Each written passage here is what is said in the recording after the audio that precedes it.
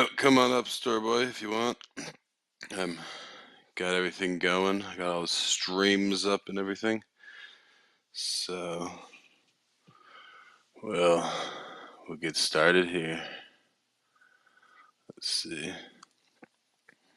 Yeah, to come for two. I really just need somebody up here just to, do all the audio checks. Usual stuff.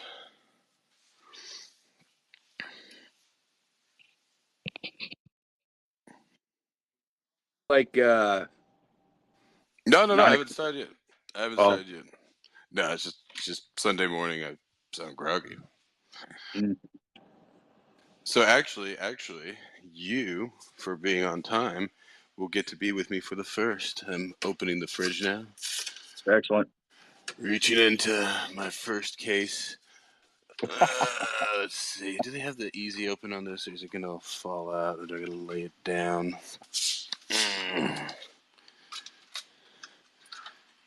Yeah, they don't have the easy. Because yeah, if they don't lay it down, they're all gonna fall out. Yeah. What is it? It's Michelob Ultra. It's it's kind of the popular light beer these days because it's low carb, right? But it doesn't taste like low carb beer. That's the main thing. So, and that's what people just. Yeah, it's I mean, I thought about some of the other ones, but you got to remember, I was buying this from the grocery store because well, funny enough, I thought would be later, but last call here in Boise is 2 a.m. But well, maybe you can buy alcohol. Like I think I was trying to look at the laws at it. It's at least 1 a.m. But I guess someplace says we'll go later or whatever. But so let me just. I I think we switched to 2 a.m. here, but it might still be 1 a.m. Uh, no, in Utah across the board, it was always 1 a.m. Now it's weird in Montreal, of course, because the on off premise, right? Because off premise is like the depanneur and the grocery store. Off premise is 11 p.m. On Right. premise is 3 a.m. Yeah, I remember the Gatineau trips, and that was always a late night Yeah. for Well, sure. I mean, it's Okay. just weird that like you can't buy because I don't know of any place like, that goes that early, right? Where you can't buy beer at like 11 p.m. But of course, I mean after 11 p.m. But yep. So here it is. Let's go. Don't know if you heard that, but Yeah, dude. What's the percentage on that? Is that the 2%? it's not the highest, but it's not the lowest. I think it's 4.2. Yeah. Yeah, I don't. I very seldom go any under those fucking extreme 7% fucking crap. They got like Laker Ice and shit like that Uh, here, man, and it's just brutal beer. yeah. It really depends.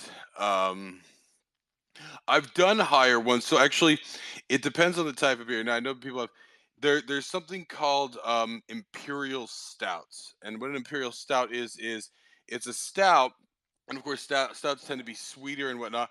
But then they put a lot of hops into it too, but you don't really notice because the hops, the stout kind of balance each other out. But behind that, right, because you have such a thick flavor from both the stout and the hops, they can hide a ton of alcohol, right? I mean, I'm talking like 10%, and you don't even taste it. You do not taste the alcohol in, or 9% or something like that in these imperial stouts. Um, there was one that I used to get all the time when I was out in Utah that comes out of California called Old Rasputin. There's another one that Dudu Ciel out of Montreal would make. But yeah, and I know like so. I mean, some people don't like stouts, but I'd say like, is it more of a hoppy beer? Is it more of a stouty beer? It's more of a stouty beer, right? If you're more of a stout drinker, you'll probably like it. If you're expecting like your triple, the people who want like the triple hops, it's not particularly hoppy, and so that's what's nice is that yeah, you can just hide a lot of stuff in there. It's so Yeah, this some of the ones that the ragers fucking the raging alcoholics, they'll grab it for the obvious alcohol content of like 7.1, 7.5, and I tried it, dude, and it's like drinking barrel wash you know, it's got like a barrel wash finish to it, like a moonshine type finish Uh, to it. It's fucking disgusting, man. I don't know. Yeah, yeah. I don't know. I can drink all sorts of beers. Um, some I like more than others. Some I think are overrated. Right? Like, I mean, at the end of the day, I mean, I can drink all sorts of stuff. The only beer that I've ever drank that like I can truly say was disgusting. I don't know. Maybe it was a bad batch, but still, Milwaukee's Best. I once had some Milwaukee's Best, and it tasted like somebody with BO like swam around in the tank, right? Like, Yeah. I know exactly what you mean, man. so that's like the only beer where I can say like I was like actually disgusted, right? Like I can take like ones that are have way too much alcohol, way too much hops, way too much whatever. Like I don't think there's a beer that's like the only time I've been like I actually cannot drink this. Like there's other ones it's like yeah I don't want to drink this. Is like this one no this one is actually truly disgusts me. Well, like I'll be out somewhere and somebody will recognize me or whatever the case is, and be like, oh, let me buy you a beer, and it always ends up being a Canadian, right? And like you know, Molson Canadian.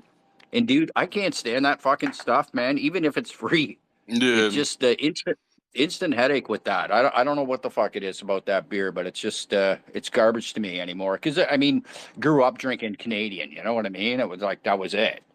And yeah, it's fucking just instant headache now. I I don't know know what the I've fuck they're doing to it. I know I've had I know some people really like Moosehead. I know I've had it. I just remember it just being pretty, okay, yeah. I know. I never liked Molson. When I was up in Canada, so of course there's a lot of microbreweries in Montreal, right? Like I said, Right. DDCL is one of them. There's a bunch of other ones. There's some of the famous ones. But as far as like kind of more mass market, I always drank Saint Ambroise, which is it's kind of like a brand there out of uh, Quebec. I can't remember who owns it now. I think it might be owned by the same one that owns Moosehead, whatever the name of that company is. But because they make the different ones, they make the multi packs and all that stuff, right? Because like I said, I like stouts, I like IPAs and everything else, but and sometimes I just want a light beer. So I mean that's the thing, right? I mean I'm not trying to like go. So I mean the point with this is that like I can drink 48 beers over the course of a day, right? Nice light beer and everything, just kind of farting around, right? That's Yeah, yeah, yeah. just because to me I like it's like water, right? yeah, pretty much the same. The I came across a real decent IPA uh, brewery here in Ontario. It's called Red Canoe, and they also have like a blonde, like a white, and the fucking white is just it's fantastic beer, man. Uh, you know, if you're ever up this way, I recommend grab. It's some Blonde Canoe or some fucking thing like that. But there's only one restaurant here in town that sells it on tap, and it's a fantastic beer, man. Uh, nice. AOG. Do you serve Saint Ambroise in your store? Or? Dude, I can't yet. Ford just announced that we're going to get it in convenience stores, but Oh, honest to God, so I've spent very little time in Ontario, and this, yeah, it's so weird to me because even in Utah, right? In Utah's Mormons, and they got all the weird liquor laws. That's where like even when they do sell grocery store beer, it has to be that like 4% by volume type crap. Um, okay. and so like it's watered down, but like I said, you can still buy it there and everything else. So like yeah, like the whole Ontario beer store thing, I constantly forget because like I only, of course. Now, here's what's weird because Utah's, I think, one of only two states that actually have state liquor stores, right? Of course, then I move, and I'm like, oh, well, I'm moving to, Canada. Canadians love drinking, right? And yeah, I get to Quebec. Now, the difference, of course, is that Utah really tries to make the liquor stores unappealing and everything, whereas the SAQ, Yeah. it's a store, right? They have ads, and everything else. Um, so there is that difference, and they're plentiful in Montreal, right? I was never more than you know a 20-minute walk from any of them, if even that. No, I don't even know if I was ever more than a 10-minute walk from one, right? So they're plentiful, but whatever. Yeah, but then of course the prices are Oh, awful. Once again, well, once again, Utah overtaxes alcohol, and still the prices. Although the one thing that you could get is at least you can get wines in the depanneurs there, right? So whatever. yeah, right, right. Um, yeah, we got the Sunday beer store open. I forget how many years ago it was. And that, cause that was a whole shit show. We couldn't get any alcohol on Sundays unless you went actually to the brewery and picked it up. They were allowed off sales on a Sunday. So I mean the lineup was phenomenal. And if you knew somebody that owned a restaurant or somebody that worked in a restaurant, they would just basically bootleg you a case out the back door, and then or whatever the case is. But yeah, it's really restrictive, man. And the beer store, the beer store is obviously an antiquated notion here in Ontario, but the liquor stores, to your point about Montreal, the liquor stores here have really become slick. So their marketing, their product availability and stuff like that has really become slick. But yeah, we'll see how this whole convenience store thing goes. I personally think they're going to price us out. They'll make us buy like 10, 15 grand minimums and shit like that. So unless you're a 7-Eleven or a Circle K or whatever the case, you'll be fucked. So here's how much I forget about the beer store stuff, right? I will take any opportunity to shit on Ontario, right? And to me, this is the kicker. If you need definitive proof that Ontario is maybe the worst province in Canada, the beer store is that proof, right? But that's how much I forget how retarded Ontario is. So like I'm looking for something to shit on Ontario, and I forget the greatest weakness of Ontario because it's so asinine to me. Like I completely forget the beer situation there. For all these claims about like, oh yeah, we're like, oh, what was the old characters like the two brothers that drank, I'm talking about, like the movie from Bob and the Doug, yeah, yeah, yeah, Bob Bob and and Doug, Doug. like, because I'm pretty sure they were supposed to be from Ontario and all this stuff. And now I'm thinking back, it's like, wait, so they were having to go to the fucking beer store to pick up their case, right? Like, it's like going to the government store. It's like if Cheech and Chong had to go to the government store to pick up their weed, right? It really kind of weakens the premise of that movie, right? It's like, yeah, you guys aren't quite as hard as I thought you were. I mean, I still like that movie, but yeah, like I said, I just forget how retarded that beer store stuff is. And yeah, now of course, I think was it you or somebody else who was talking about how like all the hand wringing. It's like, well, what are we gonna do if everybody's serving? Like, it's like I don't know, maybe the same thing the rest of fucking North America, even dumbass fucking Utah does. I mean, my God, like that level of retardation. Of course, this also shows you the problem also too with the corruption, right? Because what it really is it's lining the pockets of the big name things. And so yeah, it once again, it's one of those things that kind of definitively shows everything that's wrong with Ontario certainly, but even largely with Canada, that similar sorts of problems exist throughout Canada. So yeah, the beer store, this is why, yeah, like I said, I kept forgetting about it, but like, yeah, like even if I forgot about it for 5 minutes and moved into Ontario, and then had discovered I had to go to a store to pick up a case of beer, a special store, I would have Yeah. You immediately can get it left. at I the would have grocery store now. Wine and beer. now, Yeah. now. That's what I'm saying. That's how it like Yeah, yeah, now. yeah. It's getting This is yeah, what's yeah, happening. Like yeah. so, like It's oh totally okay. stupid. You're exactly right. I mean, I mean yeah. that's what I'm saying. Like this is why I like yeah like yeah I just couldn't I constantly even forget it existed just Like because. Ontario was like the only one in the Western world that controlled booze like that. Even Denmark, Beer, yeah, Sweden, yeah. and Norway, who were very like tightly controlling booze as well. Even they No, were I'm less restrictive no. I mean, than Ontario. you're getting into like pretty much like you know, Muslim country levels because even Utah with its staunch Mormons and everything else like that, and like I said, liquor is. I mean, I'm not kidding. I mean, that's the thing. Utah had more liberal alcohol than Ontario. That's how Yeah. screwed up that place is, right? And now you guys are reaching Utah circa 1942, right? Congratulations, Ontario. You might develop a culture. So, So wait, are you how many beers in are you now? I'm just Three, one. three. Yeah, I got a late Oh, start. okay, Because okay, like I said, I okay, wasn't okay, gonna okay, force okay. myself out of bed, and so I'm just like, yeah, whatever. So yeah, I just Yeah, barely cracked this one here with. I'll probably start picking up pace here, but yeah. nice.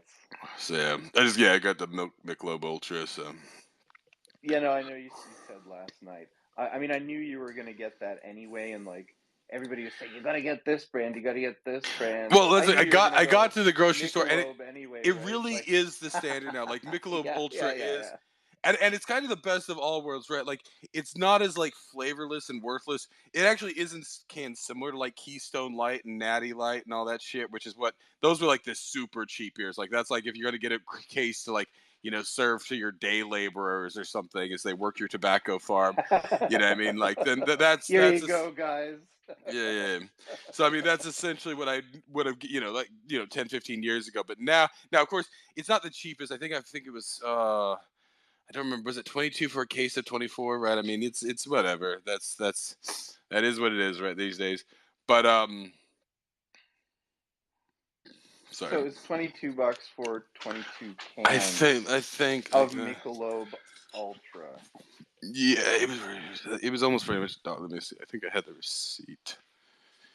I stuffed it in my pocket because I knew this would be a topic of converse. Well, of course, there'll be many topics, but yeah. So let's see, where is the receipt? Because I thought it was like cheaper because like I saw like a one thing, but I should have realized that was so.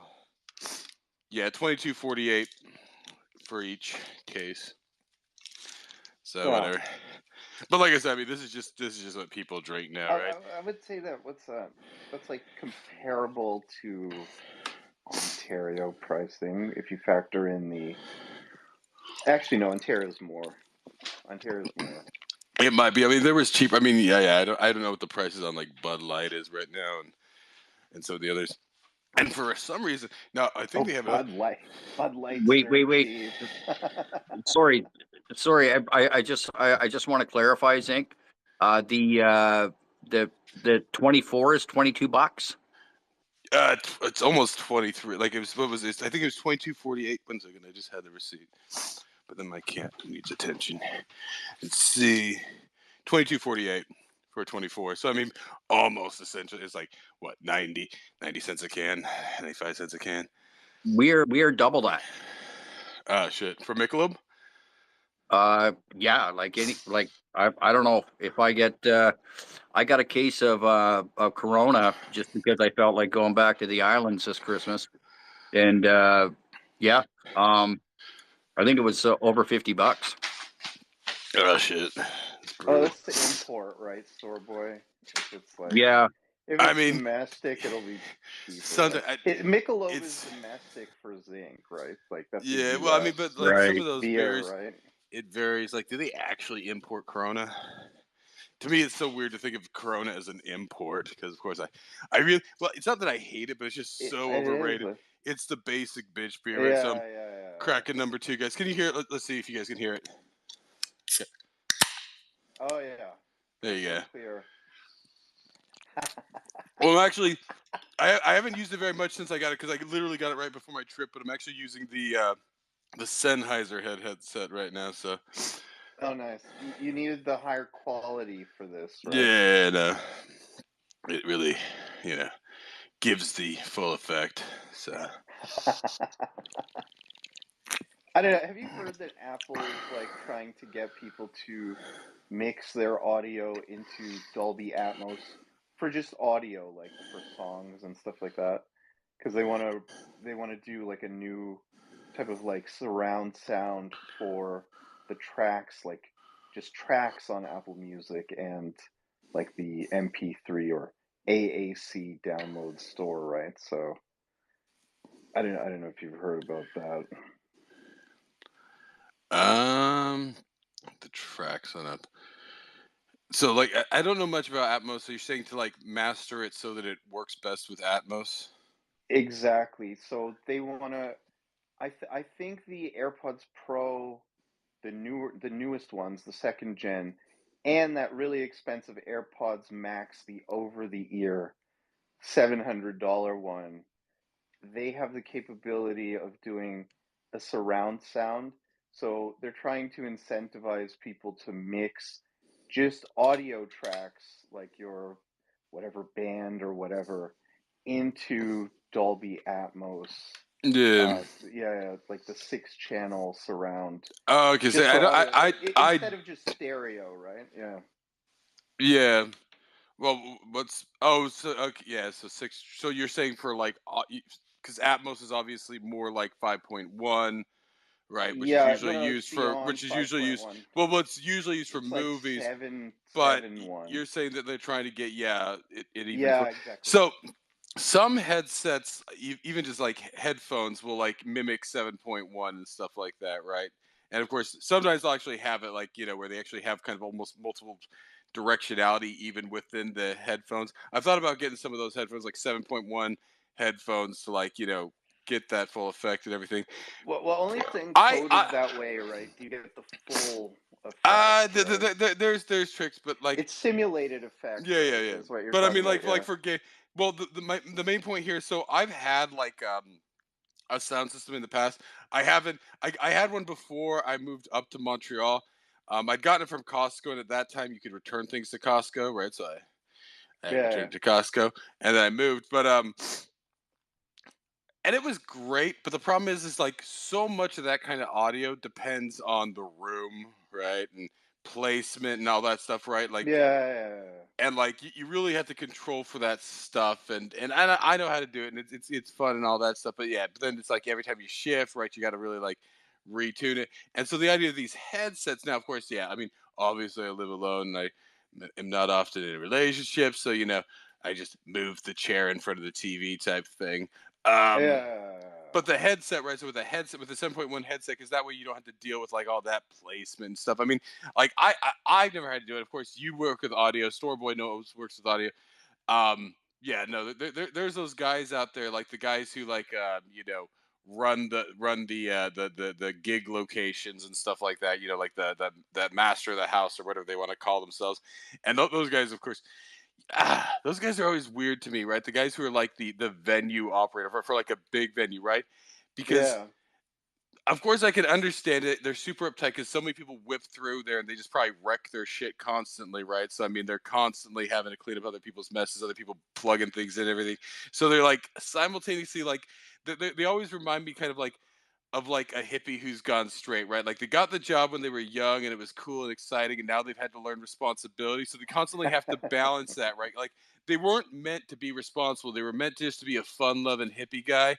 And now they're having to like take responsibility for this stuff. So they when they get shitty and bitchy, they can be really awful, right? Those guys who run like a gig location, right? Like it's like somebody who really wasn't prepared for parenthood and yeah like wanted to be the cool They parent resent the but children. well they wanted to be the cool parent but then they of course realized that they had to be the parent and so it's very sort of like you get them on a good day they're great you get them on a bad day they're awful and I've dealt with guys like that obviously you guys probably have well I know probably I'm sure Storeboy knows the type it's just like yeah it's just kind of like you know yeah motherhood wasn't meant for them they weren't meant to be master of the house there right? Yeah. But such is life. I don't know. But yeah, so I mean, like, yeah, like I so that's what's great about like, so I haven't bought one because of course everybody knows how cheap I am. Except when it comes to guns, I just piss away money. Just piss away money. Like, I feel like the TS90 is coming soon, right? no, no. Well, if I get a really great price, so like sometimes they go out for bid, and you never Yeah. know. Like, if I can get it sub 1,000, which is unlikely, then yes. But if I'm gonna have to get it closer to 1,000, I'm gonna save that probably for tax return, bonus season.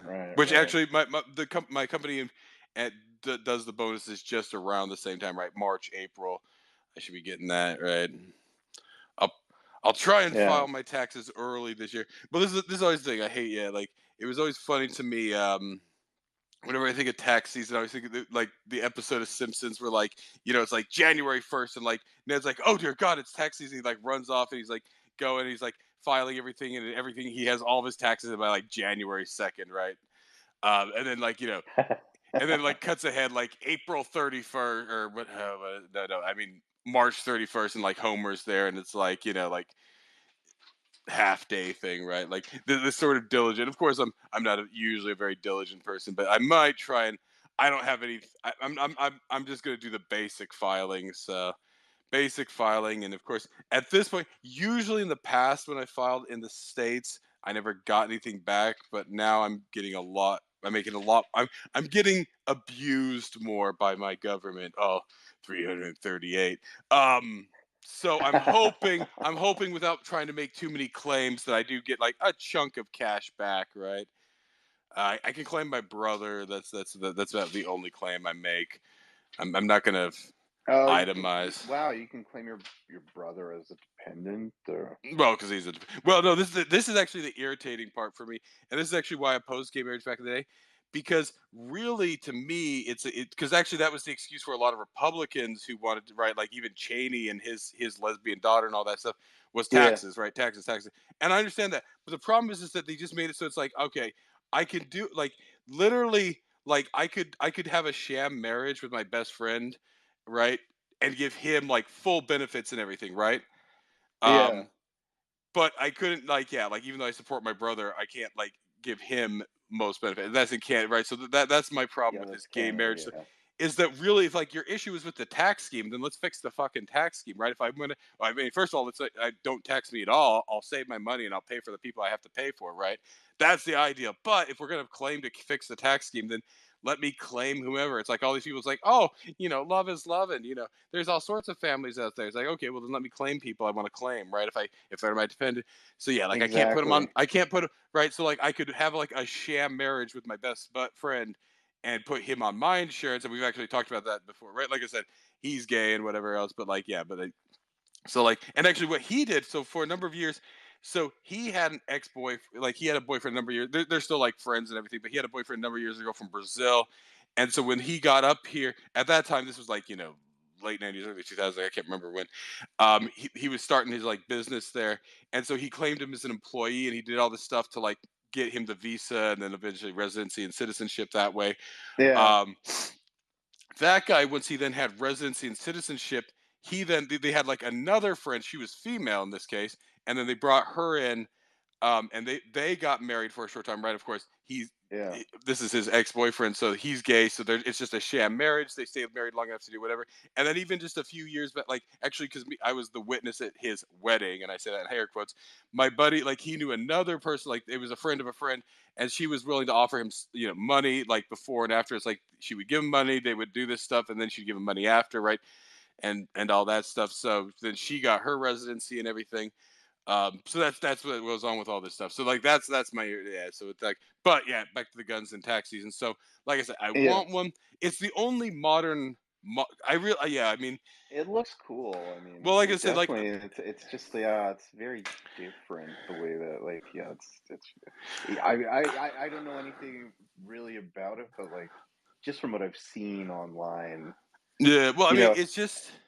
And then I I mean, saw the longer barrel that Thomas was talking about. That's like, is that so? That's the one that you have to get. It's like, yeah, so what it is, because a P90, it's two things, right? It's fully automatic and it's a bullpup with an extremely it's what they call a PDR, a personal or PDW, personal defense weapon, right? Like so yeah, usually it's meant like close quarters fighting, right? Like pretty much that like it's strapped to your chest and you just, running through hallways and stuff like that, right? It's very so I mean that's so and of course, like I said, this is the one place where American gun laws do get trickier than Canadian gun laws, and that's the whole concept of a short barrel rifle, right? Going back to yeah, when Italians were killing each other with short sawed-off shotguns, 100 years ago or so, and whatnot. So that's essentially, the one weird place it gets. So that's why they have to extend out the barrel, and it's semi-automatic. Now, yeah, early versions of the PS90, like these were much earlier.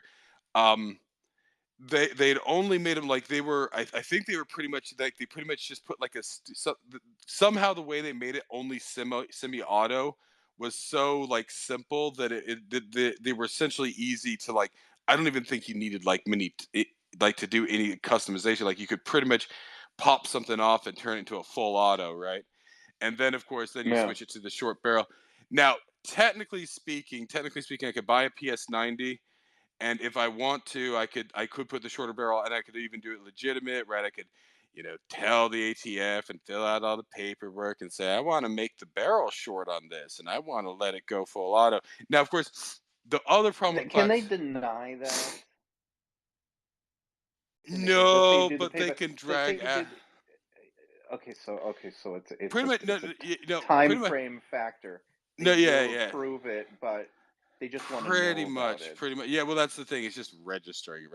Now, here's the other problem though with a class 3 firearm is there's transferable and non-transferable. So transferable are the ones like we were talking about, like pre 1983, right? Who was it? It was, I think it was Hardcore was in here last night, or somebody Yeah. was in here, and they were talking about like, and they bought it years ago. Like those are the ones where you get on there, right? Like a fully automatic, transferable, right? Meaning it's grandfathered in, so you don't have to do the paperwork.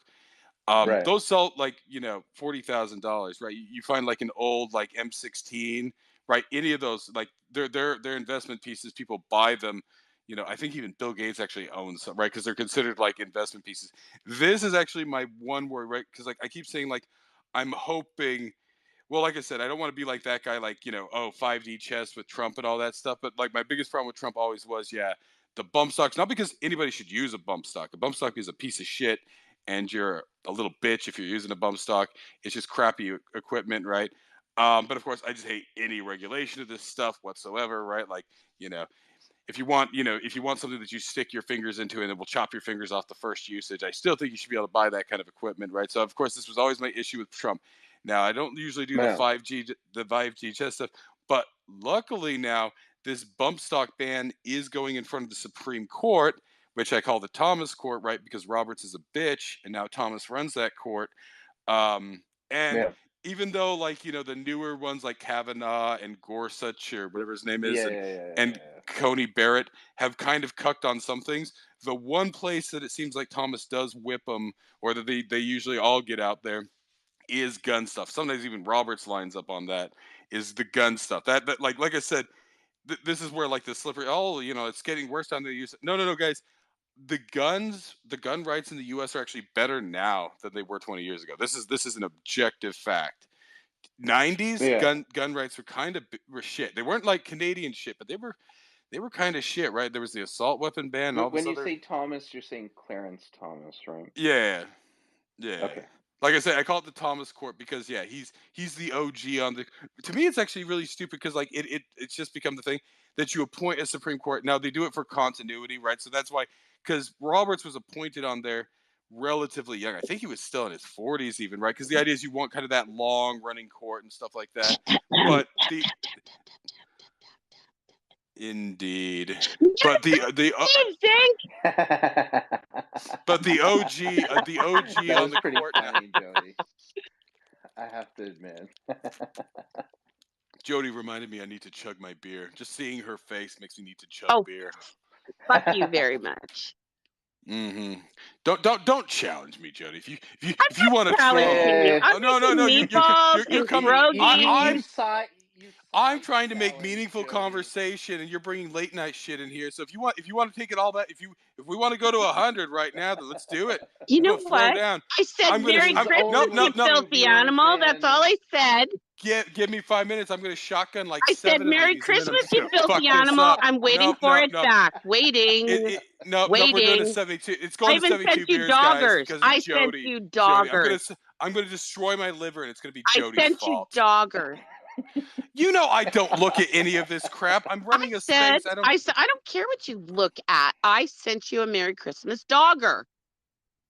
So, What's a dogger? Where'd you doggers. send this? No, dogger is singular. Doggers is plural. I thought you were smart. I don't see any messages from you. Where is this? Look again. Merry Christmas, Adrian. Merry Christmas, Starboy. Merry Christmas, D. Merry Christmas, Frenchie. Jody. Merry Christmas, Clear. That's actually Merry Christmas Eve. Yes, right? pardon me. You are right. I'm about to make 200 meatballs. Oh my god. Nice. Wow. And sweet and sour sauce and deviled eggs It's and a lot of pierogies. work.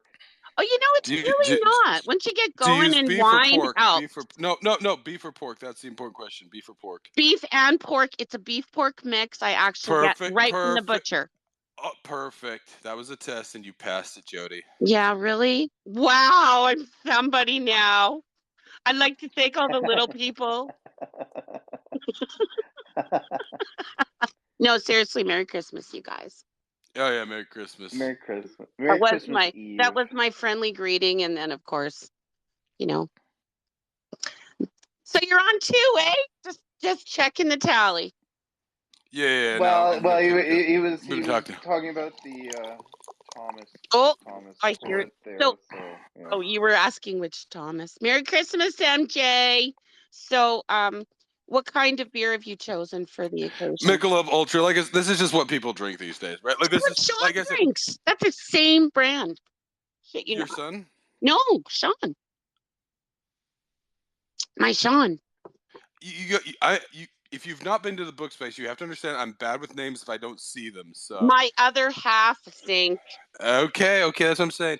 Well, I was gonna say because this is what I've learned. Because this is the thing I think people don't understand. Like this is what all the kids, when I go out drinking with the children at work, this is what they drink, right? Because I think this is why Budweiser and Bud Light got desperate and did the tranny shit because kids aren't drinking it just because it's not cool anymore, right? Like I said, Bud Light is the alcohol of at this point 50 something milfs and aging gay men, right? Who are trying to capture the 90s and 2000s again, right? Well, I say that because my best friend, like I was trying to convince him, it's like stop drinking Bud Light, buddy. Nobody drinks Bud Light anymore. Because then we went and met one of his friends who I'd known for a long time too. We used to go to the game clubs with him, and he's even drinking Michelob Ultra, right? Like, so I'm trying to get my buddy to understand that this is not this is not cool. This make you look like an old fucker, right? Drinking Bud Light and all that stuff, and Michelob Ultra tastes the same, plus it's low carb, right? These days, everybody should be avoiding the carbs and everything. So, I mean, So are you tempering yourself? Like, do you have a charcuterie board there? Or are you going to have some nibblies throughout the day? Or just going to throw up every 3 hours? no, I should actually. So, well, here's what I got. I got like he says he won't throw up, right? Yeah. No, it's very difficult for me to throw up. But I got a big bag of string cheese. I got some spicy pork rinds, and then I got a big bag of nuts. It's like the mixed nuts, and then I got some spicy peanuts, and I mixed it. So I got so it's like 5 pounds of nuts. Literally, I'm not kidding, guys. Because I got like 2.5 pounds of the mixed nuts. Yeah. Which It's just has like a handful an hour, and you can temper yourself and keep that Yeah. nice buzz going. I got the Riesling wine. I got 45 minutes to the wine. Like when we were talking about this last night, Rieslings actually I get really sick on because they're so sweet, right? Like a sweet Riesling, like now I don't get really sick, but like the one night like I was really vomiting. Now I was mixing wild turkey and Riesling and everything else, but it's the sweetness that'll do things. it. Yeah. That's gross. What's wrong with you? Well, I wasn't mixing. I'm saying earlier on in the night, like somebody had a bunch of Riesling, so I drank a bunch of Riesling. Then later on in the night, I was hitting the wild turkey. Oh. Yeah, they don't go. They don't go. No. Won't see that at wine pairing. It's the sugar, right? It's the sugar, though. That's what I'm saying. Merry Christmas, MJ. Merry Christmas. Merry Christmas Eve, MJ. It's Merry Christmas Eve. Sorry, I get my kid on Christmas Eve this year, so it's Christmas. We've already opened our gifts. Okay, good for you. That's awesome. Because I'm sorry, I'm a little off. That's okay. Merry Christmas Eve. That's okay. Yeah, MJ, sorry I missed your space there the other day. I was doing Christmas stuff, so no worries. The space went to and no worries, man. The space went to shit with some twat waffle who was I don't know what the fuck her problem was, but I blocked her, and I'm just tired of fucking wackadoodles. Wait, what happened? Oh, she's going on about fucking nonsense about thinking that everyone hacked her thing, and then she's calling people assholes and yada yada yada, and I'm like, fuck off. I mean, we know the assholes part is true, but I mean, nobody is hacking anybody's shit. Wait, guys! I have an announcement. You're on your third beer? Number 3. Yeah. Are you opening it? Yeah. Well, did you not hear the crack, Jody? He's drinking Are you even 0.5. listening to me? I feel like I'm talking to a wall sometimes. This is very abusive, Jody. I don't know anybody named Josie. I mean, Get her out of your bed.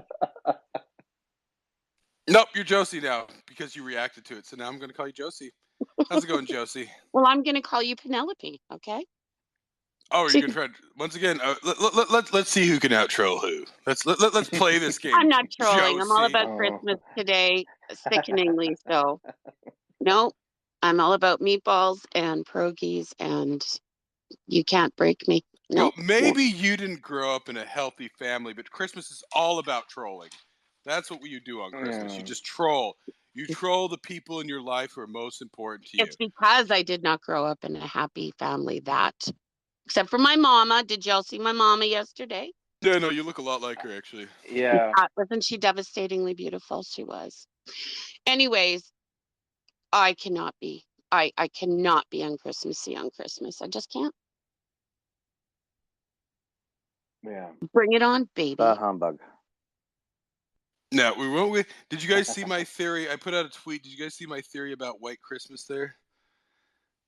Yeah, I sent you a Merry Christmas from the Doggers on that. That's where that message was. And I don't know what that means. It's kind of cryptic. I did notice that there was 14 words in your like little greeting there. So can you explain that? Like, is there some deep mythic Oh, story to this? I haven't Tell us, seen this yet. Santa.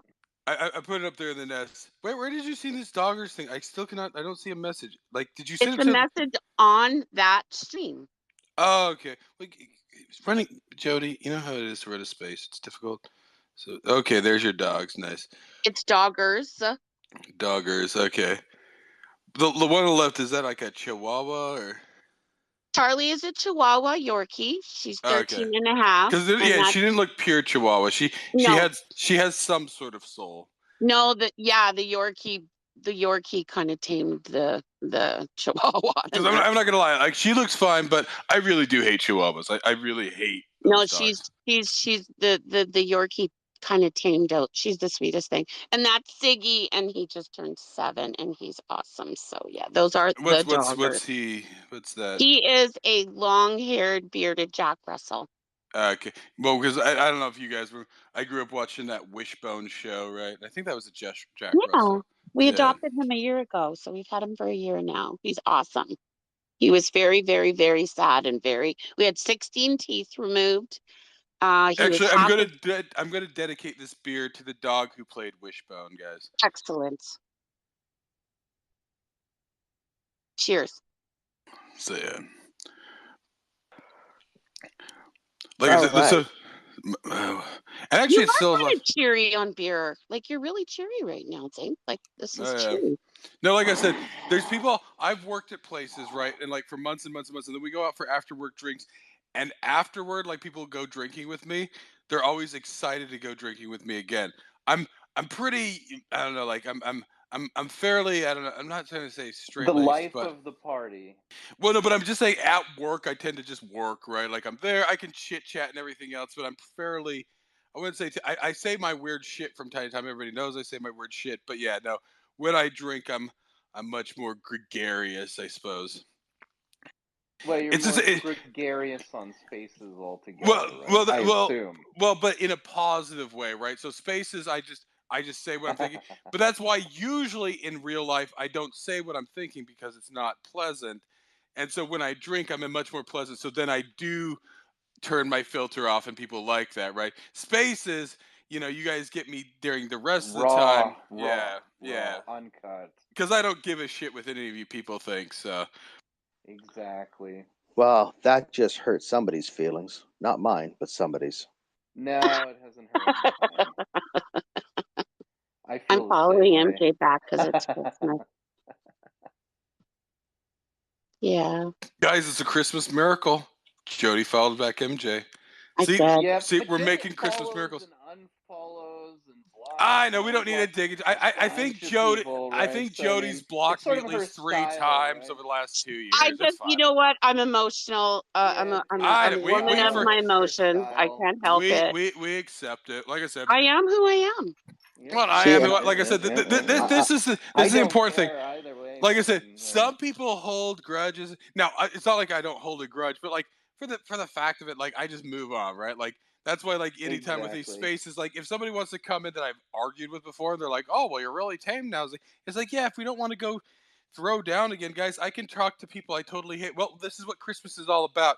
The people, the people who I really truly hate in my life, and I think this is true for everybody, usually tend to be certain relatives, right? I think if you really go down and you look at the Ditto. person, so that's what I'm saying. But at the same time, those people you put up. So this is simply the contradiction of being a human being, that the people, that there's people who have done more damage to you and everything else in life and are truly awful. Now I know it's difficult for you, Adrian, because you're like a single child, you have like a single cousin, so like literally like a family get together for a family reunion for the Adrian family is like 6 people, and that's because somebody brought their boyfriend along, right?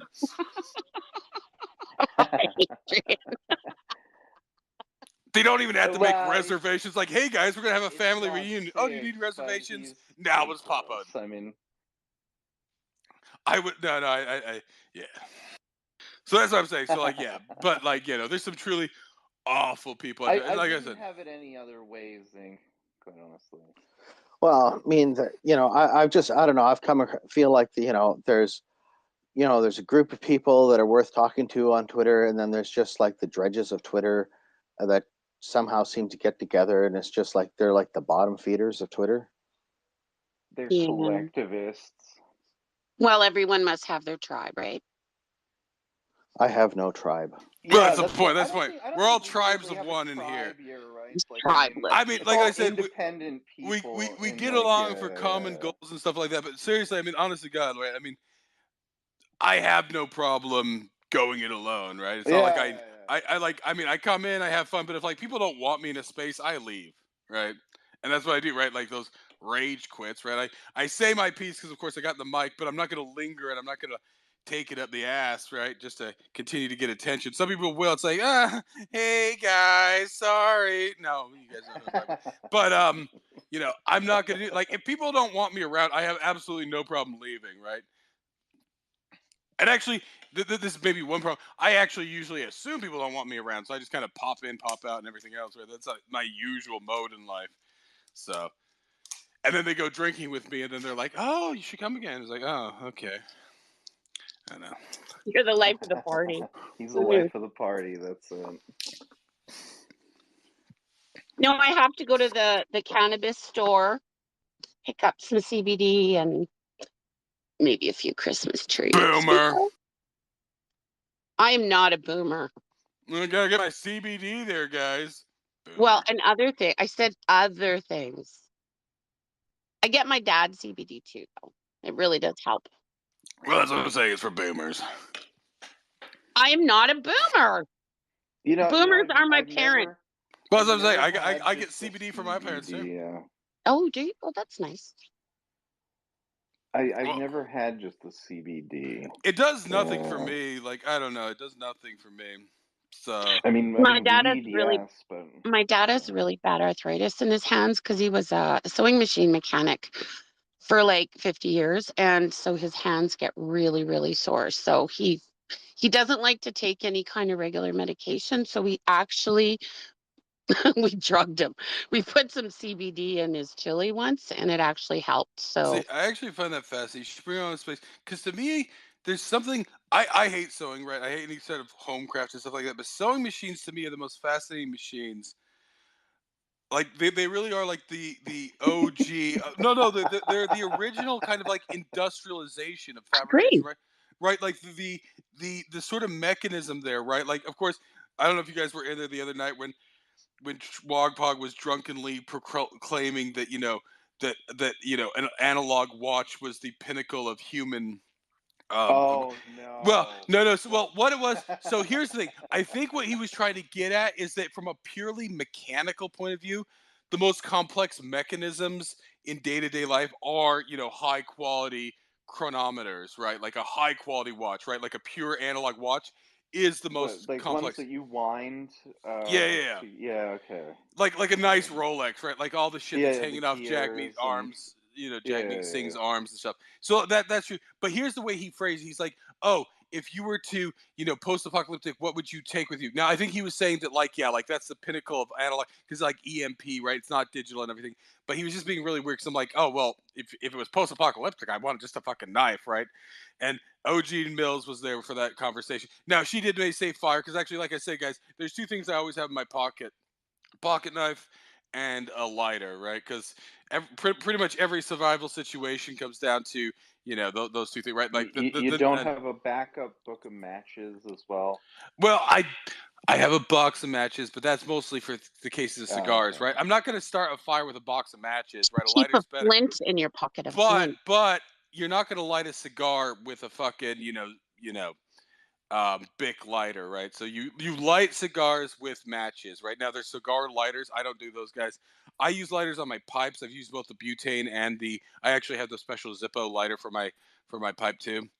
I prefer the Zippo lighter over the butane. I've tried the butane. There are the butane lighters for cigars, and like if you walk into a cigar shop, like a fancy one, and they light it for you there, Yeah, no. they're going to use the butane torch. But no, Zippos are classic. I'm with you yeah, there. no. But for a cigar, I do not even use a Zippo. I always use matches. I always use wooden matches for a cigar. Usually, sometimes Flavor. things too. Yeah. Well, I mean that's the point, right? Because like with cigars are very precise. Well, you're going down to Cuba. There's Jody. You better send. I'm going to pick you up some Cuban cigars, and I'm going to Yeah, send them exactly. to a post office box Cohibas. in Boise to pick. You can pick them up. Excellent. I'm going to say, and ID will be a charcuterie board and an Enfield rifle, and then I'll know it's him, and he can have the package. Nice, perfect. No, like because like I said, I like tobacco, but yeah. So with like I said, the best way to smoke is a pipe, right? That's the pure smoking. But the best way to enjoy tobacco is a cigar, right? That's the purest tobacco experience. And Very you much don't agree. and you don't want to be spraying fucking butane or fucking lighter fluid, right? Because yeah, I know it's being lit on fire, but you're wasting, right? You want just nice. So the best thing now, ideally, they would make matches out of little rolled up pieces of tobacco. And someday in the future, when I have my tobacco farm, I will make tobacco matches. Yes, this is my invention, guys. I will make tobacco matches, and the world will be a better place thanks to me. But until that time, the best we have is wooden matches to not corrupt the flavor of a good cigar. So yes, I do keep a Agreed. box of matches, but here's the thing: even then, like I'm out in the woods and I've been lighting fires with my lighter. I'm still having a hard time, like, it's all out of whatever and I'm just catching sparks. I'm still not gonna waste the matches because guys, if I come across a cabin and there's like a nice humidor in there, but there's no matches, right? I don't want to be like, oh well, I don't have any wooden matches to light this cigar with. No. Those matches are kept in reserve in my pocket with the cigar. Like I keep a cigar lighter in my pocket too, even though I only probably smoke a cigar like once a month, but it's always there just in case, guys. Preparedness, right? This is what the important thing. People with their 5,000 cans of peaches. No. Preparedness is everyday carry, right? What's in my pocket? You pull out like a high quality cigar. I'm ready to smoke that motherfucker, right? That's what's important in life. To be ready to smoke a cigar at any given time. Right. So what is the appearance of Zinc 2 here? Is that for music? Are we going to have Christmas music? Like, that's the streaming account. No, actually, I don't know if you guys saw. If you're on iOS, now you actually can join a space anon again. Funny enough, only on iOS. They'll add it to Android. God knows when. Well, Android, you can also start a space in incognito as well. I just saw that. Yes, it's also on the web browser for a computer. So you can get into a space through the web again? Yeah. So you can come in again, but because the last 6 months, ever since like the stuff they did in July, there, I had to bring in the Zinc 2 Electric Boogaloo, to actually stream the space. So that's why Zinc 2's in there. That's what he's doing. He's a busy man. He's streaming this stuff. So yeah, we're streaming. We're doing all that stuff. But yeah. Are we close to beer number? Yeah. No, we're almost to the bottom of this one. Pace yourself, Grasshopper. Pace yourself. Well, no. Like I said, it's going at about the rate I go. Like I said, it's 3 to 4 an hour. That is the pace. And like I said, earlier, we were kind of talking back and forth, but yeah, it's 3 to 4 an hour. That's maintenance for me. Anybody want to take bets on when he starts to get kind of sloppy? I'm saying sleazy. 15 in. He's already kind of happy, so Well, I'm that's gonna also the Adderall, I'm gonna guys. say I did pop 9. the Adderall makes me put up with your people's shit, right? This is what people are like, oh, you know, zinc and his like Adderall laden tirades. No, that's when the Adderall wears off, guy.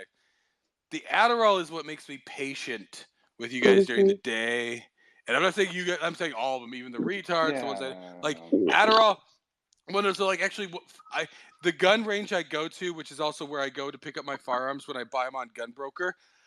So when I went in, so like I said, I was very proud of myself yesterday because Friday I went to pick up the Lee Enfields, and one of them was having a problem with the bolt. And I'm like, I just left it with because like the guy who was actually checking it out for me was one of the gunsmiths there because it's a full service shop there, Independence Indoor. Like I said, this is almost doxing me, but there's enough people go. Independence Indoor Shooting in Idaho, Boise, Idaho. I very much support that place. Yeah, I pay for a membership there. That's where I go to shoot. I buy a bunch of crap there.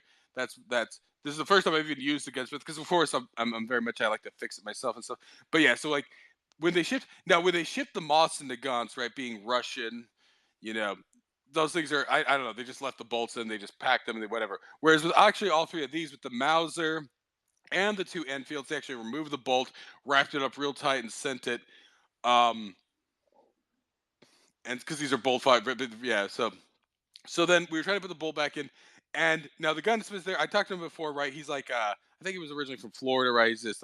I've talked to him before, and I say it was respect because redneck from Florida. Now he, from what I understand, like because I was talking to him later, he mostly works with the AR-15s, the modern rifles and stuff like that. So he kind of, so he was. I'm like, I don't know how to put it. I should have looked it up online, but yeah, I had no, because I didn't expect the bolt to come disassembled because when I'd gotten the Moss and Nagants, the bolt wasn't disassembled. So I'm like, I don't know how to do it, and I'm trying to look him over and everything, and so like we're trying to get him in. He's having a hard time because like with these Lee Enfields. Now I'm just gonna explain it. So I got two. I got like a sporterized Lee Enfield, right? It's been like luckily it kept the full barrel length, but they drilled through the receiver to attach like a shitty scope. Well, it's an okay scope to it, and everything else. They removed the peep sight. So what is it has the normal Lee Enfields because like I said, these are Canadian made ones, and I see Mr. Nobody down there. So yes, actually I'm gonna bring Mr. Nobody up for here. No respect, Yeah, because he'll appreciate it. So yeah, Merry Christmas Eve, Mr. Nobody. Yeah, it's been a long time since we've talked. yeah, no, it's been a while. So yeah, Mr. Nobody. So I'll relay the groundwork. I don't know when you popped it because I just barely looked down. So yeah, I've been bidding on those Lee Enfields, the long branch ones, made in Canada, right? The Mark IV. I mean the number 4 Mark One asterisk, right? Because the asterisk means that those are the ones made a long branch there. I've been bidding on those, I think, since April, right? And I was never bidding too high. Now, funny enough, a month ago, they had like, and it was in fantastic shape, a sniper version, which is the, what is it? It's the number 4 Mark One asterisk T. And I think in the entire history of Long Branch, well, I think they refurbished some of them maybe around the 50s. I don't know. But they only made over a few thousand of those. Those are super rare. This was in pristine shape. I chased it up to about 2,500. I didn't want to go beyond 1,500, but at the same time, I think it ended up going for 2,700, right? Because it's a sniper version. It's got the different stock. I don't know if it has a more precision, but right, if they have, it's more precision barrel and all that stuff. I chased that one up, but usually I've been chasing these Lee Enfields. Usually the sporterized even go for like 400. Non-sporterized that aren't like completely butchered and everything else usually go for about 500. But so like I was bidding over the last month or so, I ended up getting a sporterized one, full length barrel. Luckily, though, for under 400, even with all the taxes, fees, and shipping and everything, it was still like I think it was like still three something. It was like 378 or something like that. And then I ended up with two non-sporterized Lee Enfields, one which comes next week. So I finally got these Lee Enfields. So yeah, I go in Friday. We're checking them in. They pulled out the bolt. I didn't know how to put it in. The gunsmith there, he's like, oh, okay. And so he come up with like a weird way to get it in there because yeah, what you have to do is on the sporterized one, the old flip sight had been removed, so you can just pop it in for the most part. Whereas with like the one that still has the flip sight, you actually have to flip up the sight, slide in the bolt, and then you have to get it into a certain. No, this is what I looked up later on. You have to get into a certain position and pop it down. Now, what's weird about these Lee Enfields is that like the bolt head, it looks like it's just a pivot, but it's both a pivot and a screw, meaning you have to like pretty much tighten it all the way, slack it off a little bit, then slide it in, and then it will close. Now, this is what I discovered Saturday morning when I was playing with the non-sporterized because I pulled out the bolt. I was, oiling it up just so it would move quicker through that. I still need to do a full clean. And like all of a sudden it was having the same problem the other one was having the day before, and that's why I'd left it with the gunsmith. I'm like, oh yeah, because he thought it was like, oh, I think some screw is impinged somewhere. And so then I suddenly reproduced. I'm like, oh shit. So then I ended up going to the gun range. I'm like, I know what it is. And he's like, oh yeah. And so like I go and show him. He's like, oh. And so since I showed him something new, since he hadn't really worked with the Enfields much, he didn't even charge me for like consultation. He even looked at another gun, which is kind of a sore point for me. Now I love my Beretta M9A4. Right, that is the best 9mm out there. I don't have a Browning high power. Maybe a Browning high power is good too, but the best 9mm is the Beretta. Whether it's the M9 version, which is more they target for the military that they don't use anymore, or the what's the name, the 92 series, right? Best 9mm. I'm not going to argue this full size 9mm. Um, so then, but like months and months ago in like April, I was bidding. Beretta's trying to compete with the Glock market, so they came up with this thing called APX. I got one for real cheap with the because I actually had a rebate on. I got the rebate with shipping and handling, everything else. Total cost $200. I get it. This thing like I can fire it once or twice, and then it fails to lock up.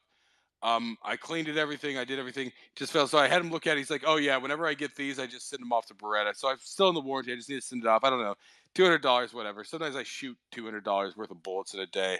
Not trying to like brag, guys, but I mean, it's not the cheapest hobby, firearms, as I'm sure Mr. Nobody can attest. So I was very proud of myself because actually I went and I was looking up because I was trying to find literature on these Enfields, and actually I ended up on a website called Milsurp, and they had documents from because the Canadian Rangers far up north were still using these up until even 10 years ago, right? Um, so they actually had modern documents on this, and so I was reading through the documents because, like, I'm sure Mr. Nobody's using these because, like, once you know how to do it, it's very easy. But you have to get the bolt in the right position to flip the head into a certain position. Then you can pull it out, right? Unlike the Moss and the Gaunts, where literally you slide the bolt back, you pull the trigger, the bolt slides out, right? Which, of course, I think I've read about things where, like, yeah, you're like pulling back the bolt, you pull the trigger, the thing just comes out, right? But so, Canadian British engineering, it's good, right? Because of course, like I said, yeah, I learned in the course of this that I forget the guy's first name, but Lee of the Lee Enfield. He was born in Scotland, but he spent most of his life. I think he's buried in Ontario there, which I feel sorry for him being buried in the worst province in Canada. But well, after PEI, guys. But you guys have to remember, I don't consider PEI a province. It should be a garbage dump. It should be filled with all the filth and refuse of Canada. But after PEI, which is still technically a province until I get my hopes and dreams fulfilled one day, Ontario is the second worst. So it's sad that what is that guy's name? Do you know, Mr. Nobody, what Lee's first name was? Was it? No, not off the top of my head. Like I just listening and trying to absorb everything what you're saying here, and just very quickly is, yeah, I just want to wish everybody a Merry Xmas and a Happy Boxing Day, the Boxing Day for the UK, Canadian, Australian, and New Zealand So folks because funny, it's funny you Boxing mentioned Day. that. Merry Christmas. Usually Americans do not observe Boxing Day, but a lot of places, since Christmas is on a Monday, my company and a lot of other companies are actually giving off the 26th as well too, because normally Christmas Eve is given off, but now of course with that being today, right, on a Sunday, people feel cheated. So funny enough, Americans will be learning about Boxing Day. It's like, oh well, we got the 26th off. Oh, what is this Boxing Day? Of course, they don't care, but I'm just saying. So actually, funny enough, a lot of Americans will actually be observing Boxing Day this year because they got cheated out of their Christmas Eve holiday. Okay, no, that's good. Yeah. Sorry. It's just a lot of Americans, like when you mention the term Boxing Day, they think it is a bunch of boxing matches. And the thing is, it's an honest mistake, right? Because I know I have some American cousins, and it was like, well, what's Boxing Day? Because it's not on an American calendar, right? But I just, sorry, just quickly wanted to say, yeah, Merry Christmas, Happy Boxing Day, and a New Year. And I just want to clear the air. I had some kind of like turmoil and crap in my life, so that's why I was kind of retreating from Twitter because it was been taking a lot of my time. So I'm not trying to be anti-social or resentful to anybody. But the thing is that I just had to retreat to deal with some personal crap because I know that there's a lot of catching up that I need to do in regards to current events. So I just want to make sure, like, I don't have any ill will or animosity towards the folks in this room, or other people. Well, except for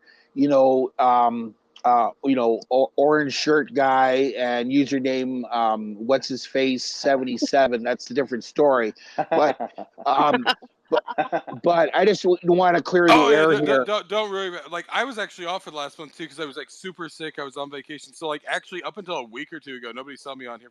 People were like, "Zeke, are you okay?" It's like, no, I just fucking hate you guys. Fuck you guys. So yeah, don't worry, Mr. Nobody. Actually, same thing happened too because I've been on Spaces for a long time. After the 2021 election, I quit Spaces for like a month. After the convoy, like when I get in a bad mood, I get sick of these people, and so no reason to apologize, Mr. Nobody. We're all terrible people. You're the only good one.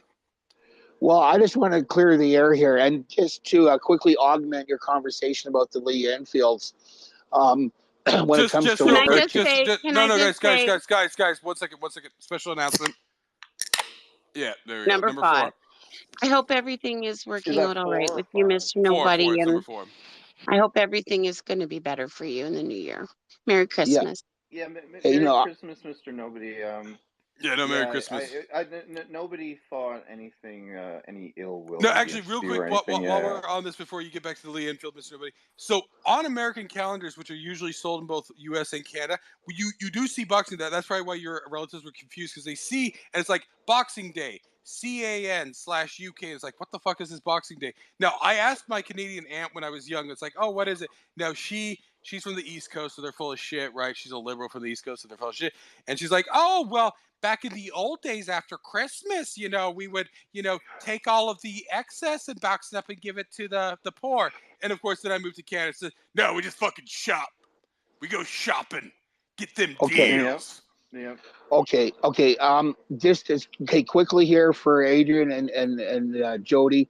Yeah, thank you very much. The whole matter is, I just wanted to clear the air, about what was going on with me, and I did wanted to talk to Jody for over an issue for what the hell happened in Manitoba with the wife beater Wob situation. I know.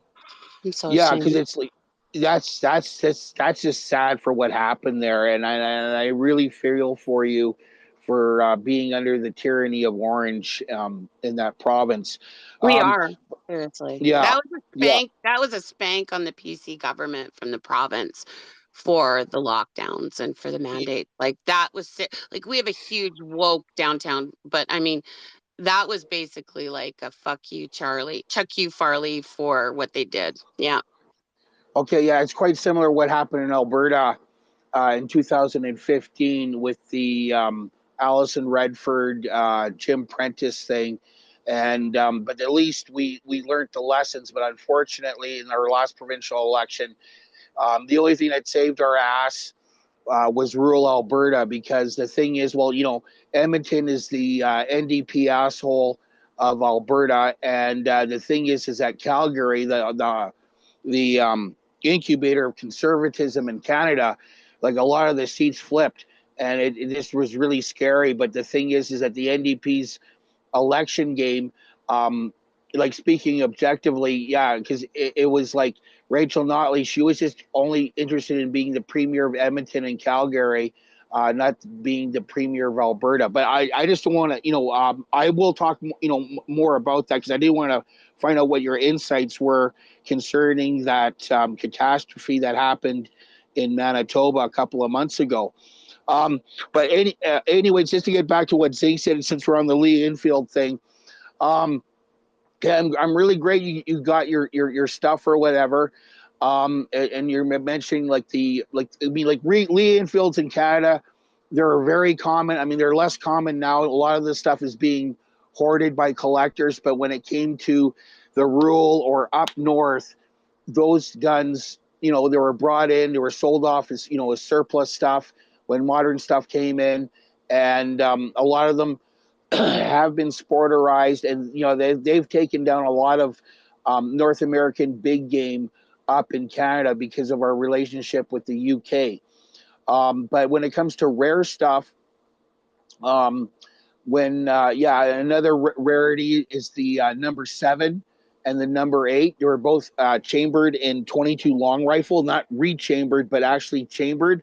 And the number 7 was like the military a version of it. I mean, from a distance, you can't tell the difference between a number 4 or a number 7 unless you detonate them.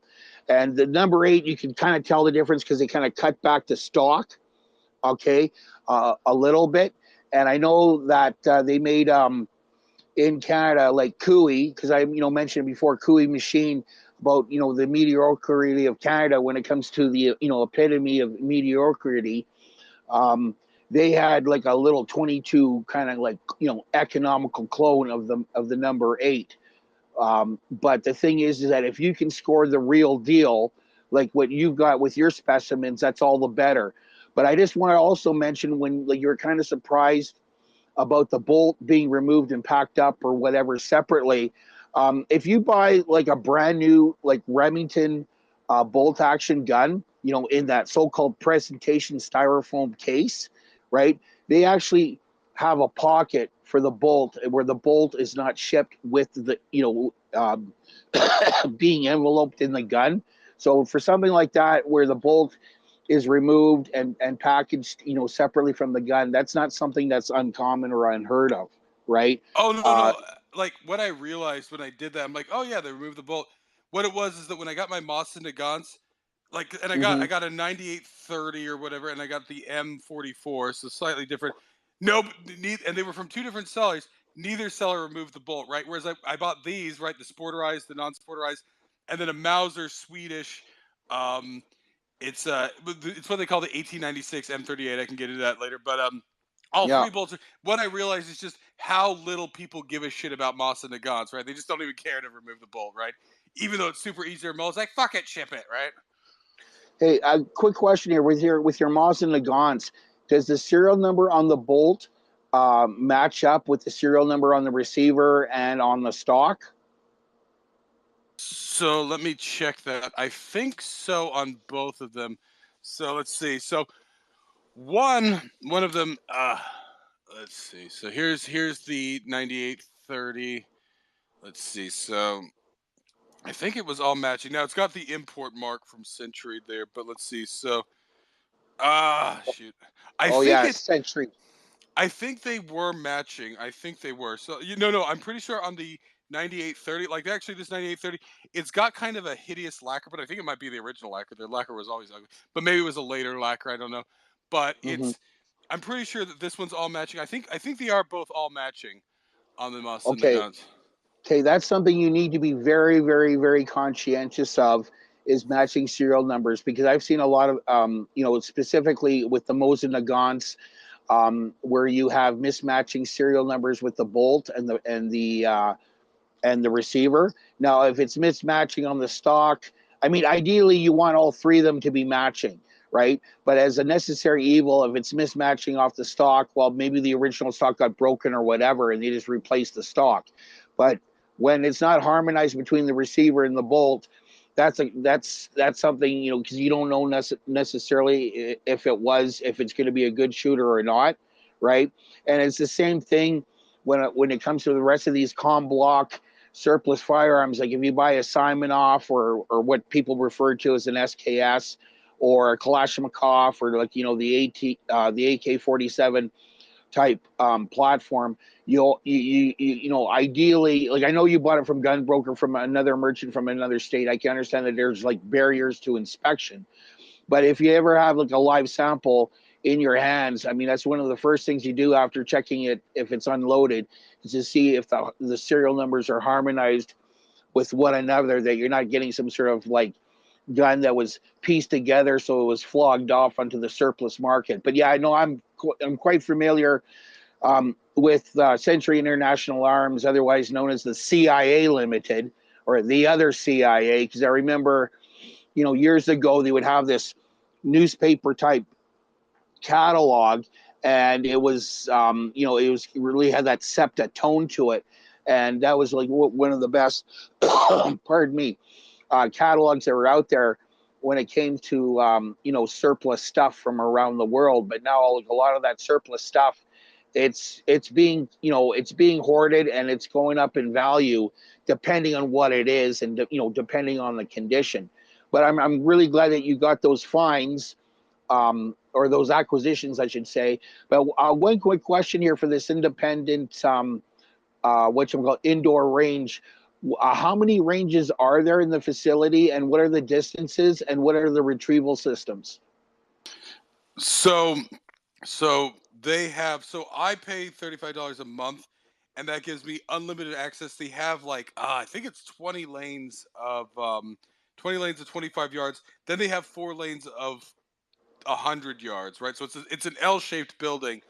Um, so and even the 25 yards are rated for up to 50 cal, and they're not fucking fuds about this shit, right? I can mag dump there. They actually do training classes there where they teach you, concealed carry, draw, 2 in the chest, 2 in the head, everything like that. So rapid fire. No, because actually they also rent full autos there. They have a couple. I think they have like an M249, a couple of other. And so like you'll be out there on the range, and suddenly they're like full auto, and then the guy mag dumps the fucking full auto. So they're rated up to 50 cal and everything. Like actually, one day I was shooting in the range there, and right next to me, some guy was shooting something, slapping me in the face. Right, the impact of the bullet. He was shooting a 500 Smith and Wesson. Right, I was just getting bitch slapped there. Yeah. So I mean, like for anybody who doesn't know, like yeah, you're in little cubicles there, but still, like those big calibers. Another time, I don't know what the guy was firing. He was firing. He was sighting in his rifle. I did not know what it was, but that one was slapping me too. Even more so, I think, just because the barrel was protruding, the angle of it and everything. So yeah, they're rated way up there. But yeah, they have. So I think it's $50. But like I don't know how much it is. Like if I want to go on the 100, but of course, usually sometimes like it's hard to get in on those lines anyway. But yeah, no, they're not fuds there. Of course, they have the general, no dual wield, no, turning it sideways like a gangsta and all that shit. Yeah. That's understandable. But yeah, You they gotta let- they don't bitch. Like I can mag up, I can rapid fire there. Nobody gives a shit. Yeah. In fact, they'll give you pointers on rapid fire, right? Because a lot of the range officers, funny enough, like one of the range officers I know for certain, but other ones, he was a cop in L.A. He was actually a detective in L.A., but he just got fucking sick of California. He's like, fuck this shit, I'm gonna move to Idaho. He just and I think yeah, he was just taking whatever jobs just because there's a lot of people. Hopefully it's all good, but yeah, a lot of people are just like fucking sick of California, and so yeah, no, Okay. it's a great place. So yeah, they have 100 yard, and yeah, they'll rent you full auto. They'll even rent you a 50 BMG. I've never tried. I want to try it one day, maybe one of these days. But like yeah, it's like $50, right? It's the Barrett, 50 cal. Okay. It's $50, and they give you 2 bullets though. They give you 2 bullets, and then Okay. it's like $10 a round after that. Okay. Important safety tip: when you shoot off a 50 BMG, always shoot with your mouth open, because it has to do with your ear pressure or what have you, right? Because of the concussion. Like I don't know the science right off the top of my head, but so you don't, fuck up your ears, just make sure when you shoot off that 50 BMG, you have your mouth open. Okay. That's just an important safety tip there. But with the okay, but I was just wondering, what's the retrieval systems on the ranges? You talking about like the targets?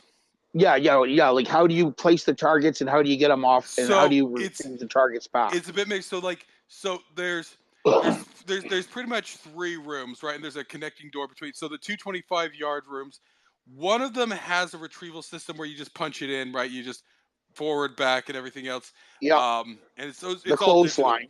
Yeah, so Yeah, it's digital. And yeah, you just you use the what do you call it? The paper clips, like the black ones, right? The clips up there, and you clip it on there. binder clips. Yep, Yeah. yep. Now the other one has a little bit more like where you can do saved settings and stuff like that. The other side. Now, Hmm. both of them actually, they all have like a tablet and like a camera on them. Sometimes the cameras aren't working. Sometimes they are. So like, if you get one that's like, yeah, because like things happen, whatever. Um, so they do actually. I think all of them actually do have the cameras. It's just some of the because like it's like an Android app. Some of them are better than others. So sometimes I've had ones where like, and they have like presets so they can find it when it's 25, but sometimes the presets are off. So it's mixed. I mean, it's a nice system, but yeah, I mean, People shoot there quite often. Things go off. I mean, I'm an Android programmer, so I mean, it's a nice. I mean, if that's what you're asking, so they actually do have like a tablet, so you could actually see out at 25 if you get one where the camera's working. Some like yesterday, the camera on mine wasn't where I didn't play with it too much. I was only shooting out at 7 yards because I was just because I went in for the gunsmith. I'm just like, fuck it, I'll do some shooting too, and so because I got a Glock 23 recently. I don't know if I remember telling you. So it's the same one Thomas has. It's the one that it's not illegal, but it's the only sold to law enforcement directly. It's the Fishgill one. I'm sure you've seen it, right? Where it's got the crescents there instead of the straight.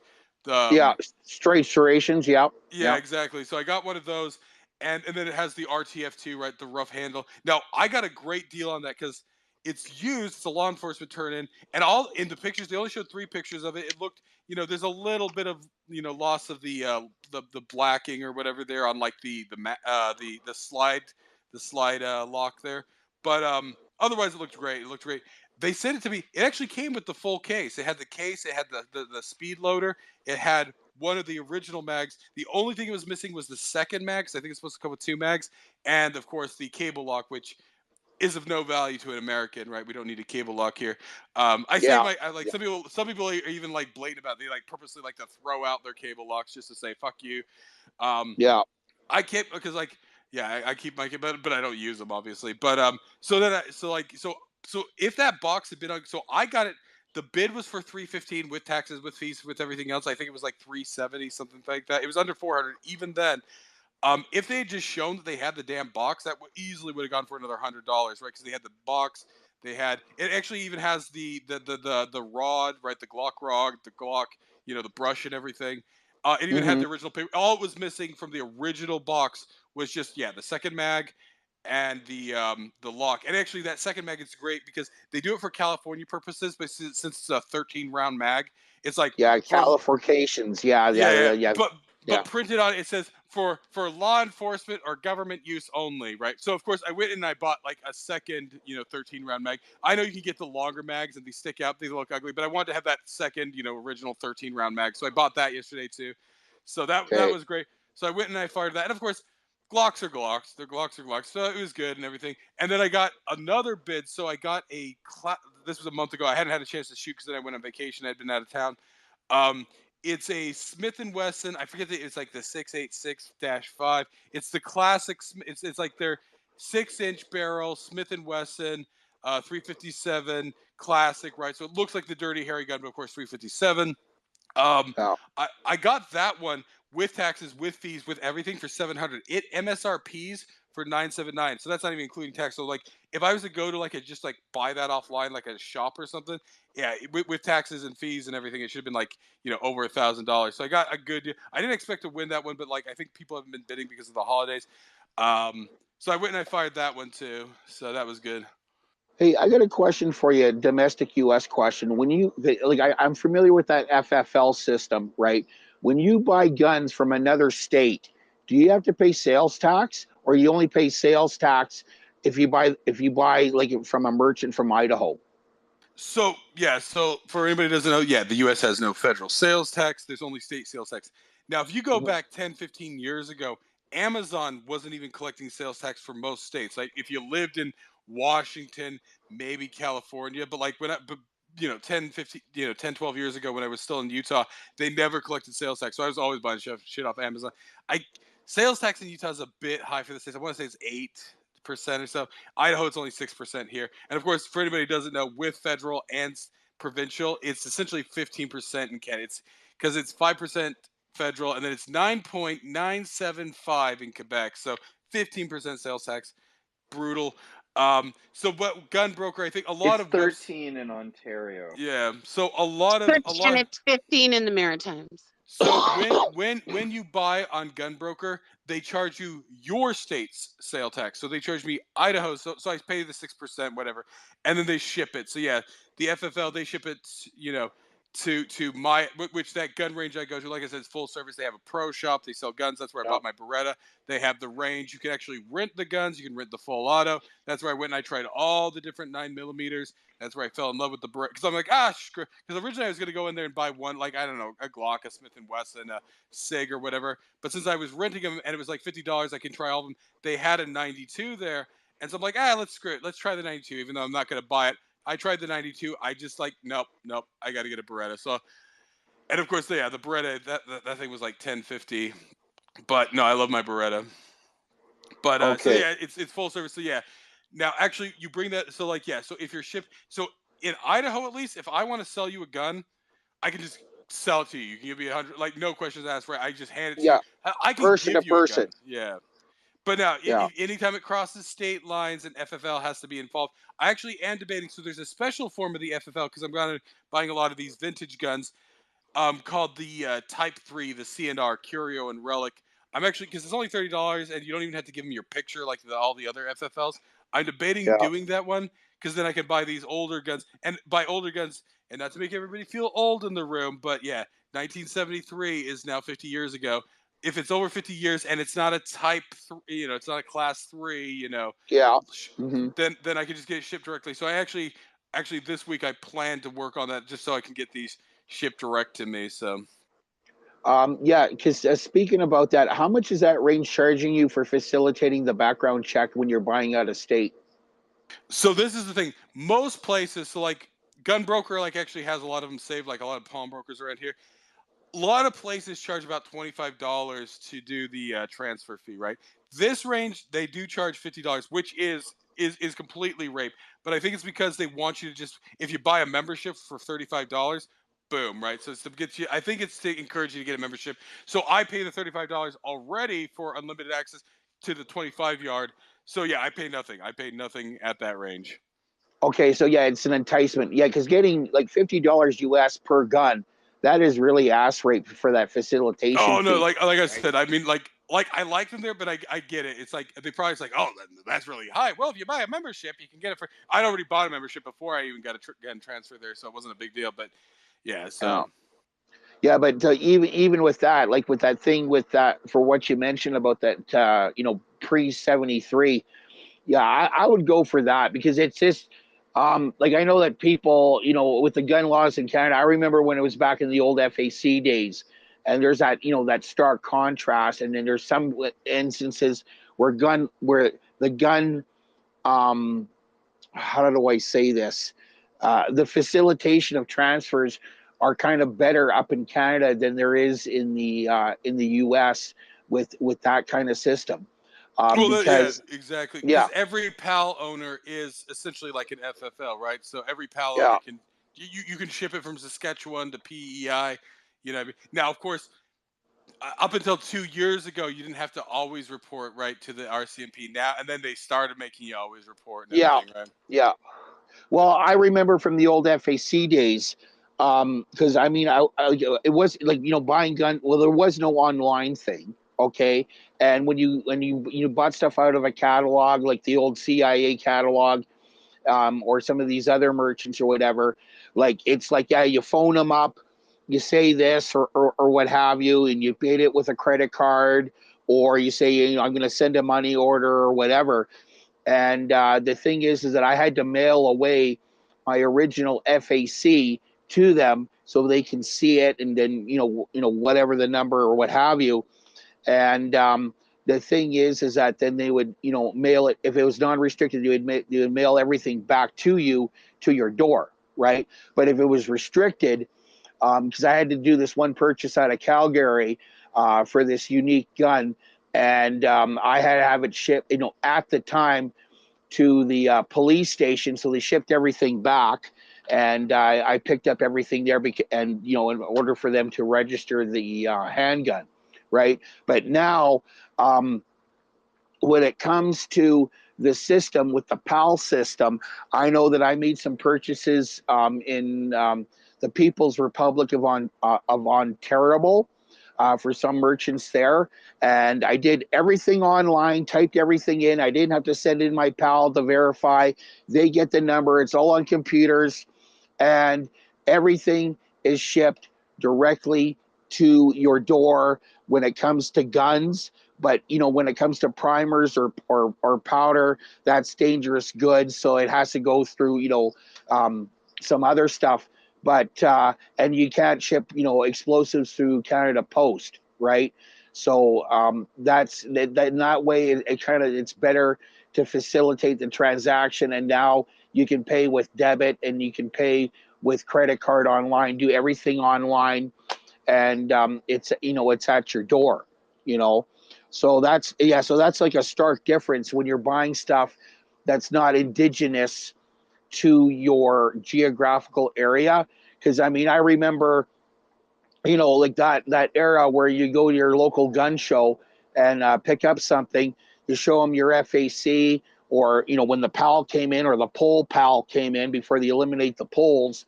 Yeah, you can go in there and show them your documents, and the only other special paperwork you needed was the one that said this note is for legal tender, and you walked away from it, right? So yeah, it's a big difference between person to merchant versus individual versus individual. But now they got that backdoor registry where they wanted you to register the transaction if it's non-restricted, which is a bunch of BS, because that's all it is setting up the infrastructure for gun confiscation, right? Yeah. Sorry. Just what? Okay. When it came to the 100-yard range, is it the clothesline system still with that as well? So I actually haven't shot on the 100-yard range, right? I'm a cheap bastard. So even when I haven't had a chance to shoot any of my other rifles, but when I got my, and I know people have opinions on it, I got my Kel-Tec RDB. I just took it out on the 25-yard range. I bought the cheapest. Because it doesn't come with any iron sights. I bought the absolute cheapest holographic sight I could on Amazon before it arrived. Because to shoot on the range, of course, yeah, typical rule, you have to have some sort of sight, right? Because they don't want you just blasting, hit from there. So I got the cheapest one. I sighted it in. I tried it because it has a Picatinny rail along, and I tried different positions. I should probably look up online, but I got in there, so I did that. That's the only time. So I mean, yeah, I actually haven't been on the hard 100-yard rate because, like I said, I only pay for the $35 membership. I don't know. It's probably like a $10, $15 upgrade, and yeah, I haven't taken any of my rifles out there yet, the other rifles yet. So Yeah, but I can't say. Okay, so you haven't even just have your boots on the ground just to take a look, see at the 100-yard range, eh? Yeah, no, it's at the end. Next time I go in, I will actually take a peek just to see how they're set up in there. Because yeah, I haven't gone down that hallway. Because yeah, like there's a hallway that connects them all, and even the hand washing station is right before you get to that area. And so I always just go to the hand washing station. Then I always double back, right? Okay, and for that hand washing station, do they supply the soap? Yeah, they have the proper lead breaking soap or whatever. Yeah, or at least that pumice soap or whatever, whether it's soft or a bar soap, that. Yeah, no, they have the dispenser, like they have the special lead based, so it's super convenient. Yeah, you just go there. They have the, so yeah, it's a fantastic range. Now I don't know if it's that they never set it up or if they had made to. In that right next to that thing, they actually have a vending machine that I think they were originally selling the ammo out of. I don't know if they just haven't restocked it in a while or whatever. But because usually I just have to go out front and buy more ammo. But yeah, no, I'm really hoping that maybe they get that ammo box set up again, so I can just pop out, pop in my thing, grab another box, pop back out. You know what I mean? Yeah. It's always a little bit disconcerting, right? Yeah, you come out on the range, it's like, oh, I got to buy some more ammo, right? You take off your headset and you're, it's a strange feeling, right? Like going out on the range, pumping a bunch out there, and then coming back out into the store and just like, I got to buy more ammo, right? Yeah. Okay. Do they have a day pass system or a day pass fee? Oh no, so essentially, I don't know if it's quite a day, but so if I understand it right, usually what it is, because of course sometimes they get super busy, and actually when I went the other day, I had to wait like 20 minutes because I was in a queue there because it was Saturday. They're closed Sunday, and of course they're going to be closed Monday and probably Tuesday. So a lot of people were hitting there. So luckily I got in there early enough that I didn't have to wait, right? But yeah, you go in there.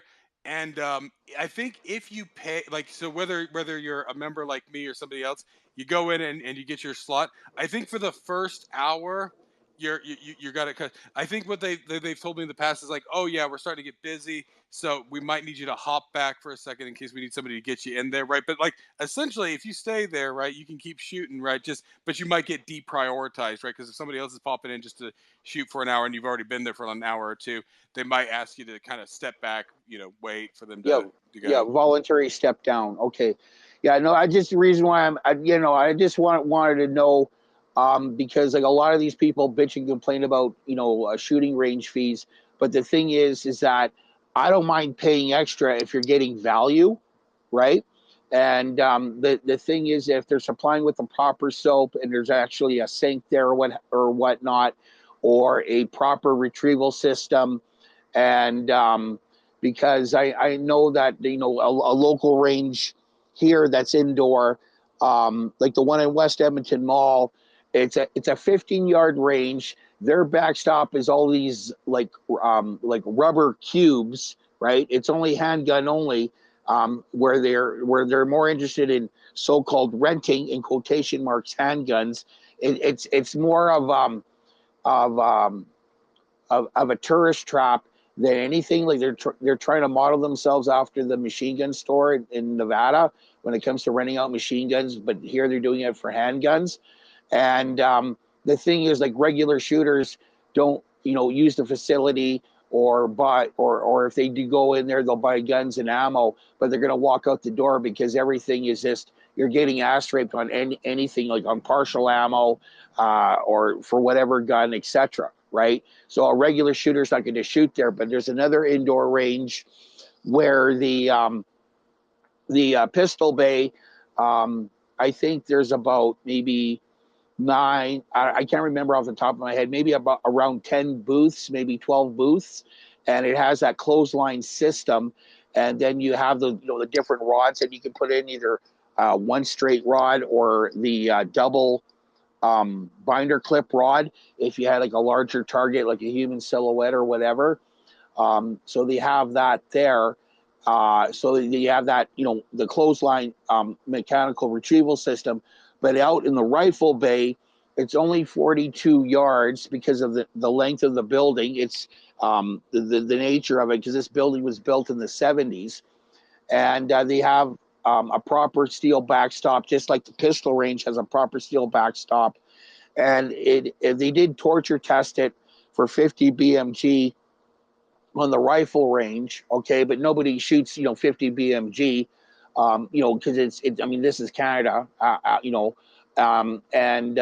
if they're going to shoot 50 BMG when it was legal, they always went to an outdoor range because they were shooting for a distance.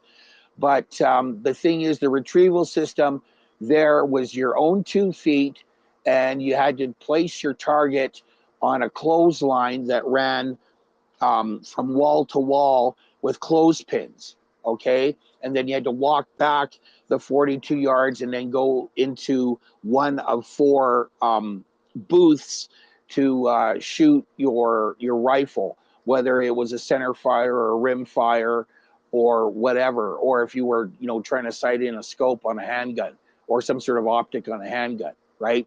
But the thing is, unfortunately, the range got anal and went FUD, because you had these assholes. Their idea of target practice was to shoot off the clothespins off the line, and then you would just leave a mess.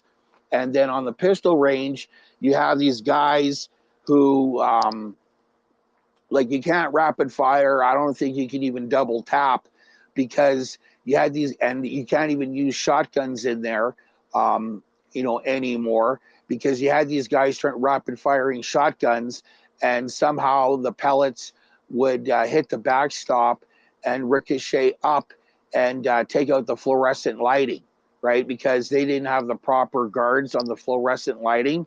Oh yeah, towards they the got back. like, it's like the ribbed ceiling in this one. Okay, yeah. So the thing is that, I mean, I can understand where some of these ranges, go FUD, but there's some of these other ranges that are FUD by nature. Because I remember the old Strathcona range, and it was an outdoor range. It was a legacy project from the 1978 Commonwealth Games that they had up here in Edmonton, and it was mostly used for trap and skeet. But the thing is that because they did have to have a rifle and a pistol facilities, because of the nature of the of the competition within the Commonwealth Games. And they did have, like, a rifle and pistol where you shot into a dirt berm. But these guys were so anal, like, oh, you can't use magnum loads. Oh, you can't use those jacketed bullets. and it's like I'm just shaking my head here. Like, what's wrong with jacketed bullets? You know, and like to me, I think what they were doing is that they didn't want to have any of the gilding metal that you would get from a jacketed bullet when they harvested the lead from the dirt berms or whatever, right? You're But saying like just like copper even, right? yeah, well, the thing is that okay, when you have a cartridge, okay, like the copper that's swaged over the lead core, okay, that forms a bullet, okay, that's gilding metal, which is a form of brass. It's 95% copper, 5% um, zinc. When you go into the shell casing, that's actually called cartridge brass. That's the actual official name because which is 70% copper and 30% zinc, because common brass, which is normal brass, is typically 60% copper, 40% zinc, right? So just with me, I just go by the proper terms. But yeah, the gun, I don't know what you would call it, firearms, term would be, yeah, a copper bullet, which is gilding metal swaged over some sort of Yeah, core, that's whether what I it thought. be Because to me, lead that's just yeah, or depleted uranium, that's right? just a bullet to me, right? I mean, most Yeah. bullets are copper covered, right? So yeah, no, that I didn't even know people got that petty, right? Because I think the only rules they have as far as bullets, I think they prohibit steel core. I think they Yeah. prohibit armor piercing, right? That's pretty much all they prohibit here, right? Like yeah, like I think most like actually the rounds they'll sell you if you rent their guns are Full Metal Jacket, right? I mean, Yeah. Yeah. No, and the thing is, I mean, sorry for coughing in your ear. To have a prohibition on anything that's steel core or armor piercing or even tracer well, depleted uranium is armored piercing as well, or incendiary. I can understand that when it's an indoor range, especially when you're hitting steel, because of the safety hazards when it comes to blowback of fragments and the potential fire hazard with unburnt gunpowder on the well, range you're gonna floor. shatter the concrete, right? Well, yeah, and I mean, that's understandable because I mean, there's nothing wrong with using steel cord stuff or any of the other controversial, projectiles in an outdoor range because you're shooting into a dirt berm, so there's going to be no harm or foul. Because a lot of these guys, they don't do their research when they're buying surplus military ammunition, because a lot of it is, especially the communist bloc or the Cold War Chinese stuff, it's all steel core, right? So you can't shoot them in an indoor range where you have these steel backstops or rubber backstops because they'll just slice and dice. And that is, and the thing is that there's some ranges where they want to inspect your ammo just to make sure when it comes to when you're shooting rifle, so you have the appropriate ammunition because the thing is when those projectiles hit those backstops, it causes divots, and if they shoot enough divots, they're going to cause a hole. And I've seen where they had to do, welding operations and polishing and grinding. So when it came to that stuff, because I have seen some of this stuff when it comes to some of these block guns like Makarovs or Tokharovs on a handgun, and where they'd be shooting at a targets, and then you can see the sparks go off on the steel, and the magnet test is not exactly 100% foolproof, because I've seen bullets in factory surplus ammo where it would succeed the magnet test, but the thing is that when you shoot it down range, it's causing sparks. But the guy honestly didn't know. I mean, he wasn't doing it out of malicious intent. But I mean, I just pointed it out to him, and I had to explain that the magnet test is not 100% foolproof when it comes to evaluating projectiles and ammunition, right? But yeah, I mean, I can understand certain prohibitions where they're fair and reasonable in relation to the facilities, but some of this stuff is really anal retentive, like no jacketed bullets. I mean, well, you're shooting into a dirt berm, right? But I mean, with me, I'm always mindful on the projectiles because you've got the jacketed stuff, you've got the hard cast stuff. In relation to what is the composition of the actual projectile, right? Because I mean, there's the regular bullet alloy, and then there's the hard cast stuff. When it comes to that, because some people use the hard cast stuff when they're shooting wildlife out of a handgun, where they're in a jurisdiction where it's legal to do so, right? So, but like, up here in the People's Republic of Canada, oh, you can't do that because, handguns are for criminals, right? But anyways, I'll just leave it at that. Oh yeah, no, I haven't looked into the backstop there. It looks like when I've seen it on the camera, because it has the camera when the camera's working, it looks like it's a mixture of like gravel and even rubber. Like like it looks like, I don't know, it's something they have, like, they have a bunch of stuff back there. Like I said, it's rated for up to 50 BMG. So, and they got like, the ridged ceiling, right, where it's almost like sawtooth, and then like Yeah. the whole thing kind of narrows down, right? Like I think the entire, like, as it's going toward the backstop, right, the walls are kind of like, tapering inward, and even the floor tapers upward toward that backstop, right? So I mean, the whole thing. Now, here's what's funny about it. Once again, this is Idaho. So the part of town this is in, right? I'm in downtown Boise. That's where I live and work. But this is out in a park called Meridian. It's right on the edge there. So this is usually where a lot of the newer growth over the last 20 years. So a lot of the newer businesses. So I think the place has probably been open 10 years. Now I'll explain it very quickly, right? So in a lot of kind of like more freedom states, you have what are called charter schools. So what it is that these states, you can go and you can say, well, I don't want to put my kids in public schools. So they give you a voucher. You take that voucher. You usually still have to pay some amount, but yeah, you pretty much take your, whatever your kid's worth, 20,000 a year, and you say, no, I choose this thing. So there's a lot of these charter schools right there, independent and stuff like that. So I think this place was probably built out there very early on, right? Now, literally next door, like make like 100 feet away, is a charter school, right? And of course, it's very well insulated, but you can hear when somebody's firing in there, right? Like, when you're in the parking lot there, you can hear guns going off and everything. And of course, the charter school still chooses to build there and everything, right? So that's Mhm. Idaho. Yes. So, Okay. so just before you go on, I'm stepping out, guys. So I'm stepping out at beer number 5. Yeah, I cracked that one Christmas silently. Eve Zinc and Merry Christmas Eve, MJ Clear, OGD. On the flip side, Bernie Bro, of course, and Merry Christmas Eve, Mr. Nobody. I will stop back in throughout the day. So beer number 5, I'm stepping out, so I'll see where we get to whenever I get back in here. Take care, guys. For sure. Have a Hey, good one. you Merry take care. Christmas. Have a good one, Adrian.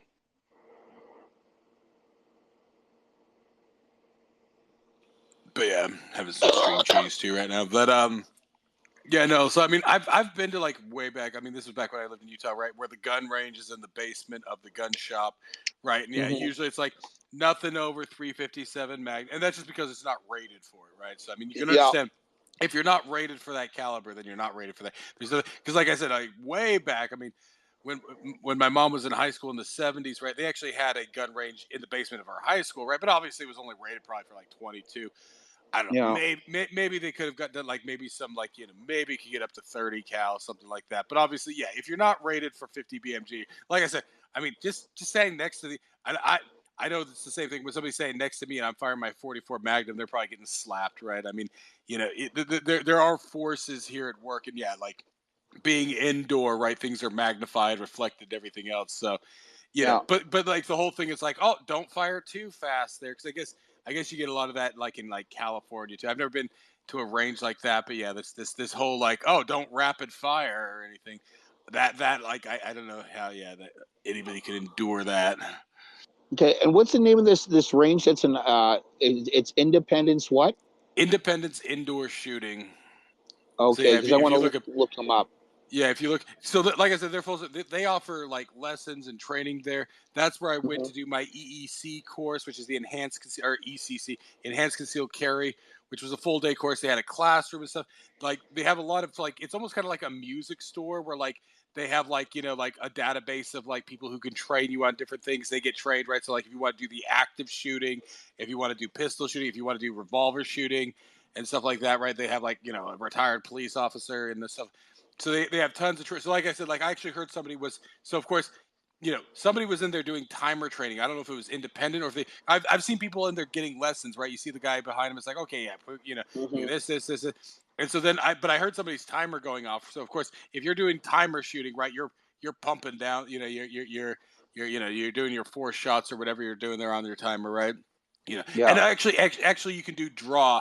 So they want they cert because there is no certification. So you can actually draw from the holster there, right? So Okay. um, and they just go in and show you how they want you to draw from the holster there. So like a lot of people are out there drawing from the holster and firing, right?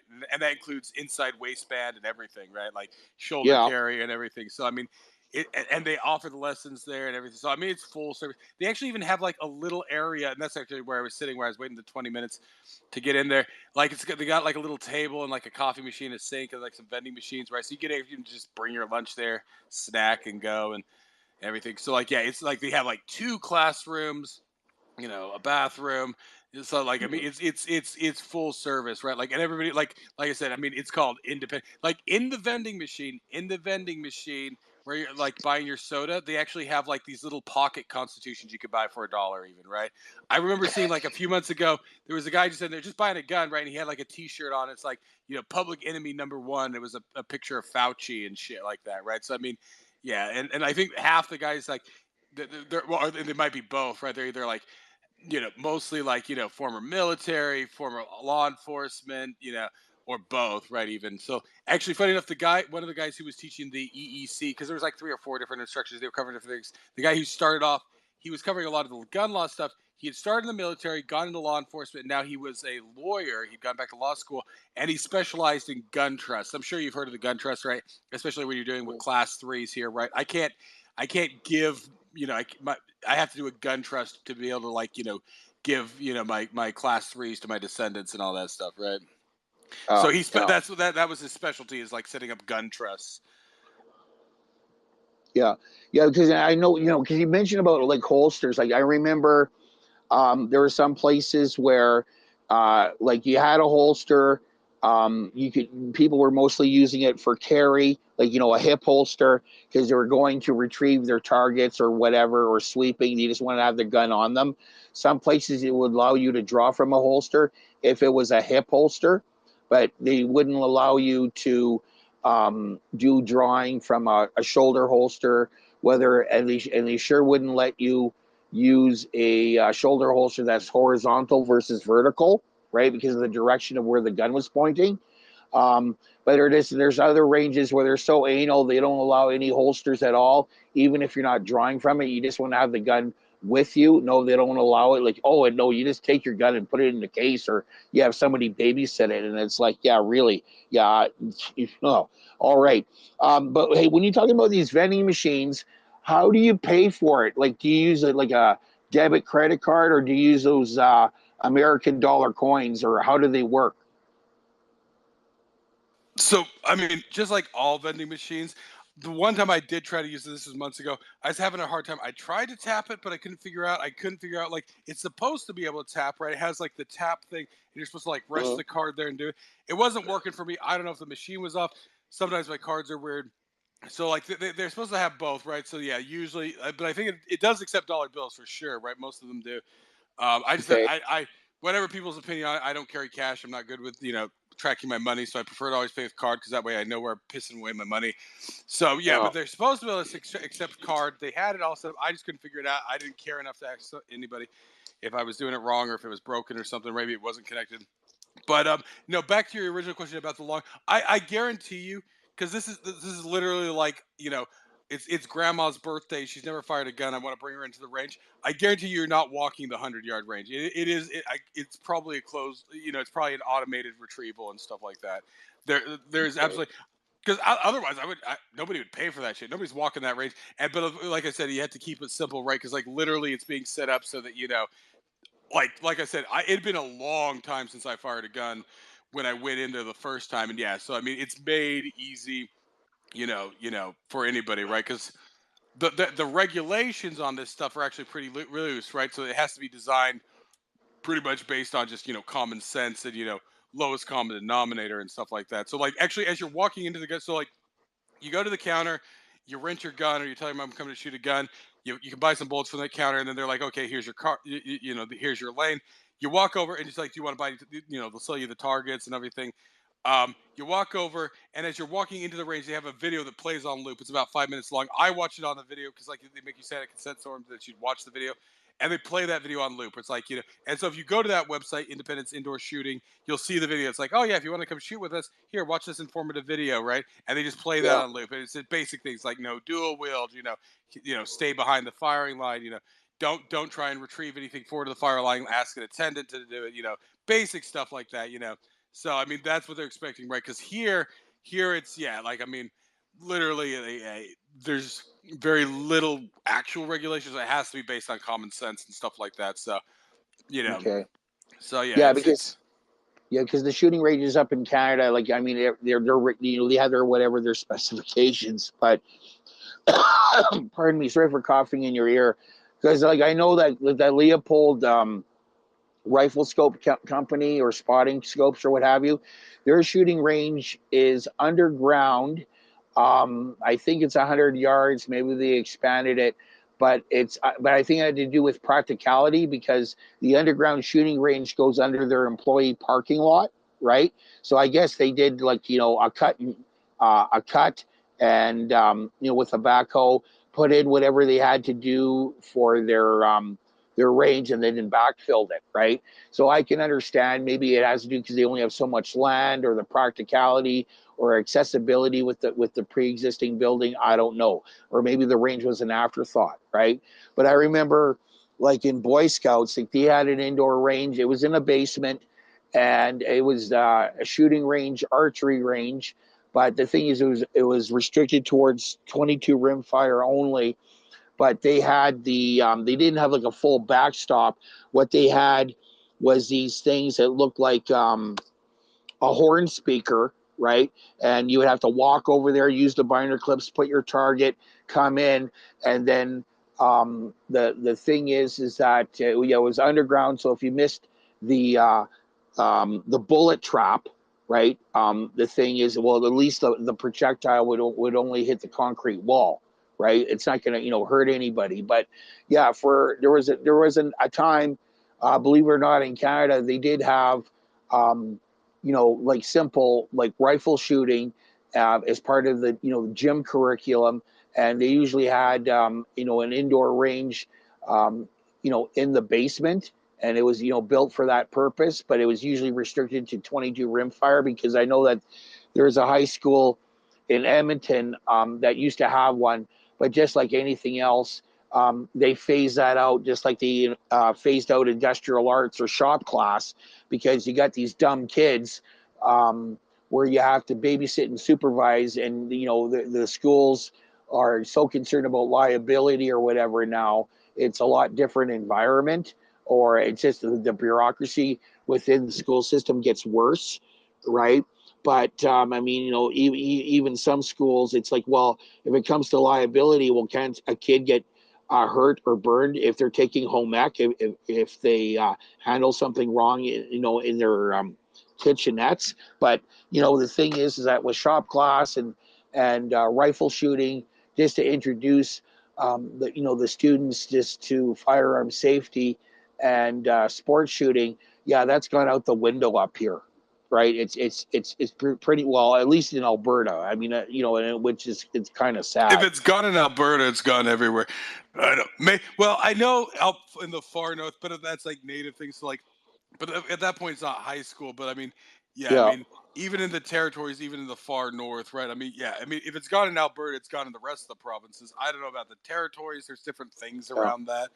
But well, like I said, like originally, now of course, my grandparents and all their brothers and sisters were all John Birch Society, right? Like hardcore, like I come from a long line of conspiracy theorists and all this stuff. So like my grandfather, like in the 60s, like he had my mom and her brothers all go to the NRA thing, like even her, right? Because this is the 60s, right? So it was weird to send a girl to that stuff. So I mean, I mean that's the thing, right? I mean, there was a time when I mean 22 rimfire. I mean, like I did that in Boy Scouts. I mean that was a few decades ago. But yeah, like I said, I mean, it's funny to me because for a minute, like I really hate driving. I got to get my license again. That's why I like living in Montreal. To say I don't like driving. I'm terrified of driving. You cannot get me on a motorcycle. I will not go skydiving. I will not go rock climbing. I will not go skiing. I will not go skateboarding. I will not go snowboarding.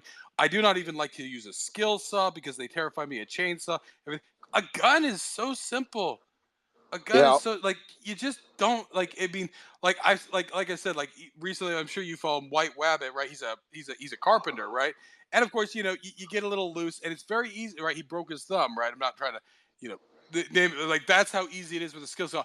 A gun, barring unforeseen circumstances of malfunction and all that stuff, you have to have like multiple levels of dumbassery to fuck up with a gun, right? Unless it's intentional. If you want to intentionally kill somebody with a gun, yeah, they're great for that. But to like screw up is like, oh, I'm so scared of guns. What do I do? It's like, there's like multiple levels of protection, both in the mechanisms of the gun, especially modern guns, just in good hygiene and all that stuff. And it's so mind numbing that like how terrified people. It's almost become spooky to them, right? Because like I said, I'm somebody who avoids all those other things I mentioned, but a gun, it's like, well, it's simple. It's always bizarre to me the way people act around these things. And that's why, like I said, I ran a whole space there while you were in there, right on the PAL. Because the biggest problem, and I don't like to rub it in, but like all these people who come in and say, "Hey guys, I'm a total freedom fighter, but and I support your right to have guns, but I'm not going to have a gun." It's like you're the problem. You are Yeah. still part of the problem. If you don't have a Mhm. gun, you're still contributing to that. So like I simply don't accept that. Now I'm not telling you to buy 21 guns in a year like I have, and I might Yeah. make it out of the year buying any more. We're not sure on that, but well, I didn't buy two of them. Two of them I got as gifts, but but yeah, like get your pal, get whatever you have to do because you got to keep that door open and get involved in it because yeah, like it's so irritating. Like I'm a total freedom fighter, but I don't want a gun. It's like no, you're not. No, you're not. Yeah. Like, I mean, the thing is, I'm a reasonable person and I can deal and I can understand circumstances. Like, that's why I was being very super inquisitive about the ranges, right? Um, and I have seen and I have exposure to different ranges and I can understand if the restrictions are fair and reasonable in relation to the shooting venue. But when you're in a commercial thing where you're paying a monthly or an annual fee to use the facilities, and they go gun and fud on you, you can go. These guys can go fuck themselves. Because it's like I want value for my dollar. Like I'm not reckless. I mean, I'm one of the more boring shooters. To see me shoot is like watching grass grow. But the thing is that I'm in touch with reality too when it comes to rapid fire or double tap or drawing from a holster, depending on what kind of holster it is or whatnot. But oh, sorry, I lost my train of thought here. Well, real quick, number 6, guys. There you go. Okay, all right, thank you. Well, the thing is, I don't mind you with the beer drinking because we all know that Canadian beer, American beer, is a little bit more on the weaker side versus actual Canadian beer. So when it comes to that stuff,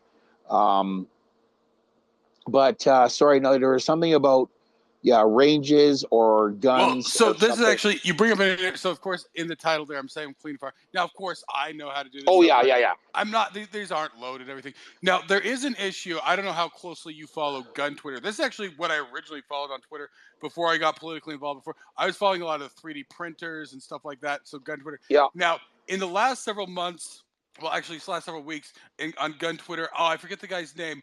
So there was a guy and he was just joking, right? Of course he's taking the picture. This guy has tons of guns, but he was joking about like at dumbass is like, oh, is this how I hold the gun? He's had like 3 fingers jammed into the trigger guard, right?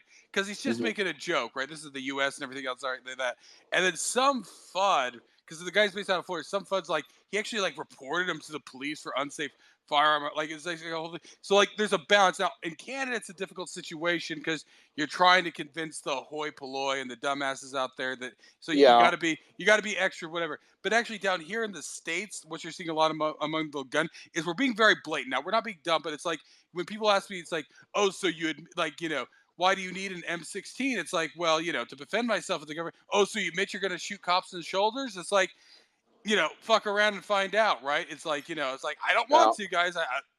Tons of my friends are cops and soldiers. My dad was a soldier, right? Like, hopefully they're not going to do that stuff. But I mean, that is what. So like, I mean, it's very blatant. It's like, why do I need a 40 caliber? Well, because the police think they need a 40 caliber. So if the police think they need a 40 caliber and the FBI thinks they need a 40 caliber, now I'm not saying. Well, this is often what I tell. Like, you've seen Lechuga in here, right? So he's actually retired ATF, but he's one of the good ones. We were talking to him last night, right? And I always tell him, well, this is actually what I tell everybody. I hope you live to be 110 years old and die in a firefight with federal agents peacefully. You know what I mean?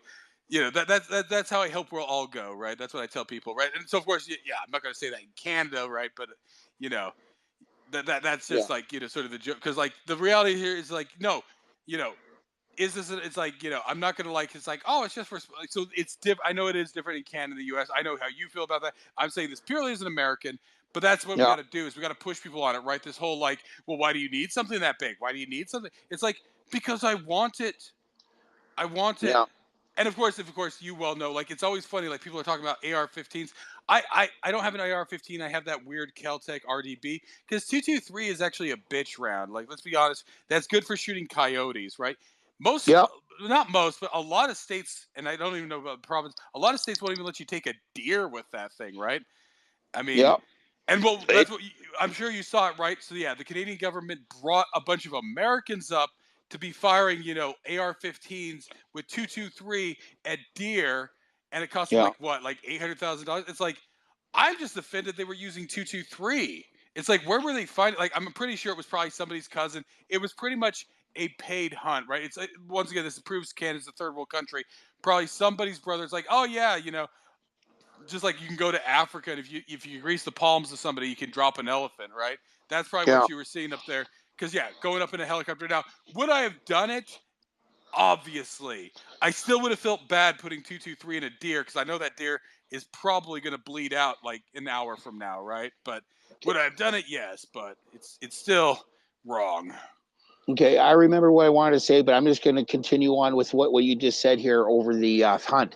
Yeah, no, when it comes to like hunting North American big game, it's all determined by the jurisdiction of the territory, province, and state, right? Like 223 is not street legal in Alberta to hunt North American big game. You can use it for predatory control, and there's nothing wrong with that, or pest control like gophers, groundhogs, wolves, foxes, marlins, fishers, stuff like that. I mean, it's an ideal round with that. Now, I got no problems with somebody taking down, smaller North American big game with an AR-15, because the thing is, everybody associates it with 223 Remington or 5.56, blah blah blah. But the thing is, there's other chamberings like that 300 Blockout, as well as some other cartridges. Creedmoor.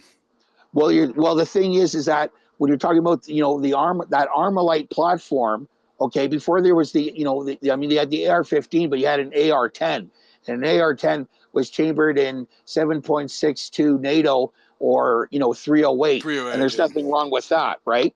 Okay, but when you're going up there, like in BC, it's actually street legal, believe it or not, to hunt with a 223. Okay, and the thing is that speaking about Alberta, even a moose. Unfortunately, it is. Oh dear God, that is. Oh. Yeah, I know. I don't agree with it either. The thing is, like, I mean, I can mostly speak for Alberta. I'm not even a hunter. Of those. I mean, you're doing a mag dump to take that thing down. I mean, how does that work?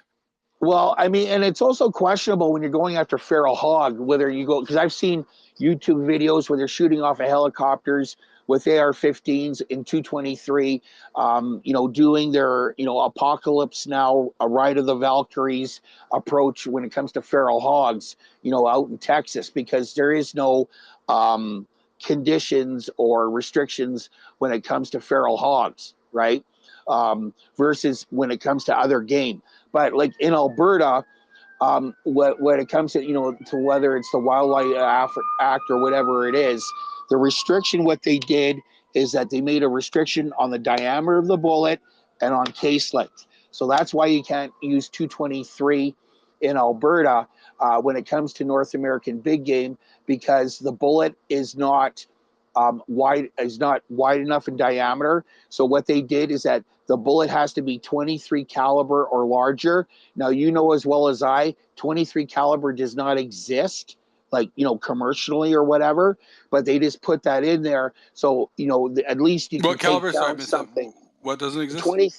Okay, what doesn't exist, there's no such thing as a 23 caliber bullet, right? Oh, okay. But they put that restriction in the law, so they didn't. So they can go 24 caliber and larger. So if, let's say, you had a 243 Winchester, Yeah, exactly. you can still take you down your deer.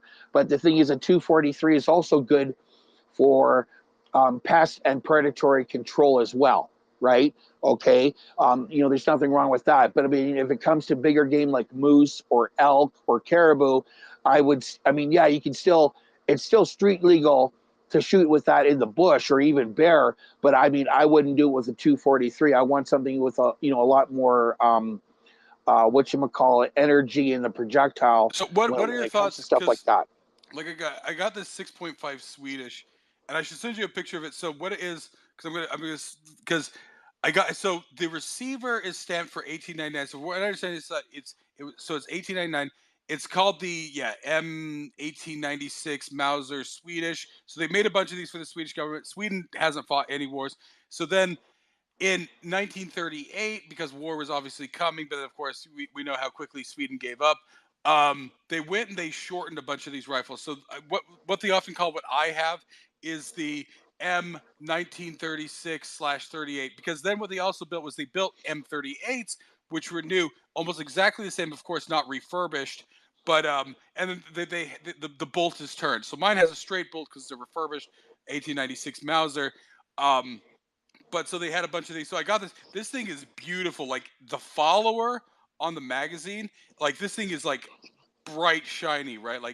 And the stamp, they put the stupid like the serial number on it, and I'll say it. I'll dox myself. This is the most I'll ever dox myself. 771. They put 771. They put it everywhere. I think the bolt has 771 like on 3 different pieces of the bolt, and they have the little Swedish crown like all over. The crown is on the follower. It is on 2 parts of the sight. It is everywhere. So I mean, like this 6.5, right? Like considering that, I think even the stock is either 80 years old or 125 years old.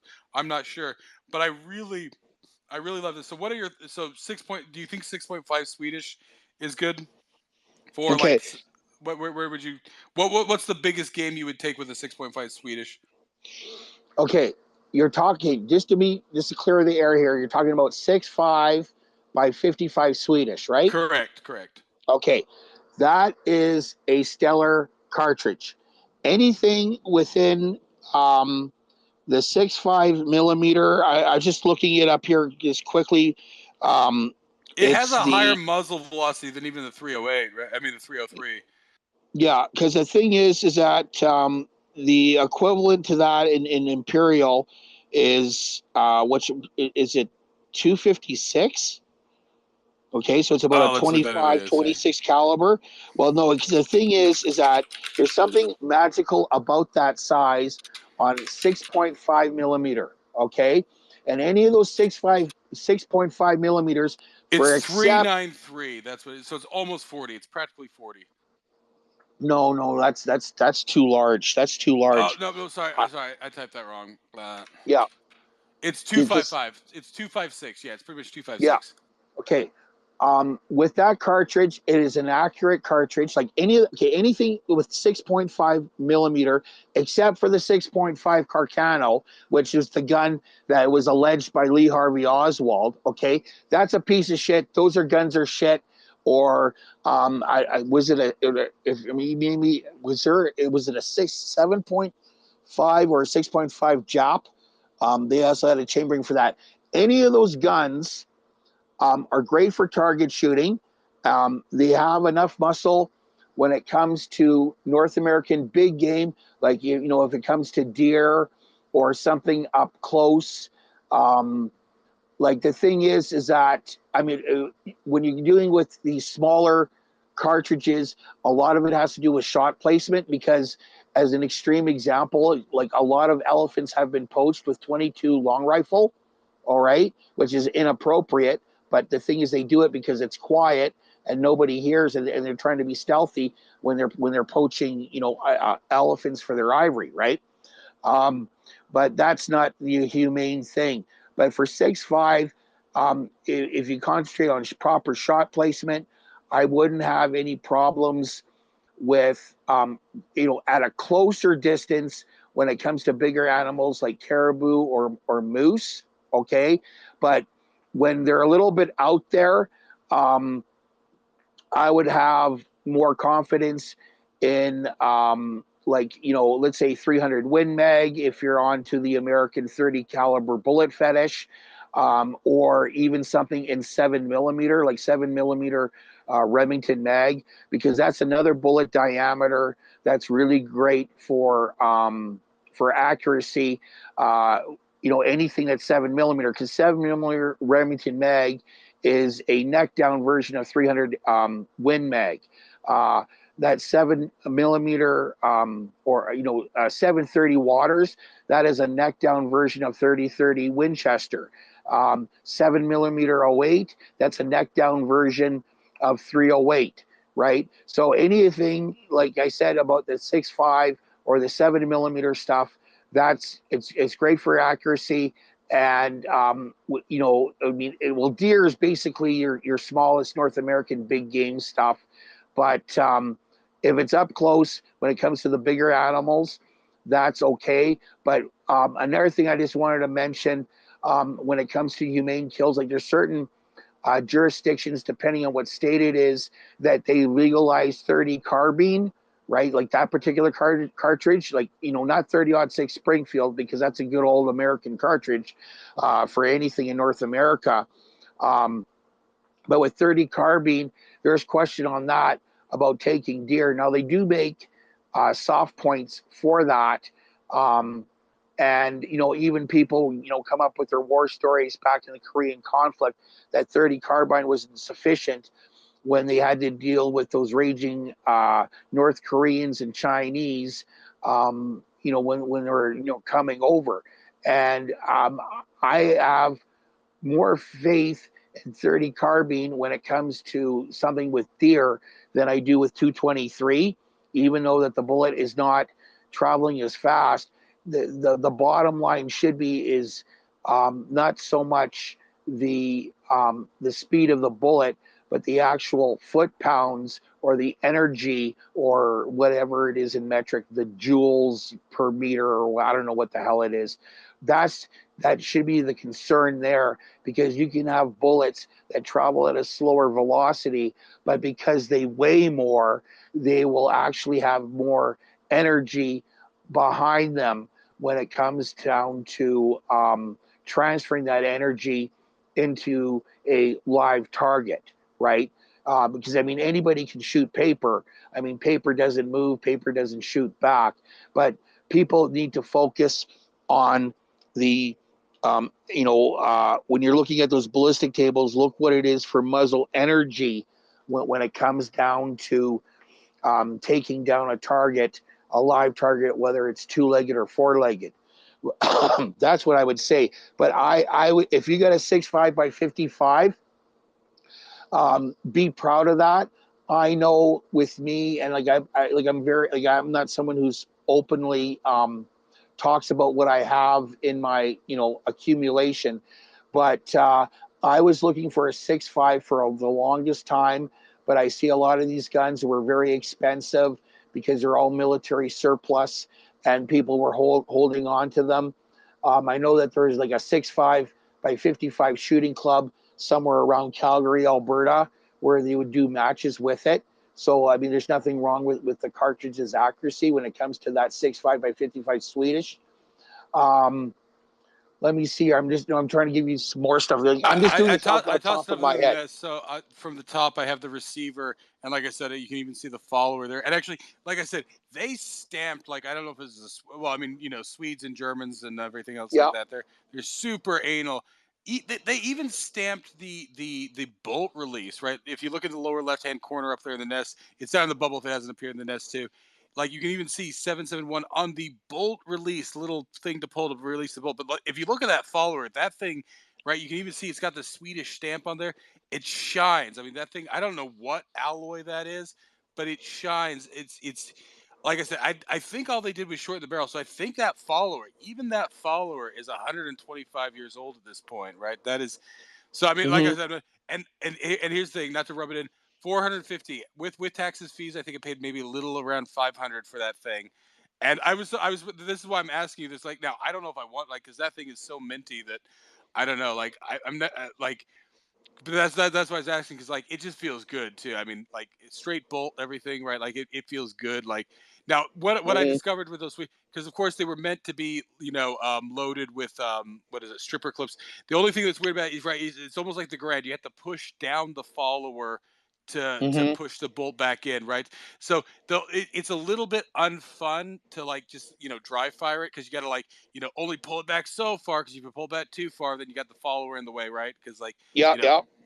so I mean that's my only gripe with it. It's just like dry firing. It's kind of a little bit of a bitch, but I mean obviously the dumbest thing in the world. But so that's why I was asking you because like yeah, like I like that. I was surprised that I got that. I just randomly bid on that thing, and it's like I like it just like even the gunsmith like he's like like looking at it, he's like my God, like how. Yes. See, that gun would be, great, to go into the bush. But when you have a gun like that, I'd be apprehensive because if it's so because yeah, the guns are old, but the thing is that it wasn't done by a shit manufacturer because of Carl Gustav. It wasn't done in some shithole country, because some of these old what you call Scandinavian guns or German guns. I mean, yeah, with the proof marks here and there, um, like I mean, they're not garbage guns. The only thing that I would come in question when it comes to Germany is some of their guns, not pre-war World War II, but during the war. I would be in question because some of those guns were manufactured in occupied facilities, and some of these people were deliberately um, doing their best, try not to make the guns accurate or to fail because they're just being supplied to the German military during World War II. And it's the same thing with the when the Germans occupied Belgium, when they're making high powers, right? Because yeah, Germans had their Lugers and their broom handled Mausers, but the thing is that when they got into Belgium, they were also appropriating the Belgian Howland powers from John Moses's design, right? So they were kind of doing some self sabotage. But for something like that with the markings, and you have that proof mark, like I see that one on the follower or whatever. Um, I'm not surprised, but that just has to do with the mentality of those people when it comes to craftsmanship. That they would put these, their little marks or their little proof marks on strategic locations on the gun, right? Oh yeah, no, But exactly. Like that proof yeah, mark. I think there's probably like 20 on that damn gun of that little yeah, crown. Like, yeah. and No, who knows? It's probably like buried. There's probably like 40 hidden in there. Like I said, like yeah, no, I mean, yeah, no doubt. yeah. Like I mean, I mean, like I said, like it's just I was amazed, yeah, that I got because like I read so like funny enough because you saw when I posted like I said, my buddy's dad gave me an old Krag, right? It's sporterized. Mhm.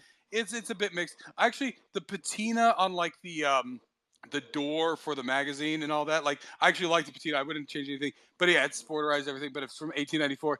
So I'd known about the Krags. I'd known about the Mausers. So like I said, I got real sick. I don't know if it was COVID, the flu, whatever. Right after Mhm. Thanksgiving, I was like, I slept for 5 days. I pretty much slept for 5 days.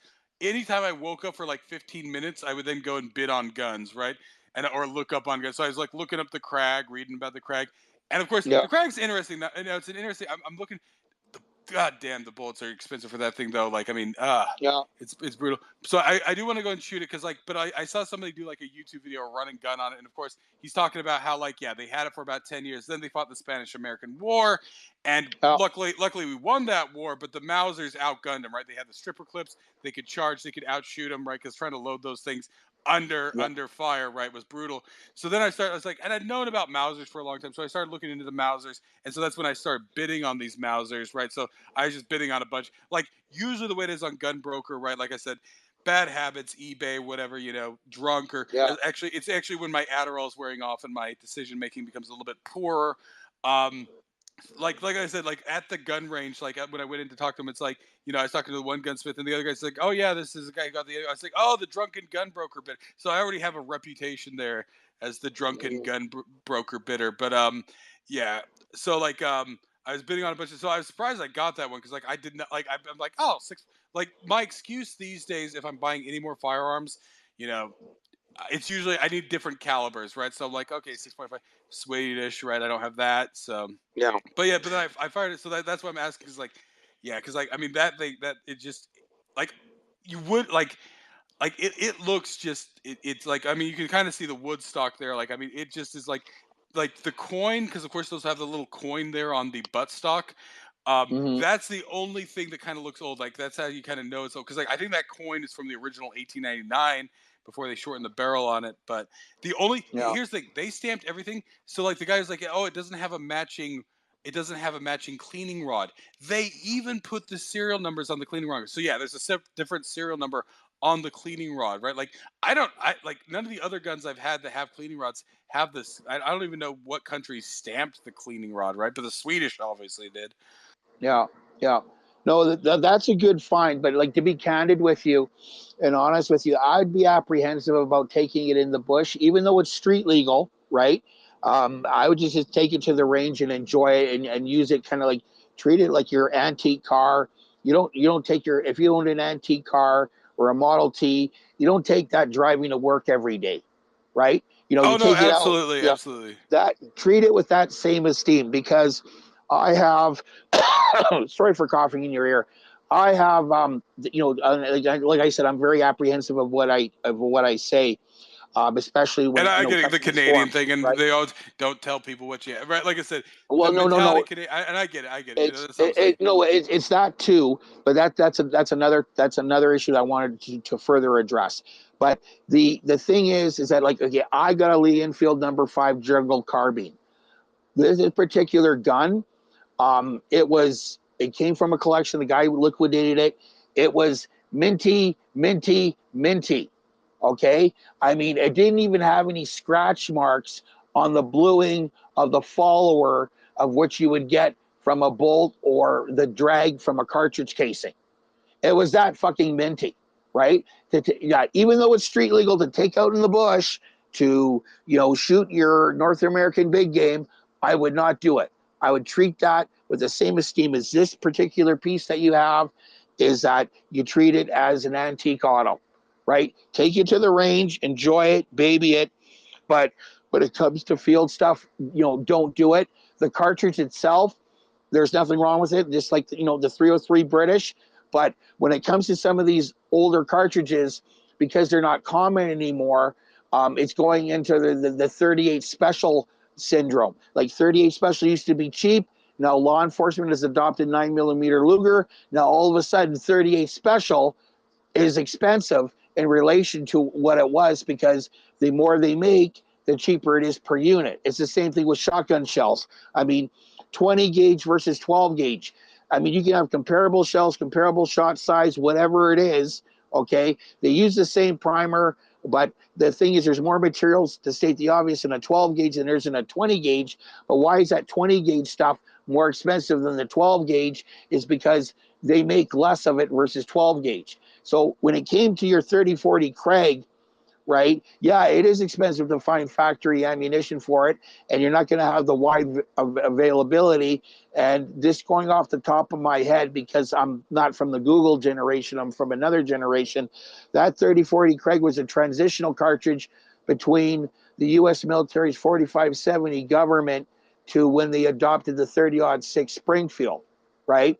So, I mean, yeah, you can go out in the bush and shoot with 3040 Craig. They do make hunting rounds for it. But the thing is, it's one of those curio pieces where, it is expensive to shoot it unless you roll your own or reload, right? Because there's some of these, military or historical aficionados, when it comes to more of these not common or more obscure cartridges, if they really want to enjoy their gun, they're basically forced to reload because it's astronomically expensive to buy factory ammo for it all the time, right? But yeah, speaking about what you said, about going back on the gun safety, or more specifically gun paranoia. You notice me when I'm on Canadian forums, I don't talk about like this, because the only time I'm eagerly or overtly willing to talk about this stuff is when I'm in like in an American space, right? Because there is that different mentality between the anal retentive Canadians. Oh yeah, and you hit the nail right on the head. Oh, I'm all about freedom, but I'm really, I just get my nose out of joint when it comes to guns, and there is a different culture between Canada and the U.S. There, it's more entrenched in American society versus Canadian society. Yeah, we have similar landscapes. Yeah, we're on the same continent. Yeah, one's on top of one another, but it's this different mentality from the British Empire, because that mentality would have been the same in the U.S. if it wasn't for that little incident in 1775. Okay, so there is a different mentality. That's why I am more open to talk to people like Thomas, a full American, or someone like you, Zink, who has dual citizenship, because you don't have that wokeness in your brain, unlike a lot of these other people when it comes to firearms culture or firearms talk. That's why I'm really apprehensive about talking about anything about firearms unless it's current events or firearms law, or when it comes to a bigger picture thing up in Canada, because I don't care if you like guns or dislike guns or indifferent. When it came to this thing that they were doing in the Supreme Court, there was the bigger picture there, because in Canada, we don't have rights to property. So the government can come in, expropriate what they want, take what they want, and they're supposed to give you fair market value, but that's not necessarily the case with Trudeau's gun grab. Okay? So that's where a lot of people, it's like, okay, you're not interested in firearms. I get it. Maybe you're interested in golf, or you like to go to a poker forum on Twitter Spaces. I'm cool with that. But the whole matter is, a lot of people cannot see the forest for the trees, and at the very bare minimum, you should have some like entry level knowledge when it comes to firearms safety and operation. Okay, like I know that you embrace the humility that, okay, you're not fond of automobiles or motorcycles or power tools or whatever, but you nailed the nail on the head again. Is that there's all this fear over guns, but guns are actually one of the more safest things you can actually be. That's actually handheld. The most dangerous tool, hand tool, power tool, whatever it is, the most dangerous tool that a person can ever handle is a chainsaw. Okay, a chainsaw is something. I own chainsaws. I've used them. Okay, but the thing is, if you don't know how to use it properly, and the thing is, like, there should be a chainsaw class, to tell you the truth. If you have driver's class, there should be a chainsaw class, because it's so easy to bugger up a chainsaw with the kickback. I mean, it happened to me. I wasn't being reckless. I wasn't being unsafe. But it was a good thing I had those chainsaw chaps on, because otherwise I would have had the foul legacy of being crippled for the rest of my life, because the way that chainsaw bounced back and hit my kneecap, right? But the thing is, I can walk like a normal person because I was smart enough to wear, at the time, chainsaw chaps or chainsaw pants. But to me, operating a chainsaw is actually more scary than operating a gun. And a lot of people don't seem to understand it. And I can understand, the apprehension about maybe using a powered miter saw or even a skill saw, because you have to be careful. You have to be vigilant when it comes to saw depth, or if you're cutting on an angle versus cutting on a perpendicular or what have you. And I'm not saying that I'm Mr. Tool bag here, but I mean, I'm comfortable around tools. I've got my driver's license. I got a motorcycle license. With motorcycles, that's another mentality. I mean, there's a big difference between riding a motorcycle and a conventional car, because when you get into a motorcycle accident, chances are the shit's really going to hit the fan, because you don't have the armor of the car. you have to be really vigilant when you get, because of people maybe potentially rear-ending you. You really have to be really vigilant on the road if you have potholes or railroad tracks or any other bumpy obstacles. Like if you go through a dirt road and you drive over with a car, a smaller tree or log that fell over. Well, okay, maybe you buggered up your axle. Maybe you need a wheel alignment. Well, chances are you're not going to get hurt. But the thing is, if you go over the same tree with a motorcycle, there could be some complications there. So, yeah, I mean, you're right, and it's just this mentality that they have up here in Canada, and how they're so anal retentive. That's why I'm mostly closed up.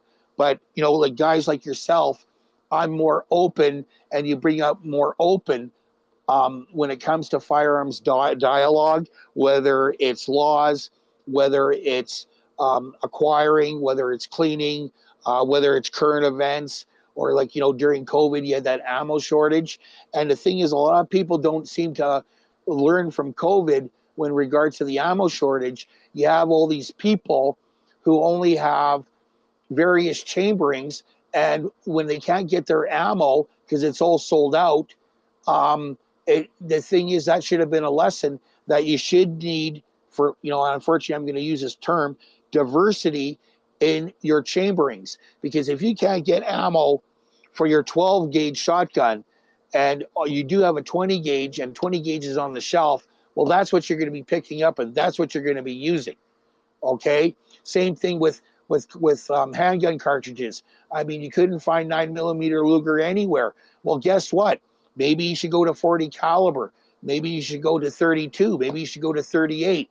I mean, that's a great thing about a 44 Magnum. They're ambidextrous when it comes to 44 Mag or 44 Special, or a 357 Magnum. They're ambidextrous with 357 Magnum and 38 Special and 38 Special Plus P, right? Or like even some of the Ruger single actions. I mean, some of them would come up with a double cylinder. So you have 22 long rifle and then you have 22 Magnum. Or you have some of this stuff where it does 45 ACP and 45 Colt or 45 long Colt. So the thing is, for what you're doing, when it comes to the diversity of your cartridge chamberings, that's a good thing. When it comes to any kind of potential shortage, or whether it's artificially done, whether it was like COVID related, or when it comes to any kind of shortage due to rationing manufacturing facilities, when it comes to military contracts, law enforcement contracts, other government contracts, versus commercially made ammunition for the masses. Because those ammo companies, whether it's Federal, Remington, Winchester, or CCI in Idaho, they're going to take care of their bread and butter, and their concern is making the money off the government contracts before they get the money off of making your common civilian ammo, right? Because it's always going to be the government contracts that comes first, then the domestic market for guys like yourself and guys like me who are part of the international market. We're on the bottom, right? I mean, their bread and butter is the continental United States when it comes to their revenue, and anything else that they make outside the United States, it's basically gravy. They don't necessarily need it. It's just a little bit extra. I mean, it's nice to have, but they're going to be taking care of their own domestic market first and foremost, before anything else in the world, right? So, yeah, no, I can understand about your your thing, and how the irony of some people are in regards to, they'll use these common things, whether it's a motor vehicle, a motorcycle, a skill saw, or whatever. But the thing is that they have this kind of mental paralysis when it comes to firearms, because firearms, when used safely, are one of the most safer things. Now, I can understand with the gun lock, in your sense, you don't really need it because you don't have any kids or whatever. If you're in an environment where there's younger kids, I'm not gonna, hold my nose when it comes to a cable lock or one of those master locks, right? Or if you're dealing with other factors like the wife, where, yeah, okay, the wife doesn't mind you having guns for target shooting or hunting, but she may not necessarily like guns in the house because of not so much of domestic abuse, but it has to do with young children. There could be a thing where the husband is strongholded, where they store their guns at their brother's place because the wife doesn't want any guns because she has this over paranoia about her kids getting hurt. But if your guns are secure, that shouldn't be an issue if they're properly secured, whether it be in a cabinet or or with a locking disabling mechanism, right? But in your case, that's not really applicable because you don't have any kids, right? So it all depends on the situations. Same thing with the ranges. It depends on the location, the situation, how it's built. But there's some of these people, power goes to their heads and they don't think straight or they don't think at all. And they basically, these are the people who come up with these asinine ideas and policies. They don't have their boots on the ground. They don't have the sense of touch when it comes to this stuff. And they overdo it, and it has nothing to do with safety. It has something to do with they don't have any legitimate base knowledge and or critical thinking skills when it comes to setting up, whether it be range policy or safety policy, etc. When it comes to this stuff, or even the overall mentality of Canadians versus Americans when it comes to firearms. And that's the reason why I most of the time I clam up when it comes to the firearms issue, right? When it comes to a Canadian, space. But anyways, I'm going to leave it at that because I'm getting a little bit of cotton mouth here. Oh, no, you hit on a lot of good things. So most importantly, we're on number 7 now, so I'm going to crack that. So yeah, no, I mean, you hit on, so like I said, back in, I don't want to put out, but many years ago, like my dad kept his guns in the laundry room, right? They were all in cabinets, nicely displayed, everything. He was mostly a duck hunter, so I think I was too young to remember exactly what they were, but probably mostly shotguns. And that was common, right? They were in there. They were because of course, yeah, I was a little kid. I stared at. Of course, I would grab my underwear in the morning and then stand there and stare at the beautiful beasts. But I mean, that's what I grew up with, right? And so I mean, on that level, I know too. I actually was in a car accident a number of years ago. It didn't cause too many problems, but I had a separated shoulder. Right? I know too many people. I'm just gonna mute you because I hear you breathing. But let's see. So it's this thing. I know so many people. I remember when I got my wisdom teeth pulled. It was actually my cousin who was the dentist or the orthodontist or whatever it was. And he was talking about he would go black powder hunting, right? 'Cause you get the earlier season and everything like that. And so I come for everybody. I know one person directly who's. And I think that was there's some speculation on that. It was probably a murder. It's a very complex situation. But I mean, I do actually know another probably half dozen people in my life who've as we all do, right? We know people who've died of suicide. So even if it was a suicide, but it's very sketchy. It was in a certain I don't want to go into it, but because I brought this up with my brother one time. I was like, well, I don't know anybody. He's like, oh, well, so and so. I'm like, oh, okay, well, that's a special circumstances, right? But yeah, I know people who are missing fingertips, right? Like I said, people who are experienced, who spend all day with skill saws, that one time and everything. And yeah, I don't know anybody directly other than that one situation. And like I said, that was intent, right? It wasn't an accident or anything. That was whether it was suicide or murder. That was intent on either side of that, right? That's really what it comes down. And so I mean, this is where yeah. So you were talking about the FUDs, they get ritualistic. It's oh, don't do this. Don't. It's and somebody's pointing out. It's oh, don't fire a gun unless you shoot it. And it's well, how do you open your Glock to clean it, right? You gotta clear the chamber, you gotta empty the mag, and then you gotta pull the trigger, right? That's how bad these people are. Even if you close, it's well, you got. It's oh well, you can get one of those and somebody's showing it these special things that's the metal pole that you find. It's you're gonna stick that in your house. You've emptied the chamber, you've looked at the chamber, you've emptied the magazine, but oh, don't put your finger on the gun until you're going to pull the bullet because you're going to shoot something. It's that's how rich. It's almost like I said, there's no other way. It's ritualistic. It's almost superstitious. It's like you observe. I mean, that even goes further than right, because I mean, the Canadian training for the PAL is good, right? Prove it's safe. All that stuff. Observe the chamber, all that stuff, and whatnot, right? You know what's in that gun at that point, right? It's like you could pull the trigger on your Glock to clean it, right? You don't need some special metal thing to like. It's like, oh, I don't know what's in there. It's weird, the ritualistic, like, and I always say, I mean, that's the other point, right? It's common sense, right? If I had children, right, or whatever, I'm a single guy. I live with my brother. He's you know more than an adult too, right? Like, and I always say, like, if my cat figures out how to get into my firearms and fire those, I'm creating a YouTube video channel, and I'm making millions of dollars, right? Because I'll have the gun firing cat, right? You get cats and guns, right? I'm sorry guys, I'm not going to talk to you anymore. I'm going to be too important because I'm going to be the guy with the gun firing cat, and I'm going to milk that cat because cats live a while. But I mean, but yeah, back to that. I mean, you hit on a bunch of things. Yeah, like the diversification of this, right? Like, it's always weird to me. Like, there's even people I follow, and they got like 20 45s, right? 20.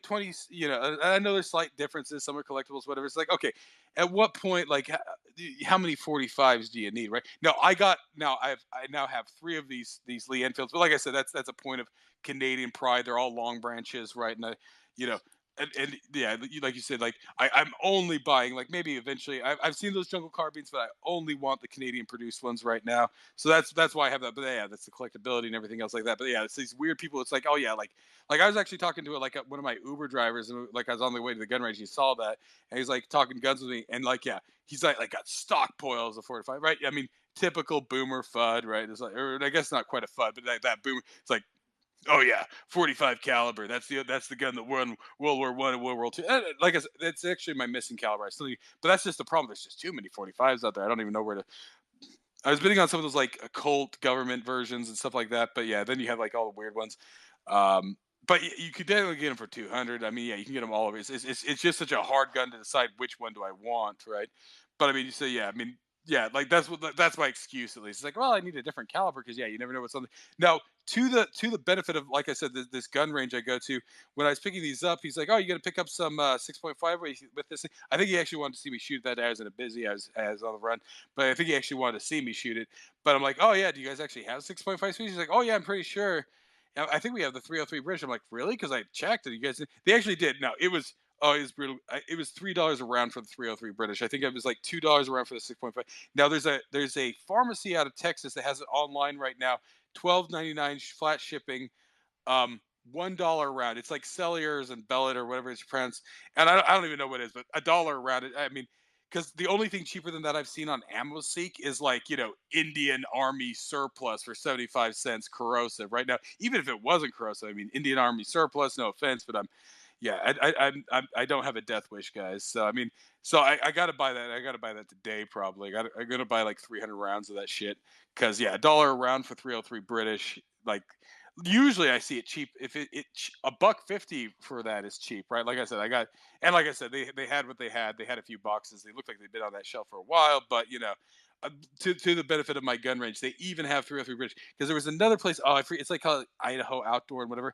That's where I bought a bunch of the Russian rim for the Mosin there, and they had it like the flat rate, like whether you buy it in case or whatever, is 75 cents a round, right? It was Wolf, right, which whatever, so it wasn't even corrosive, because like even the corrosive is usually running like 65, so like non-corrosive. I actually got to go back there and buy more, but they had like tons. Like I was even able to get, like, they had like 44 Magnum there for 80 cents a round, right? Because normally I was going to Cabela's and I was getting 60 cents a round. So they had everything. That they didn't have 303 British there at all. I looked up, unless they put it in a weird place. So the gun range when I originally, they did have it in like it was to like the left of the 6.5. It's just like in a weird slot. Usually it goes in order there, but that one was off. So I mean, that's just the problem. So I need to buy that 303 British, because now I have 3. I might sell one of these. We'll see when the next one comes, which one's better and all that stuff. Because I have the sporterized one, which of course, like they drilled for the receiver to attach this old scope to it. It's a decent scope, but like I actually don't even know the year on the receiver, because it was like it's 1940, because one of the holes is right through the last number there. So that one I definitely will be firing. Like I said, luckily it's full full barrel, because usually when they sporterize those Enfields, they always cut off like 6-7 inches. Actually, this one's nice. too, because to a certain extent, and it's the only one I've seen done like this. When they sporterized it, they left a little bit of the top handguard, maybe like an inch, so that they could still keep the original band around the where the strap attaches there. So it's kind of nice in that way that it actually still even has that little inch of stock there, right? So because some of them usually they're shaved down and everything, but yes, I mean that one I definitely will be firing. Maybe I'll get a better scope for it since it already has the drills in it and the position on it and everything. But yeah, no, I mean, and this is like you touched on like the way people act about the guns. It's like like the FUDs and all this stuff. And this is why I rip on a lot of people in Canada because like they're just not demanding more, right? It's like, well, I don't need handguns. I just want my AR-15. But they don't understand that. Yeah, first they came for the handguns and I said nothing. Then they came for my SKS and there was nobody to speak for me, right? So I mean, that's what they're setting themselves up for, right? What is it like the gun lobby up there? It's just it's awful. Now, actually, I did have one big question for you. So I put it out there jocularly, not so much because originally when I was living up in Canada and I was like, oh well, I might get my pal, but I want to go back to the States here soon because it's getting retarded up here. What would it take, right? You got to transfer down to an FFL there, obviously. What are the rules? So I know you can't like if you have any handguns, you can't transfer those anymore. Can you still sell those to somebody in the States? Could you as a PAL holder ship that to an FFL? Like could I buy your handguns from you? Not you, and I'm saying anybody, right? Do you know what the rules are around that? Can you still sell your handgun to an American?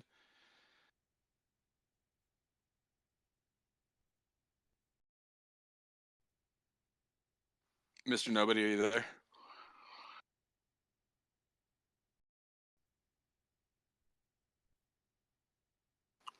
Thomas, can you hear me? Can anybody hear me?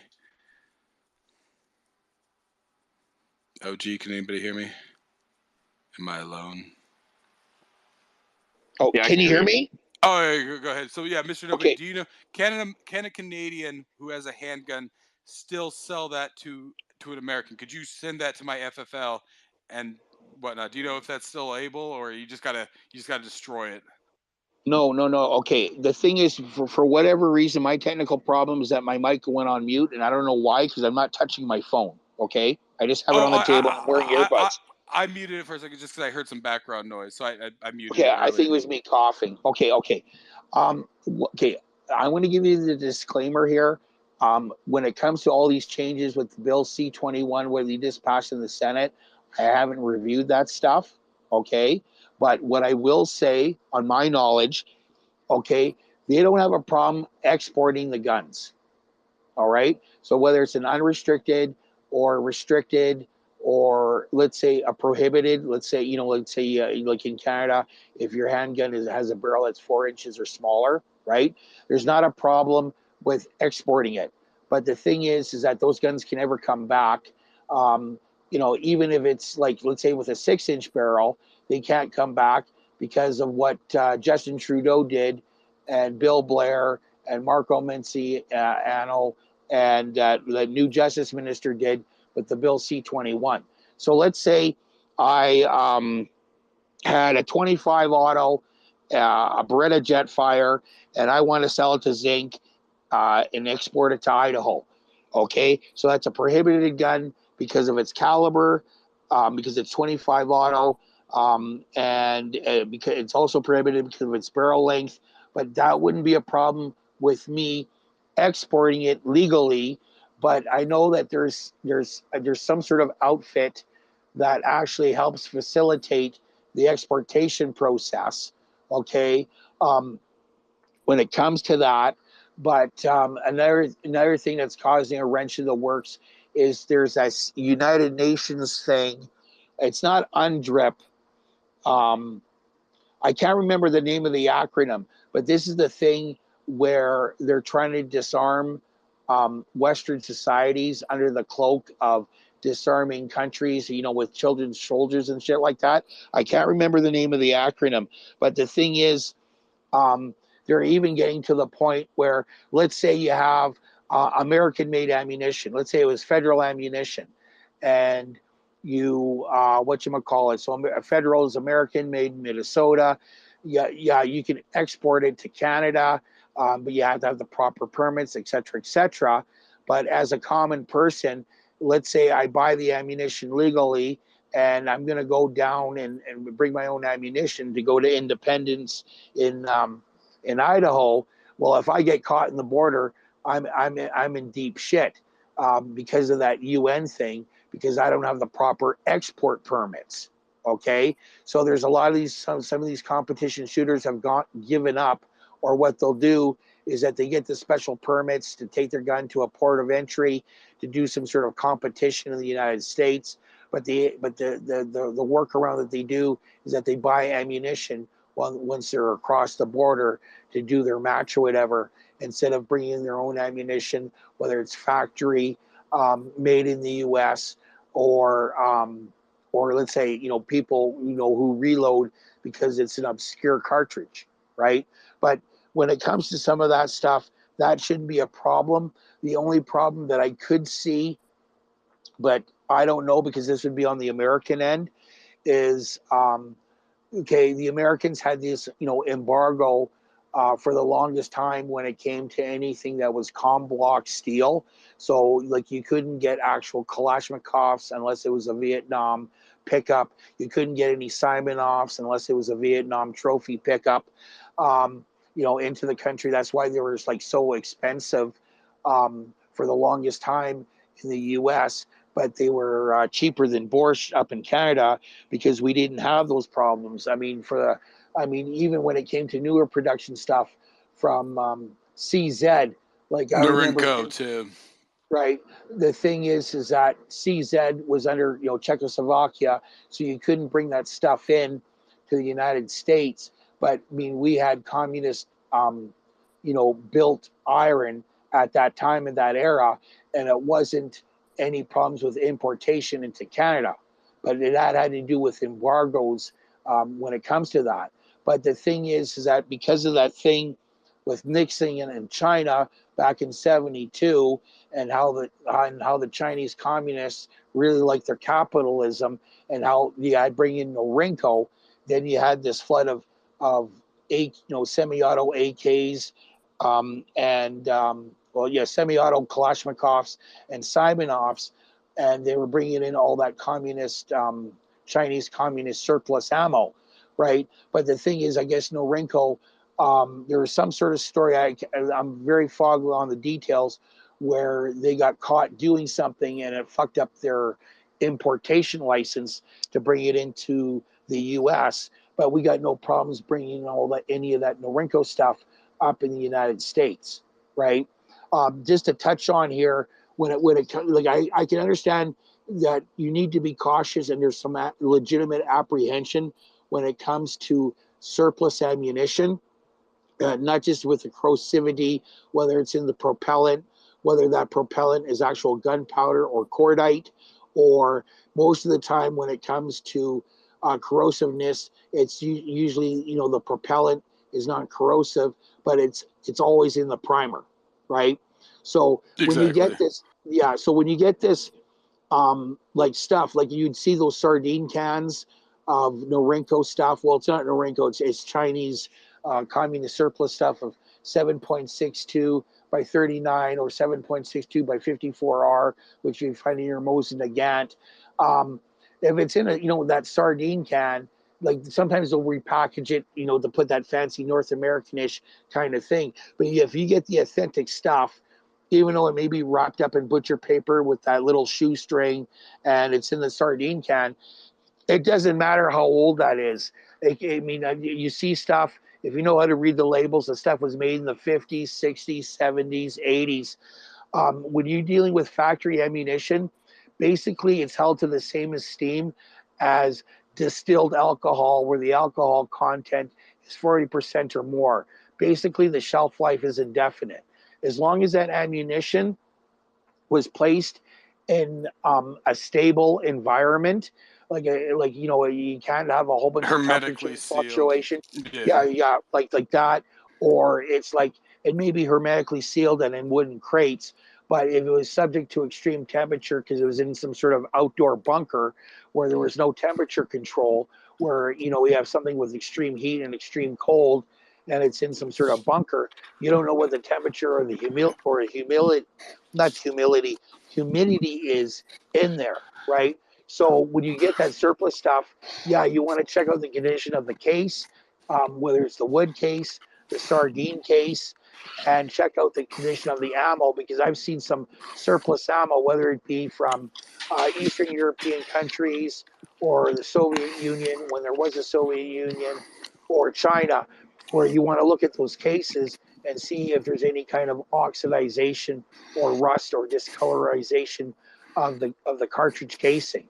That's why they put all that lacquer shit on that communist block stuff, so it doesn't prematurely oxidize. Because I've seen, whether it's blue green or green blue, depending on the ionic charge of the copper used on the cartridge casing, where you get that oxidation right on the cartridge case, and even see some of it grow on the bullet itself. You may have to take a little bit of steel wool or one of those Brillo pads or one of those 3M pads just to get that oxidization off and to see how bad or how minimal the damage is before you detonate that cartridge, right? So you do have to check with that. With the Indian stuff, I don't know. I mean, it doesn't snow. They don't have winter in India. But the thing is that, we're dealing with questionable It's humid. practices. It's humid though. Yeah, that's the thing. They've got water. They got water in the atmosphere, and if it's not sealed up properly or whatever, they're probably, you got to be, a cause of concern. Like, to me, I would rather see this Indian ammo in my hand and do an inspection first before I would buy anything. And if you're not in a position to do that, just pass it off. It's not worth it, right?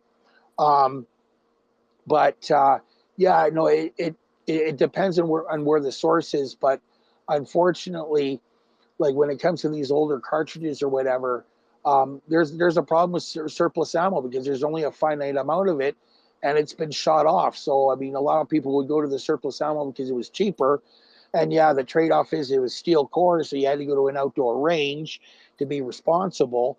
Um, but the whole point of the matter is, um, if it's not just corrosive but corroded, that's a cause of concern, right? No, mind you, a lot of this stuff, it's not brass case, it's steel case, and with brass, it's a lot more resilient when it comes to corrosion versus steel.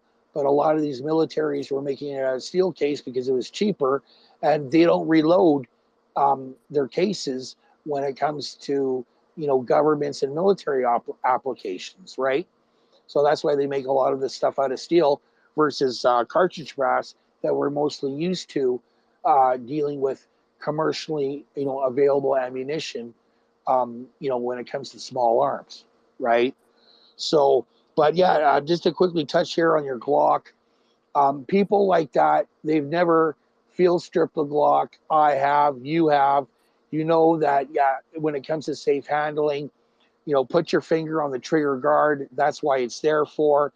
Check the chamber, take out the magazine. Yes, after you inspected it to make sure that there's no cartridge or casing or whatever it is. Yeah, of course you have to squeeze the trigger because that's how you have to field strip it when you got those like two little tabs that you have there to remove the slide from the frame, right? I mean, you can't field strip it if the gun is cocked, right? That's just the nature of the way Glasnost Glock designed the damn gun, right? So these people who come up with these stupid asinine rules, they've never done it, so they never had the hands-on experience. And it's what can you say? Dunning-Kruger. They think they're smart, but in fact they're actually morons, right? So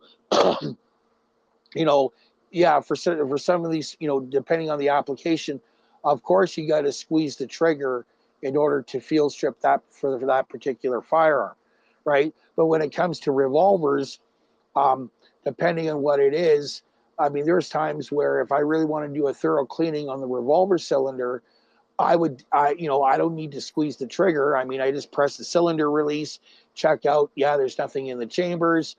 And then I would take a specialty slot screwdriver and undo that set screw on the crane, take the cylinder out, make sure I just rescrew a little bit on the crane so I don't lose that damn screw, and do a thorough cleaning on the cylinder, right? Um, but yeah, in that instance, yeah, you don't need to touch the hammer. You don't need to touch the trigger. What you do to verify if the gun's empty is press the cylinder release, right? But that's the nature of a gun, because a semi-auto is drastically different when it comes to revolvers, right? So, yeah, for what you just mentioned there, a lot of these people, yeah, they just don't know what they're talking about because they never had the hands-on experience, and they're trying to do a blanket catch-all for everything, and that not mean necessarily be applicable for that particular firearm, right? So, but anyways, I'm just gonna leave it on that at that there, and I'm gonna need a glass of water here. Oh yeah, no, you touched on a lot of stuff. So I mean, like I said, this is the difficulty, and like you've touched on it, when you're talking about guns from a Canadian point of view versus like American point of view, right? Because of course the pressures are different. You know, real politics. You gotta. So like, yeah, when I'm talking in a Canadian space, you know, I'm talking about the locks and proper handling and all that stuff. On the American side of that, right? Like I said, nobody's actually right. So this is the thing, right? It's that ritualistic, right? So I mean, I'm not going to deny it, right? When I first got my Smith and Wesson, I mean, of course, I knew it was safe. I checked it, right? I was sitting there with it, right? Even, of course, my paranoia, right? Like, I still do it. But, of course, at some point, I'm just spinning that chamber. I'm dry firing right in my apartment building, right, with several hundred units, right? Like, this is not something I would say as a Canadian. And I'm not asking you to say, I'm saying this purely as an American. For anybody out there listening, Mr. Nobody is obviously not doing what I'm doing. I'm a dumbass American, whatever. But that's what I'm saying, right? It's that rhetoric, right? Like, and everything else, right? Like, I mean, and of course, I will say this: I love firing my Smith and Wessons, but god damn, they get dirty, right? Like, I actually had to bring like I got one of those like prepackaged like what is it? It's the Rem oil, right, to wipe down and everything, right? Like I fired the Glock, didn't need that. I'll clean it once I'm home, right? But of course, you fire even just a few rounds through a revolver like that, and it's just dirty. It's just dirty everywhere. It's on the chamber, it's on the cylinders, it's on the pin, it's on everything. It's getting out there on the frame, just dirty. I mean, I love firing those things, but then like it's essentially like cleaning 7 barrels, right? You have to each of those cylinders is its own little barrel, so you got to get the patch, you got to patch the patch, you got to scrub it, you got to. I hate clean like I mean I actually like cleaning my guns for the most part, but when it comes to the revolvers, it's just so tedious. But I mean, and just like one round through there, and you got to do that, right? Just one round, and you got this filthy beast, right? They're dirty, dirty, gross, right? It's Well, the thing is that you're using smokeless powder, right? And as long as it's non-corrosive, I mean, yeah, I understand what you're saying. Believe me, because I've done it, right? And using an oversized brush to clean the cylinders because the cylinders are larger than the bore diameter of the bore, right? So yeah, and we have to clean it 6 times, or if it's a smaller frame revolver, 5 times plus the bore. I understand it, or carefully taking a little bit of flitz and cleaning off the burning scorch marks off the cylinder of where the bullet leaves. Yeah, I've done that, right?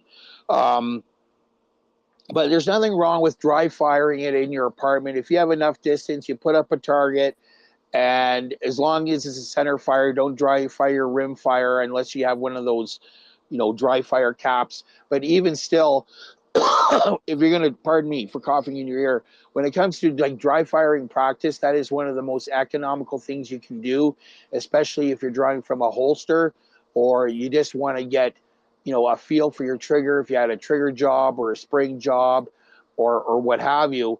Or when it comes to doing classroom work with someone who's never handled firearms before, okay, when it comes to loading and unloading, there's nothing wrong with dry firing with preferably snap caps, the ones with the little spring in them, not the ones with no spring, because those are just garbage. There's nothing wrong with that, but it's just when it comes to certain aspects of firearms, like I'm not going to talk about self-defense unless it's in the bush. That we hear that when you're dealing with Americans, they're a lot more level-headed, and they're not like this. But mind you, yeah, you've got those FUDs And to me, they're the quislings of the gun control advocates, because the thing is, all they give a shit about is, yeah, it's okay to ban guns as long as it's not my $25,000 Perazzi shotgun, or not my, $7,000 to $8,000 Weatherby African game rifle. You can't ban those. But I remember, on a Canadian talk show radio station, and you had this dipshit FUD who came on, and it's like, oh yeah, we don't need handguns in Canada. I don't understand why you need a handgun in Canada, blah blah blah. But as long as they didn't take away his SKS, right? Well, guess what? They want to take your Simonoff away from you. Surprise, surprise! Because if they're going after one, they're going to go for all of them, and that's the Overton window. They want to go into the radicalism. That's their bottom line. Whether it's Police Savant in Canada or any of these other anti-gun groups like the Doctors for Gun Control or the Coalition for Gun Control, they're all a bunch of liberal sock puppet lobby groups. And because of what happened in the FLQ crisis in 1970, it's always been that mentality that we want to slowly disarm the Canadian public. It doesn't matter whether you use your guns nefariously or in legitimate uses. They want the civilian population disarmed up in Canada. And that's just the Liberal Party of Canada philosophy, that the only two groups that should be allowed to have firearms in Canada, according to the Liberals, is the state, whether it be the police and the military, and the criminals. Because it's important for the criminals to have guns in Canada, because that legitimizes the state to have guns in Canada. Because when you have all these laws, and then when you go to other laws, when it comes to bail release, why are these people who are committing acts of violent crime or all these other firearm offenses that we wouldn't do? Because guys like us will follow the law and do proper importation, exportation of whatever, right? They're not concerned about that. But when they get caught, it's catch and release bail. But when but the thing is that they're giving the screws to the person who wants to use firearms in a legitimate, lawful, non-nefarious, circumstances, right? That's just the mentality up here. And I try to warn people in the past, and I get laughed at. Oh, you're a tinfoil hat guy and all this other stuff, because they had the cognitive distance in their fucking brains that they were in self-denial, that they don't want to take them away. Well, guess what? This is not my first or my second or my third or my fourth Canadian gun ban. I see the patterns. This is what they're doing. And if you haven't woken up by now, then you know what?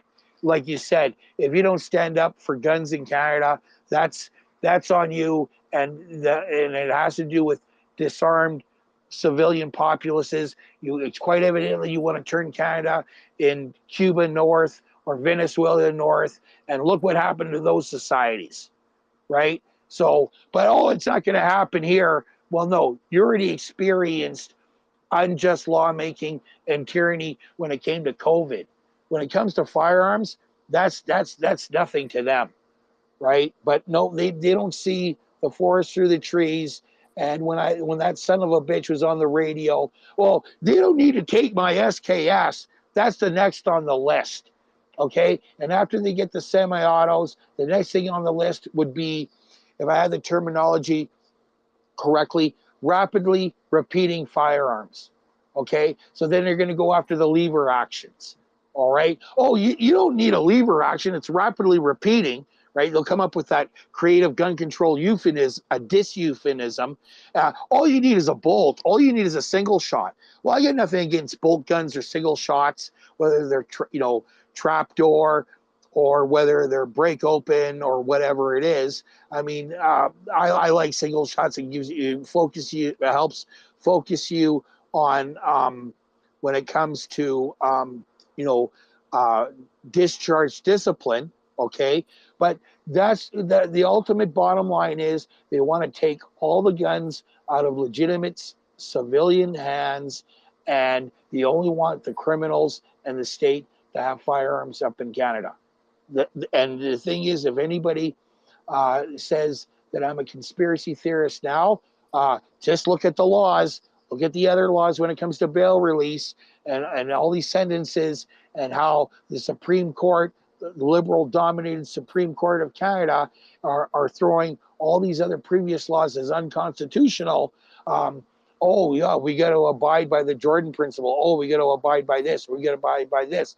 With these kooky, case laws, I'm sorry, we're going down the road of tyranny, right? And yeah, I agree with you, Zink. A person may not necessarily, guns may not be their deal, right?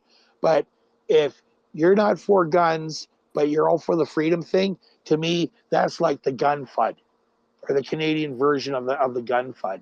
You're not a real patriot. You're not you don't really embrace freedom, because freedom is that I want to live in a country where I have that option to exercise the freedom of legitimate, legalized firearms ownership. If somebody doesn't want to own a gun, fine, that's their business, okay? But that doesn't give them the right to deprive me of legitimately owning and using firearms, and it should not impede me, okay? If Why do you need an AR-15? Why do you need cartridge magazines that has 15 or 20 rounds or 30 rounds in it?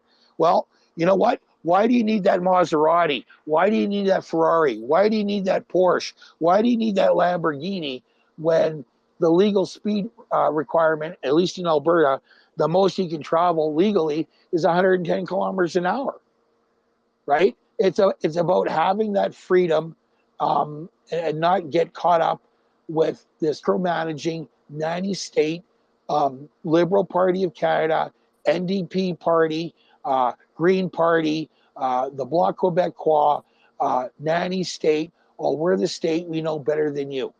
Okay? And if you don't believe me, look at Cuba, look at Venezuela, look at China. What happened there in 1989?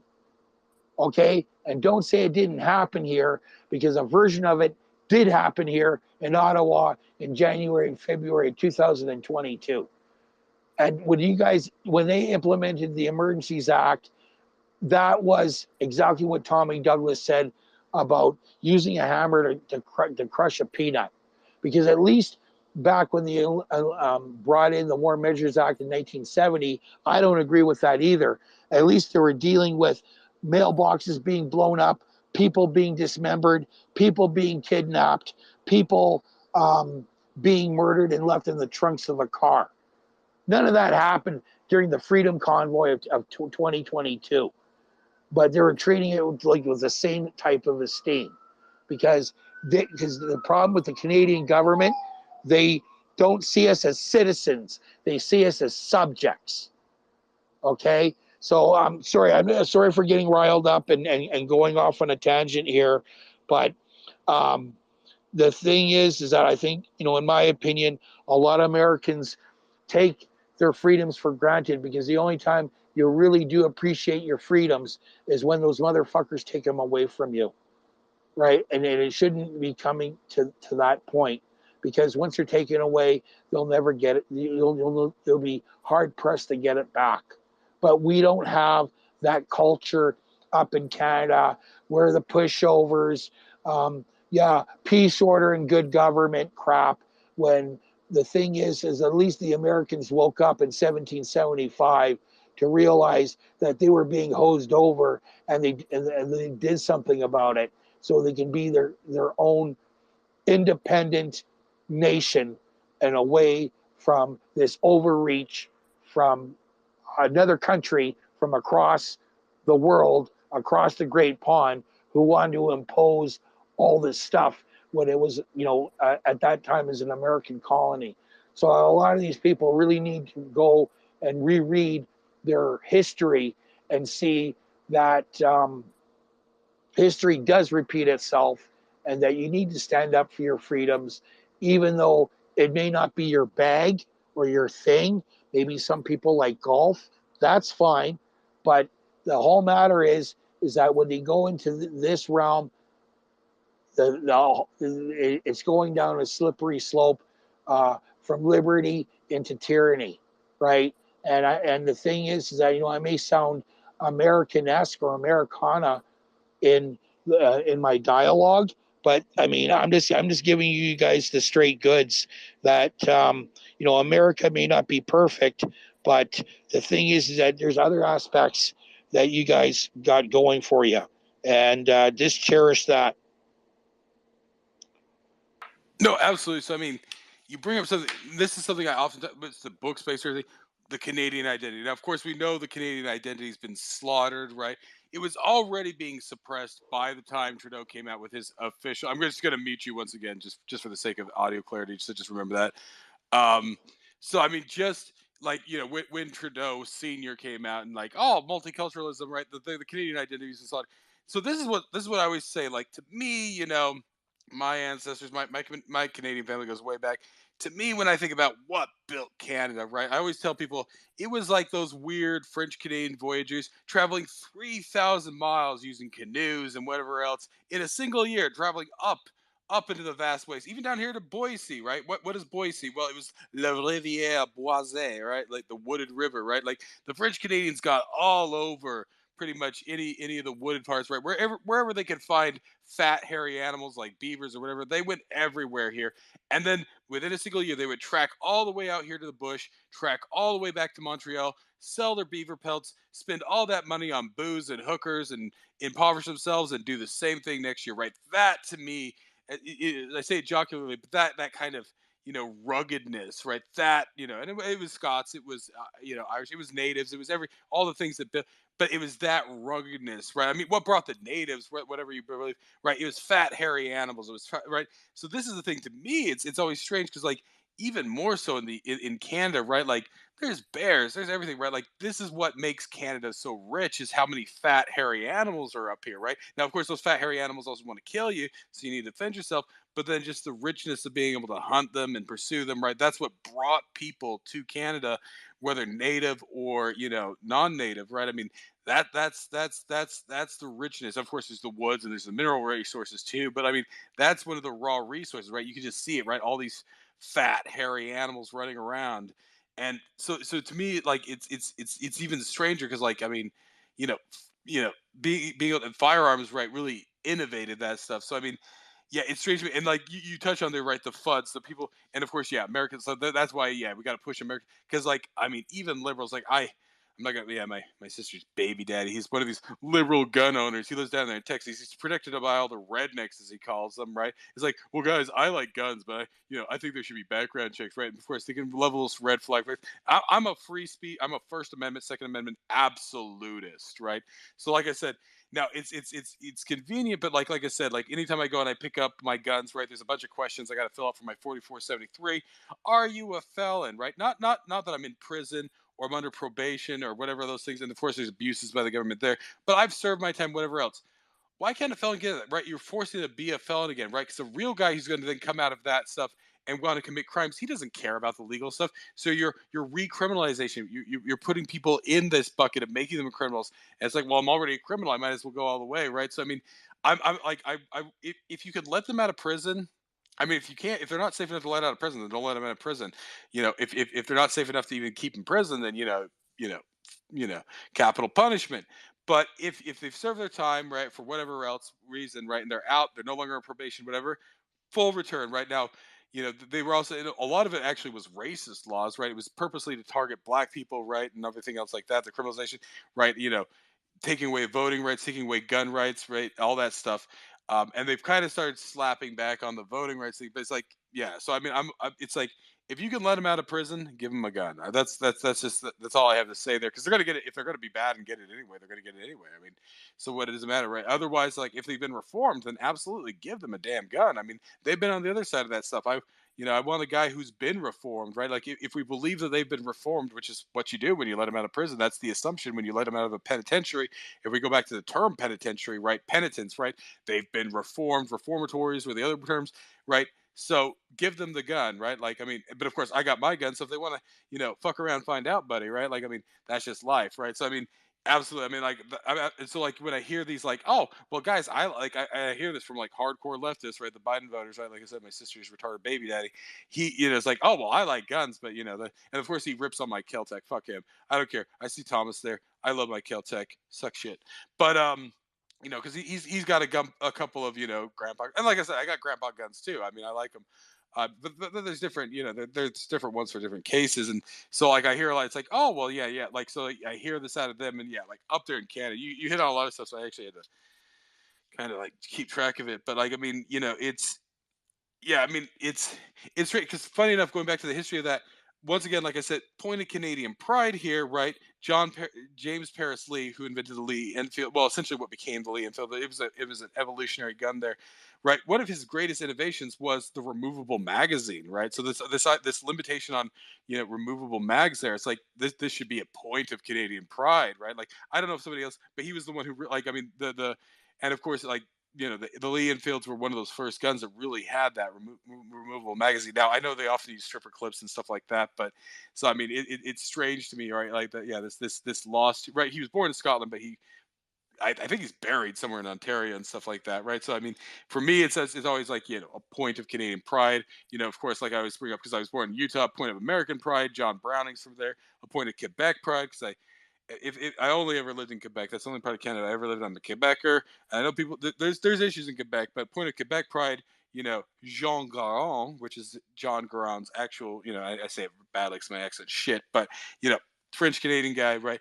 So I mean, point of you know Canadian pride should be firearms, right? Like that's my biggest irritation with all this is that like, you know, this should be something Canadians are proud of and everything. But of course, the modern Canadian identity, and I say that in air quotes, right? Since Trudeau Senior, there has been reactionary to Americans. We're Americans, but not right. We're Americans, but not right. Like there's a lack of like really establishing. Like I said, this is what drives me at the wall and everything else. And I don't know if you've seen it. It's something that people keep coming in here because of certain things that have been going on. Like I'm getting really like irritated with this sort of like cuckery in Canada, and so I've been ripping hard on because like I've been trying to remind people. And of course, people just say like, "Oh, why are you ripping so hard on Alberta and Saskatchewan?" Because I expect more out of them, right?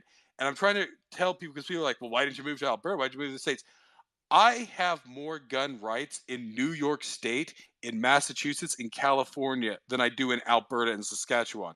That's a fact, right? The worst American states, and that's not even just gun rights, that's even with COVID and everything else. The worst American states are still better than the best Canadian provinces. And at this point now, like, because there's a lot of it's like, oh, well, it's coming for you guys.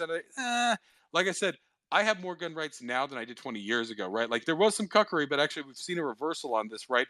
We've seen, the assault rifle ban, whatever that fucking meant, right? Died 20 years ago, right? We're seeing a lot of states like Idaho, you know, and Utah and stuff like that, actually going from going concealed work and permit to permitless, right? Like I said, I got the enhanced mostly because of the stupid federal instant background check and my stupid fucking common name that will always put me in that. But it's fine. I usually go and shoot. But like I said, some days I just want to go in and pick up my guns. I got to go do shit, right? And so now with my ECC there, like they just keep it on file and everything. Like I said, this is like I said, like yeah, like independence indoor shooting, right? You can tell the orientation of the people in there, right? Yeah, I mean, people in there, you know, not fucking around, right? Like actually, half of the staff are walking around open carrying, right? Because they're also working as range officers, right? Like everybody, I mean, it's almost assumed it's like they just have a rule coming in. It's like, yeah, keep your gun in your holster when you're on the shop floor there, right? And that's just good. That's just politeness, right? You don't pull your dick out in the middle of a subway station. You don't pull your gun out in the middle of a fucking store, right? I mean, that's politeness and everything else, right? You know, I mean, when I'm getting like if you're doing stuff, you're working with the gunsmith, yeah, you're pulling out, you're looking at it, you're pointing in a safe enough direction, right? I mean, but I mean, you know, it's practicality like that, right? You don't need to be like whipping your gun out when you're like, whatever. You can look at that stuff. So I mean, but that's the orientation, like I said, of that stuff. And I mean, yeah. So I mean, that like this is the thing. So out there on the timeline, I'm trying to get Canadians, like you said, I want them angry. Now, if they fucking hate me, that's fine. I don't fucking care if they hate me. It's like, why are you ripping on my province so much? It's like, well, because your province, you need to realize, yeah, it's better. Guys, I lived in Quebec, right? Like, and of course, like I always try to explain to people, what they did in Quebec is what they're trying to do to the rest of you, right? They cucked Quebec a long time ago, and like I said, point of pride, Quebec was the original province. Everything, it's the complexity of Canada, it's the richness of Canada, and everything else, right? But I mean, so I'm trying to get the Albertans and Saskatchewans who are just sitting there like, oh, well, at least I don't live in Quebec. It's like I said, I gave up on Canada when Mo enforced the QR codes. I'm like, there's no safe place in Canada, right? But even more so, like I said, New York, I would take 10 acres in New York over 1,000 acres in Saskatchewan at this point, right? That's what I tell people because I still feel free. Now I'm not in like New York City at that point, but upstate New York. And New York's weird. If you actually look at New York's laws, New York knows it's complex. The capital's in Albany. 99% of the population, or 5% of the population, is in New York City, but they realize that most of that state is rural, right? That most of that state is rural, and they have different rules outside that. But so yeah, I mean, the reality is I have more rights in rural New York, rural Massachusetts. Actually, people don't understand, right? Because the Canadians always focus is like I always say, Canadians only. It's California, New York, Florida, and Texas, and everything in between. They skip over everything else. Actually, the worst state is Massachusetts. That's the absolute worst state. But I don't know, maybe Connecticut or one of those little itty bitty states, Delaware.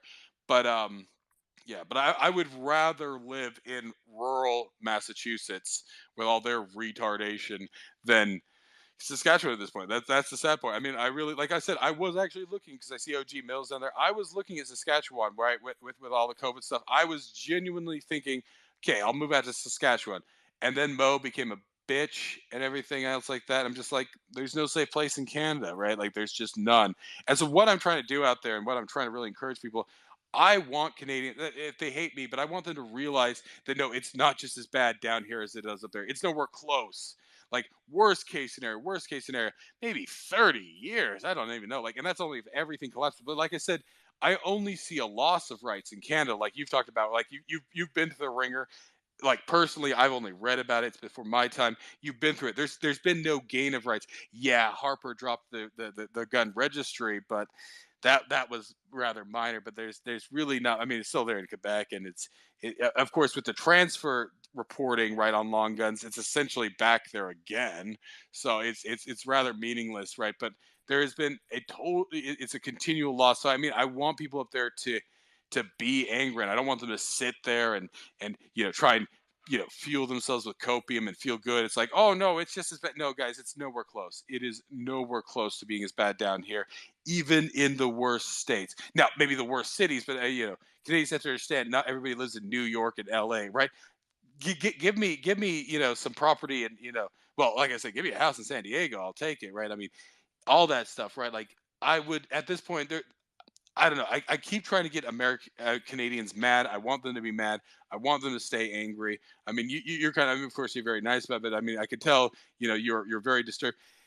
This is what we need. We need Canadians to be angry about the loss, right? This copium, because then, of course, on the other side, Americans come in. It's like, oh yeah, no, I mean, we're not much better off than you guys are, because of course they're worried about a hangnail, while as far as rights go, whereas Canadians are like losing a leg, and so it's copium on the Canadian side. It's like narcissism on the American side. It's retarded. So that's what you hear in these spaces. It's this constant, just like circle jerk. It's like, oh yeah, it's just no, it isn't, guys. And so we need the Canadians mad and demanding more, and we need the Americans to look up there and say, we're nowhere near close to that, but goddamn, we do not want to even get close to that. Because like you said, yeah, they're going to come from the SKS. I mean, look at what they have in Australia, right? I think you can only have single bolt, like single shot, right? Like no magazines, whatever. Now, once again, to your point there. Now, I am looking at some Benellis. I'm maybe not actually looking at some of those weird ass German combination guns, right? Because the Germans and the Italians lost it, so they make really good, guns like that. Like, so I actually have been, like, of course, yeah, they're always like $25, $100, like you said, like they're, or if not more, right? That's like entry level. So actually, I am bidding on some of those weird ass German combination guns and shit like that. But that's all they got. That's all they got, right? You said, yep, you can have an over under, and that's it. That's your high capacity rifle, weapon there. It's just so. I mean, that's really what I'm trying to drive home to people is to demand some more of this shit. So I saw your hand up there, Storyboy. Just jump in there.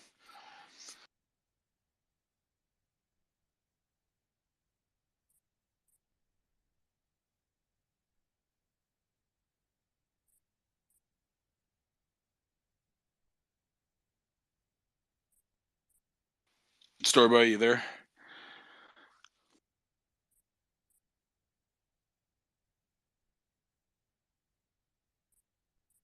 Well, if Storyboy comes up, maybe he's doing something. But like, oh, what was else was I going to say? There was something else I was going to touch on there. I can't remember now. Something about the Germans. Oh no, that's what it was. So I don't know if you, yeah. So Mystery Nobody. So I followed him for a while. He's supposedly like, I mean, way back, like with all the freedom stuff and COVID and everything. There was a Scotsman who came in, and actually, to his credit, he's actually a Scotsman who actually, oh, because you can own some amount of guns there, so he actually owns some shotguns and stuff. But of course, he was complaining about like, oh, self-defense rules and concealed carry and all that stuff in the U.S. Right? So, supposed freedom fighter in Scotland, but yeah, complaining about, you know, concealed carry in the U.S. Yeah, fetish. Yeah, yeah. No, I mean, I know that when I'm in a Canadian space, I get to adjust my my tone, my vocabulary, how I carry myself. That's why when when you're a dual citizen, but the thing is that that's why I feel more comfortable in, let's say, in an American-based um, Twitter space when it comes to this stuff, because I'm not as open, because it's a different mentality up here. And when it comes to that kind of, this anal retentiveness when it comes to firearms up in Canada, like I don't go for it, right? But yeah, Real I was quick, just number 8. okay. Yeah, because the only thing that I can say legitimately beneficial when you're trying to juxtapose Canada and U.S. to the gun laws, like we don't have that 14-inch restriction like you have down there, where you need to pay your $200 transfer fee, and I think it's a class 2 thing. I mean, there's SPRs, not, yeah. yeah. So the thing is, it's. I mean, when you're dealing with, let's say, a Remington 870 with a 14-inch barrel, or one of those Mossbergs with a 14-inch barrel or less, we don't have those restrictions and conditions like you do down there, right? As well as we don't have to deal with, the FFL dealer to FFL dealer, situation that, depending on, on the firearm, is that it can be, mailed directly to you, because that was one of the things that they did with the NFA in 1968 in the States, because of the supposedly Lee Harvey Oswald thing, is that he got his gun by mail order, right? So I mean, the thing is that there is a way that you can do it by mail order. I mean, they still do your check and your verification, where you can come where that the gun does come to your door, right? The only thing you need to be concerned about is it safe for you to do so if you got porch pirates or you live in a high visibility neighborhood, okay? um, because yeah, just going by for what we see here, there's one time I ordered a firearm through the internet. It was legally can come to my door, and I had the UPS thing, UPS tracker, and all this other stuff, blah blah blah, and the fuckers left a package right on my front door, and I did sign up for the notifications, but somehow that package was there out in plain view for about 5 hours, and I was very fortunate that nobody came in and took that package. Now, to be fair, it was during COVID, but it was still supposed to be signed, right? It wasn't signed. The son of a bitch left it on my doorstep, and it had a firearm in it where I legally, ordered it directly, where I can do that in Canada. So, I mean, there's very few aspects where it's better in Canada than it is in the the United States. But overall, even when you're mentioning, like, some of these blue states with their firearm laws, like they have in California, Massachusetts, Connecticut, Delaware. I can't remember any of the other anti-gun states, or what have you. And it's kind of funny because when you have a state like Massachusetts, yeah, it's mostly Democrat, but Massachusetts is also the home state of Smith and Wesson. And then you got And Connecticut. Springfield. I mean, that's where the Springfield Armory was, right? Yeah. Thank you for correcting me. I don't have a problem with that. Yeah, Springfield, right? And the thing is, you have Connecticut, and that was home to Colt Firearms and Marlin, right? So before Marlin got bought out by Remington, they were in Connecticut too. Because and it's just kind of funny is that when you have this industry in this state, you'd think maybe the state legislatures would be a little bit more firearms friendly, but they're not, right? So versus where, because even Sturm Ruger, I think they started out in Connecticut. I think they got a production facility in Arizona as well. But the state, the obvious, Arizona is a lot more firearms friendly versus some of the other states that you have there in the Union, right? Pardon me sorry for coughing in your ear. But the thing is, you got some of these other, more obscure guns, like an actual Holland gun with their break open over and unders, where it'd be two different centerfire rifle cartridges, or a centerfire rifle and a shotgun. Like some of the old Savages were like that, where you had these combo guns that took two different chamberings, in a break open, or what have you. But yeah, you got these FUDs, these elitists, where as long as my trap gun, my skeet gun, my sporting clays gun, or my grandiose, over expensive, elf and big, African big game rifle is not touched, I don't care about all of this stuff about whether it be handguns or all this other stuff.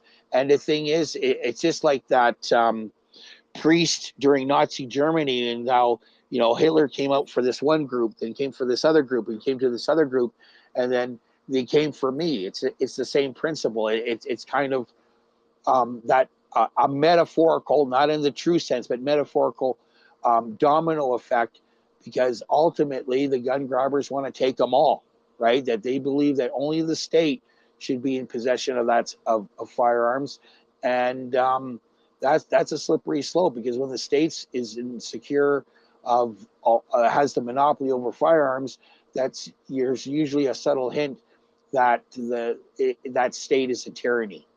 Okay, whether it's Cuba, China, North Korea, Venezuela, or like the UK. I mean, they've been sodomized when it comes to private firearms possession. Same thing with Australia. Same thing with New Zealand.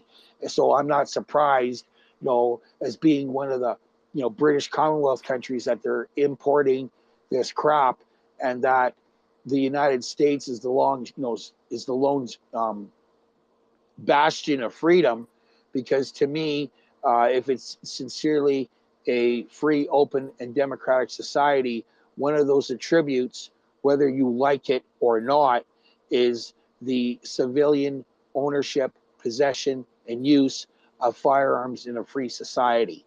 Okay? Because I'm very skeptical when a government prohibits the common person. I'm not saying the criminal or whatever, or somebody's who misuses firearms, but the common person, they may not be interested in guns. Just like, hey, I'm not interested in golf. I got nothing against golf, but it's a cause of concern when you got laws that prohibit the common person, as long as they meet certain thresholds, right? I mean, that's another benefit about Canada, is that we're allowed to legally own handguns at 18 years of age. Yet in the United States, it's mostly, depending on the state laws, most of it is 21 years. I think there's maybe one or two states where the law is 18 or 19, but otherwise it's 21 across the board, just like it is for consuming alcohol, right? So I mean that's another anomaly, because when it comes to alcohol consumption here, legal alcohol consumption, um, down in the States, it's 21. Up here, it's usually 19, except for Alberta, Quebec, and Manitoba, where the drinking age is actually at 18, right? So that's where you have all these little differences, or where sometimes it's better, but the trade-off is overall it's shit. I mean, they kind of give you these little tokens if you realize it, but I would rather live when it comes to firearms in what is referred to as a free state, when it comes to that kind of stuff, because to me one of the attributes of freedom is private ownership, use, and possession of firearms, when it comes to the common individual who's not going to use it for legitimate, lawful purposes. No, yeah. And what's funny about those quirks there, right, where Canada is better off than the U.S. And it's funny because it's coming from the leftists, right? All of those can be assigned to racism or prejudice, right? So, like, yeah, certain guns, like the short barrel rifles, were associated, like I said, Italian mafia and crime like that. Like, all the gun, like, so all these leftists who are like, oh, racism, gun laws, right? Or even the people who come in, it's like, well, weed was done for racism. All gun laws in the U.S. were passed around racism. So, like, now, is the racism issue as big of an issue in the States as the leftists are pushing? I don't think so. Not anymore. Now, there was a historical, but the irony is that all the gun laws come out of racism, right? So I follow a lot of, like, black gun owners on Twitter. Like I said, before all this COVID shit, guys, I was mostly following, like, 3D printers and gun stuff like that. And now I've gotten back into that because I just don't have time for, stop the shots and all that stuff anymore. This is the more pressing thing I mean, that's important, but I mean, this has been the ongoing thing. This is what I follow. And so, like, I follow, and this is, you know, this is where, like, all those weird quirks there, like, every single time. And funny enough, you know, all these leftists too, right? They complain about elitists and all this stuff. In the countries where, like you're talking about Australia, Germany, Britain, where you can actually have a gun, they make it an elitist thing, right? Like, to be a German firearms owner, right? You're you're well off, right? Like, they make it inaccessible to, your average chick, and you're right, like, the guns overpriced, the permits and everything else like that, right? You have to have money, so it's an elitist thing, right? And of course, like I said, personally, I mean, I am somewhat of an elitist, but from a moral point of view, these people who claim that, the 99% and all this leftist bullshit and collectivists, right? They're taking it not away from the elites, right? All the people on Epstein Island could probably hunt people, right, and use the, whatever caliber they want, right? But so yeah, it's very strange there now. When we talk about this stuff, because of course they've been trying to run. Now I'm very concerned because I always said, now, for a number of reasons, if I ever went to Europe, I haven't been to Europe yet, but I always wanted to go to the Czech Republic. One, and whatever you think of it, the best looking porn stars I've ever seen, like the most beautiful women I've ever seen, are always in the Czech Republic. I think it's because they eat beer and sausage. They're, like, fit in all the right places, right? They have a fantastic beer, right? Like, Czech, and it's cheap and everything else. But the Czech Republic also has one of the best. It's not quite constitutional, but it's quite right. And of course, I don't have any CZs yet. I know Thomas has opinion on CZs, but I have been wanting a CZ. I just don't need, like, unfortunately, mostly what they do in are guns that I'm not like. If I'd gotten if I hadn't gotten the Beretta, I probably would have gotten a CZ. I like those metal or aluminum bodies and everything else like that. And I know there's people, I don't know, but the Czech does actually. I think they bought out Walter actually too, right? So I mean, this is the shift, right? And of course, there was a meme going around a while back, like, leftists is like, oh, well, all of you Americans like European guns. What, how does that make you feel? It's like, well, at least we can shoot them, right? The irony is, yeah. I mean, there was a time, like we talked about all of it, right? The British, the Mausers, right? And that's of course where the fascination with the Civil War. Of course, like when I was younger, I read a lot of Civil War stuff. Where that shift, right? And like, the history of guns is actually kind of the history of Western industry and everything else like that. Like, you could see this shift where, Britain in the 19th century was making some really excellent guns. So was Germany and stuff like that. And then you see the rise of the American, industry is really correlated with the rise of American guns, right? Because like you talked about, like there's that period right in the 19, like late 1800s, right, like 1999, 1899, like the Mauser, like where these were handmade, but also to high specifications, right? It wasn't like random, like if you go back to the 1850s, right? It's very they had high quality control. It's just like musical instruments, right? So anybody who doesn't know anything, whenever it comes to musical instruments or like some of these, guns, pre-war, because after World War II, everything's mass produced and everything else like that, and whatever you get, right? But like you get this period from like about the 1890s to the 1930s where guns, musical instruments, furniture, it was like any if you're into any form of collection, right? Like that 1890 to 1930, right? Like there's a high production value, but it's still somewhat handmade, right? There's some guy going through and still stamping each part of that Swedish Mauser and all that stuff. So it's interesting, like as you dig into these guns, like kind of like what you actually kind of like learn about the history of of of of the Western world, or even the Eastern, right? Like even as then like the Japanese start to ascend, right? The Japanese, very rapidly go from being, running around with samurai swords, and they're not great, but like the Arisakas and stuff.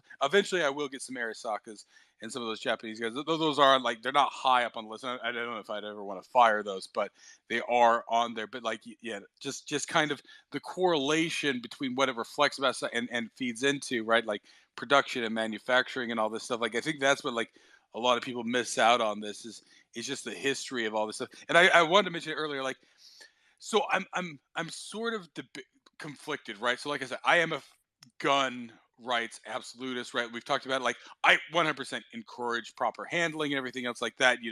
The exception to the rule, and it's good to teach people the rules up front, just like anything, right? You teach people the rules so they know when they can do whatever. And so the Canadian PAL, course is a good course. Like the manual, that's a great manual, right? It goes through the history of guns. It talks about cannons. It talks about matchlocks. It talks about wheel locks and all like all that history of firearms, and it has beautiful illustrations. And I've actually even read the French one, just kind of bone up on French from time to time, just because it's a beautiful manual. Now, I encourage everybody, but once again, I don't want to put barriers to entry. So I would highly encourage everybody. And like I said, like I would tell people like that's why like a while back I ran that space, right, trying to get women, right, for the angels there, trying to get women, right, because like I said, if I had a daughter, guys, I would instantly get right, because like I was trying to tell that Scotsman, because he's like, oh well, you Americans are pussies, you can't get in a fight. It's like nobody. I'm the guy. I'm 6'1". I'm a biggish guy, right? Like I'm not like I'm not like MMA, but I done martial arts. Man. I'm not worried about being. I don't want to scrap, right? Just because some random drunk dude's on the street, right? Like he was like showing me some video. I don't want to get into some fight, right? Like, and even more so, like I said, I don't look like a bitch. So if you're starting to fight with me, I got to get real worried about why you're thinking you can take me on, right? You're either up on PCP or you're MMA. Like it's like, yeah, no, I want to grab the Glock and I'm just gonna finish this shit, right? Once again, as an American, blah blah blah. And it's just yeah, like, but if I had a daughter, if I was shorter, absolutely, and that's what I encourage people. Like I said, that firearm makes me as a 6'1", big, muscular guy equal to a 5'2" woman, right? Like you put a 9mm in my chest, I'm not having a good day. I mean, it's just a fact, right? I mean, so I mean, this is what's always strange to me, even more so, because like even when it's like, and like I said, it's weird because people go left and right, and of course everybody in my family took the jab, and this leftward shift of all this stuff. Because like I said, my mother, yeah, like in her day, she did the NRA stuff. She grew up in Utah. Now, of course, she's up there, and I like them. Don't get me wrong. Like I like my mom's. She married a few years back again, and I like the guy. Like he's the best of what when Canadians say, "Oh, we're nice people." No, most Canadians are actually pieces of shit. I will stand by that. Canadians are very unpleasant people. This guy, though, is actually what Canadians wish they were. He is actually a really nice guy. But and of course, he was in the military. He used to do like diving, retrieval of bodies, and all that stuff. But of course, he's still got that like we talk about that FUD mentality. Ooh, and like so, I was trying to get like say it's like, oh yeah, I got a Lee Enfield because like I mean he's an old dude, right? So I mean like when he was in basic, he was using the Lee Enfields, but even then it's strange because yeah, they've shifted them, right? Like, yeah, this is a guy who, was in basic in like the '60s, probably. Trying to think of how old he, but yeah, he probably knows the lead. But even then, they're just still kind of caught up on so they've been shifted, and so the same with my mom. So it's just yeah, like how do you get it back in them, right? Because yeah, they've been kind of fed this line. It's like, oh well, the AR, and if you know as well as I do, right? That's actually the joke. It's like, you know, oh, an AR-15, right? And there's like, a building's collapsing. Like this is a single round. Like an AR 223 is a bitch round. Now, of course, they get into it. Like, yeah, when those people, and of course, they're all trannies, right? The trannies going and shooting up schools and stuff like that because they're emotionally unstable, right? Yeah, it's going to do damage on a child, but that's about all. Like, I mean, the 223 is not, and even in my, so actually, and once again, like I get into this all the time, this division in Canada. It's a psyop, right? Because actually, some of the most hardcore shit I'd ever heard out of a Canadian's mouth was when I went to my firearms training courses. Right, these are French Canadian dudes. I went to the English ones where they're speaking English and stuff like that, and they're talking about freedoms and rights and all that stuff. Like, now, of course, they're being recorded by the RCMP because that's what they do now. But they're like, so they can't go too far, but they're like talking about stuff like in a way that I hadn't heard out of most Anglo Canadians, right? All these hard ass Saskatchewan and Alberta people, right? Like, like, yeah, like it's like, yo, they're stripping away our rights and freedoms, right? Like, so like that's the psyop here, is that there's some hardcore motherfuckers in Quebec, and this is what gets forgotten and stuff like that. But like, so I mean, yeah, this is what I'm trying to re-inject is this demand back into Canadians, because like you said, yeah, it's the FUDs, it's all these other guys. It's like, you know, they it's like, oh, I don't need handguns. I don't need handguns. I don't need. It's like I got, bitching about their stupid little AR bitch guns. Well, you can't legally hunt with a handgun in Canada. Yeah, I understand that whiny shit. And the thing is that no, you can actually legitimately hunt with a handgun, depending on what it is, chambering wise, depending on what you're hunting for, right, on the specific kind of game. But they got this anal retentive thing and how it's inhumane, and that's just a bunch of BS. Because the thing is that when you got these manufacturers like Sturm Ruger, where they come up with their single six, where they have their own little scope mounting system, that proprietary scope mounting system on some of their guns, they're meant for handgun hunting. Even the ones that are chambered in 22 Winchester Magnum, right? Because they're going after small game or whatever. And the thing is that to have a handgun in the bush, whether it's a thigh holster or on a hip holster, that's a nice thing to have. But you can't legally do that up here, above the 49th parallel, even though you can do it in the continental U.S. and in Alaska. So, but yeah, no, I have to agree with that. This elitist mentality. They put up, all these barriers to prevent the common person from pursuing this hobby. I got nothing against, legitimate sound gun education. Okay. But it should not be, so much a barrier. That, I mean, the thing is, okay, there's the educational component when it comes to legalized, concealed carry. I got no, I kind of got mixed feelings with that. I mean, I got nothing against the educational component or learning to a certain standard, or these are the minimum standards that you need to achieve, versus these people with their overinflated egos who think they know it all, but they don't, right? But yeah, unfortunately, yeah, it's for it comes to especially these floods, whether it's trap shooting, skeet shooting, or equestrian, or they're going on the little fox hunt or golf or whatever. These seem to be elitist sports versus something where it's considered to be a ghetto sport like basketball is. And that's the irony, is that basketball was invented in Canada, but the NBA, how many NBA teams are there in Canada? Just one. I mean, basketball has dominated is one of the sports that has dominated American culture because it's a ghetto sport. It doesn't take a lot of money, um, you know, in order to have the facilities for a basketball game. I mean, you don't need two nets. All you need is one net, a bunch of asphalt. You mount it on the wall, and you bring your own ball, and then you can play 1-on-1, 2-on-2, or what have you, and shoot hoops that way, right? So, I mean, that's one of the Real quick, guys. Number 9. Rick, continue. okay. So that's one of the things is that basketball has taken off in the United States, and like my theory is it has to do with economics, disparity, because hockey is an expensive sport to get into. Um, Football is an expensive sport to get into. Auto racing is an expensive sport. When you for NASCAR, so baseball can be an expensive sport, but when it comes to basketball, or you're looking at the more impoverished third world nations, I mean, the number one sport in the world is soccer, because all you need is 4 stones and a ball, and the stones are your goalposts, and then you have a clearing, and there's your arena where you can have a soccer game, right?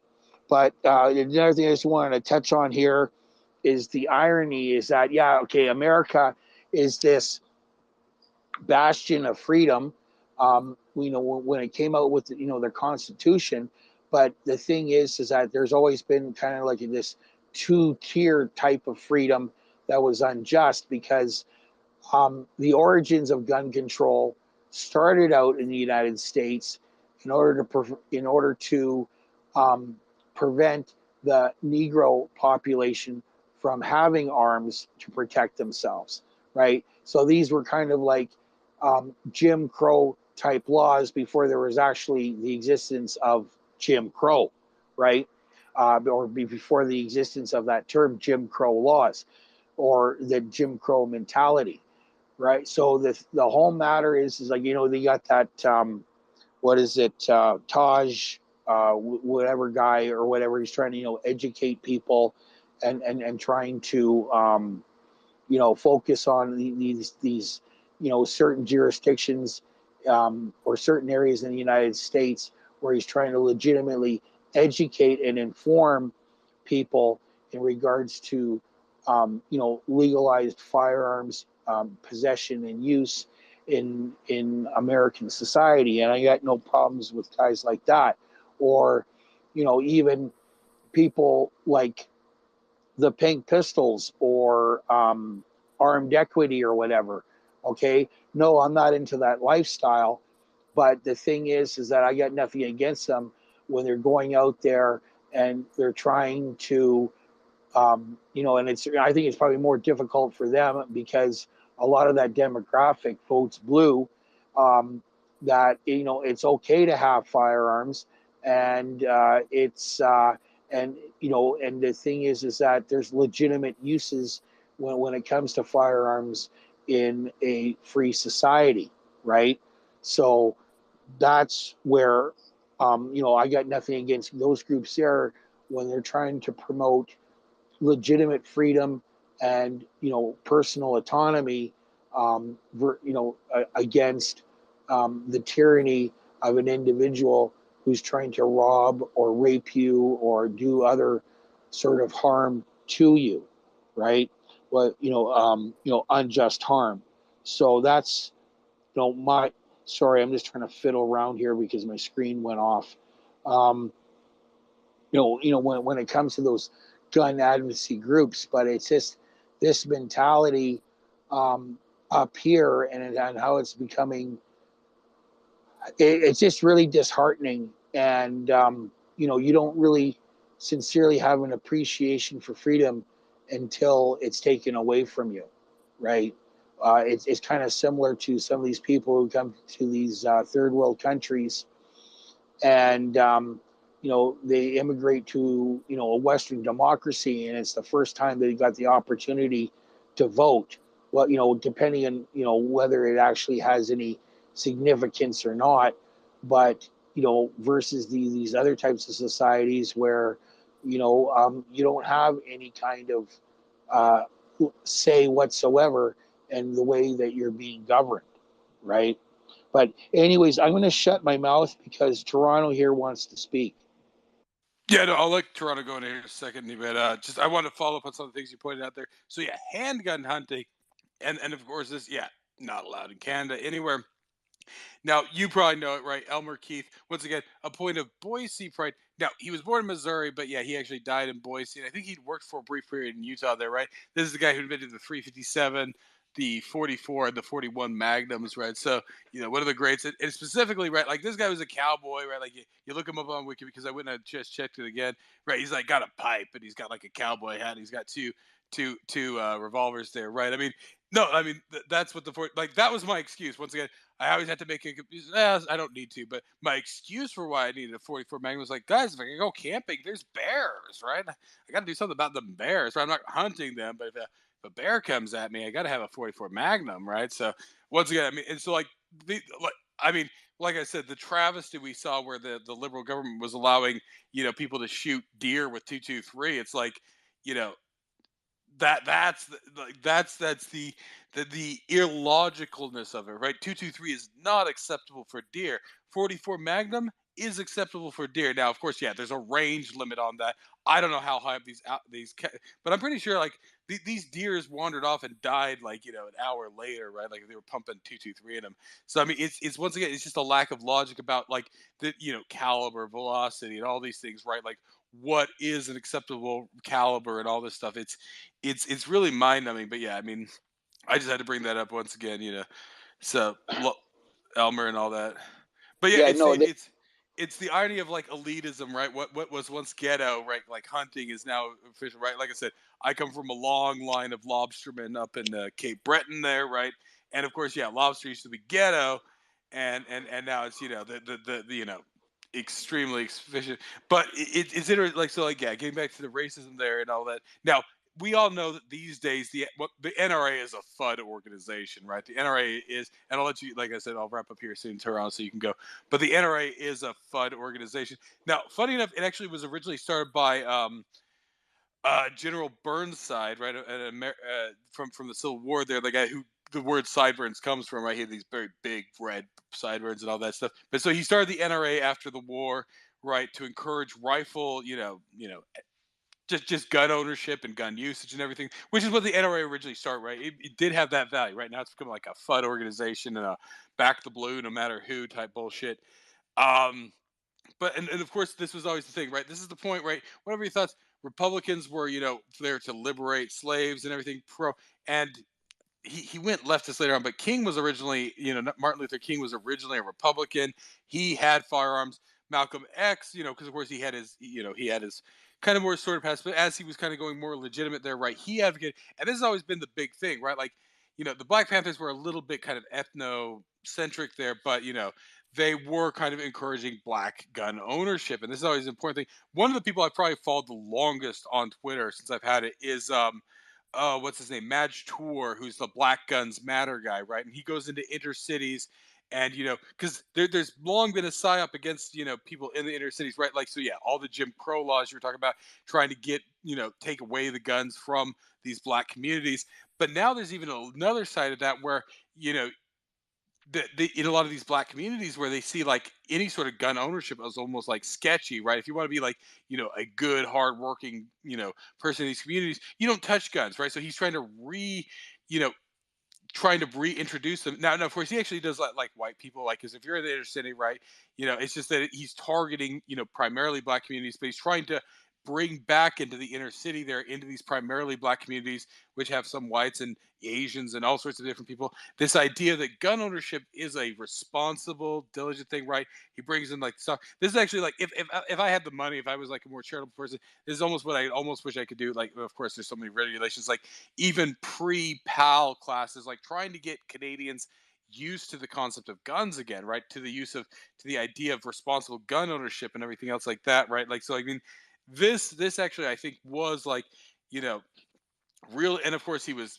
whatever you think, who knows, however you think Malcolm X was, who killed him and exactly, or multiple people, right? That's what he was encouraging. He was kind of encouraging this, like in those final years of his life, this kind of like, self actualization of the black community, which included, responsible, and not just like flippant gun ownership, responsible gun ownership, right? So it's always weird to me that like leftists like it will bring up King and Malcolm X, but then avoid the fact that these guys were, advocating for, and of course, like, then the leftists will actually come. It's like, oh, here's a picture of a bunch of like rural black folk holding some like 22, I think like Ruger 1022s, like in like a trailer place. It's like, how do you feel about that? Gun advocates. Like, those are those are some guys just holding guns. I mean, like, those are 1022s, right? Like, they're not like holding high points, like, dressed up all. I mean, I question like a white guy who's all dressed up like, like all edgy and stuff, right? But those guys look like they're out there hunting varmint, for all I can tell. Those look like they're 1022, right? I mean, I'm not overly worried. I mean, they're probably out there like, shooting like skunks and squirrels. I mean, go ahead, buddy. I mean, I'm all for, black gun ownership, Asian gun ownership, right. I mean, if anything, I have more in common, even with almost like a black ethnocentrist who's into guns, right? Like, as we can say here, I could talk to that guy more than some white guy who I'm related to who hates guns. I have nothing in common with that guy. We were not going to get along. I'll talk to the black ethnocentrist, right? Over guns, because like that's common ground, right? We can talk calibers, we can talk whatever, right? So I'll leave it there and I'll let Toronto go ahead. Go ahead, Toronto. And I don't know what your angle is, Toronto. So everybody doesn't know. I don't know if you're a leftist, Toronto. You're welcome here. It's Christmas Eve. I'm drunk and everything else, but so I'm expecting some maybe dispute here. But like I said, you're welcome, and we're all for it, Toronto. So just so if anybody doesn't know, like, yeah, me and Toronto are having some discussions out on the timeline. So go ahead, Toronto. Hey, thank you, brother. You guys are amazing, and no, I'm not leftist at all. I don't think I am, but I'm Tamil, born in Zambia, but it was Rhodesia at the time, Northern Rhodesia. Lived in Southern Rhodesia. Didn't really have much experience with guns, but I did go out hunting a few times with my dad's boss. They had elephant guns. Killed a giraffe. They make biltong, which is kind of beef jerky type stuff. You're just trying to make us jealous. Now this is too no, far. no. I was young. I was young at that time. You know what I mean? But the thing is, I've not been around guns. I'm in Toronto, in Scarborough, immigrant kind of place, and in the 90s, it was a racist place, so it's kind of people gathered together in ethnocentric groups, become defensive, and long history. But I've traveled and I've met people in Kentucky. I've got very close friends in Kentucky. So this is my observation. With US, I always had this anti-gun thing. You guys are crazy, blah blah blah. And then I met and got close to guys in Kentucky, and they've pure gun culture, like huge amounts of guns. And then I realized, liberals and all these people that talk about, hey, you shouldn't have guns, they don't even know anything about guns, so they're scared of guns. They haven't grown up with guns. But my buddy, his wife, she rolls with what is that? A Derringer, a 38 Derringer. The little ones. A 2-shot in her purse, safety off all the time, right? And nothing, no problems. The hubby, he's into he's got a 45 chrome, and they don't talk about guns the way say if there's kind of an argument online. I've noticed guys from Texas and Florida, it's always like, hey, I'm strapped. I've got a a Glock. But when the guys from Kentucky and a friend in Tennessee, they talk about guns, and it's a life for them. It's something they love and they cherish, and they into collecting. They go out, they go to those like my buddy in Kentucky, he makes his own ammo, right? Like with a press. Then he goes out and he's got long range guns, just him and the wife, and boom, they cherish it. And when they get in arguments with people, it's not like they don't talk about the guns. It's not there for them. But in Texas and Florida, I've noticed that there's this kind of ego, kind of attachment to the gun. And Kentucky guys and Tennessee guys, I have a friend in Tennessee, he lives out in, like kind of like off the grid type of guy, tin roof out in the bush. He has like 600 guns, all brand new, like AKs, everything, and it's like he doesn't show off about it. So I have this kind of view. And then that's why I had this kind of, back and forth with you, think about that defending, because when I talk with guys from Texas and Florida, they're not really ready for an altercation with somebody who's got murderous intent, but in Kentucky, they don't even get into those situations because it's not the guns, they have a much more kind of intimate relationship with guns. Like my buddy would talk to me about the Enfield, the one in World War I. You fire it and then it's done because the clip flies off, and I've learned so much from him, and I have this kind of view. So just wanted to get you guys' take on it. And I have buddies, and you mentioned Cape Breton Island. I have buddies in Meat Cove, and they hunt, and they have a very different kind of take on gun culture or their guns and the way they live outdoors than I've noticed about Albertans. But obviously, my view is skewed because it's online, interactions. So I always have that in the back of my mind. No, absolutely, and I apologize. Like I said, that, like you said, out on there in the timeline, we have 280 characters to have these discussions, and so it's always a little stickier, right? So yeah, you don't sound too leftist there. I know that Tamils can actually be pretty solid on this stuff, so I get that. So like, sorry for that, and like, yeah, so this is the complexity, and like I said, just FYI, anybody doesn't know, I'm recording this space. I also stream it out on Rumble. I have a Rumble channel. Well, like I said, I'm trying to drink 48 beers today for Christmas Eve, because some people were discussing. Like I said, my family's Scotch Irish from Cape Breton, right? Like some people are like, "Oh, 40 beers in a day, that's too much." It's like, I call that maintenance, guys. I call that new Christmas Eve. So that's part of. I'm actually a little behind. I'm gonna have to catch up here, but yeah. So I mean, on that topic. So this is the complexity here. So yeah, I know you're new, kind of here, and I followed you back there. I saw you followed me, and so like I said, that yeah, all that I said, it's a complex issue because I know people are coming from different backgrounds here, like city versus, and like I touched on there, right? Like I know a lot of people who more in a, because I'm both American and Canadian. I grew up mostly in Utah. I lived in Montreal for a number of years. I'm now back in Boise, Idaho. So I've kind of been back and forth, and so both sides of the border, right? So like people who grow up, yeah, in the city, and I understand, yeah, like the complexities, and especially lately with Brampton there and Scarborough and all that stuff. Um, like so people who grow up in these cities, you start to get this like, it's like, well, a good person doesn't have a gun and all that stuff, and yeah, now you've met some guys from Kentucky. Now this is what me and Mr. Nobody have been talking about, right? He's a Canadian. I mean, he has a gun collection that far surpasses mine. He's solid on this stuff.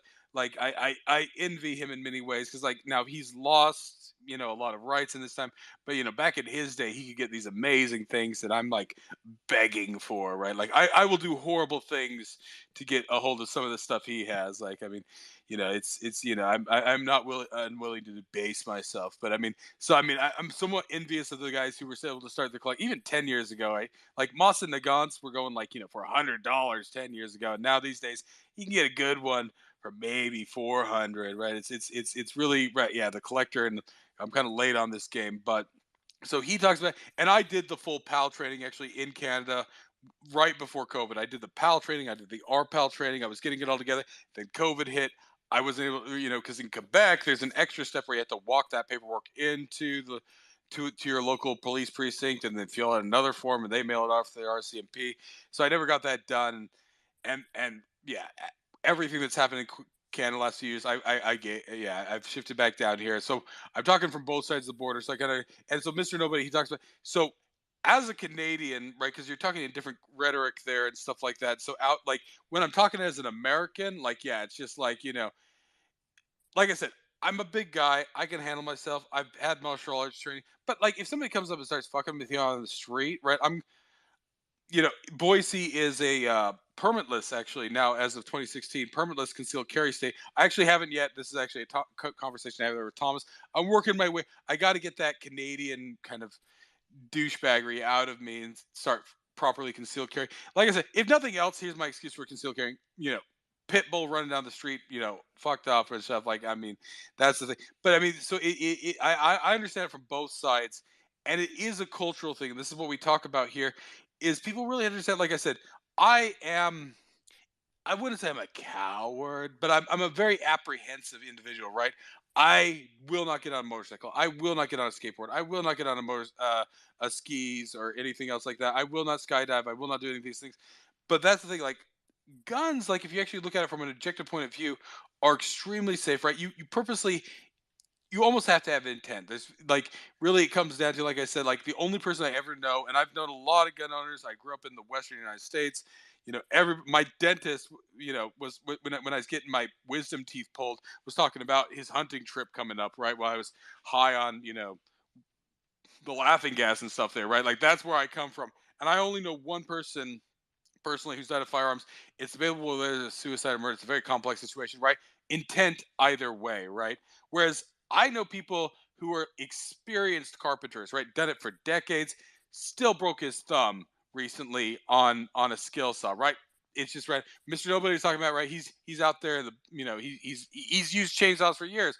One day that chain goes weird, right? Random, right? Like this is what's kind of strange to me. It's just like this apprehension. So that's like I said, Madge Tour there with Black Guns Matter, trying to get inner city communities, primarily black, but also other races, sort of oriented to guns. Because like I said, I mean, really, like I said, I mean, I could be talking to like a black ethno nationalist, right? One of these guys, and if he likes guns and I like guns, I can still get along better with him than my sister's douchebag baby daddy who owns guns, but he's a leftist gun owner and he thinks there should be, red flag laws and all that shit. I can't talk to that guy. I hate that guy, right? I mean, give me the black guy who hates white people who loves guns. We're gonna have more conversation. So I mean, it's a complex, and so I understand. Yeah, from you grew up in, I think you said Scarborough, and I understand like the circumstance, and that's of course what I'm trying to run with these spaces. I've done a lot of spaces on a lot of different topics, and I'm shifting actually more now to guns, um, and it's trying to get people more reoriented. And so like yeah, now I don't know where you're coming from, Toronto. I'm a big PPC supporter. I'm not going to deny that. I'm not even going to argue that, right? Renee's a candidate down there. I don't know, remember. He's somewhere in Southern Ontario runs together for me. I mostly was in Quebec. Everything south of Peterborough is Toronto to me. I'm not going to deny it, guys. I'm not going to make excuses. Everything south of Peterborough is Toronto, and probably even half of what's north of Toronto. So I mean, I don't know if I can't remember if he was Scarborough or whatever. So I mean, this is the thing. I'm a big PPC supporter. And the PPC, right, recently they added to their platform the right to self-defense, which, if you've looked into self-defense laws in Canada, right, pretty much even if it's the most clear-cut case of self-defense, you're still going to get charged, you're still going to get thrown in jail, and you're still going to have to defend yourself over that self-defense. There's a lot of places in the U.S. where if it's a clear-cut case, the cops won't even charge. And that's actually what originally happened with Kyle Rittenhouse, right? The cops looked at this case as like, oh, yeah, no, the guy was defending himself from three fucking, fucked up assholes, right? Like, good on the kid, right? It was some, overly political prosecutor who then went and prosecuted. The cops were like, good on you, buddy. Stay safe, right? Like that's the kind of like mentality that a lot of states. So I understand it's complex and like nothing's straightforward, right? Because like yesterday I had a Scotsman who I've known this guy for a couple of years. He's been on Spaces, right? Freedom, right wing guy, and as a Scotsman, he even actually has two guns, right? You have to go through a lot of shit as a Scotsman to get your fucking guns there, right? Even if they're kind of bitch guns, in my opinion, right? But so I can respect him, but he's like, oh, well, here's a video, and this guy, like, another guy, like this other guy was coming up, tearing off his shirt, like trying to fuck with a smaller guy, and the guy like pulled out his gun. He's like, back off, buddy, back off, back off, back off. Then the guys come swinging, and actually, if anything, the guy shoots him in the leg. Like I said, I soon after that, I actually had a guy who's ex law enforcement. He's like, "Oh, we never shoot in the leg. We shoot center mass, right?" So I mean, that's where I'm coming from. So I'll let you go ahead, Toronto, and just see what your thoughts are there. Yeah, so like I don't know anything about PPC, but I've never voted Liberal. When I came here, I was just dumb, voted NDP. But now I don't. None of those parties they're just crooks for me. The Conservative Party, I've never, really. I see stuff that I like, but then at the same time, they're in it for themselves. So are the Liberals, and the NDP are like the most sneakiest. I don't like the Liberals because they're sneaky. And the thing is, my attitude changed when I started hanging out with these guys from Kentucky.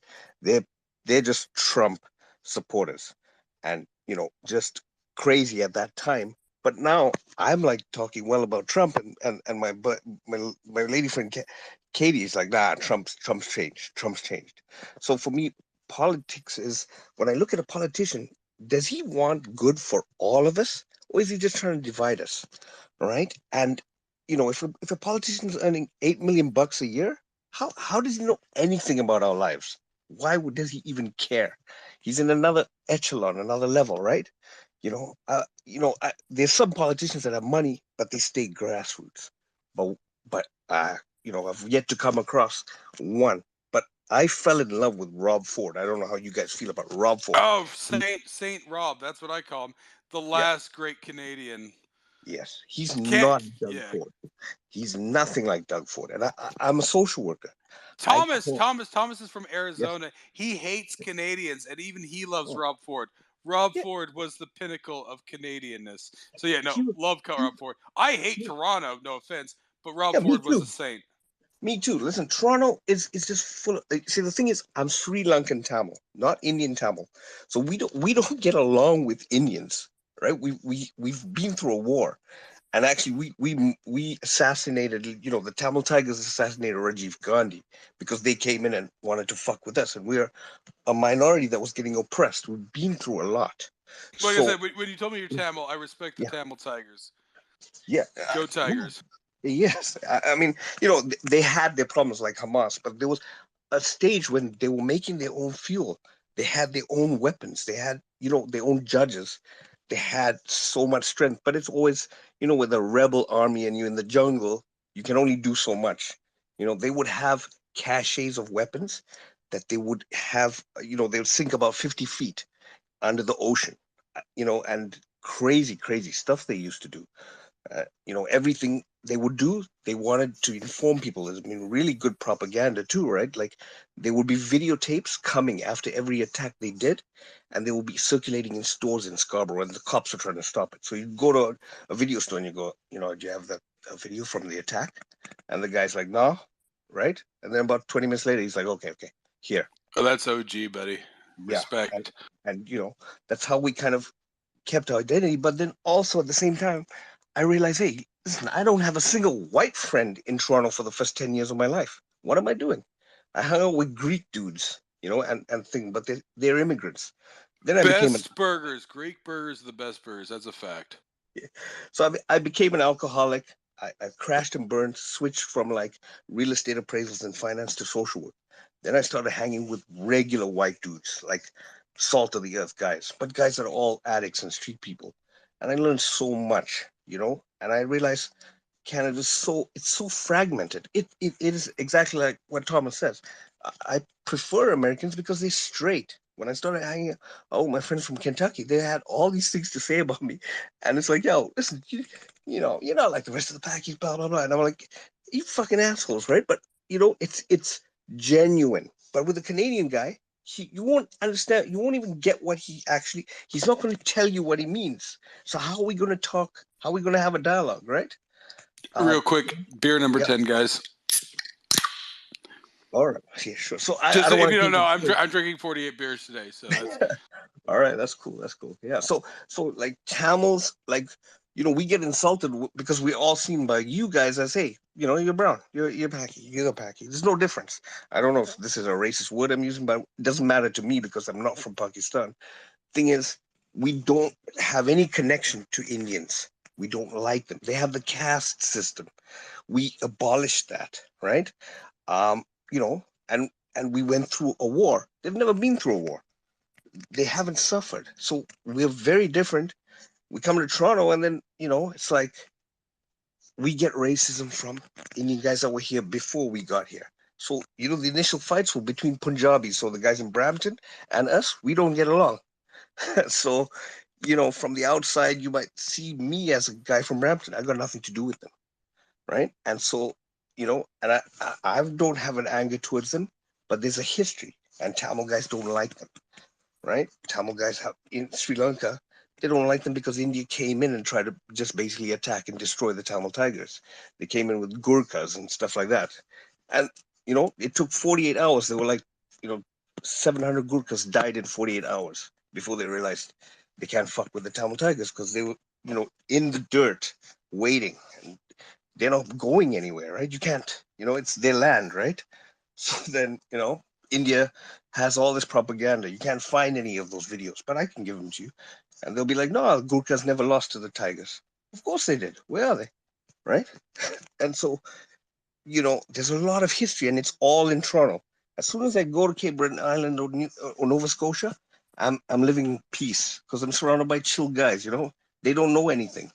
So Toronto is like a place where all this hatred is bred because of the media, right? People are just hating on each other, and they don't know anything about each other. And like, I'm a brown guy, but I'd rather live in New Brunswick in Moncton, where I talk about myself, and the white guy's like, anyways, let's go fishing, right? And then you're living a good life. So I don't like Toronto. I don't like Canada because it's set up in a weird way, and I don't know how to fix it. Me, I'd just rather move to the States. You live in Kentucky, things get weird. You just move one state over, and it's like you're living in a different nation. You're paying different taxes. Yeah. And even the South, I have this real healthy respect for the South. It has that history of racism, but I don't feel it when I go there because it's polite. I have a friend in Tennessee, like real country guy, right? And amazing because they have patience and they have manners. So even an interaction with somebody they don't know, they give you the space to make a mistake and they don't judge you. Whereas in the North, a guy will be like, oh, okay, like I get this. You can only make one mistake with a guy from Chicago or New York, the supposed liberal or inclusive states. But I go to Alabama, guys never even see me. But when I say something, he's like, oh, hold on. What do you mean by that? I don't get it. And, because there's a kind of slow, chilled out kind of, thing in them. So, I realize my views are wrong about a lot of things. That's why I always step into these spaces with you guys. I mean, I do get the guy being an asshole. I don't care. It doesn't bother me, because it's not me. If you say, hey, all brown guys are terrorists, I'll be like, okay, you can't be talking about me because I don't do those kind of things. And I'm sure brown guys do it, so I don't get offended. I don't take it personally. And that's how you've got to be. Anyways, I think I've talked a lot, but yeah. Thank you, guys. And thank you, Zinc. I'll go ahead. I'm pissing right now. All right. If anybody else they want to say something, they can. Hello, everyone. It's Store Boy. He's 9, 10, 11, 12 into the 48. Zinc, where are you at? I'm catching up. It's been a very invigorating conversation. I'm a little bit behind. I'm trying to catch up, but yeah. I'm also counting my pisses up there, so I'm on number 4. What? 4? So I am famous for the fact, guys. I can go a 4-hour flight. I am a camel. It's a well-known fact. Like I said, this is maybe half of my strength there. Yeah, no, 4.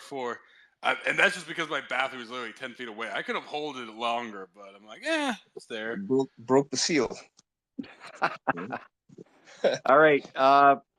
So I'm going to recommend one of my friends is sitting in my basement with me right now on Christmas Eve, and he's a South African fellow, and he's a great follow.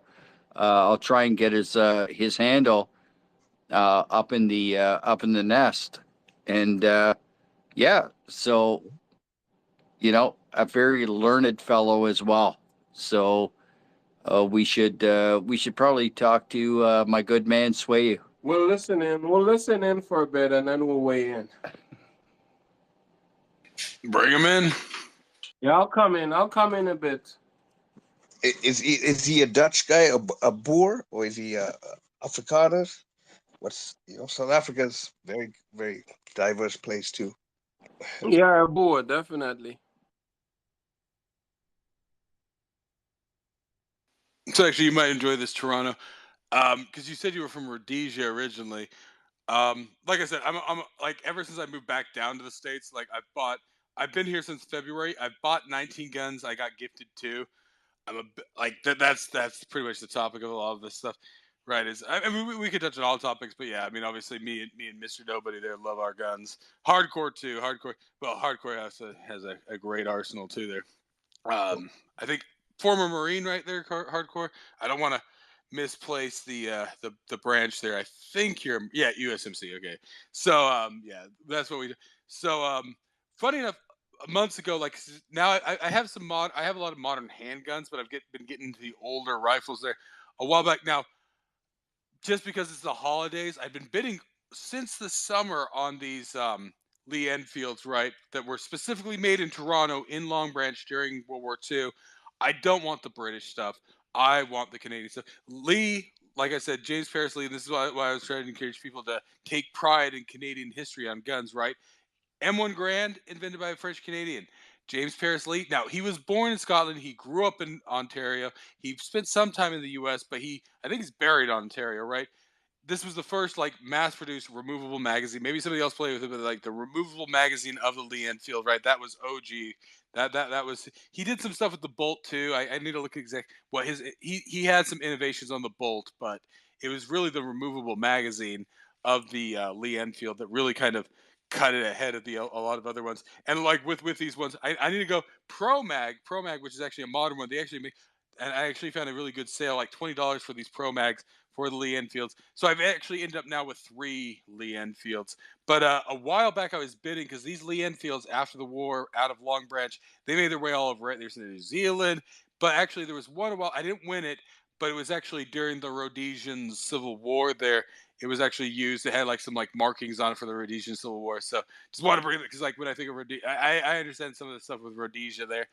But I really wanted that one. I didn't get it. I didn't bid high enough for it. But yeah, it was actually like a Rhodesian bush gun, but made in Canada. So that's the richness of Canadian firearm and Rhodesian history there, right?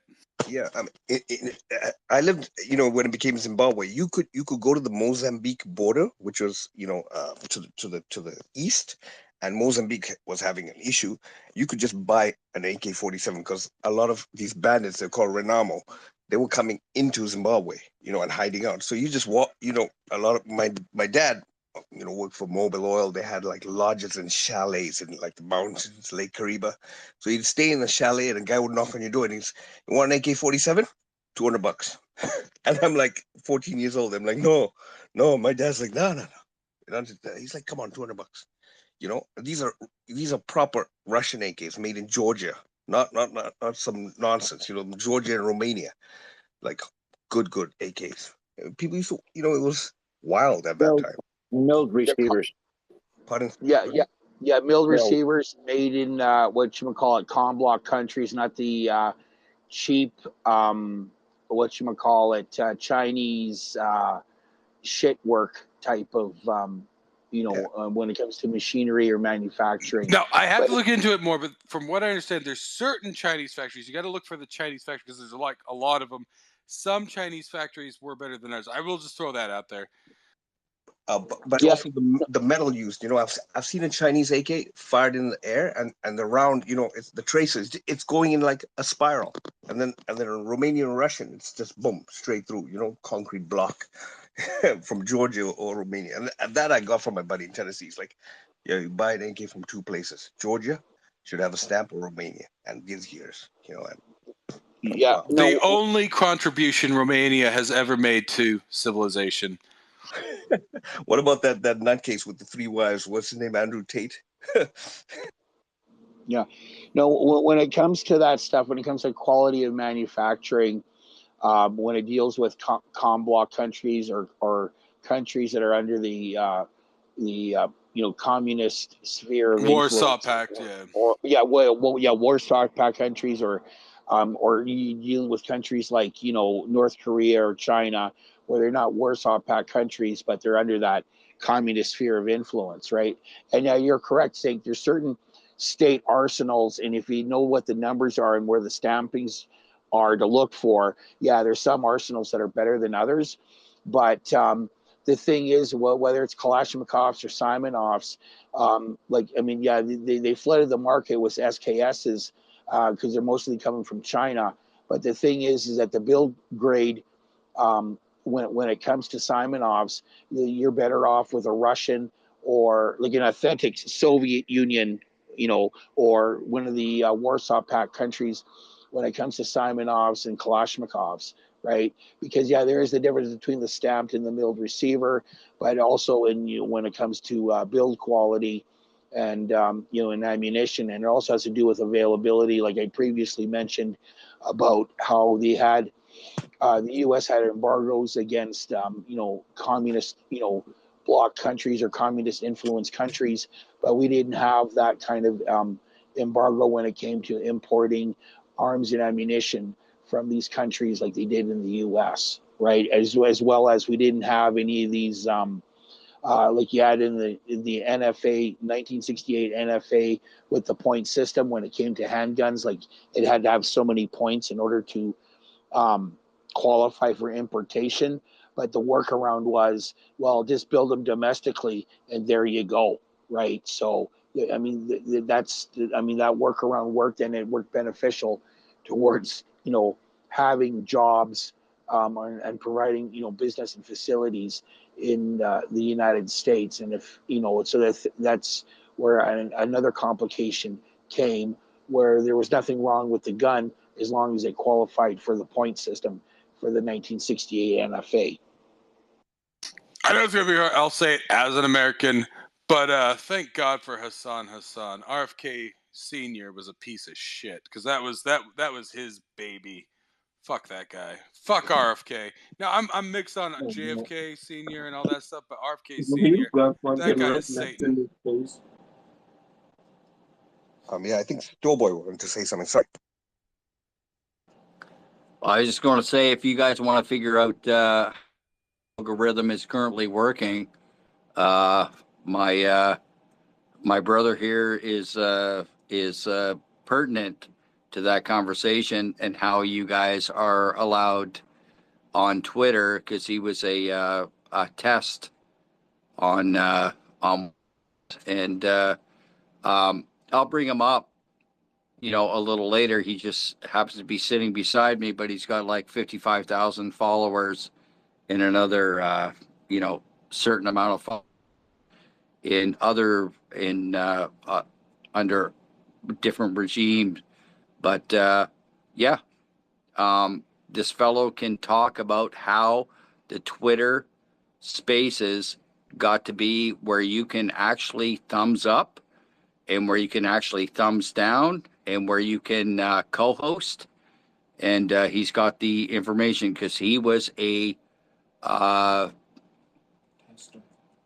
tester. Very nice, yeah. Because like I was from the outside. I'm an old mobile developer, so I had actually cracked open the Android there, and so before they added some of the extra emojis there, they were actually hidden in the code.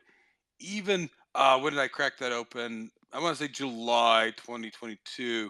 They were hidden in there, so like I like it's called A/B test. Yeah, bring them up. I mean, that's my actual wheelhouse. Like I said, I like to think of myself as a learned amateur on firearms, but when it comes to mobile stuff, that is actually literally my profession. Well, it was. I've moved more back in now, but Yeah, and I want to say I'm new to all this. I've stayed off social media because I was a social worker, and plus, being Tamil, at a certain point we were always getting tapped by police, 42 division, all sorts of stuff for years. So we all got paranoid. We were just on Blackberries, and then we were on burner phones and texting, and we didn't care about Facebook or anything. Uh, so I have no clue about any of this stuff. I get banned quite often and just come back with another account. It doesn't matter to me, But yeah, I'd love to hear it. yeah, no, you guys have been fighting a long time. Respect. I need to get in there more. Like I said, I know a little bit about the Tamil Tigers, but yeah, like like I said, respect. Like I said, one man's freedom fighter is another man's terrorist. But yeah, respect to the Exactly. Tamil Tigers. I'm not talking about Tamil Tiger. I'm talking about like in not, Toronto. no. In Toronto, just issues between areas. It became people got murdered because of gang issues, and I'm just, I had no choice. These are my friends. So, just it and people look at us and go, these guys are animals. They bring in all this shit from outside. It isn't that, because the police actually, were trying to get us deported. So they said, hey, these gangs in Toronto, they're funding the Tamil Tigers. Guys from Tamil Tigers called one of us and goes, yo, you guys think this is fucking a joke? Don't ever say that you're sending money or supporting the Tamil Tigers. You guys are just a bunch of kids in Toronto. Don't fuck around. We'll send someone down to Toronto and murder you guys. Blah, blah. But the cops, in Toronto, basically, they had a mission to deport certain people. So what they did is, when the Tamil Tigers became a terrorist organization, when Stephen Harper took over, the police in Toronto just said, hey, these gangs are basically funding the Tigers. So they've basically federal offense, and they got to deport people, which was wrong, right? But, cops are dirty, right? Well, once again, this is what I often try to explain to the Canadians, right? Yeah. First they come for one thing, then they come for another, right? So people need to take seriously, like they hit the Tamil Tigers first, and then the games they've been playing. I don't know what your opinion is on all the vaccine, the convoy shit is, right? But the games they've played on Yeah, exactly. So the games they've played on the convoy and all that stuff, they were hitting dirty. other groups like the Tamil Tigers, and like I said, just Sri Lankan patriots, right? They were hitting them with this shit decades before, and now people are coming in here. It's like, oh, Canada's fallen. Oh, Canada was great back in the 80s and 90s. No, Canada was a shithole in the 80s and 90s. Exactly. You guys just depends didn't who see you it. were. Yes. Exactly. Yes. So in the ghetto, for example, they make their own rules, and they live because they're outside of the system. So when now all this shit happened, it's affecting mainstream white boys, and then we're like, yo, just relax, don't do that. But you guys so used to like, hey, things, the law protects us. Now it's working against us, so we have to protest. Whereas in the ghetto, they're like, nah, don't waste your time. Just get around it. So, right? Because it's a different way. Hello, everyone. Yeah. I'm Yeah. departing soon. I just am Oh, briefly sorry. at home, and I'm just checking in on the beer count. So I see we are 10 beers in out of 48, 4 piss breaks. I assume much talk. 62 meatballs. Also, it's funny you guys are on that topic. So you're in Oakville, the overpass over the. We call it Cokeville here, well, Adrian. Cokeville, and you're not wrong, actually. But anyway, the overpass. Well, that's why it's doing so well. Cocaine is the king of drugs, right? That's the successful drug. Oh, that's cheating. So- Oh So no. the overpass That's cheating. over the QEW, there are a whole bunch of Palestinians waving their fucking flags right on Christmas Eve. No respect whatsoever. So I mean, yeah. Go push him off the bridge, Adrian. Oh, wait. Be a hero. Real quick disclaimer here, guys, because I had to look it up. The Tamil Tigers are designated by the U.S. as a foreign terrorist. So, like I said, I am not supporting the Tamil Tigers, so on and so forth, right? Like I said, I am just recognizing the concerns they have. So I couldn't remember what the designation was in the U.S. So just disclaimer there to my whatevers. Like I said, I can you guys don't know me. You guys don't know me. You'd be like, I don't know who that guy is. As an enemy combatant, Yeah. which they are, I can respect the quality of the Tamil Tigers, but I do not support their actions because I do not want to get on the bad he cut side out? of And what about the Palestinians? No, he hasn't. So the Tamil cut out. Tigers don't It was, exist anymore. Just letting I you think guys it know, might they're be you, destroyed. Jody. Yeah. The Tamil Tigers, they're done. They all got killed in 2009, but they're still there. Exactly, guys. Yeah, exactly. Like I said, in remembrance of it, it was a complex. Like I said, for anybody who's listening out there, as an American and as a Canadian, I do not, support in any way the Tamil Tigers' actions. Blah blah blah. But he does send us money. He sends us money. I'll post some pictures of the Palestinians on the overpass there, waving their flags a bit later. But yeah, I just basically came in to check the beer count, and once again, yeah, no, it's Mr. Nobody's fault that isn't further. He's been too engaging on the firearm issue. It's Mr. Nobody's fault. What about a liver cell count? I'm more worried about that. Anyway, guys, Merry Christmas Eve to everyone. Rampart, Renee down there, Monteleone, everyone. Merry Christmas Eve. I'll be Merry back in a Christmas, bit. Renee. Merry Christmas, Rampart. Merry Yeah, Christmas, Adrian. Merry Christmas, guys. I gotta do some visiting and stuff like that, but I'll be back in like 2 or 3 hours. If you want to pop adios. up for a brief period there, Rampart, I have some thoughts on the Lee Enfield now that I have both of mine back, and so I know you have some experience with Lee Enfield. This Lee Enfield discussion will be prioritized in here only if it's a long branch. The British made things are throw those in the toilet, flush them down. Now I know Mr. B, nobody has some of those jungle carbines, whatever. I don't think any of those were made in Canada, so we're only discussing Lee Enfields, and yeah, like the quality of the wood on the Lee Enfield is world famous if it was made in Canada. Otherwise, it's that shitty British wood. Fuck that shit. Britain doesn't have good wood. Everybody knows that fact. Okay, but we need to expand the conversation. If you want to sincerely promote Canadiana when it comes to firearms, you also have to be, I hate to say the word, inclusive when it comes to Inglis. They were a absolutely. I bid on some. So once again, I always bring up the English. I'll let you go again here.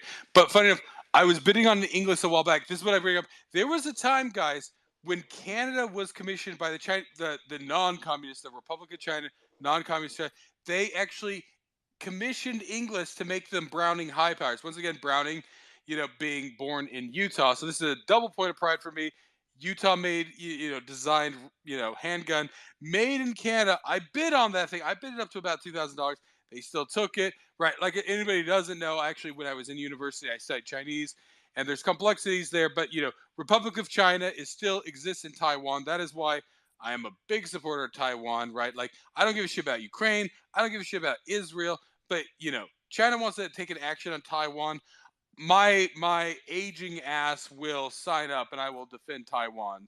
Republic of China, Canada, U.S. That's those are my 3 points there. Well, Pacific Rim, China, Taiwan. But when I say China, I mean Taiwan, Philippines, Japan, Korea.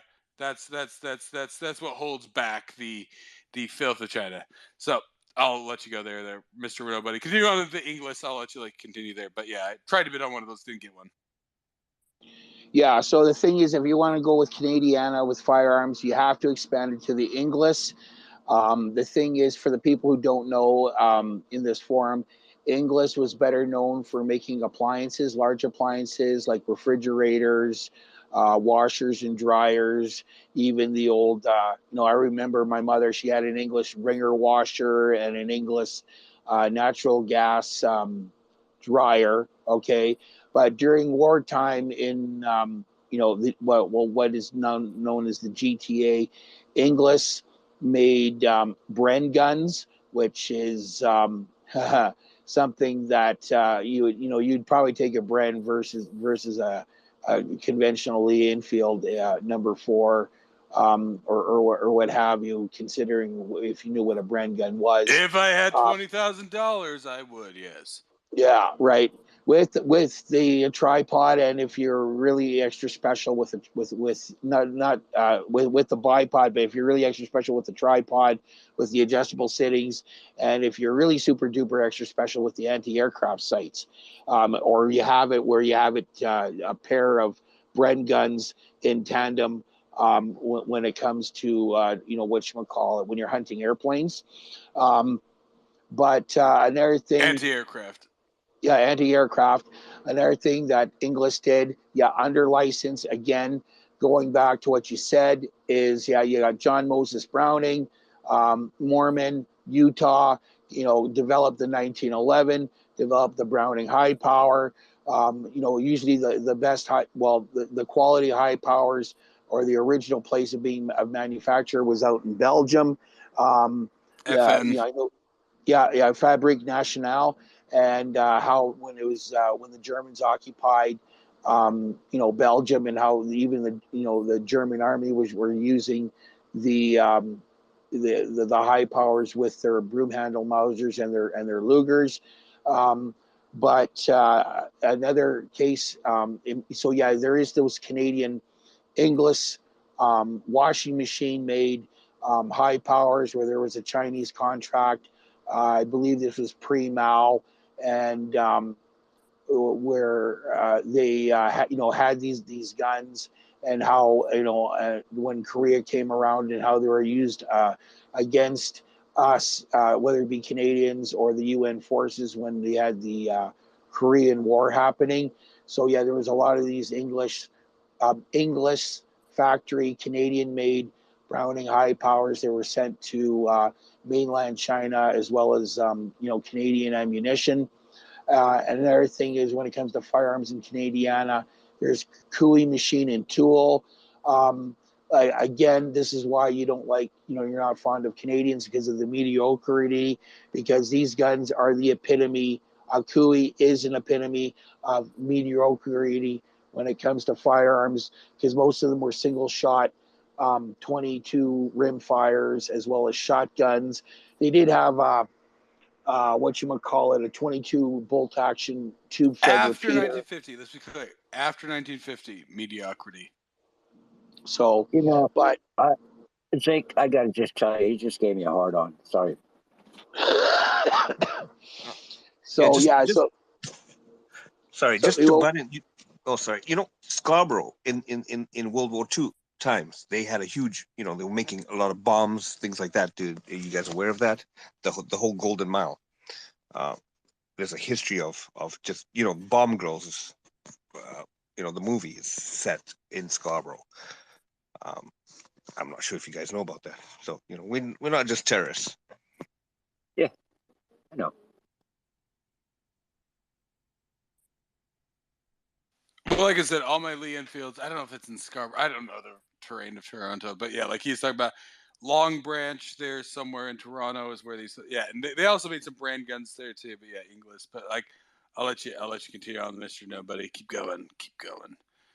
Let's reminisce on the greatness that once was Canadian firearm manufacturing. Yeah. Even the mediocrity of Cooeys, which are better than we have now.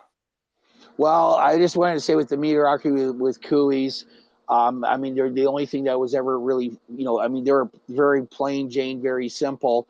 I think the only exotic Cooey was I can't remember the model number off the top of my head, but it was a tube-fed bolt action repeater, similar to what Marlin made, but they were made in Canada. And the only thing that was fancy about it is that some of them had pressed wood around the pistol grip area, where you had all these little bunny rabbits. So it kind of, to me, that was Canadiana, because it reminded me of a Pilsner beer can. Because I remember when growing up, I'd be on my grandmother's kitchen table and grabbing these little stubby bottles of Pilsner beer. And she thought that I wanted to drink beer, but no, all I wanted to do was count all the little white bunny rabbits on the label there.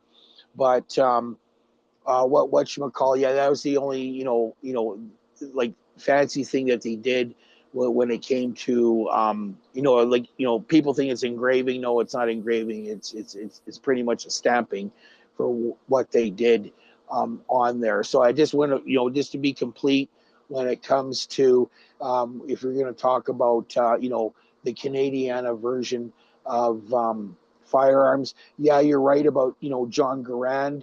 Even though it's considered to be an American gun, he was, Canadian-ish, or Canadian designer. Fresh Canadian from Quebec. I gotta rub this to the nose of all the anti-Quebecers out there. The M1 Garand, the gun that won World War I, that Patton called the greatest military implement ever devised, was designed by a Quebecer. I just got rub that in a little bit. Wasn't World War I, it was World War II, Korea. When they're done for surplus, they're in also Southeast Asia. They're also in the Bay of Pigs. So the thing is that and then you've got those civilian matches that they have down in there when it comes to those civilian marksmanship matches, because it was also part of, when they were selling some of those surplus guns, not just to third world armpits, but they also were selling off those M1 Garands when they're into that marksmanship program, right? So the thing is that, there is kind of a mixture when it comes to the M1 Garand or Garand, depending on how you pronounce it, when it comes to that history. But the only thing that I don't know for a fact is if there was any Sten guns. It's kind of like all these English names: Sten, Bren, and I'm looking up now. I got to Ryan. point this out to you guys. The Tomb of the Unknown Soldier, right, which is sacred space in the U.S. I think that when that's defended, and I see Hardcore up here, maybe he knows. I think when that's defended, they're still holding an M1 Garand. Now it's ceremonial, but the M1 Garand is still what they're holding when they stand next to the right a Canadian. Well, I mean, he lived most of his life in Springfield, but I mean, once again, yeah, the Tomb of the Unknown Soldier, that sacred space of Americana, is defended by an M1 Garand. I must say, you're correct. And the M14 was just a souped up M1 Garand. Well, therein lies the great tragedy of history. Garand was actually working on a replacement for his rifle to compete with what eventually became the M1, but of course he died before then. Just like actually, Browning died halfway through the. Two greats died roughly around the same. Within a few years there, right? So, but yeah, exactly. Yeah, I mean, as far as the M14 is concerned, yeah, it's kind of somewhat souped up. I mean, there was a reduction when it came to the energy of the projectile with the, I mean, it was a reduced power cartridge when you're talking 30-06 Springfield towards 308 Winchester. But the thing is that the Americans were picking up on other things because, like with the Lee Enfield, it had a detachable box magazine. Unlike the M1 Garand, where the magazine was self-contained and it used these, well, they weren't stripper clips.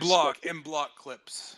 Yeah, so otherwise known as or in pingies. French, yeah, en bloc. Yeah. So French the thing Canadian. is, yeah, so you had to rely on these pingies where you had to preload the pingy and put it, then and you shoved into the pingy with the ammunition, but the piggy stayed in, unlike stripper clips that you would find on the Mausers as well as the Enfield line or the Lee Enfield or Lee Medford guns, where you had even that image of the Carl Gustaf where you had those tabs where you can put in for stripper clips, right? So the thing is, the M14, yeah, it was powered reduced. But the thing is, they wanted to introduce this detachable magazine. But you look at the basic core design of the M14. It was kind of like a modified M1 Garand, right? As well as when Sturm Ruger came out with their Mini 14, which was their kind of like originally. Well, I mean, they had the what is it, ACC 556 version. But the thing is that when they came out with the Mini 14, you can see a lot of the M1 Garand type of design in it, as well as the M14 modernization with a detachable box, magazine in that design of the gun. But anyways, I'm going to leave it at that and let some other people speak up, and because I don't want to dominate and monopolize the conversation, because we all know that Zink needs some catching up to do when it comes to his drinking. So real quick, I know Rampart knows this one around a Lee Enfield, so I got to pump this again for anybody who hasn't heard it. So yeah, I went to pick up I got a sporterized and a non-sporterized Lee Enfield Mark One, number 4 Mark One asterisk, which is the long branch models, Canadian wood, all that stuff. So I went and I picked those up on Friday. And I hadn't worked my way around it. The guy the gunsmith actually who was like checking it out to me, he's like, yeah, you kind of.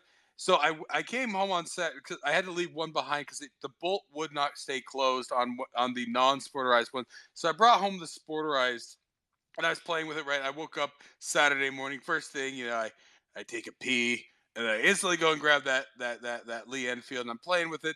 Now I'm looking it up, and of course, you guys know I'm a tech nerd, so I went and I looked for a manual. Now, luckily, I was actually because the Canadian Rangers up north were still using these up until about 10 years ago. So there's actually a a series of manuals, right? Like some of their specifications, whatever, for the Lee Enfields, right? Still from the Canadian government, right? They've expressed a lot of stuff. I found out another website supports it. It's called like I think milsurp.com actually. So I was looking at it, so because like it's very specific the way you have to open, pull out the bolt, right? You got to get in the right position. You flip it up, then you pull it out, right? So like the gunsmith there, he's mostly an AR guy from Florida, right? He does, and actually he's like, oh yeah, I haven't worked a lot with these, but so he found a way to get it in there. So I pulled that bolt out of the sporterized one. I gave it a quick oil and everything because it's a little sticky there. I put it back in. Suddenly, it wasn't closing the same way. I'm like, okay, what's going on here? I explored a bit. So here's the tricky part with the Enfields. The bolt head is both a screw and the pivot point, right? So if you overscrew it, right, it won't go in. You have to like lessen it by about, I don't know, 30 degrees or so. Then it slides in. But if you do it a second rotation or a third rotation, now the bolt's not closing, which is exactly what we're seeing. So Saturday I rolled in there. It's like, hey, buddy, I know exactly. He's like, oh yeah. And so like I walked in. I'm a computer nerd. Whatever else is like, oh yeah. And so actually, he didn't charge me even for like holding it. I even had him look at another gun, but because I had helped him on the Lee Enfields there, so I'm very proud of myself as a tech weenie that I read the manual, I looked into it, and so I was able to figure out what was up with these Lee Enfields. So once again, very, very, very, great guns. The first mass-produced detachable mags, right? Like I said, James Paris Lee, born in Scotland, mostly Canadian, grew up, born, raised, died, buried in Ontario. A little bit of time in the U.S. during the Civil War. There, he was working on some contracts there. Detachable mags, that's a Canadian, like Matt. I don't know if there's anybody, but first detachable mag, right? Canadian invention. I'm going to count as Canadian, guys. I'm going to count as Canadian. I'm not arguing this point. We'll forgive him his Scottish birth there, but So I mean, this is a point of pride there. So I'll let you talk about your experience there with Enfields there, Rampart. I know you've played with them, but I don't know if you ever ran into the same thing where like it's weird because you think it's just a pivot point with that bolt head, but it's actually both a screw and a pivot point. So it's a bit, like I said, it's got a little bit of that British, like because of course the Swedish Mauser are straightforward, the Russians or whatever, but the British sometimes do some quirky things like that. Still a beautiful gun, still, but So come on, Lee, you really got to change that title. You got to be on 12 by now. This is absolutely well, too silly. much. It's Mr. Nobody's fault. He keeps bringing up these pertinent topics, and I'm trying to finish beers, and then suddenly he's got me talking about this stuff. So I blame Mr. Nobody entirely. Oh well, the only Enfield I I'll ever shotgun my shot. talk. Well, the only Enfield I ever shot was a Mark III, which was rather interesting.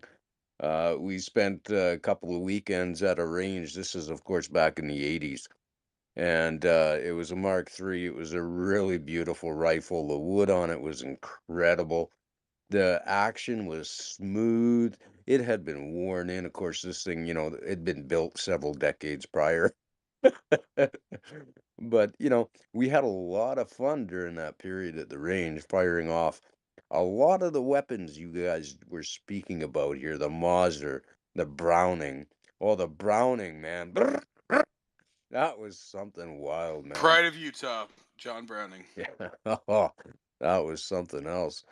Even to the point where we went out to a longer range out in Souk, and Mr. Nobody, you dropped that name, and right away my right shoulder just went crunch, and I felt that same pain that I felt as a young 22-year-old buck, as that great big Carl Gustav, that bastard of a rifle, just right into my shoulder, and just like, whoa.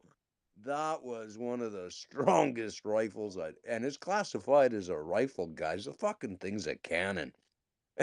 Man, Third in on the nest there, Rampart. I got a Carl Gustav 6.5 Swedish there. That thing is 125 years old. That the follower of the magazine is shinier than a lot of new guns, right? Like you see like the sweet like little crown imprinted. They printed that crown everywhere, right? Like Yep. I can't even like this was sort of a discussion. There was Mr. Nobody. I want like that thing is good enough to go hunting with, but I'm not gonna take it out. Definitely not, because I'm not gonna put a scope on that. But like that thing looks pristine after 125 years. Yeah, wow, Yeah. man. I got a picture of one of my pistols I'm going to put up in the nest, and think you're going to like this. I'm working on number 11, guys. So I'm about to happen here. If somebody else wants to speak, but actually, let me crack number 11 real quick here. Well, the one here I want to talk to you about is the FN. Real quick, the crack. There you guys go. Go ahead, Rat Power. Yeah, the FN. Of course, during my time in my military career, the FN C1 was my issued weapon. It was my weapon of choice. It was the only thing that I really fired, and I loved that weapon. Probably because, of course, I had a squad leader at the time, and let me tell you about Master Corporal Van der Zee, who spent many, many years with the Rhodesian Army and fought and did and saw things that most men today would vomit over. And one of the things that he was so obsessed with our entire platoon, my squad in particular, because he liked picking on us, like, I'm a short guy, guys. Like, I'm not a tall guy, okay? I'm not. He partnered me up with somebody in the squad that was 6'4", just for the fun of it. And in order to deal with it, like when we went out digging trenches, old style trenches, 2 feet wide, 6 feet long, 6 feet deep, we always made it so that there was half the trench was 7 feet deep because Swede was 6'4", and half the trench was 5 foot because I'm 5 foot fuck near nothing. So, but what we used to be caught having to do, and he would literally throw a tarp over our trench in the middle of the night and say, "No light, scrub and clean it and put it back together, boys." And there we are sitting in a hole in the dirt trying to take apart our FNs, clean them, put them back together, and have to go through inspection. I love that rifle. I still today can close my eyes and go through all the processes that have to be done to completely field strip, clean, and reassemble the weapon. I tell you, when you find a rifle that works for you, you can make it a part of you. And that's what happened to me. And here's the joy of life is I'm a man that put down weapons in 1987, and I have not picked up a weapon since that date outside of a crossbow, which I'm exceedingly happy with. It's exceedingly quiet. It's so fast. Is it Canadian made, though? Yes, it is. What brand? What brand? I haven't got a freaking clue. It doesn't have anything on it. Because I do want a Canadian-made crossbow. So there, you got the brand on there. No, I only want Canadian privately. I bought this one privately because it's got a shorter stock on it. And man, this thing he said 330 to 350, but it's about shooting about 390 feet per second. I love it. So that's my weapon of choice. Other than certain other items that I'm not going to speak about. But I have not actually picked up a weapon or discharged a weapon since 1987. So, like I said, point of personal Utah and of Utah and Canadian pride, I consider everything that FN has made since John Browning was there to be John Browning. So yeah, the FNAL, even though it wasn't John Browning and it was Canadian, I consider it both Utah and Canadian. Just a point. Okay, just to clarify there, Joe, when you're saying FN, you actually mean FNFAL, right? Yeah, the FNFAL in the ones we were issued actually had it on their FNC1 is what they were calling it, even though it was the FAL. Yeah, because the C1 is the Canadian designation. I understand that. Sorry for coughing in your ear there, Joe. But yeah, no, I just call them like I understand why you call them C1s, but I mean just to be universal, I always call them as the FAL for what it was. But have you ever shot one with a 22 conversion kit, 22 long rifle? No, I have not. Years ago out by the Genesee Range that was shared by the Leduc Fish and Game over by the Genesee Power Plant. They had these legalized full auto shoots hosted by the Canadian Historical Arms Society, and they were open to the public. You could bring your own ammo, or it was actually best to bring your own ammo because they weren't selling them because nobody had enough brains to bring ammo and sell it because they would have made a killing. But I shot a foul with a 22 conversion kit. This guy also had a Heckler and Koch G3 with a 22 rimfire conversion kit, and to do a magazine dump, it was just because the gun was so heavy. Well, heavy in regards to the cartridge. I mean, typically you would go with your 308 or your 7.62 NATO round there. It was just such a delight, and just to go on a gopher rampage if you could legally with that 22 rimfire conversion kit. It was just the cat's ass. What you call it, shooting that gun. Now I have shot it, in 308 or what have you, both in semi and full. But I mean, there's other guns available. I mean, I can understand that it can be, your pet of choice, and I get that because that's what you're exposed to. But if you ever had the opportunity with a 22 conversion kit, whatever they're charging for ammo, pay it, because it's such a delight detonating that off with that lower power cartridge. So one thing I will add, so the gunsmith I was working with there, right? Like he mostly works on modern rifles, but even he, and I'd heard of it before, but even this guy, he's mostly working American. He's from Florida, right? Like all that stuff.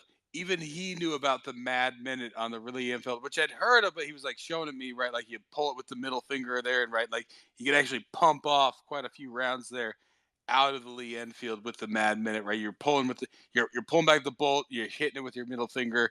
So even Americans remember a time when Canada and Britain, both of them, didn't suck.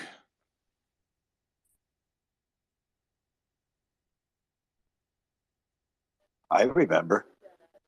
Yeah, so I just wanted to jump in. Mr. Rampart was talking about Rhodesia. So I was actually born in Zambia, then moved to Zimbabwe after 1980. So I remember, you could buy a house, let's say, because a lot of British had cleared out, and you just open the garage and it's full of guns because it was a guy who fought in the army. So, I don't know what went on at that time.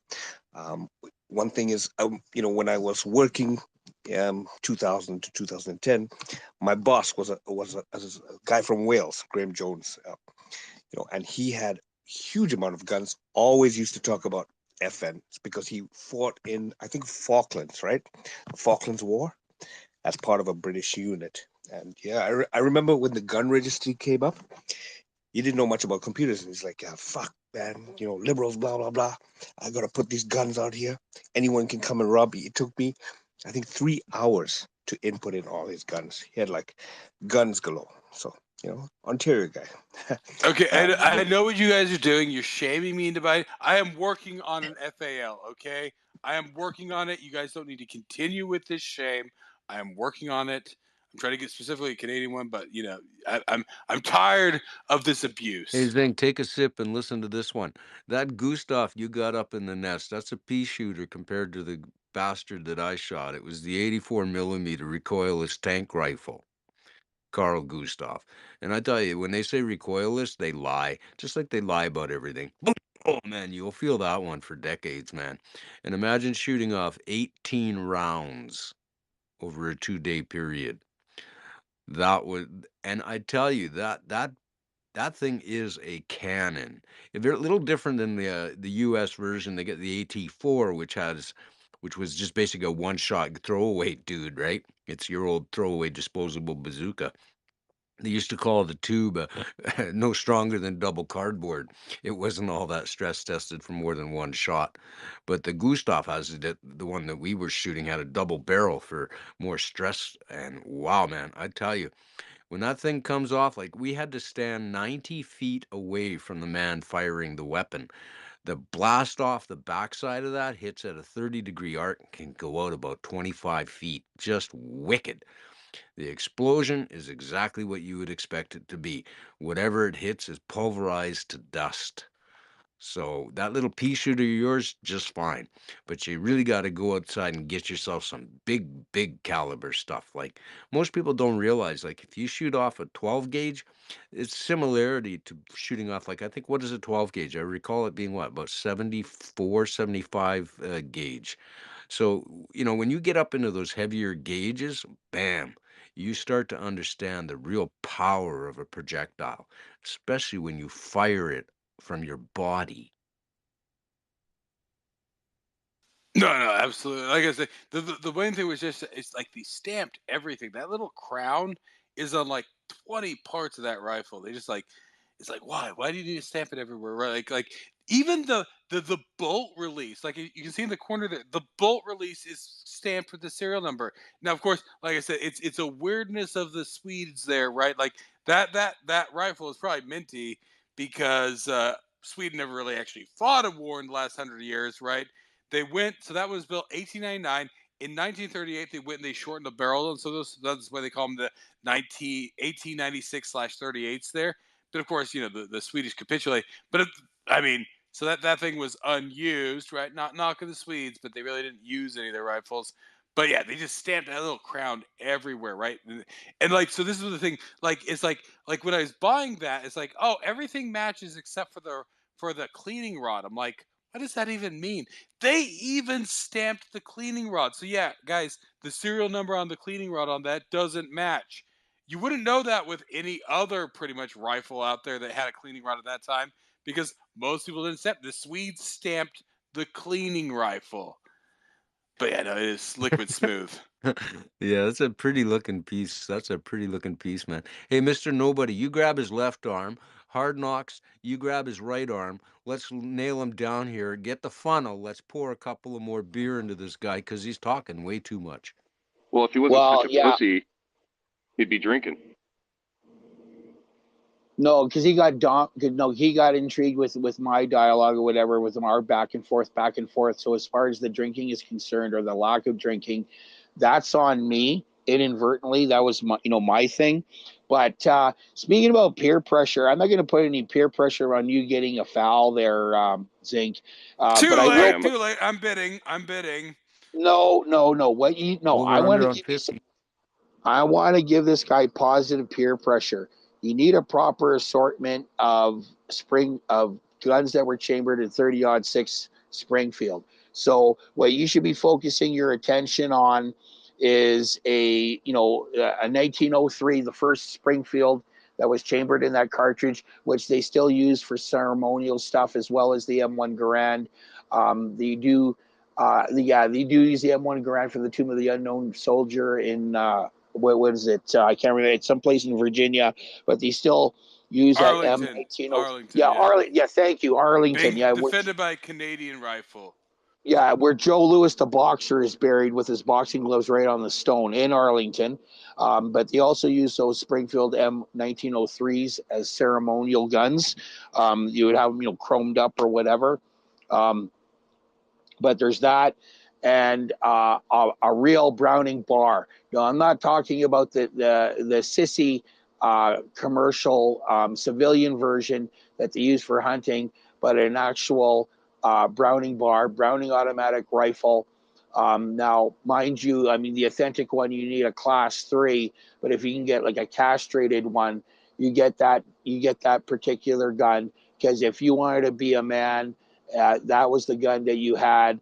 It had a detachable 20-round magazine. It had a little, there was actually a bar belt that had a little slot where you could lock in the back of the buttstock you can shoot from the hip. If you're not familiar with that gun, there is this, it was used in the Windtalkers or whatever. It was also used in the Bay of Pigs too because of surplus. But I still remember that Steve McQueen movie, The Sand Pebbles. And it wasn't Army, it was Navy. And this was like, during, a certain period in China. I remember Steve McQueen using those guns in the movie The Sand Pebbles. So that is not, I mean, that has a lot of weight to it or what have you. So if I'm going to put some positive peer pressure on you, I would expand your 30-06. Don't go crazy. Don't get like, like some of these other 45 ACP guys that have like a whole bunch of 1911s. But you should at least expand on getting a 1903 Springfield rifle, and if you can manage it, which I think it's just too cost prohibitive. But if you can get an actual Browning bar, that would be the way to go. Because also Bonnie and Clyde also use them too, is in addition to the John Thompson's Chicago typewriter. As well as the guys who killed Bonnie and Clyde. I think they were using bars. Yeah, they were using bars too, because that's a piece of Americana. I know that the M1 Grands are more common, but yeah, if you can fire a bar, because I shot one of those, and the thing is, it only it only shoots in full auto. There's a slow mode and a fast mode, so you have to be very quick on the trigger if you want to shoot it single shot. But the thing is, I remember doing a magazine dump of 20, and I didn't lean into it as much as I should have, and then my left foot was slowly elevating up into the atmosphere there. So at least most of my projectiles went into the dirt, but I was at a safe range. That was a real hefty gun. So if you can manage to get one of those, or in English, if you want Canadiana, an Inglis Bren gun, for that'd be the Canadian equivalent to that Browning bar. That's where I'll put the peer pressure on you. Yeah, no. Okay. We're talking so I just want tens of to thousands. push you. Yeah, well, I'm trying to push you in the right direction, the positive direction. I would rather the Canadian Bren over a Browning, guys. Whatever people think of me, I No, want you're not the supposed to be Canadian. eating brownies, man. No brownies. You're just supposed to be drinking beer, and I got to bounce now. It's 3 p.m. local. I expect you to be real quick here, guys. I don't want to rub it in, but I know the gun situation is up there. You can't sell or transfer a lot of the stuff you guys used to have, but you can still, at least with me, Mr. Nobody and me understand, you can still sell it. If you guys know anybody trying to sell a prohibited or restricted weapon, they can't sell it to Canadians. They can still sell it to Americans. I'm essentially starting a rescue kennel for neglected Canadian guns. So contact me, guys. I'm not even kidding. Like, this is like, I may become like, Canada is now a third world country. I don't want to rub that in. Like we talked earlier, Century Arms, right, was rescuing rifles from the third world, from the Soviet bloc there. I want to do that for Canadian guns. There are some wonderful guns in Canada that we know what the RCMP will do with them. They'll drill them, and they will rape them, and they will destroy them. I want to save Canadian guns. I'm not kidding. Okay, If you guys know a good gun out there, let me know. I will buy that shit, competitive prices. I really want to save these wonderful Canadian guns. The Zinks Canadian Gun Owners Rescue Association. Park your weapon until it's needed. Simple buyback procedure included. I expect you to be at 18 beers by 5 p.m. local time. Have a good day. I'm out. I'm gonna speed round it there just for you, Rampart. I'm almost done with 12. I am not endorsing alcoholism in any way, shape, or form. Zink has volunteered to do this of his own initiative. Like I said, I am of Cape Breton Scottish stock, so this is not alcoholism. Absolutely, Rampart. Alcoholism is a difficulty, contact, and find the nearest whatever. But it doesn't count for me. Have we figured out a safe issue? Can we reach out to someone local to you, just in case we suspect you've passed out and may be suffering My from cat. poison? My cat. She will eat me. That is why I have a cat. My cat loves me very much, and I depend on her to eat me.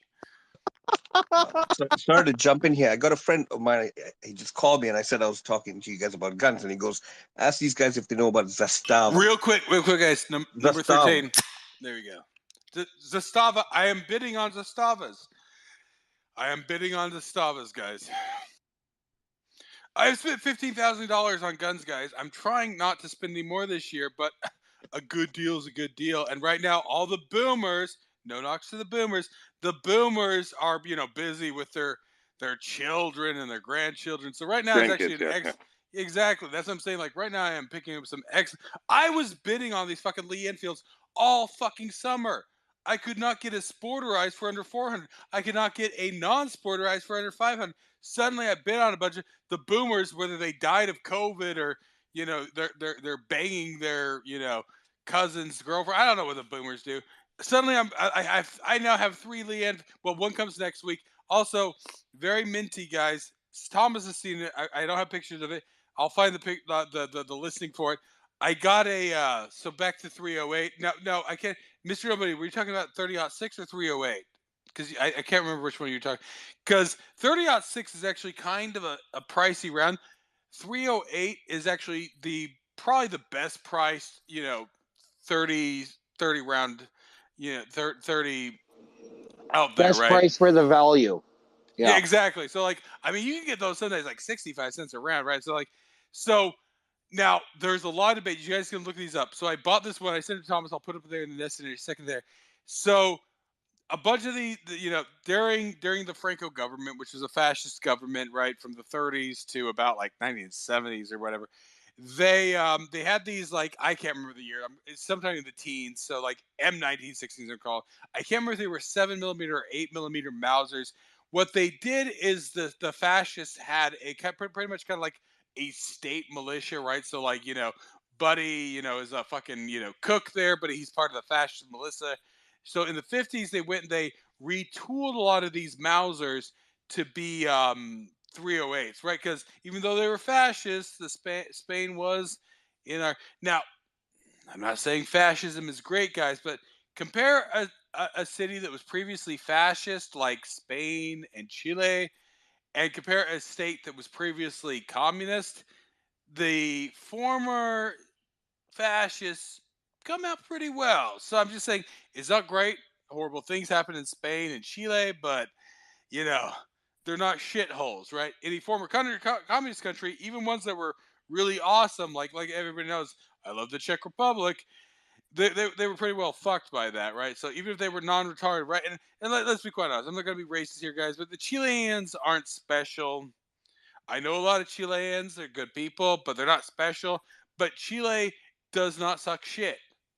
So fascism is bad, but it works. Communism never works. Socialism never works. Fascism works. There's a lot of bad side effects, but Italy, Spain, Chile, these former fascist countries, they kind of turn away from it. Now, right now, Chile, they're going down the fucking communist socialist rabbit hole, so maybe there'll be a shithole here soon.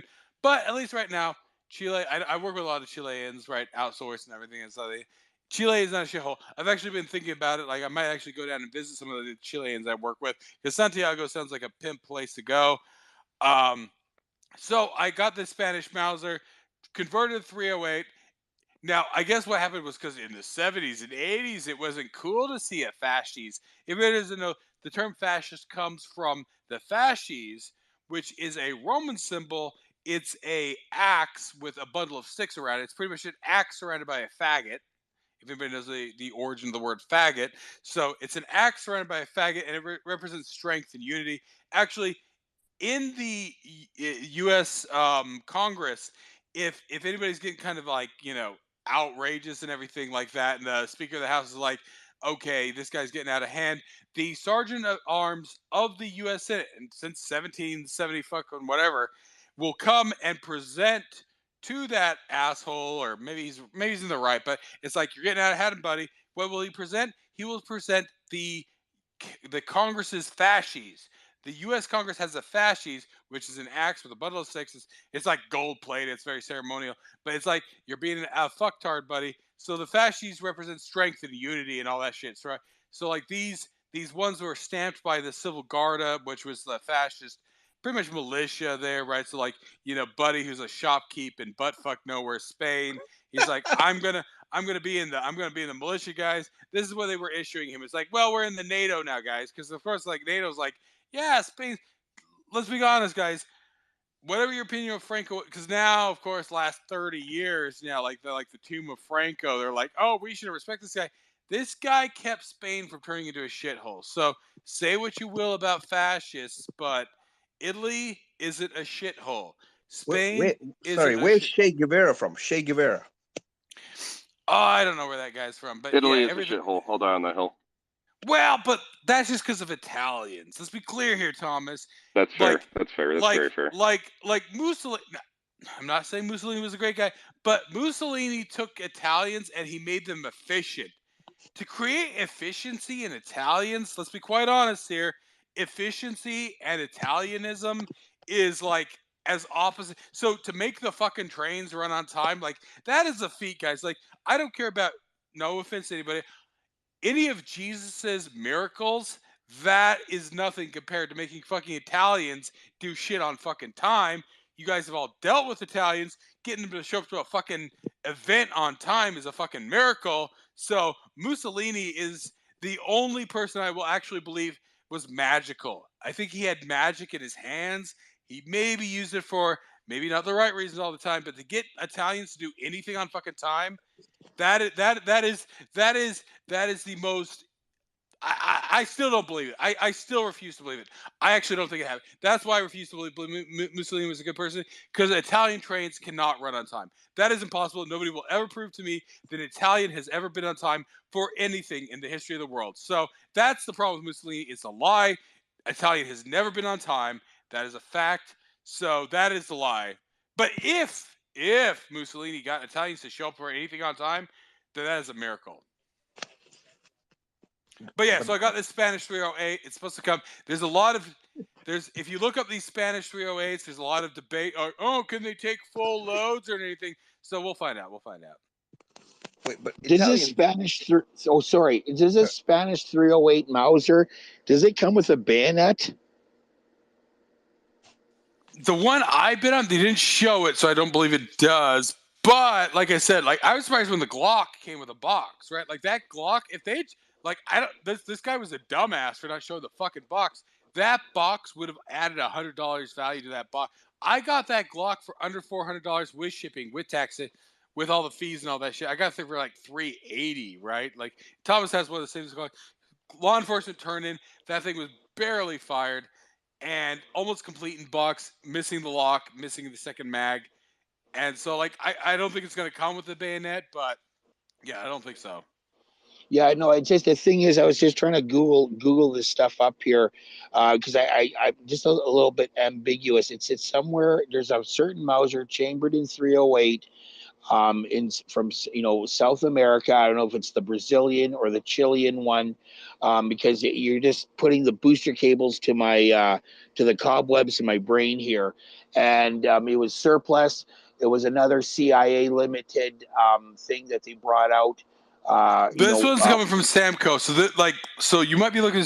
So you can find, and I've read the forums. There's like 80-page forums on this Spanish Mauser. So it's a Spanish Mauser, Spanish, not Argentinian, Spanish.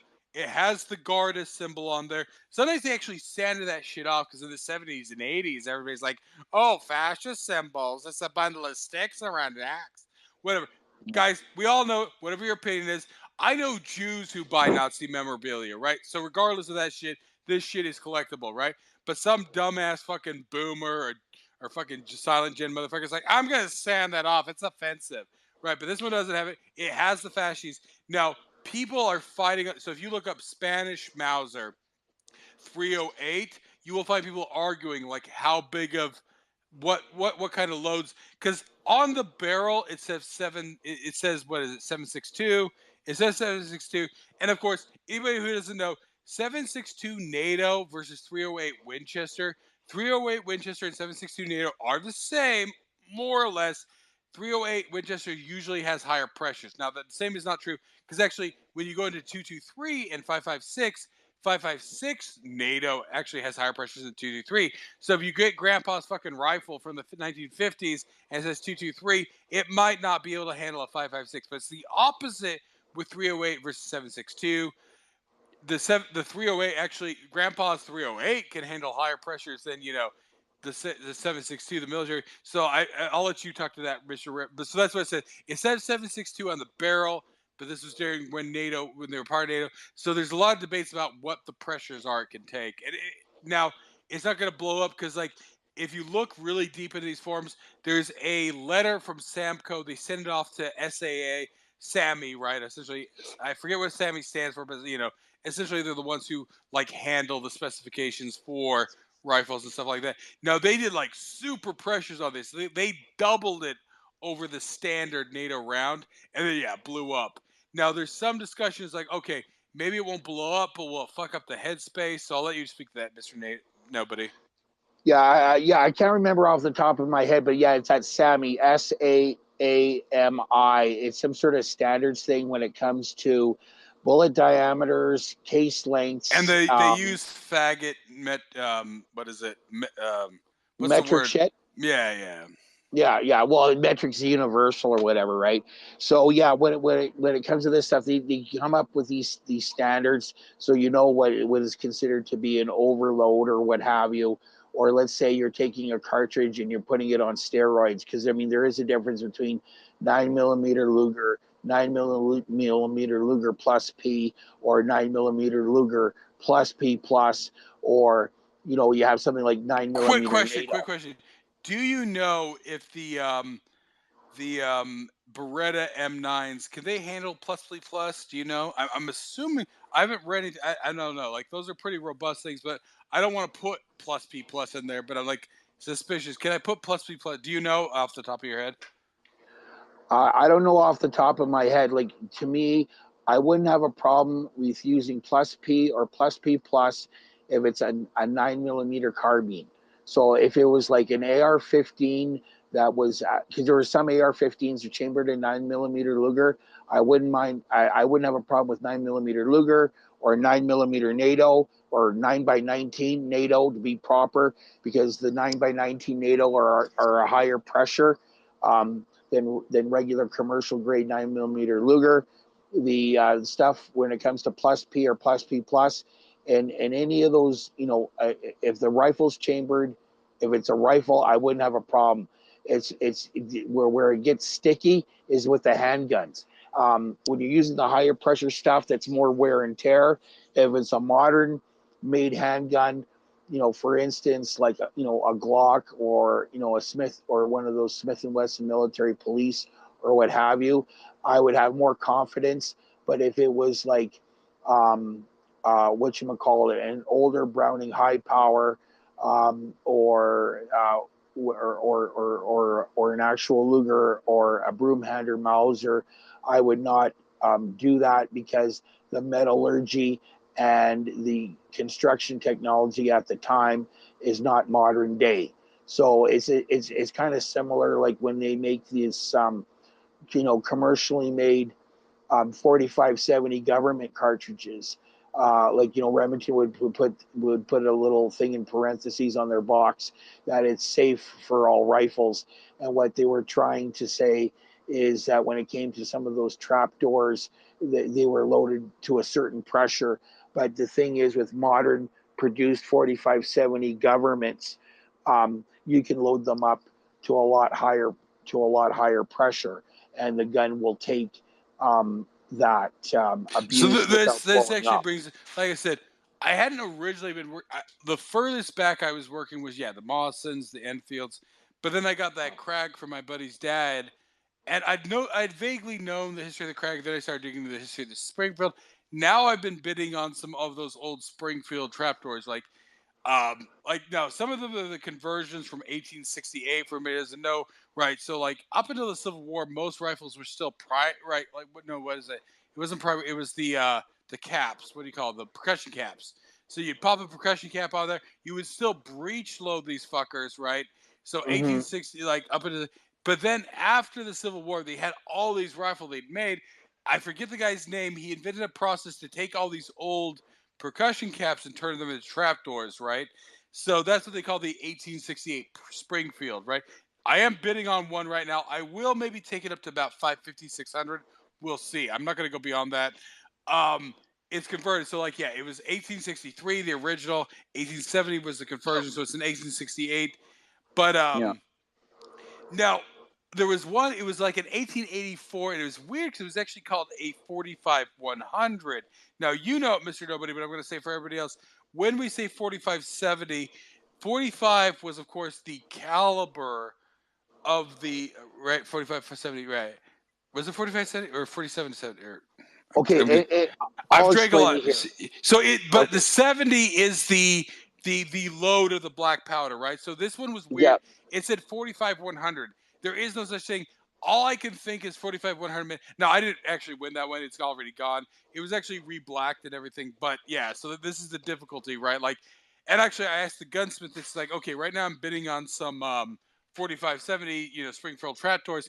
Can those take modern loads? He's like, I don't know that. I don't do. Like I said, he was mostly the AR guy, so I'll let you Yeah. continue there. Go ahead. Yeah, no, it's I would say it wouldn't take modern loads like the stuff that was factory, like the 45-70 government, let's say Remington makes, it would probably be safe for that. But yeah, just for clarity there, because you were kind of whatchamacallit, being a little bit tongue tied because of the brewskis. Yeah, it's the first number. Okay, when it comes to Unfair. those, Unfair. when it comes You're to those right. designation of 45-70, 30-30, stuff like those cartridges. Yeah, the first number was the bullet diameter, right? And the second number was the charge and black powder. Okay. Now the 30-06, that's an anomaly. Okay. The first part is right. It was a 30 caliber bullet. Well, actually closer to 31 because it was 308. But the 30-06 had to do with the naming of what you call the The 1906 year, Springfield, right, of the there year. was the briefly used 30-30 or 30-03. I don't know what people call it. There for like 3 years. There's a 30-03, right? Yeah, but the thing is with what you mentioned about how a 4500 doesn't exist. There's a lot of these cartridges or guns where they're considered to be obsolete because they don't make the ammunition for them anymore. 45-70 was the baby. There was a 45-90. There was, I believe, 50-70.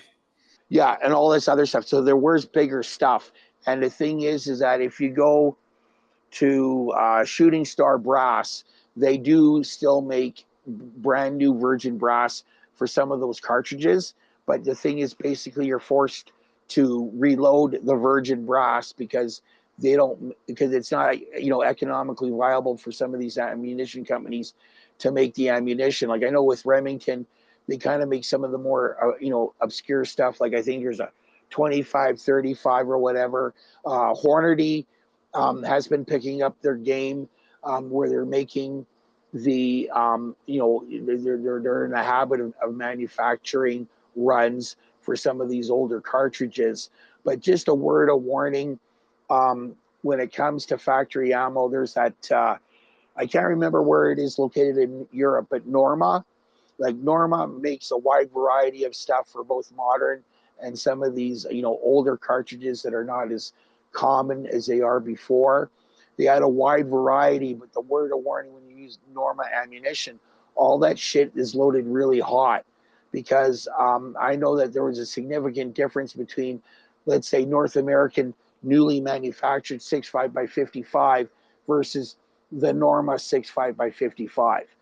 Just like there was a significant difference between North American produced 10 millimeter automatic pistol cartridges versus the Norma 10 millimeter pistol cartridges that they produced. That's why they were cracking frames on the 10 millimeter, whatchamacallit, 1911 when Colt was breaking them out because that cartridge was loaded too hot for a frame that was, originally designed for 45 ACP, right? So, but yeah, no, when it comes to that, some of them stuff is at higher pressures. I'd be cautious in a gun, like even let's say a modern gun like a Beretta 92F. I'd be cautious about loading 9 millimeter Luger plus P plus. I mean, it probably could take a certain diet of plus Ps, but the thing is that you're also dealing with a gun with an aluminum frame. And those guns, are older designs, and they were designed with the intention of certain specifications, like you mentioned, the SAMI specs of a certain era, right?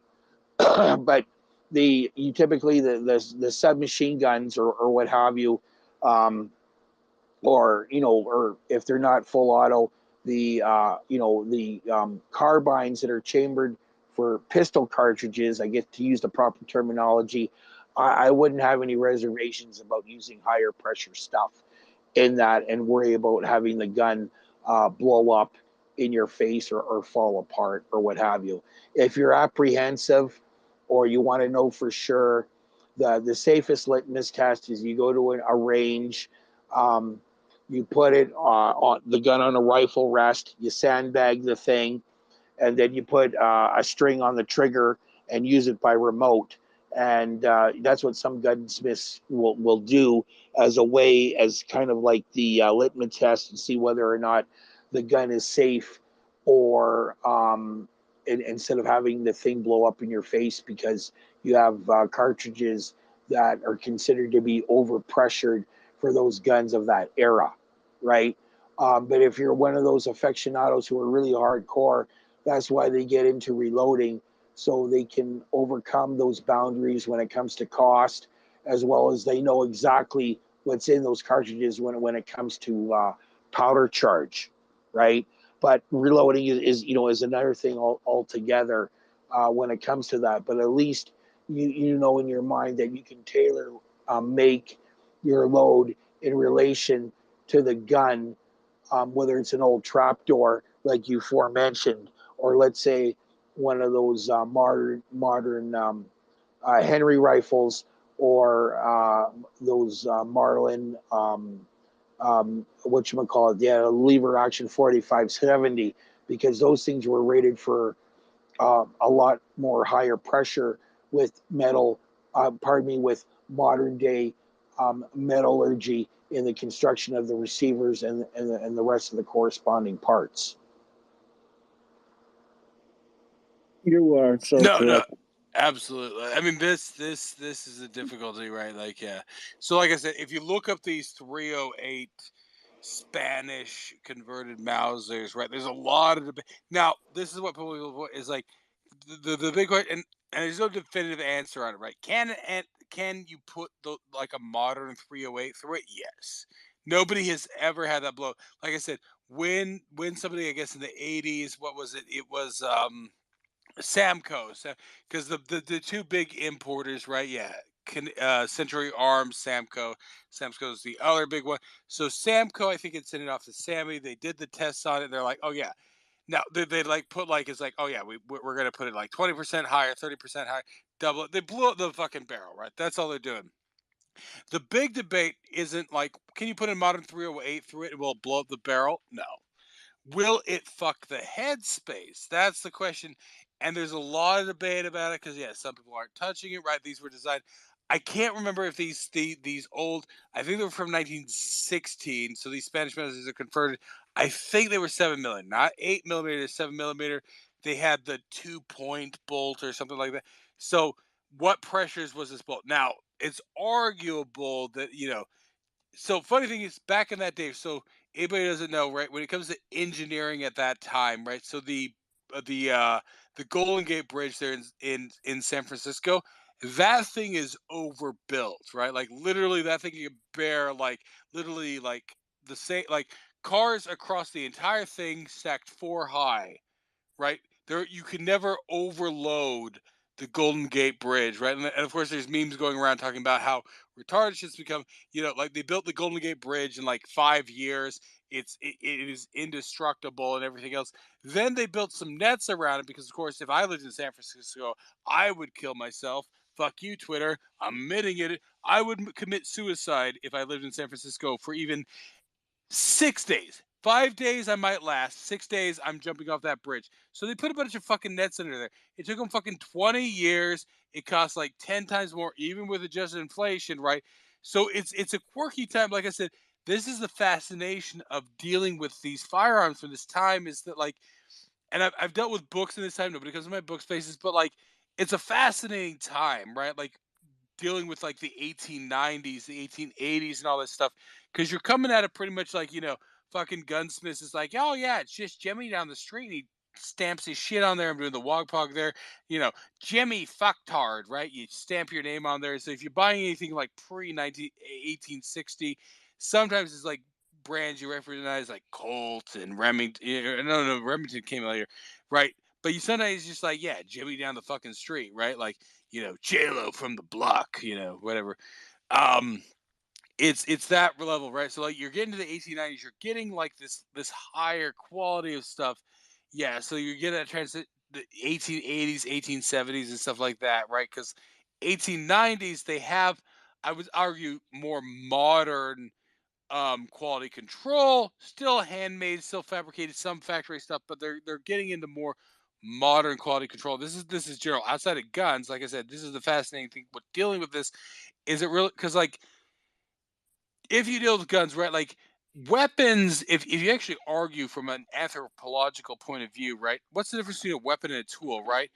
Like, and every little boy knows this, for any little women who don't. Like, you walk into a store and you pick up a heavy hammer, and it's like, I want to smack this. Now, maybe not Canada, but I'll defend that. But I want to slap this into somebody's fucking skull, right? Like, have you ever seen a weapon and a tool, right? Like, little boys pick up a heavy stick, and it's like, I want to hit something with this, right? Like the difference between a weapon and tool, there is no difference. So the history of tool making and the history of weapon making is one and the same, right? So that's what you get. Like when we're talking about these things, right? We're getting into the realm of like, you know, once again, like now there was a big argument before.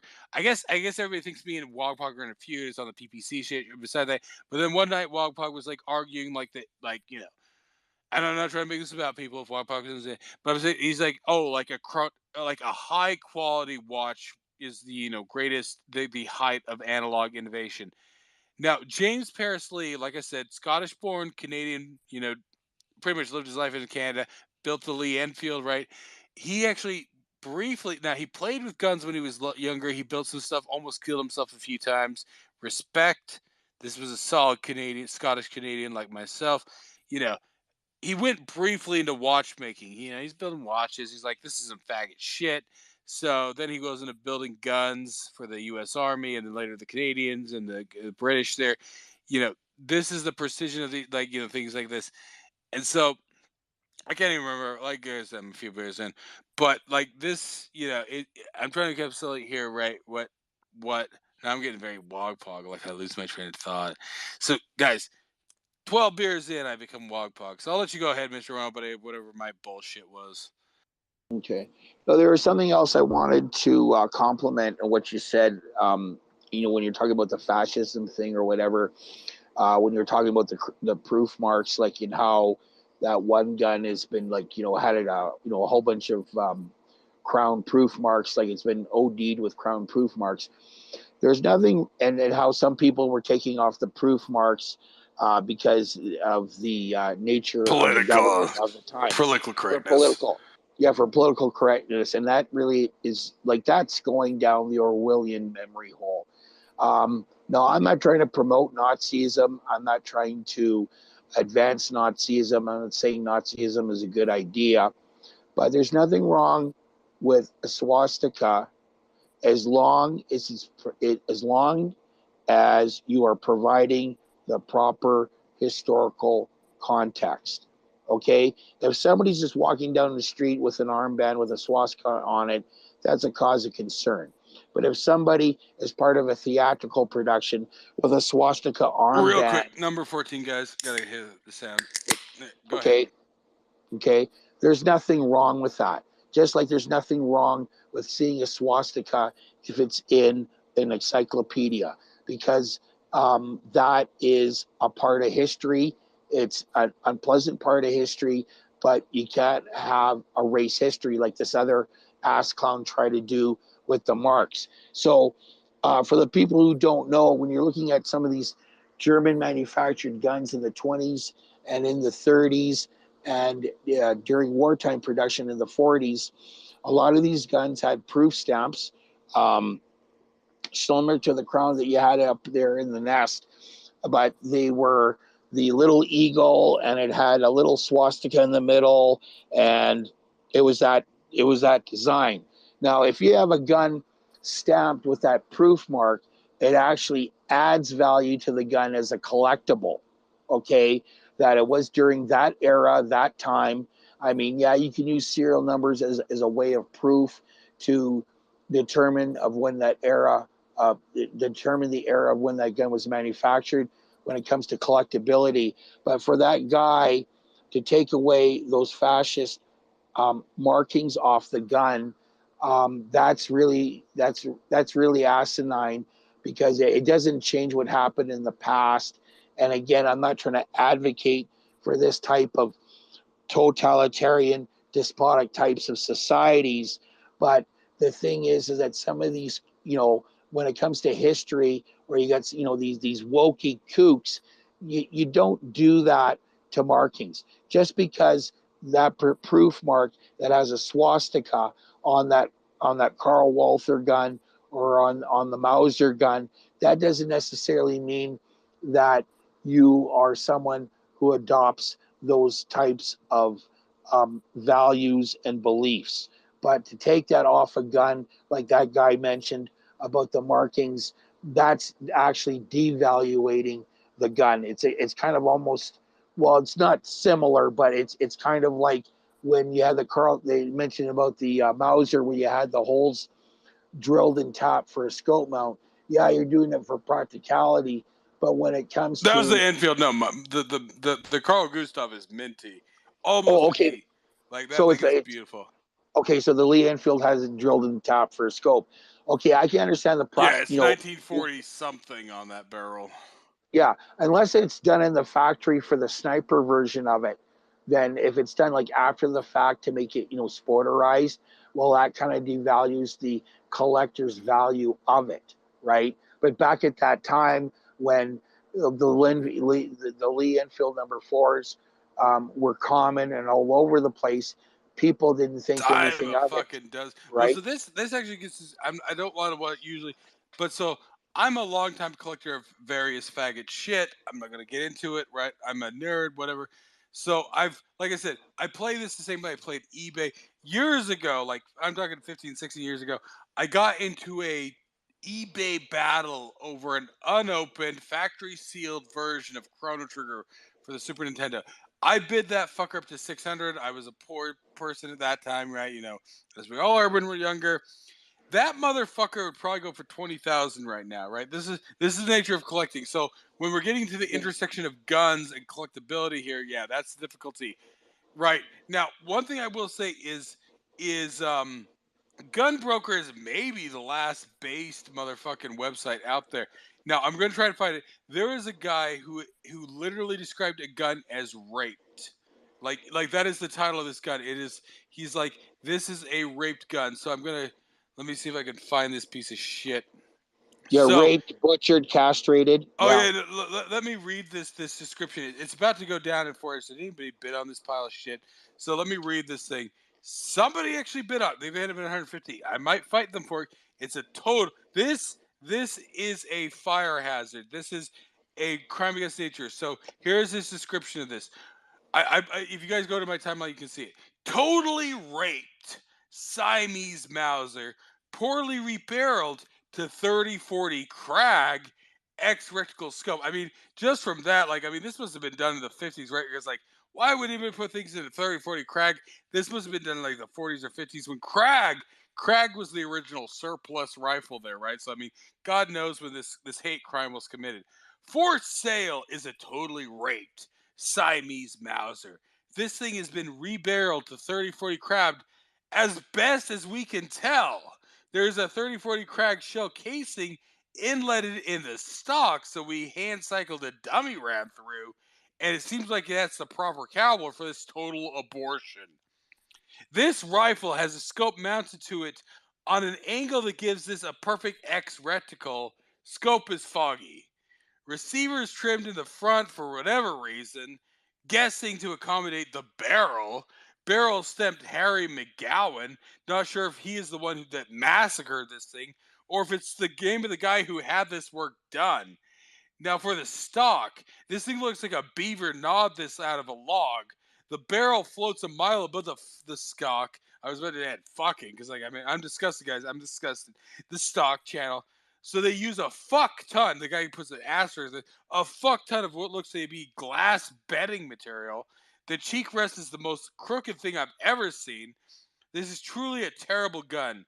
We strongly recommend that whoever wins this thing, under no circumstances should attempt to fire this unless it's outdoors, in a vise, and the trigger is pulled from a very long string and you're safely behind cover. This will probably blow up. Will ship to CNR holder, which is what I talk about when I talk about Type 3 there, that I might apply for because it's vintage. So if you have a CNR and you want to, and you won't have to face the embarrassment of walking to your local gun store and pick up this transfer, that's how they end. That is how they end. They are saying nobody on God's green earth, like I said, this must have been sporterized and proportionate. Like I said, so everybody's like, oh, you know, this younger generation, fuck Gen X, fuck baby boomers, fuck silent generations. Anybody else? These guys took these beautiful old rifles and fucked them in the 40s, in the 50s. Like, I mean, I hope the World War II generation burns in hell for what they did to some of these beautiful old rifles. Like, fuck what they did in World War II. I don't care either way. These guys went out and sporterized, you know, a lot of these old rifles. It once again, post World War II, they're like, oh, well, this is an old rifle. Here, let me put my fucking shit on this stuff. Fuck them. Fuck your World War II grandfather. He committed hate crimes against all guns. Yeah, he'll jerk off on his fucking M1 Garand there, but the shit he did to some of these old Krags, some of these old Mausers, fuck your World War II grandfather. He is a pile of shit. Now, the rape is one thing. All the rape he committed in Germany and Italy, I'll forgive that. But what he did to these old rifles, fuck him, let him burn in hell. Go ahead, Mr. Nobody. Yeah. I mean, it's really easy to speak after the fact. Like, it's really easy to play your blackjack hand. This is the trickiness. Like, yeah. Yeah. No, I just want to, give some context here, right? To give it this conversation balance. It's really easy to play your blackjack hand. It's really easy to play your bridge hand after the cards have been exposed, right? Because at that time, you have these guns. It was like, 10 years, 20 years after the, world event. They were common. They were a dime a dozen. So it wasn't such a big deal to, modify them. Question is, what is the integrity of the people who did the modifications? When they drilled and tapped this stuff, was the stuff square and true and concentric to the alignment of the axis of the bore?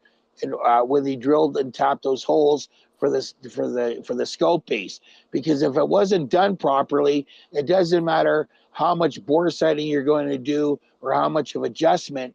It's always going to be fucked, totally fucked, right? Because you don't know about the integrity of the modification or of the build. If it's done as an afterthought at one of the armories, or it was brought back to the gun manufacturer, hey, can you take these iron sight guns and make a sniper version of it? Then you have more integrity, or not. Pardon me. You have more belief in the integrity of the process, right?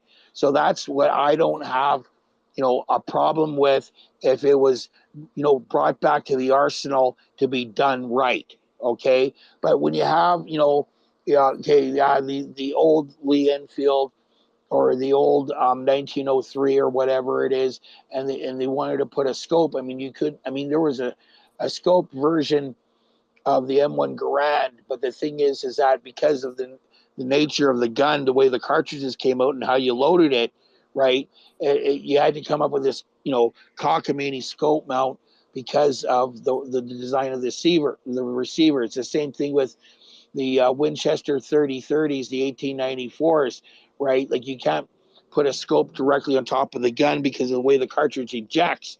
But if you have a Marlin where the cartridge from that lever ejects in a different way, and where the bolt and where the holes are drilled and tapped at the factory, and you put in the filler screws, yeah, you got more faith in that. But I know the workaround for those 1894s is that there was some, I think it was Weaver, they came up with a scope base, but I wasn't too sure whether or not you had to take it to a gunsmith and get the holes drilled and tapped in order to accommodate that scope base if you wanted to have a scope, a Winchester 1894, right?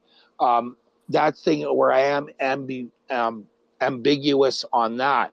But getting back to the mediocrity, like some of those Coolies, they were strictly single shot iron sights, but some of the Coolies were properly drilled and tapped at the factory as part of the build with the filler screws or with not on the receiver, but you needed a special Weaver scope base so you can put it on the gun because, again, it had to do with the inherent design of the gun of how the cartridges were loaded in. Well, no, not in that case, how the cartridges ejected from the gun when it came to the operational functionality of that gun, right? So, anyways, yeah, No, just hold on here. absolutely. So you bring up something important. So what we're getting in here is, like I said, before my time in the gun space, I was one of these people on eBay collecting, and this is the difficulty. So this is somewhat an interesting aspect of the architecture of downtown Boise. I was talking to my brother about this the other way. Like, so Boise, you know, it's the 20s, it's booming and all this stuff. And then, of course, you know, the Great Depression comes and it collapses. Now, a lot of the commercial spaces here in Boise, they're not beautiful. They're not even elegant, right? This is 20s, this is mass produced shit. But it has some very specifics of the 20s sort of commercial spaces because there comes a cycle, right, where something is, you know, functional, then it becomes old, then it becomes retro, then it becomes collectible, right? So yeah, like I Yeah. said, I'm not ripping on anybody, but I'm like this whole idea, right? Like it's like, oh, people don't appreciate the things that came before, right? It goes through that cycle, right? So you got some guy in the 50s, right?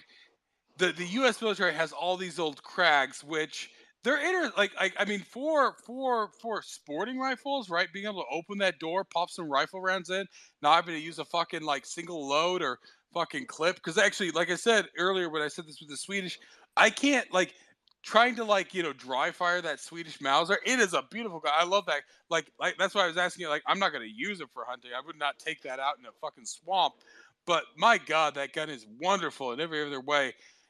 But the one problem with that is that once you get that last round out, you can't dry fire. You have to, it's almost like the Grand. You have to push down the follower, then you can push for the bolt. So if you want to like dry fire that and like pretend and all that shit, you have to like half pull that bolt, which kind of defeats the point of dry firing because you're trying to master that motion. And so this is the difficulty. It's like, you know, if I was some asshole in the 1940s and somebody's pulling out these cracks, it's like, oh, that's great. Oh man, because like this is what's established, right? If you dig into the history of the military history of these things, I read a lot of. Everybody knows I have my book space. I'm not going to pimp it too hard, but in my teens, there I read a lot of military, like what historical fiction.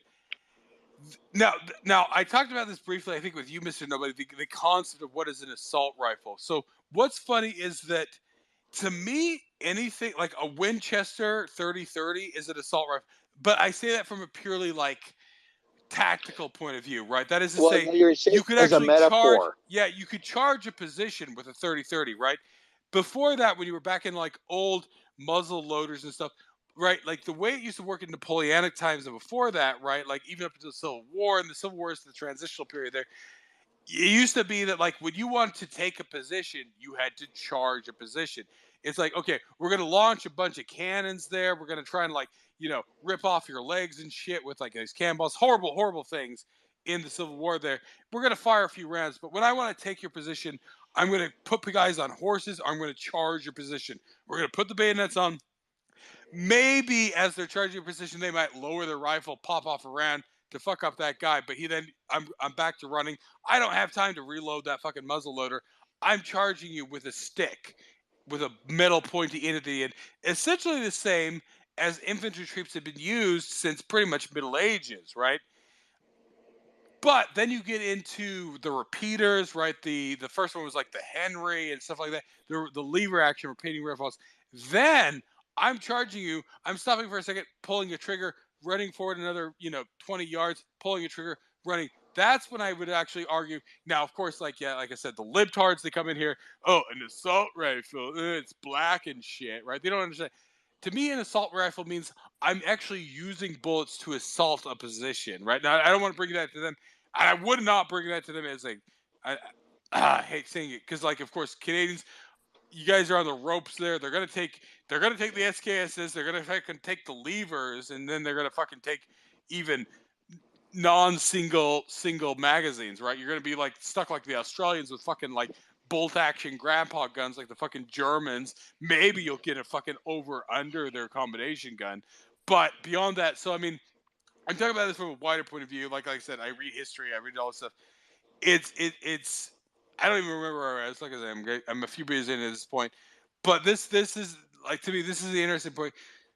I don't know where I was. Go ahead. Like, do you know where I was, Mr. Miyagi? I was trying to defend some point there, but Well, I no, mean, the point. that's it. Sorry, I just want to augment what you have to say here. Okay, I understand your point about using the term assault rifle, but it has to do with that era.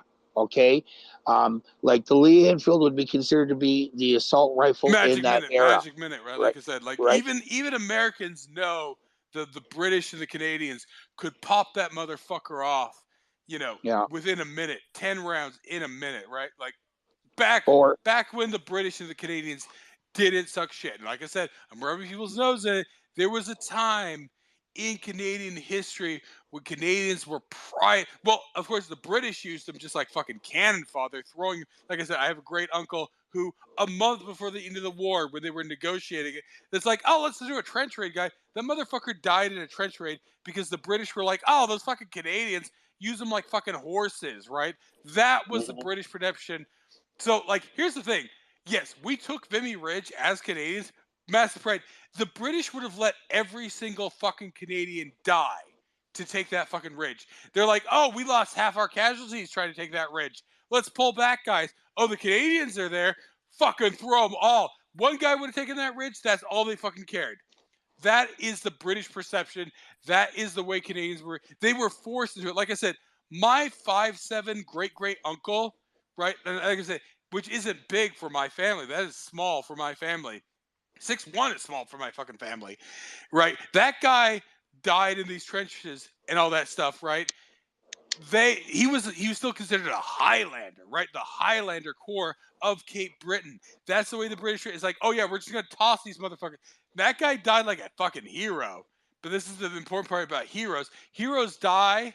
They're heroes at their core. And I'm not denying the heroism of any of those guys or my great uncle there, but he died for fucking British bullshit, right? Because they were fucking their cousins and everything. That's the history. So that's why, like, I've started ripping on. I'm gonna rip on it every year from now on. I fucking hate Field of Flanders. The guy who wrote that, he chose to go to the Boer War, right? Like I said, greatest prime minister of Canadian history, Sir Laurier. The British were pressuring him to send fucking forces to their fucking conflict in the Boer War, trying to oppress these Boer farmers into their fucking British faggotry and shit.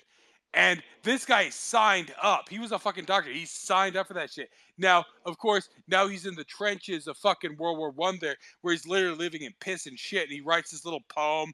It's a pretty poem, but the sentiment of that poem, I'm glad that motherfucker died in his own piss and shit of pneumonia, because that guy chose to go and oppress freedom fighters in fucking South Africa. Right? So he writes this little poem. It's like, oh, if you guys don't jump into the army like I did, you're betraying us. Fuck you, fucker.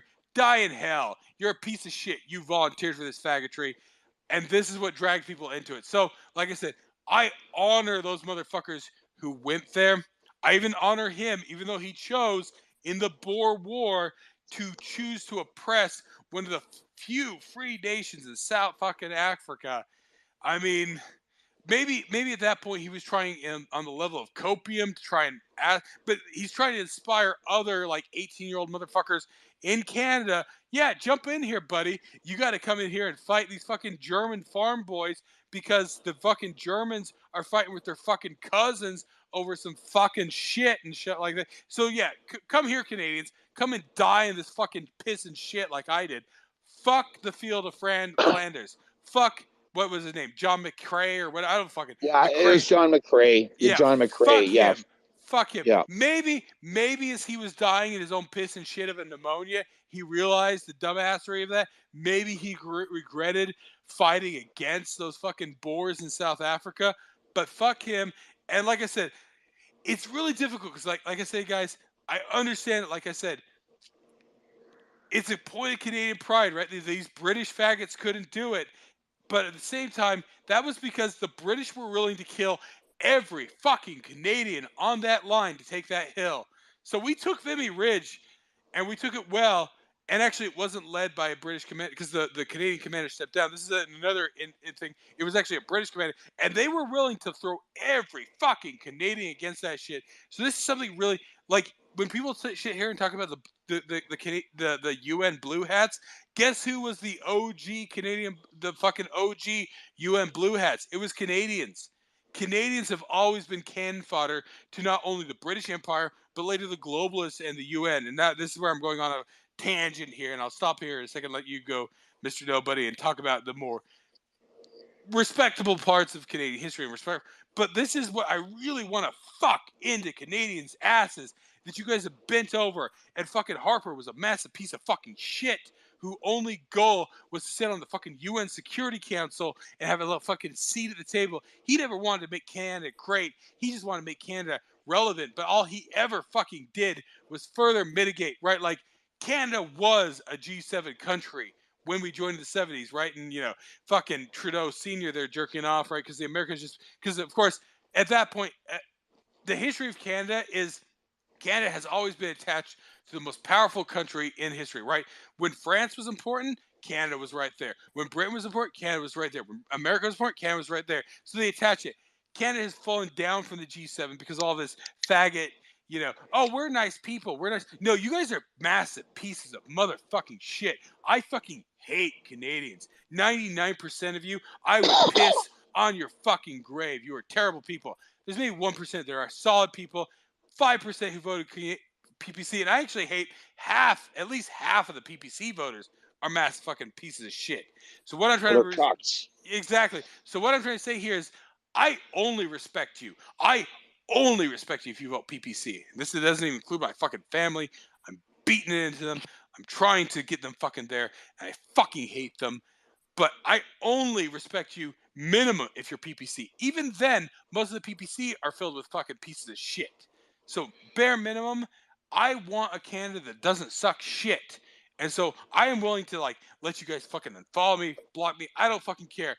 I want Canada to stop sucking shit. Because my fucking family, now I don't even know, it might go back native. They can't test it in genetics and stuff, all that stuff. But my fucking family goes back there fucking 300 years.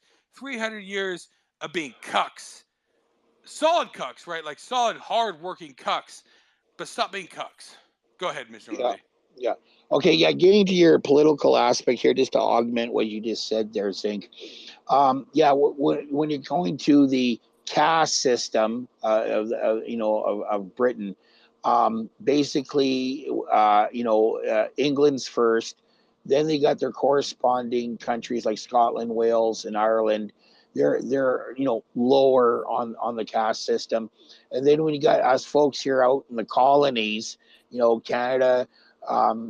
India, the British Commonwealth, the New Zealand, Australia, etc. Well, of course, we're considered to be the cannon fodder to do the dirty work, because why should we put out some British boy to risk his ass when we can have someone from the colonies to be the cannon fodder and sacrificial lamb for some cause or what have you? But naturally, if it's a victory, they're going to claim it. But if it's a defeat, they're going to use whatever troops or people as their scapegoat, right? Okay, I mean, it was the British who fucked up the fall. Pardon my language, the fall of Hong Kong, even though that there was other people there like Canadians who were basically used as their cannon fodder. Even though the Hong Kong did fall to the Japanese, right? But I just want to touch on what you said there, is in regards to the assault rifle thing. I know when you said it, like, okay, there's the literal thing, which I'll get to, but there's the metaphorical thing that I wanted to address now. It has to do with the applicable time and era in regards to technology, geopolitics, the way things were for that specific time. I mean, you can go back and say that, you know, the flintlock was the assault rifle back during the American Revolutionary War. You can say that, you know, the percussion cap was the, you know, assault rifle during the American Civil War, or what have you, where we had black powder or black powder cartridges, or you have, you know, single shot rifles that were, you know, considered to be the assault rifle at that time, or you have something like 30-30 Winchesters, where the assault rifle at that time, you know, during, you know, the 1890s or what have you. There's a lot of these liberals, or a lot of these people who like to use this terminology, and they think if they use this jargon and this terminology that they come off smarter when they actually are, because there's a lot of these people who like to misuse this terminology in order to manipulate people into their line of thinking, or to adopt a pre-existing political mindset. Okay, so when it comes to you know, an assault rifle, like the actual, you know, true definition of it, okay, and anybody can speak up if you feel that I'm wrong. You know, to me, an assault rifle is a firearm that takes a intermediate rifle cartridge, not a full powered rifle cartridge, not a pistol cartridge. It has a detachable box magazine. It takes modern smokeless gunpowder. It has, you know, a distinctive pistol grip. It may or may not have a bayonet lug, but but the thing is that the crux of what if it's an assault rifle is it has to have the capability of selective fire. So when you have these people, these liberals or Dems, or basically dipshits, saying that an AR-15 is an assault rifle. Well, the commonly produced AR-15s are not capable of selective fire, and they are basically the semi-automatic civilian versions of what a genuine assault rifle is, right? I mean, you can, but the thing is, like, the M1 Garand metaphorically was the assault rifle during that time and era in the the late 30s, 40s, and 50s. But the M1 Garand was not capable of selective fire. Okay, metaphorically, you could say that it's an assault rifle. By the true definition, it's not. Same thing with the M1 carbine. M1 carbine was manufactured as semi-auto only. But the thing is, the M1 and, you know, the M1 carbine, yeah, you could say it's an intermediate, you know, rifle cartridge or what have you. But the M2 carbine is the full auto version, so that would have the fancy fun switch, and that would be, you know, you could say that it'd be considered to be an assault rifle. But when it came to Billy Boy Clinton there, you know, some of these people like to use the term assault rifle and assault weapon interchangeably. When it comes to, you know, an assault weapon, that is basically a public relations, government relations, unicorn made up term, because what they're trying to say is that these guns look like assault rifles on their superficial stance, but mechanically they're not. They may have some of the same characteristics, a detachable box magazine. They may have the ability to, you know, have, you know, Point of Canadian pride once again. yeah, right. So there's that distortion in how people, again, use this jargon when they don't know what they're talking about. Because the first, you know, some people say that the AK-47 was the first assault rifle ever, but in fact it wasn't. It was the SG-44, or the I'm not too sure if I'm pronouncing this correctly, the Sturm Gewehr 44. So it does meet the criteria of what I actually mentioned, right? And I took an intermediate powered rifle cartridge, the 7.92 by 33 Kurz. So in Kurz is German for short.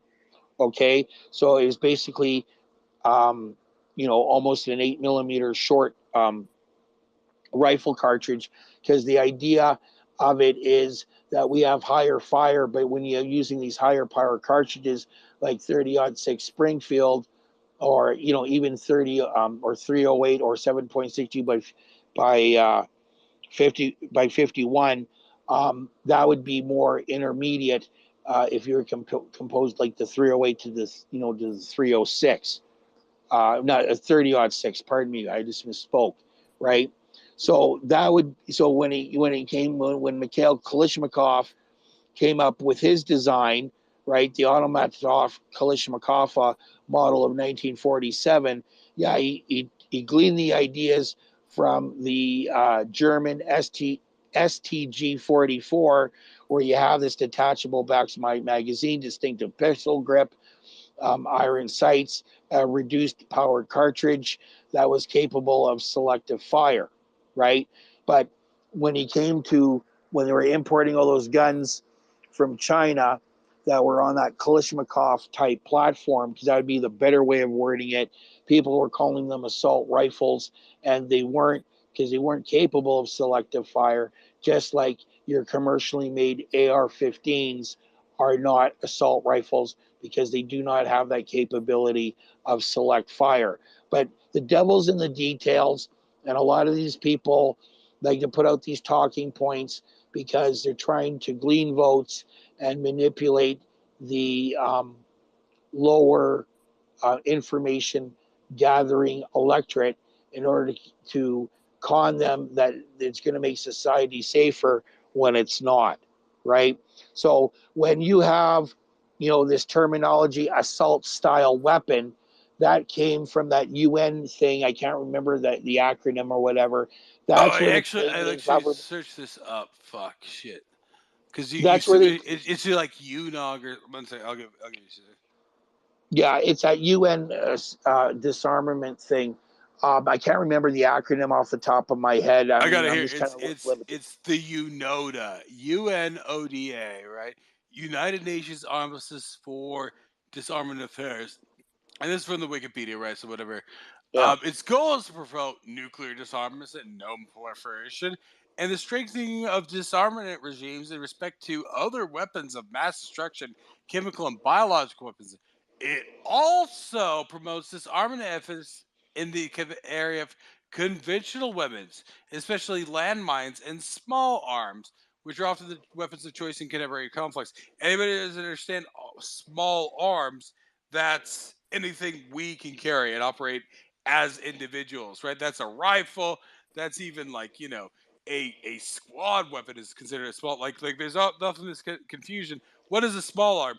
Well, Rampart was in here earlier talking about what was the FN, like firing those big rounds, right? Like pretty much anything under pretty much 50 cal is a small arm, right? So that's I'll let you go. Yeah, it's a criteria. Yeah, because I believe the program is SOL W, small arms and light weapons, right? So this has to do with the civilian disarmament thing. So this has to do with anything that is where you can transport it handheld, like whether it be a handgun or a rifle or an RPG. Okay. But this thing about arms control when you're selling legitimate ammunition across international boundaries, like from the Canada and US thing. But this terminology, assault style weapons, where you have that suffix style, okay, where it's black you're furniture. Let's say black when you're turning, furniture. well, it's basically a weasel word, okay? It's like Louisiana style hot sauce. Well, the reason why they say that, because they can't call it Tabasco, because Tabasco is a registered trademark. So as a weasel way of trying to market this knockoff product of Tabasco, they call it Louisiana style hot sauce. So it's the same thing. You know, it's quite similar to this, because that term assault style weapons, that term was plagiarized from the UN, and that was the thing that Trudeau Jr. and his little cult in his cabinet were all using, when in fact that's not the proper terminology. It's the same thing when people say, oh, this, if it's over 10 rounds, it's a high capacity magazine. Well, no. The true definition of a high capacity magazine, and this is something that they also gleaned and manipulated the meaning from when it came to a previous Canadian gun control crap, is a standard magazine is any magazine that was delegated, that was manufactured, that was designed for that specific round. So let's say you have like a Glock 17. Oh, well, it has 17 rounds in the magazine. It's a high capacity magazine. No, it's a standard capacity magazine in reference to that gun. Okay, because that gun originally came out with a standard 17 round magazine. Now there's magazines that have a higher capacity, like if you had a Glock 18, which was, you know, a selective fire for a handgun. Okay, so they do have like 30 round mags or what have you, but anything that's above the, you know, the standard for that particular gun of 17, that's an actual high capacity.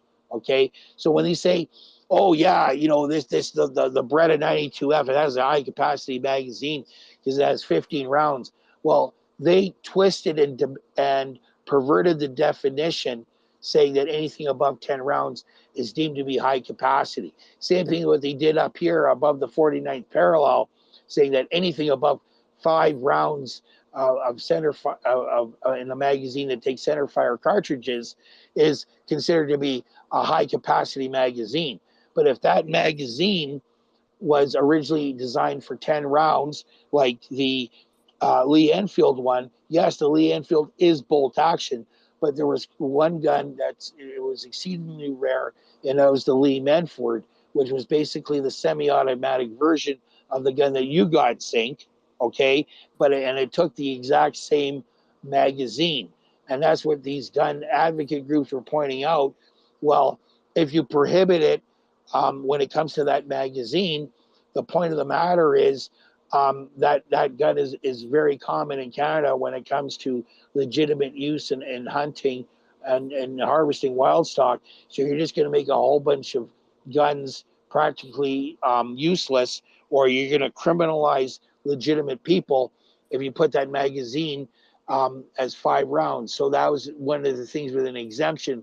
And I also remember during that time, because this was during the Brian Mulroney administration, where you had those CINOs, you know, conservatives in name only. And another point to mention was the M1 Garand. Now, you know as well as I, it has an internal magazine that's fixed and it can't be removed. And that was another gun that was given an exemption because the capacity of that was 8 rounds, right? And I'm sorry, if a magazine, you know, only has 8 rounds, I don't really consider that to be high capacity, right? But they gave an exemption for that because of that. But that was just, you know, the little token things that they gave us after we pointed out reality. Okay, so there is this distortion when it comes to this terminology. Unfortunately, that distortion is being recycled again from the Clinton, you know, assault rifle ban is how, I mean, I don't know the actual name of the bill, but that's how they were marketing the bill in the newspapers and in the news media. Because the thing is, back in the United States, all the actual full autos or that would follow under the criteria of assault rifles, they all became prohibited with grandfathering in 1986 when it came to that. So, I mean, they didn't prohibit the user. They just prohibited any new, you know, importation or manufacturing unless you're military or law enforcement, right? So unlike in Canada where the users and the guns were both grandfathered, only in the United States the guns were grandfathered. So as long as you meet the eligibility criteria, being over 21, being a state that welcomes class 3 stuff, etc., you can still own one. Unlike up here in Canada, where they put the grandfathering on the gun as well as on the user, because what they're trying to do is dealing with this gray area Wait within the for them to law die. They're waiting for you and guys wait to for the, die.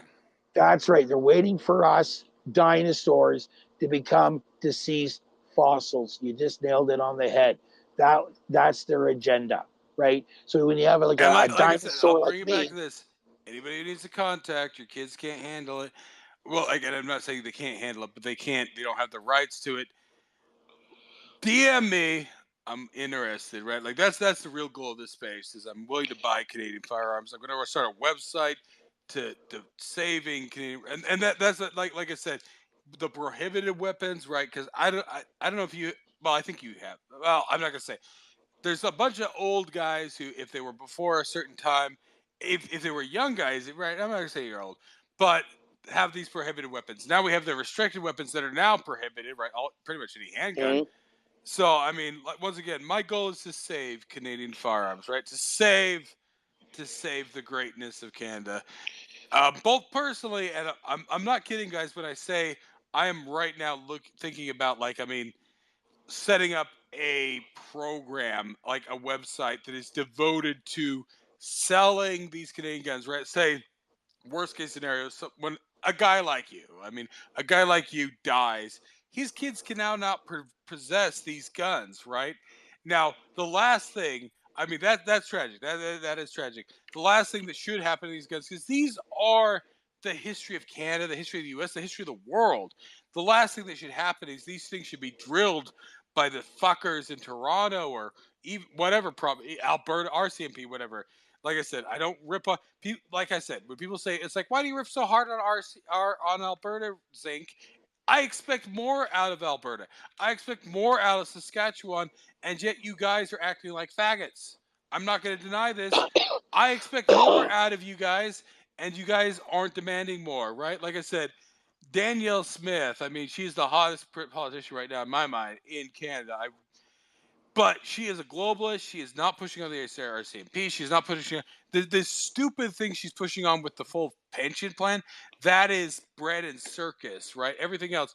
So what I'm really trying to say here is I'm not kidding when I say I am almost tempted to start a website of, just like for $1 a day, you can save Canadian firearms of a bygone era, right?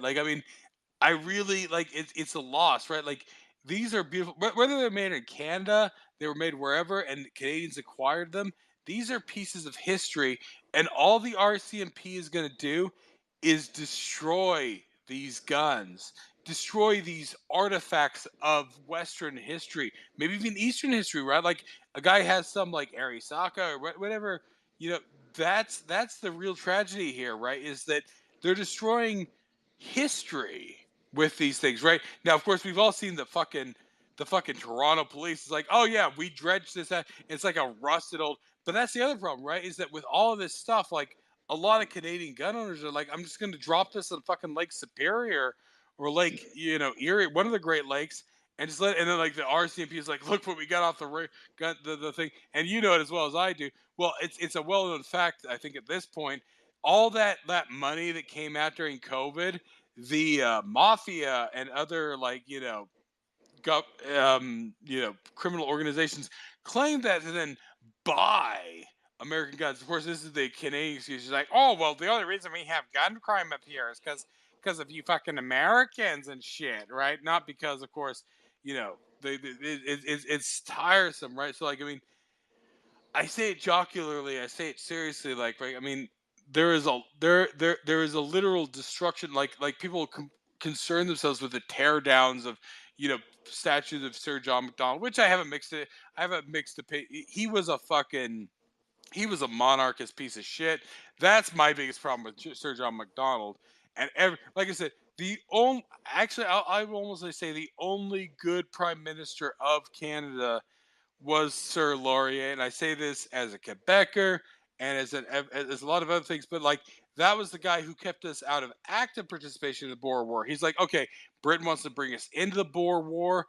Let's just send a volunteer force. John McCrae chose to go there and oppress a freedom movement, which is, like I said, I can only hope on his deathbed as he's dying in his own piss and shit and phlegm that he's like, maybe this wasn't the way. Like, beautiful poem. I'm not denying the beauty of that poem and the Canadian like the value to the Canadian spirit, like the diligence of the Canadian spirit. But all we did was suck a German king's cock, right, to go into that war. And so this is my difficulty here. And I have a hard time throwing in people's faces because it gets complex and it's hard. I know I don't know how deep your history is. I don't deny you. Anybody who's a first generation Canadian, if you uphold what I hold to be Canadian values, right? Like I said, the book space, I took over the wind. Like, funny enough, I don't know if you saw that space. I've covered it twice. The Wendigo, right, which is a concept from Native American lore there, and it's about like a couple of Scotsmen. They hire some Canadian, tracker, and this is like early 1900s, right? Even back then, people knew that the best hunting was in Canada, right? If you want to really shoot some shit, you're going to pay the money. You're going to hire some Canadian guys. You're going to go up in the bush there. And they were firing 303 British, right? Of course, it's 303 British, but like I said, I mean, when James Harris Lee designed these guns, he designed, I can't remember which caliber. I can't remember if it's 45-70. It was one of the American rounds. They switched it to, and 303 British is an interesting round.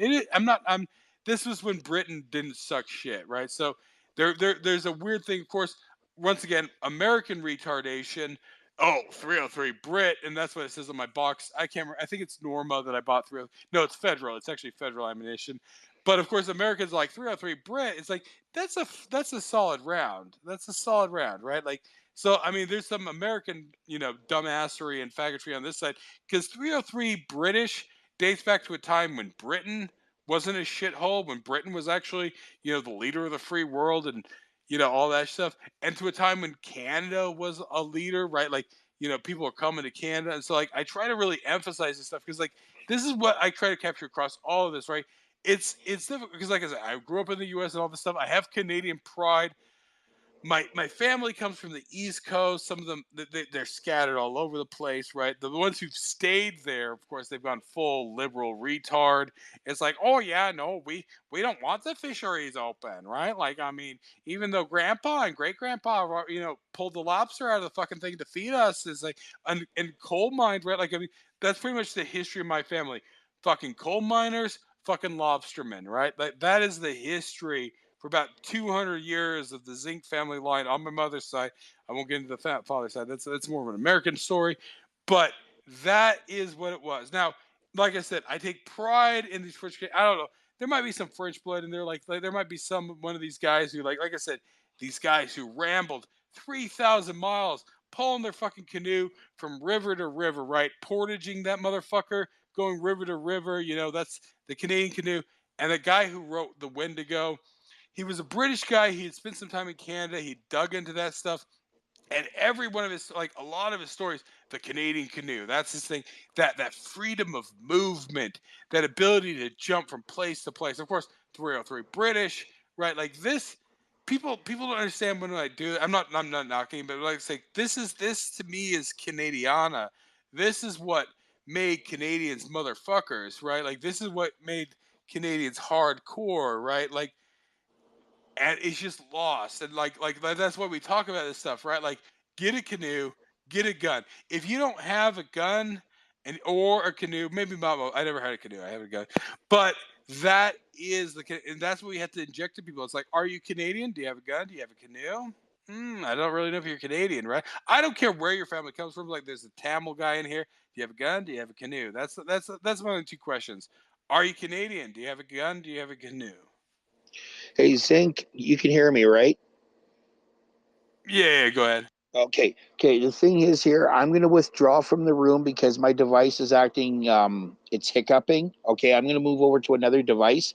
So I'm going to sign off and then I'm going to re-sign on with a new device. Okay. Just to let you know what's going on. So in the interim, let Dutch or Storeboy say something here. Okay. Yeah, we'll let the American dumbassery proceed. Go ahead, Dutch. No, thanks. Nobody. Hopefully you come back. Hey, Mr. Nobody, Angie, Storeboy, Zinc, and Baby Zinc. Glad both are represented here. You never fail to let me down, Zinc. Every time, man, you come with power-packed speeches and rants, dude. That was epic. Yeah, I love it. No, that's what I thought of Canadians was, hockey, canoes, hunting, fishing, and freaking hardcore winter hunters and just patriots and gosh, some of the Canadian heroes in the wars and stuff. So I'll let you give you. That's like I said. These Lee Enfields. If you time, you can't shoot shit or mass, but Canadians have for 100 years dropped motherfucking polar bears with these Lee Enfields, right? So that I'll leave it there. That's what I'm saying. That's why I buy these Lee Enfields, nice. Canadian made. We drop polar bears with these motherfuckers. So yeah, go ahead. So quick Dutch story. I was in this old university. They had an old building. I think it's since burned or been taken down. Leadership seminar. I was a long hair from California, so it was kind of suspect to all these you know student We leaders, forgive right? you. Anyways, so they were in. This was a museum. My mom's an archaeologist. I was like, oh my god, I'm gonna scratch my eyes out again if I see another arrowhead or another blah blah blah. So I'm like 3 floors up ahead of these guys, We forgive you. and it's empty, so you can hear their voices. I come around this corner, and this whole room is nothing but this old hunter's stuffed prizes, and I mean freaking everything. And right next to the door is a full size polar bear with his arms up, and I'm like I just like swallow before I lean over and like kind of put my hand out like and look over like holy crap. So no, those polar bears are giant. You guys, eventually your country will be saved. We might have to come up and save you guys up there. And Zinc, what about an idea that you start something that it's for the people who their relatives can't pass on those firearms. There's got to be a legal way that you could do like a heritage storage for those people, ship them down to the states legally and store them for their relatives, because who would not want their dad or even their mom's hunting rifle or Remington 30-06 or their pistol. Or I mean, my dad had a 30-06 when I was growing up. It was in like 3 pieces. I never know what happened to it because he was kind of like didn't even follow on that stuff. Was kind of a pacifist. But who wouldn't want? I mean, this, and I'll land the plane here. This couple that came out doing archaeology volunteering, he hit the beach at D-Day, 30 years old. He lived in this really rough part of Riverside, but this guy was armed to the teeth. One time somebody was shooting at us from the hills outside of Temecula, Lake Skinner, before it was open for the public, and somebody started, cracking off rounds from the hills. So Jack goes over to the back of the truck, opens up the back, gets out the 41, and freaking, spins through the dial, putting that 41 shells up in the hills. Well, they stopped shooting, and when he passed away, I kind of hinted like, hey, what are you gonna do with that 41? Like, if you'd like the legacy to live on, I'd be more than happy. Well, who knows what happened to it? I didn't get it, but why should somebody not be able to pass on their damn firearm? What does it matter if it's a couch, a picture, a car, or a firearm? It's a freaking tool. And I'm gonna watch some movies here, but I did want to contribute. It's a beast. I mean, that's like I said. I mean, like I said, you even though you're retarded, your mother sounds like she was educated, so you know the anthropology, the difference between a tool and a weapon. Because my dad's background, like his bachelor's was anthropology, his PhD was English literature. That's why I read faggot books, whatever. Um, but that's like you understand this, right? Tool, weapon. There's not a fucking difference in the history of fucking anthropology and human. I don't know if you're a young Earth creationist. I know you're a Christian. I don't know if you're young Earth, old Earth. I don't. But you know that the history of humanity, the difference. Like I said, it's a natural sort of inclination, I don't want to get into the women. Oh, there's no. Well, I We'll know put there's it to you not. this way, Zink. I debated the night of Bush Gore. These guys at this bar restaurant on Venice Beach said, "Hey, Dutch, come back. We're gonna have a debate, man. You can debate these libtards." I said, "Okay." I debated the founder of the Million Mom March, whose son was killed with a firearm, and there was two other Democrats. They were former assemblymen, whatever, and I destroyed her with like 3 words. I said, "I'm really sorry what happened to your son. It's very sad what happened to him. But a gun is a tool. It can lay in a field for 1,000 years. It takes a person to make it a dangerous weapon." End of Which is my point story. with the AI. Boom. Not to make it that AI. Anything is dangerous in the hands of human, right? 100%. And what was funny is a buddy was over in Britain and he saw the restaurant. And he goes, "Oh, look, it's the Venezuela." And then he goes, "Holy shit, it's fucking Dutch Magnumus on the BBC, my claim to fame." Cha-ching. Hi, Fag. Ange. Okay.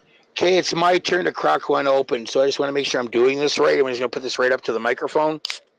Oh, that's beautiful. Beautiful. Well, you got to tell us what it is, because I always say it, Michelob Ultra. What you drinking there? Okay, the thing is that I'm disciplined and discreet.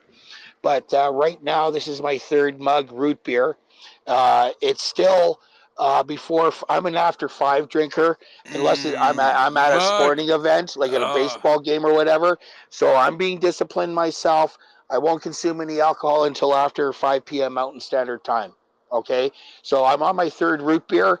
I mean, the thing is that you got the beer. I mean, it's got compromise or what have you. I'm trying to drink in spirit, but eventually I'll go into the Bloody Caesars after 5 o'clock. So Okay? this is where I have to disagree. Mug root beer, the greatest root beer, and I will die on this hill. It's not Mug. It's not A&W. Barks. That's the key. Bargs? Barks. Sorry for coughing. Like I said, guys. obviously, if you guys haven't figured it out yet, I have an opinion on everything. So yes, I will hold Barks above every other root beer. Yeah, no, because the thing is, like right here, I mean, this is woke root beer. It specifically says right on the can, no caffeine, right? And Barks does have caffeine, right? So the whole matter is, I mean, this is what I have. It's what's available, okay? But yeah, the thing is, Barks is good. I don't mind A&W. The army is falling apart, man. The army is falling apart. No caffeine. The army is falling apart. Well, that's the thing. Like, what the hell? No caffeine, and you're actually boasting about it right on the can. This is the problem. Barks has caffeine everywhere. But like I said, I grew up in shithole Utah, where Barks, but still, Barks has the best flavor. We used to make our own root beer. Well, in I a big think we can all. garbage can. I think we can all. I wish we all lived in 1885, where we can get solid, cutting-edge rifles. Right, that was the innovation time. James Paris, Lee, John Browning, Mauser, all these guys, and fantastic root beer. Coke still had cocaine in it. Dude, seriously, I was guys, born by seriously, guys, Tombstone, Zink. I like was born close to even Tombstone, London was hardcore, right? Like the original, like what was it, like Sherlock Holmes? He's running around London with a fucking fucking revolver, Have you shooting seen up Peaky Blinders? cocaine, You shooting seen up Peaky cocaine. Blinders? I've seen a bit of it. It's mixed, but I was just saying the original Sherlock Holmes. He's running around. He's got a revolver. He's shooting cocaine into his veins. He's puffing opium. This is what we've lost, right? This is what we've lost, right? Like cocaine, drugs, opium, and firearms, right? Like, give me a time machine, guys. I'm going back to 1885. No, all you need now, Zink, is playing cards like in Tombstone. Most people don't know where Fort Huachuca is. So I say, okay, you've heard of Tombstone, right? That's where Dutch was born. Close enough. Well, I watched both Tombstone and Wyatt Earp as a kid. It's a bit. They both have their advantages. The same thing, same topic, right? Like now, of course, you then. Funny enough, so here's the thing. Like, and this is what I often want to. At some point this week, I'll start doing it. There was this weird. I don't even know if it was a game. There was this weird point in the early '90s when they had these like multimedia games. So I have this mouse pad still. It's like Wyatt Earp from Grolier, which is like the encyclopedia company. And so like you would like travel around Tombstone and like learn about Wyatt Earp and stuff. Now it's a mixed opinion, right? Because is the shootout at the OK Corral, is that the, guys, or was it police brutality, right? Because the Earps were all like, police, and it was actually a family feud. No, what it was, Zink. Here's what it was. The other tribe, the outlaws, within the laws, they were not able to take them down. So they said, "All right, boys, you want to play? Let's play the final card here. We're going to bend the law a little bit." And the townspeople were behind them because they couldn't rein them in with the normal laws. They said, "You know what? That's why me. If there's a bully around, I don't care, man. I mean, I used to be so crazy, even when I was drinking." I get that, and Hell that's the yeah. difficulty, right? Because like, if you look at them as lawmen, it's overextended. But from the point of view of like, like these guys were fucking, fucking up this They town took and care of everything. business. They took Yeah, care of so I business. mean, it's real difficult because actually Wyatt Earp, it was actually, what was it? Virgil Earp, his older brother, was actually, he was mostly like, Wyatt Earp was more of an innovator, right? He did whatever he had to do, right? Like, I mean, eventually he actually went up to Canada and the Yukon to search for gold, right? Once again, Canadian connection there. Wyatt Earp went, or maybe it was Alaska. I can't remember. I think he spent some. I don't know, but like that's the thing. So it's a mixed bag, right? Because guys, I hate cops. I'm sure you hate cops, but of course, Lechuga comes in here. One of the few good cops. I talked to him yesterday. Like, and I understand the difficulty, right? I mean, like I said, I've worked in police software, and actually, I think had my life been differently, had I not been so anti law enforcement because of obvious reasons, I mean, the idea, I could have seen myself as it's difficult. So that's the problem, right? Like, I'm not denying it. Wyatt Earp cleaned up some guys who were pieces of shit.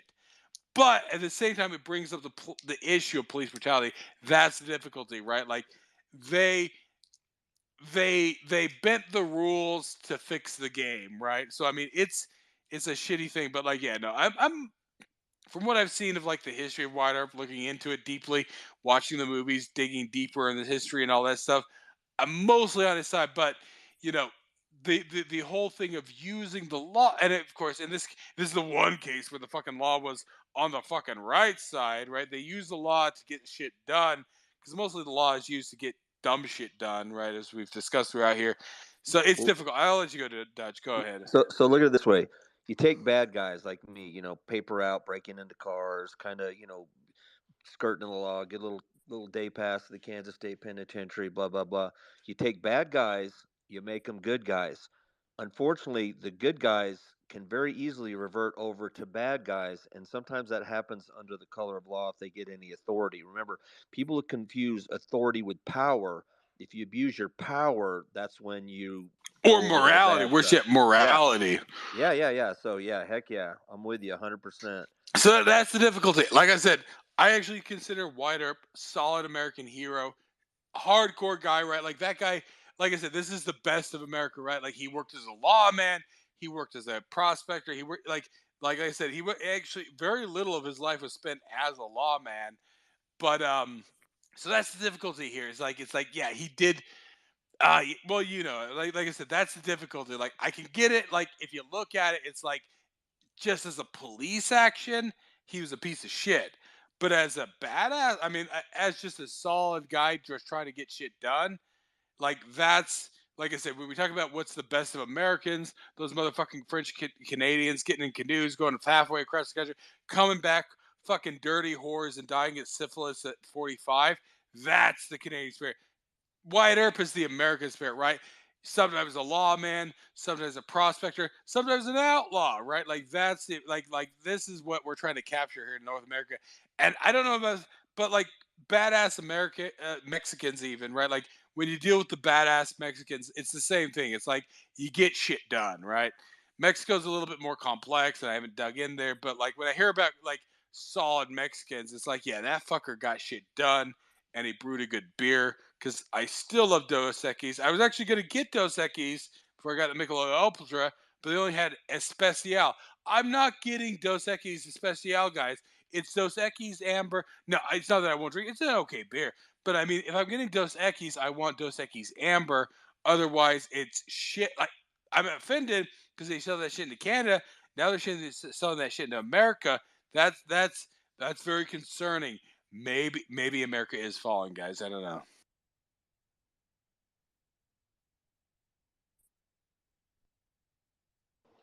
Hey, Dutch, if you don't mind me asking here, just to orientate myself, you are an American born in, you are born in the United States and raised in the United States, correct?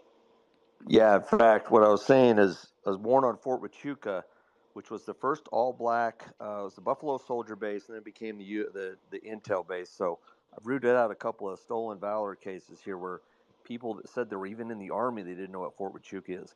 Most military know what Fort Huachuca is because they've done intelligence training. But yeah, I'm a lifer down here.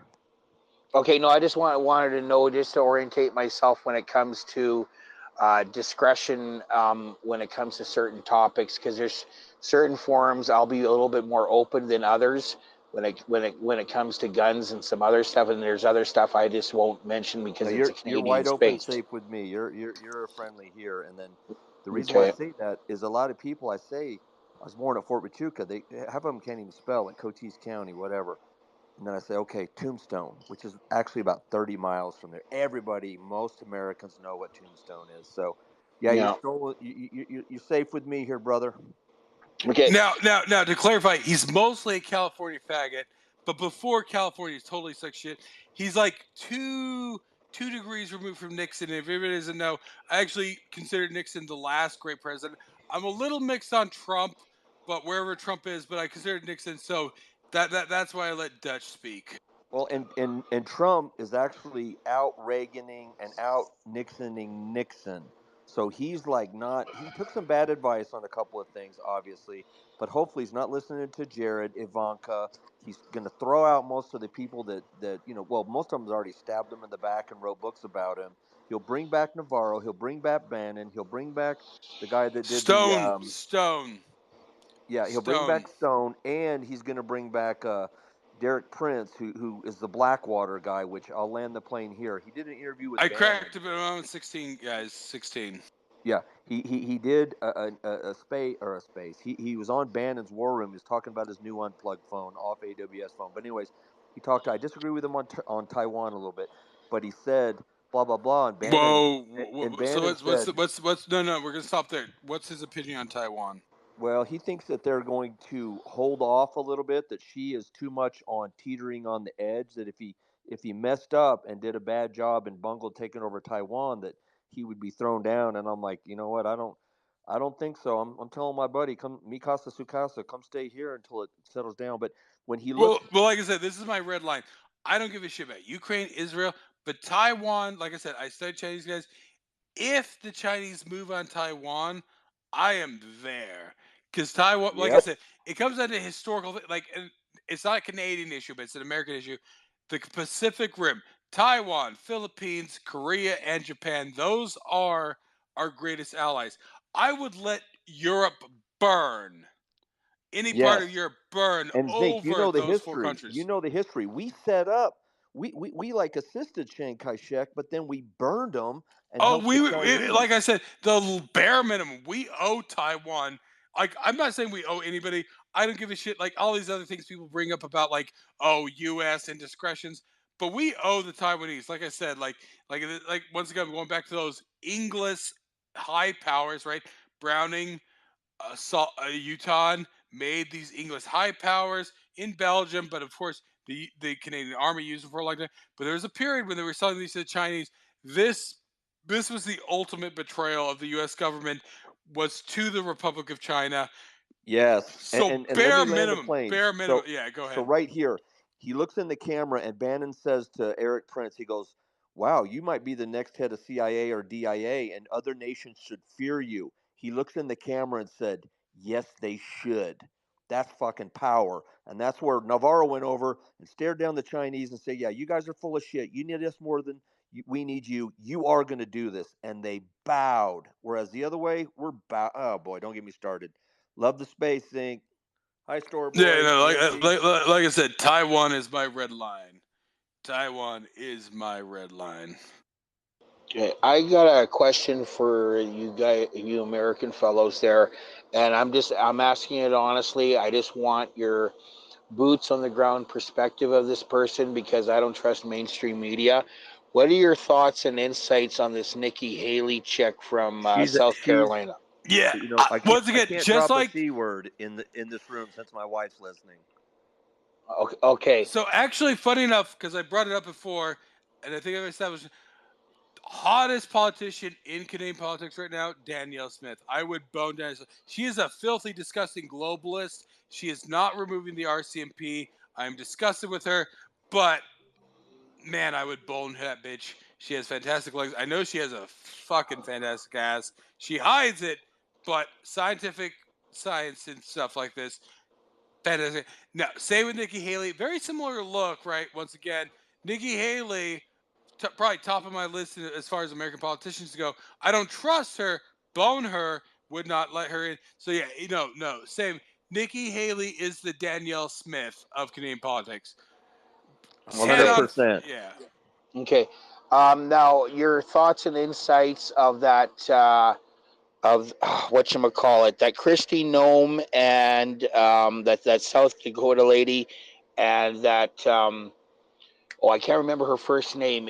It's Lake. She's from Arizona. Carrie Lake Say, is say, 100% say, good. now, Christy Nome, don't trust, would fuck. Carrie Lake, I'm mixed on. I haven't dug in there. Maybe Douch has dug in more there. Haven't really dug in because she's not important. She's not actually elected, so I haven't dug in there. Would fuck. Maybe she's decent. I'm not sure. Ditch, go ahead.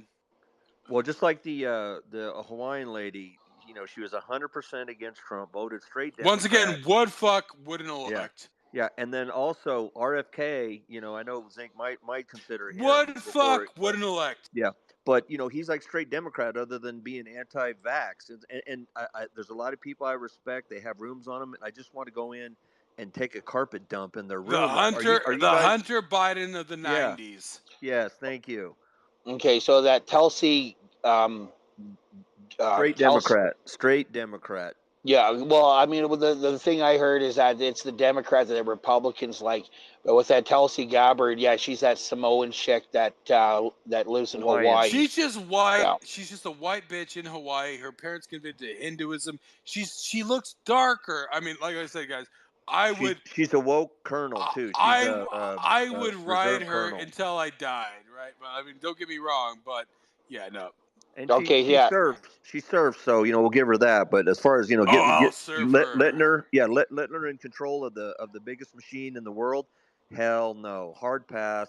Nice try, Nikki and Tulsi and RFK. Yeah, you ain't even getting in the car, let alone getting a hold of the wheel.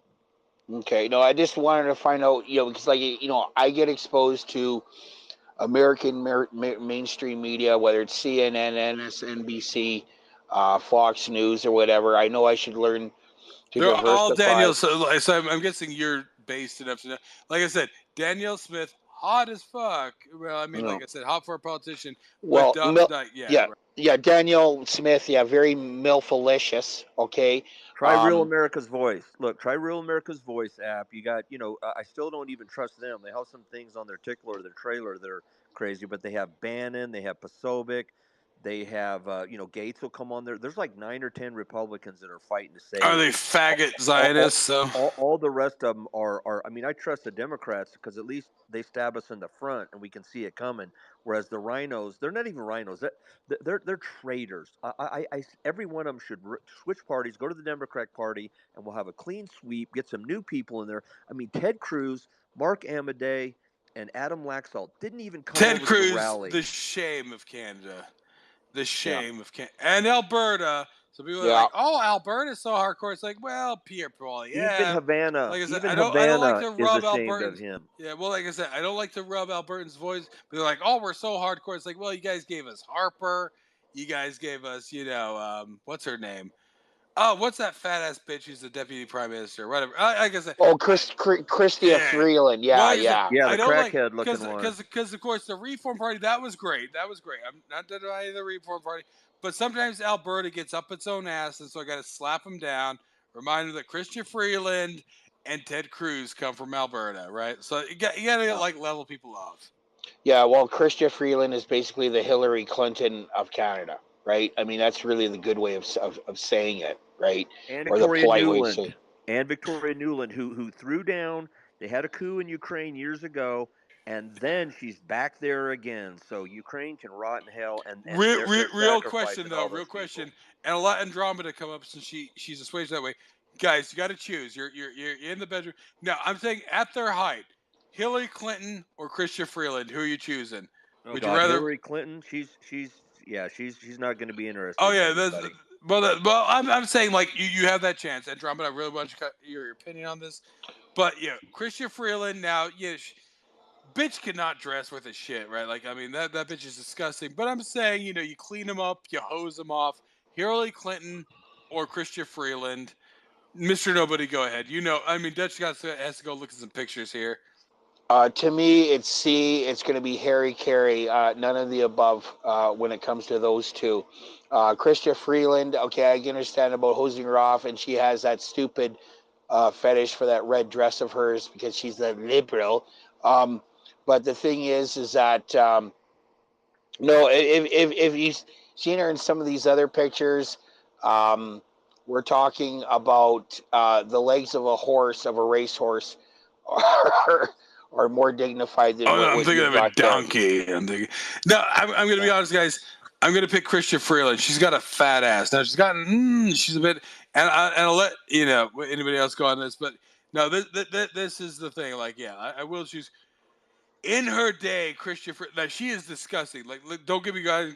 I'm like showering off. I'm hosing off. I'm dousing myself in fucking lime. Right? I will go blind, but yeah, no. Zink. Hillary Clinton has not been interested in men since before the Rose Law Firm. Why do you think Bill was such a skirt chaser and then a pedophile? Dude, Hillary rode on that plane because she liked all the little girls as well. She is bad news. They're evil. And go back to the American Spectator articles from the very beginning when their state troopers started committing suicide, all of a sudden. And Vince Foster may have actually been killed in the White House. There was a call that went out from the White House that said that he killed himself in the White House. That's how he ended up in that park with somehow committed suicide with a shotgun blast to the back of the head. Yeah. I know. I'm just trying to drag this down to a certain level. I'm just saying, like, you hose them off. You're double bagged there, right? Like, I mean, triple bagged even.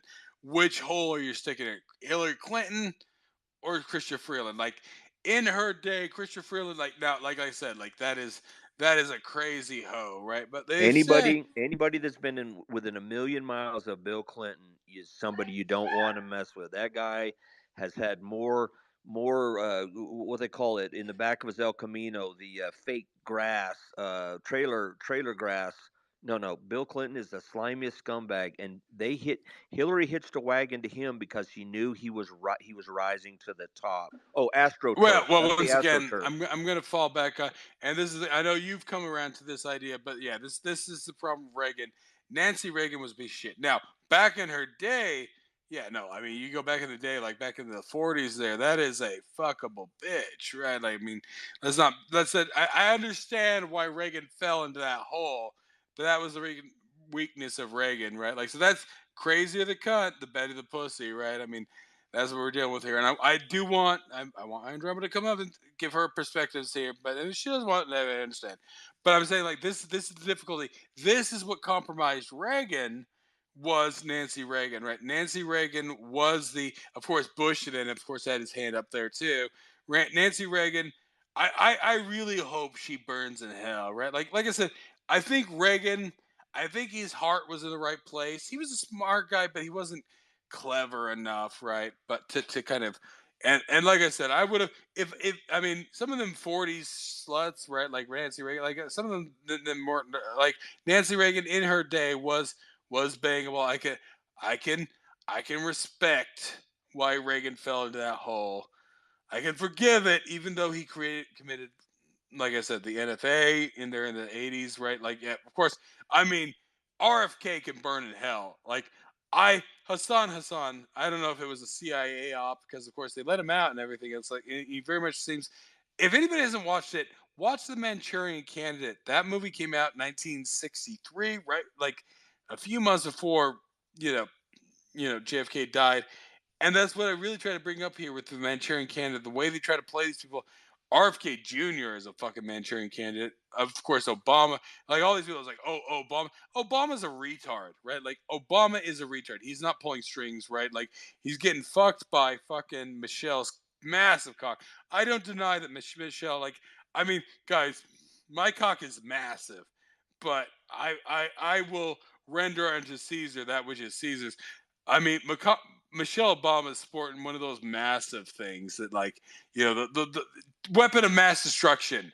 Weapon of mass destruction. What Michelle Obama is sporting there. And I mean, respect to Obama. That this is one thing I will say, that he can handle that and stay alive, handling what Michelle is pumping into him.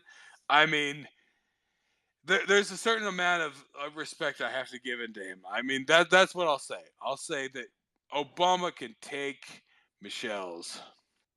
Right. So why do you give a shit? Why do you absolutely? I don't give a shit. No, Idaho. Well, the no, biggest no. faggot in Idaho is fucking Brad you- Little. Fuck that motherfucker. Fuck you, Brad Right. Little. You listen to this? Fuck you, Brad Little. You motherfucking piece of shit. I wanted fucking Bundy. I wish Bundy had become fucking governor. That guy's hardcore. You guys haven't looked up Bundy there. That's the best America has to offer, is the Bundys. Even though they come out of Mormonism and shit like that, the Bundys are hardcore. So why do we ultimately give a shit? Why?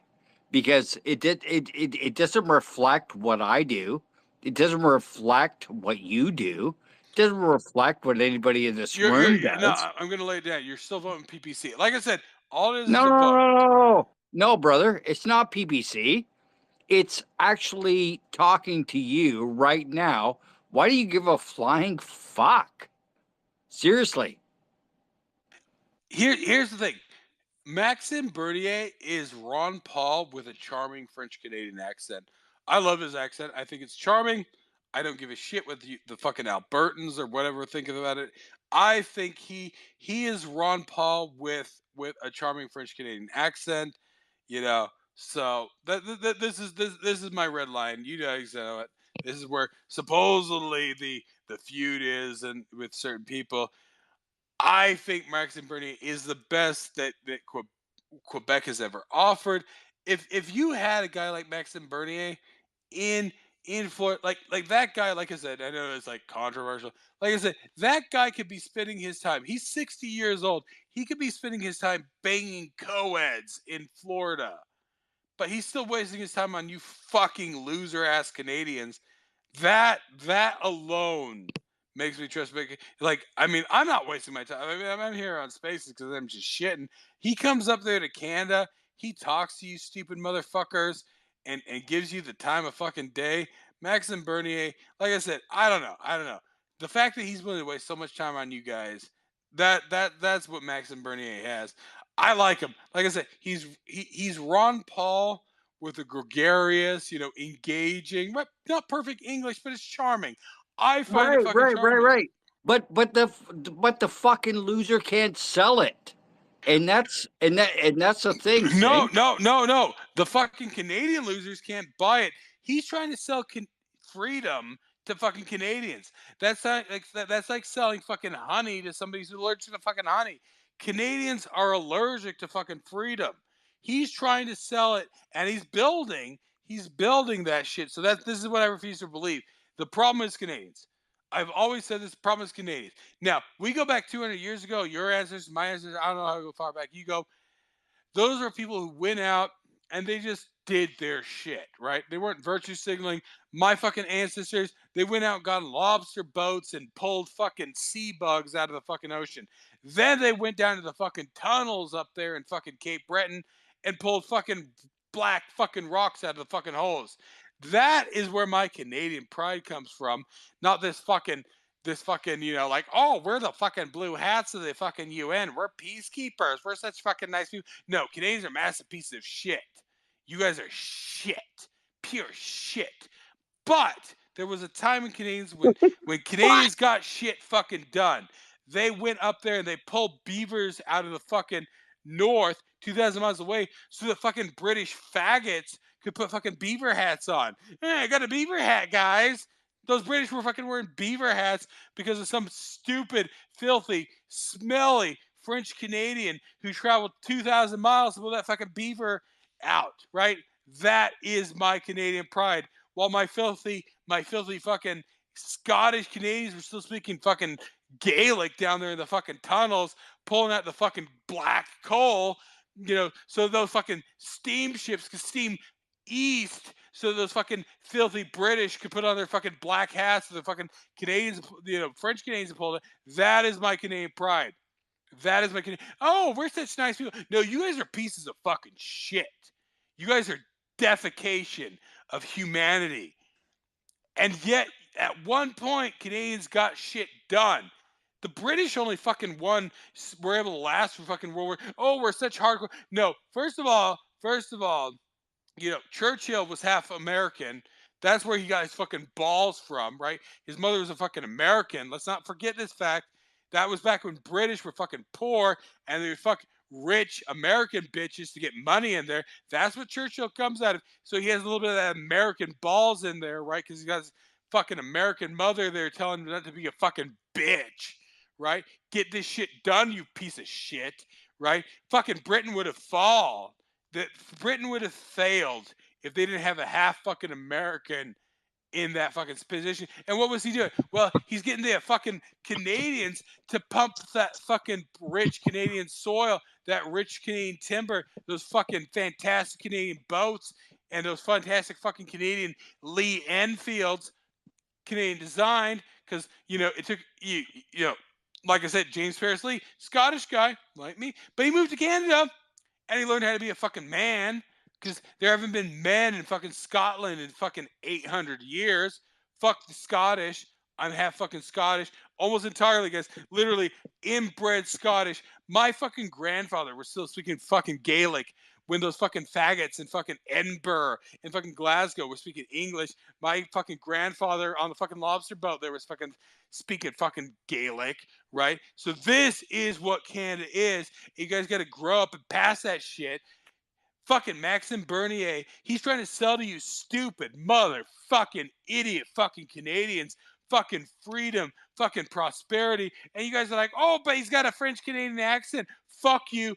Best Canadian Prime Minister ever was fucking Sir Laurier. Can I interject? I love everything that you say about Maxime Bernier. How do we promote him with less aggressiveness than what you are doing right now? I don't know, guys. I'm a fucking American. I don't know how to sell this. I don't know how to sell freedom. I don't know how to sell freedom to fucking Canadians. Zink, you're half Canadian. So you know what? Work with us. How do we sell Maxime Bernier? Says you kind of have to have Canadians go through one of the most terrible recessions in existence. They got to get fucked in the ass. Yeah. Exactly. Yeah, and we're already getting fucked in the ass. We're already getting fucked in the ass. But you guys like it. You guys love it. You're like, oh. No, we don't. Zink. No, we don't. Put more sand in there. Put more sand on that. No, Zink. Assessment. So the problem is that we there's pros and cons to Maxine. I'm just going to leave it at that. I'm not going to dive into it. I'm just going to say there's pros and cons. Oh, Jesus Christ. It's Christmas Eve, for fuck's sakes. Go fast, dude. For the love of God, I love you, but go fast on this. Really pick up the pace. Right, sorry. So double time, motherfucker. You're charging the ridge of Vimy Hill like your ancestors. Liberals, but you're socialists, and then Canadians going to be like, "Am I a socialist douchebag? Yes, I am. We have to fix our country. We don't have to be angry about it. We just have to be smart about it. And Ontario has to grow some balls and stop being pussy little bitches." That's what it comes down to. Says the Manitoba. I call Manitoba Ontario's extension. Manitoba is just I'm just gonna say, Jody. Ontario is the suburbs of Winnipeg. Is the suburbs of Toronto. No, there you guys go. Absolutely. No, Potato Boy. Okay. Anyways, Potatoes built this word. The Russians conquered half of Eastern Europe with fucking potatoes. So suck that shit. All right. Anyways, Merry Christmas, everybody. Happy holidays. Hope you all have a great night. Zink, keep it real. Just take it easy. No, because I'm almost No, on it's number not going to be 16. real now. I'm almost 1/3 of the way through, and you guys keep slowing me down, right? Like Mr. Nobody there with quality Canadian content, trying to make me remember how I was proud of being Canadian. How dare you, Mr. Nobody? How dare you make me proud of being Canadian and slowing down my beer drinking? How dare you? So then, would you like all of us deadbeat loser Canadians to leave your space? Yeah, I got to shit somewhere, guys. Yeah. Hey, Jody. Canadians are my toilet. You guys are my toilet. Okay. So I sensing a slight slur and a little bit of aggressiveness since Pier 12. So this is. Are you 15 or are you closer to 16? Actually, I think this is 16. I'm counting. Yeah, this is actually number 16. I got to Okay, you're the count. co-host, but no, you don't listen. Well, you got too many people blocked. That's the problem. I'm trying to let everybody, all the retards in here, all the stupid loser Canadians. I only have one specific person blocked. Everybody else is unblocked. I'm not knocking it, but like I said, this is the problem. And of course, I want to let some of the American faggots up, like Dutch. Dutch, you got anybody blocked? Dutch, you got anybody blocked? That's okay, fine. You know what? Stupid piece of shit. Hey, Jody. That was for Dutch. The stupid piece of shit was for Dutch. Hey, Jody. That fucking better be. Okay. I know that you had to dive out, Jody. And I made 87 meatballs so far, and my shoulder needs a break. Okay. I just want, and I know that you touched on about how you were talking about the fall of Manitoba to the orange contagion, right? Oh, I don't blame Zinc. I'm disgusted with my province in general. I hate it right now. Open fucking Churchill. I'm blaming the failure of Churchill on you, Jody. Churchill should be the what greatest. Did I do? Churchill should be the epicenter of Canada, and it's your fault. It's your fault that Churchill is not the center. You know what? Canadian I'm classy. Arctic I'm industry. drinking Riesling. That's German beer. Yeah, fuck the Germans. Fuck the Germans. Except for the Mauser, as we established, the only value that Germany has ever offered to the world is the Mauser. The Mauser, and then you got Anschutz, and you got Karl Walther, and you got Heckler and Koch. It's part of my heritage. Damn it, Mr. Nobody, stop making me hate Germans less. Zeiss is another one too, so let's not exclude Beautiful Zeiss. watches. Maybe I'll go and buy a watch, guys. I've got too many guns. Maybe I'll go buy a watch. No, Zeiss does optics. The best Germans are named Karl, right? Charlemagne. That's what Charlemagne is, right? He was actually German because the French... Well, unfortunately, actually, funny enough, the French are actually the most energy independent country in Europe. The Germans are cucked motherfuckers. Fuck the Germans for the last 100 years. All right. Okay. Anyways, Jody, fine, then I'm going to be quiet then. Okay. I'm trying to have a constructive conversation here. Okay. Jody. Okay. I know that you touched, and I just wondered if it was possible if you could expand on the fall of Manitoba in the last provincial election. Okay, I know that you articulated the last that 20 years, Jody. Okay, no, because I've been meaning to talk to Jody for a number of months over this issue, because I was just heartbroken on how the fall of Manitoba happened a couple of months ago. But you mentioned that it was punishment of the PC government over the COVID thing. I can understand that part of it. Can you maybe please articulate other parts to the fall of Manitoba for us, please? Well, a lot of it real quick, guys. Number 16. Oh, that's good. So Go 16 ahead, Jody. Popped it. Right on, man. Okay, so there's this spanking the government in general, the PC government in general, for their harsh mandates and lockdowns. Mm-hmm. But in addition to that, okay, so if you look at the province, most of the rural voted Conservative. The city, and we have like a lot of government people. We have a lot of teachers. We have a lot of unions. Winnipeg. That's what you're talking about. Winnipeg. Don't talk about my city like that. I was born and raised here, and I'm proud of my province. Say Winnipeg. I'm Admit that you grew up, were born and raised in Winnipeg. I'm talking. Gangster. It's Christmas Eve. Okay? Piss number 6 here, guys. I'm doing we'll do it go in the ahead, bathroom. Jody. Oh, good grief, George. So This kid is just like my kid. That's why I love Zinc, because he's just like my kid. Okay, this is why I adore him, and I do not, and I will have his back forever because he is just like my kid. So the other half, so the urban population here, they are the ones who voted NDP. And it was and as well, because Wab is, well, he's actually Métis. He's not full Indigenous. Okay. That was like the Indigenous population. Like, well, you heard his welcome speech, his thank you speech, right? He's like, the first thing he says, I want to put this little speech. I want to put this little speech out there for all the Michis, the Nichis. Is his So he's mother talking or to his the Indigenous father? kids, only the Indigenous kids. Is it his mother or his father that's white? His dad. His mother's white. Exactly. And it's Caucasian. Why does everybody call us white? We are Caucasian. Well, maybe well, no, I know you're pretty pale. I mean, your hair is light. So I'll accept that you're white, right? Like, no, exactly. Like I said, all these Italians and Germans and French, they're like, I'm white. It's like, no, bitch, you're not white. Like, I'll accept German. I'll accept your Russian. whiteness, even with the Ukrainian. I know you got Ukrainian there. I do not have a drop of Ukrainian in me. English, Scottish, German, Russian. The Russian's kind of debatable, but I'll forgive it. I'm proud of my Russian heritage. Very. Okay, Jody. Okay, no. So, because one of the things I wanted to explore is the identity politics, because I know that the Liberals and the NDPs, or the progressives in general, like to exploit superficialities for their low information gathering or electorate, right? Yeah.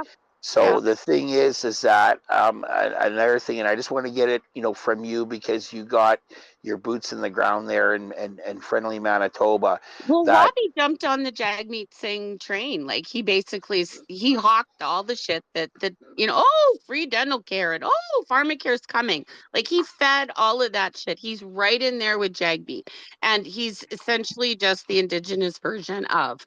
A Canadian Indigenous version of. And I mean, he used a lot of the NDP platform, and it's all about what can I get for nothing in this province. It really, really is. And that doesn't mean the low income, just the low income. That means the high income. Typical Manitoban. The teacher, fucking shut up. Cockroaches. You love me, and just shut up. It's Christmas Eve.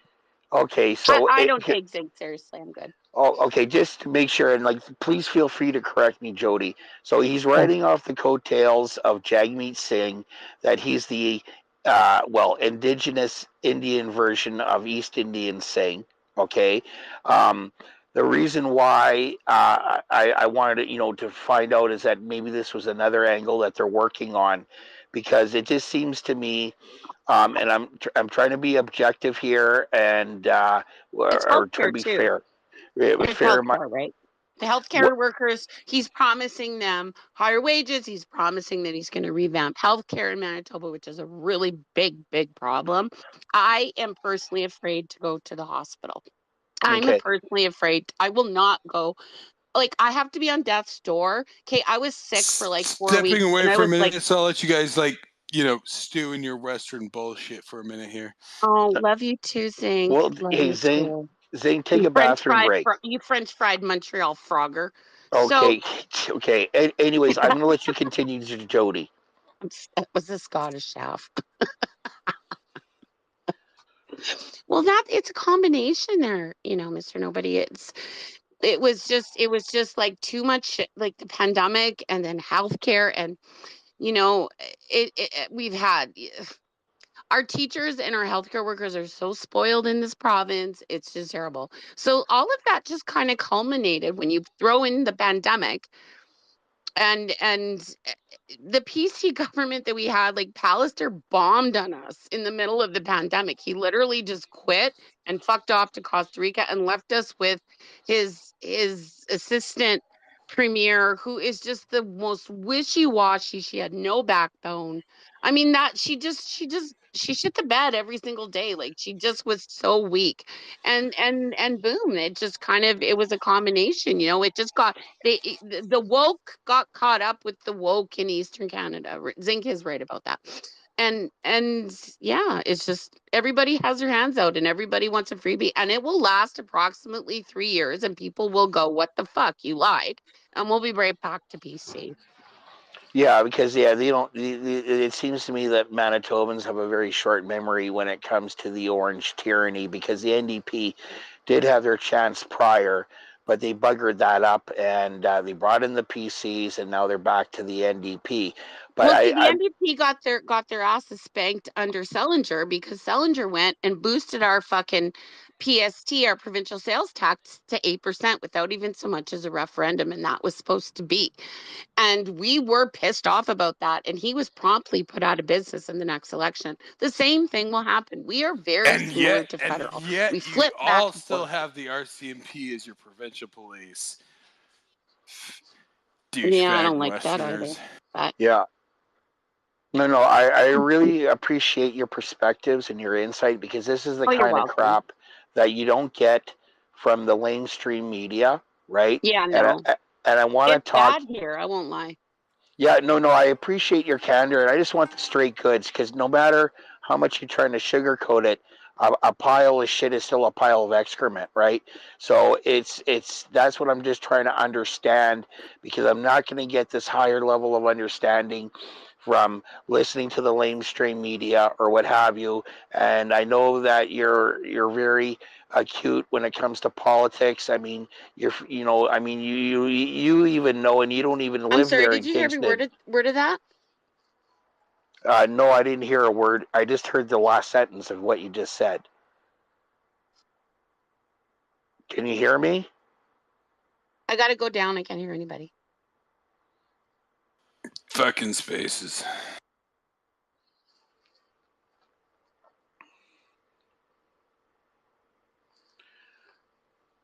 She's back up now. There you are. Well, you're Okay. backward Manitoba technology. We forgive you. You guys are essentially in like Don't you the like, but don't you like me? 1890s. Don't you like me? 1890s. Do you want me to leave? Didn't MTS get bought out by Bell, so it went full circle, right? But anyways, Yeah. no, I appreciate it, because if you're someone who lives in Winnipeg and who's familiar how much of a doorknob that clown from Kingston and the Islands is, Oh, or Kingston Garrison. and Gilligan's Islands is, yeah, okay, that's no, because the thing is, I mean, I'm aware of it, and I don't even live in Kingston. Okay, so the thing is that, I mean, I if you have that kind of ability to see that and to recognize that and speak out about that, and then you got that other doorknob federally, that was it Ken Harris or whatever, right? So yeah, I don't envy you, but it's just when it comes to this strategy here, because I'm trying to relate to what happened here in Alberta and how we almost fell under the orange curtain with ranting Rachel Notley. Oh, Okay, she's so certifiable, that woman. Like, seriously. well, yeah, and that's why I wanted to have this discussion with you, or talk to you for the last few months, because it seems to me that the NDP are really exploiting this identity politics thing in order to increase their voter base. So when you mention, like in Manitoba, where there's a lot of government workers, like teachers, medical staff, or what have you, that it's a government town. I mean, you even got the circulation section of the Royal Canadian Mint there. You've got the taxation center for the CRA there, etc. Right?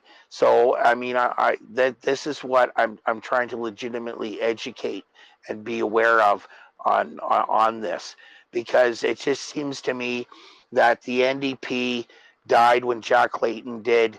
That this is not absolutely okay. That this is not the party of Tommy Douglas or Rachel's father, Grant Notley. It's a far cry, and I'm really sick and tired about the New Democratic Party, or because it seems to be they're Democratic in name only, and they're more like the New Despotic Party. The NDP in Canada reminds me of the Democrats in the US. They're just that crazy. Like, they're just that crazy to go that far. Well, it's an abomination of what Tommy Douglas originally had in mind. Okay, Oh, it's the same thing like with the Liberals. I mean, for what we were experiencing, it's a total abomination from what Lester Pearson had in mind. Okay, you know, like I mean, you have another Trudeau that makes the first Trudeau look good, for crying out loud, right? Like even the Liberal Party, you know, trying to speak objectively, you know, give credit where credit's due. It's an abomination of itself too. Okay. I'll put it this way. We are packing up our house box by box. We are leaving our neighborhood because of mass immigration. There is signage on my street in Punjabi, not in English, in Punjabi. Now, I'm the least racist person on the face of the earth, okay? But I am being literally pushed out of my neighborhood because there's so many ethnic stores coming in. Like I actually have to travel outside of my neighborhood now to get things that I want that are not ethnic. And you know, Diwali, they celebrated Diwali this year and the fireworks went on until 3 a.m. Like there was literally no Christmas lights up, you know, like it's just the city's changed. I hate it. And I can't leave because my partner just got a really good new job. And we're 5 to 8 years away from retirement. So we got to stick it out, right? But we're not putting our money into Manitoba until that dick, that criminal. He's a wife beater. He's a drunk. I know. How come they can't recognize that? Because if Danielle Smith was a white beater or had a checkered past, the NDP would jump all over it. But the thing is, I know that the NDP is so Indigenous, he gets a pass. If that was a Caucasian person, if he was Caucasian, he would be just like railed over the coals over it. Because he's Indigenous, he gets a pass. Oh well, you know, generational trauma and blah blah blah blah blah. You know what? My family were poor immigrants too. And none of us, you know, there's not a lot of us up in the academics or the hoity-toity government jobs, you know, like it just pisses me off. And it's all coming to a head. And this is all Trudeau's fault and saying that he's such a coward. And then the completely lame opposition that we have. Like the only hope we have in this fucking country, Zink is right, is the PPC. And people need to grow a set and fucking, you know, like vote your goddamn principles already. I'm just so sick of it. That's my opinion. I gotta go make meatballs. Okay, anyways, I like to continue this conversation. I'll let you get back to your meatballs because I do want to explore this issue because, like I said, I've been meaning to talk to you for months over the fall of Manitoba. Okay? I have to go make dinner for my kid. I'll be back. Bye, Zink. Love you. Okay, bye-bye. Have a good one. Enjoy. Yeah. I would like to watch Danielle Smith beat her wife, though. That'd be kind of hot. Well, I have met Danielle Smith. I mean, you know, myself, I met her in person when she was still working at CHQR. She did a remote at the Alberta legislature. And, I mean, she was a nice person. She gave me a complimentary, she was handing out cheesies, right? But yeah, no, I really liked her when she was on. Most of my exposure came because she was like the Calgary Herald newspaper. She was Global TV in Calgary. Okay, so most of my exposure was was listening through CHQR 770 in Calgary when she started to do afternoons, and then she managed to get advanced to the morning show. And what I like about Danielle Smith, she's not a moron. And she's very, very cosmopolitan in her knowledge in government. She's not one of these single issue people. I mean, I think Danielle Smith would make an excellent prime minister of this country, but the problem is that will never happen because she can't speak French. What I really admire about Danielle Smith, she's really sticking it. The strap on straight into Trudeau's ass and that Stephen Guilbeault's ass. So the environment minister. So because the thing is that if we had raging, ranting Rachel, she would be another Wob, and we would be another Alberta would be the another bitch of Ottawa, because it just seems to me, in my opinion, in my view, yeah, we may be composed of 10 provinces and 3 territories, but there's still that old Canadian mentality that there's Upper Canada, there's Lower Canada, that's all that counts, that all that's mattered, and that everybody else in Rupert's Land here don't count, don't matter, that Quebec is being treated as the favorite child, where Ottawa is the abusive father, and Alberta is the battered wife. So that's the dysfunctional family analogy of what I see here. Now the thing is, I know that you mentioned about her being a globalist. There seems to be this awkward silence in regards to the Coutts 4. There seems to be this awkward silence in regards to that lady who died because she didn't get vaccinated and she needed a transplant. So there's something that's going on there. But the thing is that she's a lot better with Kennedy, because Jason Kenney was more of a globalist, or maybe to me more of a Sino. So I mean the thing is that Jason Kenney, I just had uneasy feelings concerning him, and I'm glad that he's gone. And he didn't have to spend too much effort getting on the board of directors of ATCO. So I mean, it's quite evidently he has his old boys group, and I'm just glad that he's gone, and that we've got more sound leadership. And more importantly, Danielle Smith is really giving the metaphorical middle finger to Trudeau and his cabinet in Ottawa with all its divine glory. So that's what I'll say there. My take on that is, since she's been elected, it's mostly been bread and circus, right? It's this whole pension plan stuff. Like, it's like, now I told people this a year ago. You can probably find it either around Parkspace, MySpace. It's like, I'll take Danielle Smith seriously when she ditches the RCMP, right? I don't want to get into this. Like I said, I expect more out of Alberta, but Alberta has been living off the government dole for 100 years, right? With the RCMP subsidized and everything else. I refuse to take Albertans seriously until they drop the fucking RCMP, bring back the APP like they had 100 years ago. Once again, that glorious time in Canadian history. Mm-hmm. Right now, one thing I will say is, Daniel, like I said, it's weird. Milfalicious. Like I don't trust her, but my God, like, fantastic legs. She hides it under them pants shoots, but I know that she has a fantastic ass. She hides it, but it is waiting for it. So I mean, this is my mix. Is that no, I can't think of a Canadian politician I would bone harder than Danielle Smith, but I don't trust her. Like I said, until she drops the RCMP, I'm not gonna. So that's my mix there. It's like, I like to see her. Don't get me wrong. I like to see Danielle Smith up there doing the performance. It's like an acting job, right? She's in a movie and all that stuff. I'm like, yeah. But I don't trust her. I think it's all like this whole feud between her and Guilbeault. I'm pretty sure she's strapping it on and plowing the same, Filipino boy that Guilbeault is blowing at the same time, right?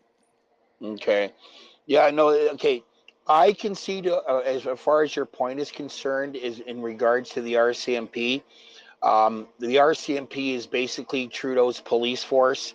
I would like to see the RCMP totally out of Alberta, and because the RCMP does not work for the people of Canada, it works strictly for the Liberal Party of Canada. It's basically the Liberal Party of Canada police. So it doesn't matter who's in actual power. As far as partisan political party wise. But no, it's basically the police force of the Liberal Party of Canada. So yeah, no, get the RCMP out of Alberta, and if other provinces have a pair, get them out of their provinces as well. Okay. When it comes to the pension plan, pardon me, I went to an in-person town hall meeting, not a virtual meeting. The group is called the Alberta Prosperity Project. They are on Twitter, and basically what they were pushing was for, okay, we're going to play with the rest of Canada, but if Canada's not willing to play with us, then we're, basically they wanted, like, well, we want something similar to Quebec. So when they're talking about this Alberta pension plan, I'm all for it, because basically this is how Ottawa is also ass raping Alberta, because we seem to be subsidizing a good portion of this country from the wealth of Alberta. Because as it was explained to me when I went to this town hall meeting from the Alberta Prosperity Project, is if Alberta had its own pension plan, okay, basically whatever CPP pays, we would get at least double, okay, as well as extra in their benefits, whether it be the disability, the CPPD, the disability portion, or let's say death benefits, okay, because the rest of the country is basically pillaging off Alberta's wealth when it comes to the pension. Because to me, Canada Pension, in my opinion, is basically a legalized a Ponzi scheme. And when you have Canada Pension being showcased on the WEF website, etc. Sorry, I just got to deflect this call. The whole matter is, it seems to me that they want to use the CPP to finance, and they want Alberta to source, the majority of it. So, so to me, I agree with you about getting the RCMP out of Alberta. But another thing is that I would really sincerely would like to see what Quebec has, and that's having the Alberta pension plan, because the feds in Ottawa really don't like it. And the feds, during the last provincial election, Trudeau was working with the CBC to discredit Smith, and the CBC said some sort of liable comment, and Danielle Smith was defending herself, and she demanded a retraction or what have you. Well, she finally got the retraction about 30 days after the provincial election. So the thing is that with the CBC, they went along with Trudeau's bullshit with their fear and smear porn, and oh yeah, they so-called did the right thing in quotation marks by retracting what they said. But the point of the matter is the damage was already done. So as far as I'm concerned, I would like to see Alberta to be its own nation, to tell you the truth. And if Saskatchewan wants to come along, or Manitoba wants to come along, or the interior of BC, not the lower mainland goofs, or the dipshits on Vancouver Island, yeah, okay, that's fine and dandy. But I rather see, if Alberta was its own country, we would probably be one of the richest nations in the world. Okay, so I don't know if you're gonna like it or not, but here's what I'll give you. So I grew up in Utah, which was in a Cold War pretty much with the U.S. government for 50 years in the 19th century. You can look it up, Utah War. You can look up in the history there with the Mormons and everything else. Mm-hmm. Here's the reality. Right? So, like, I grew up in the West, in the Western United States, right? I lived in Quebec. My family's from the East, Cape Breton, everything. So I've kind of read it. It's a psyop, right? So this idea that the pension plan. Now, I'll tell you what the Quebec pension plan is worth. It's worth jock shit. I was making, right, like, just because of the salary I make was making maximal contributions. And by the time I retire, this thing won't even cover a rent of anything. So that's the side up there. Now, first of all, this is the biggest problem, is that once again, these freedom fighters supposedly, right? It's like, oh yeah, no, I love guns, but I don't need handguns. Oh yeah, no, I love, I don't, I want to get the feds out of it, but I still want the Alberta Health Service, right? This fear of private industry, and it's the complexity of private versus public and all that stuff. But I mean, it's funny. I'll tell you now. This is the thing I try to really get to Albertans. If you open the question of separatism, do you think the native reservations are going to come along with you? You're not getting Alberta in the shape it is now. This is what I try to really. I understand the don't get me wrong. I understand the complexity. I understand the need for. I understand. I mean, but like I said, I mean, I come from old school. Like I said, I know people have been prepping for it since God knows when, for the fall of the U.S. government and all that stuff. But if you open that question of Alberta and separatism, you're not getting a square skate. This is where the concept of balkanization comes in. Okay, and people are like, well, maybe call it Canada should balkanize. No. Kosovo and all that, that's what we're seeing with balkanization, right? If you crack that nut, you're not getting Alberta as you and I know it, right? You're getting Southern Alberta, you're getting Northern Alberta, you're getting the People's Republic of Edmonton, right? Like this is the problem. I understand, like I said, I'm American, I'm Canadian, and like I said, if I go back on that concept of what is a true Canadian, right? What built fucking Canada? What built fucking America?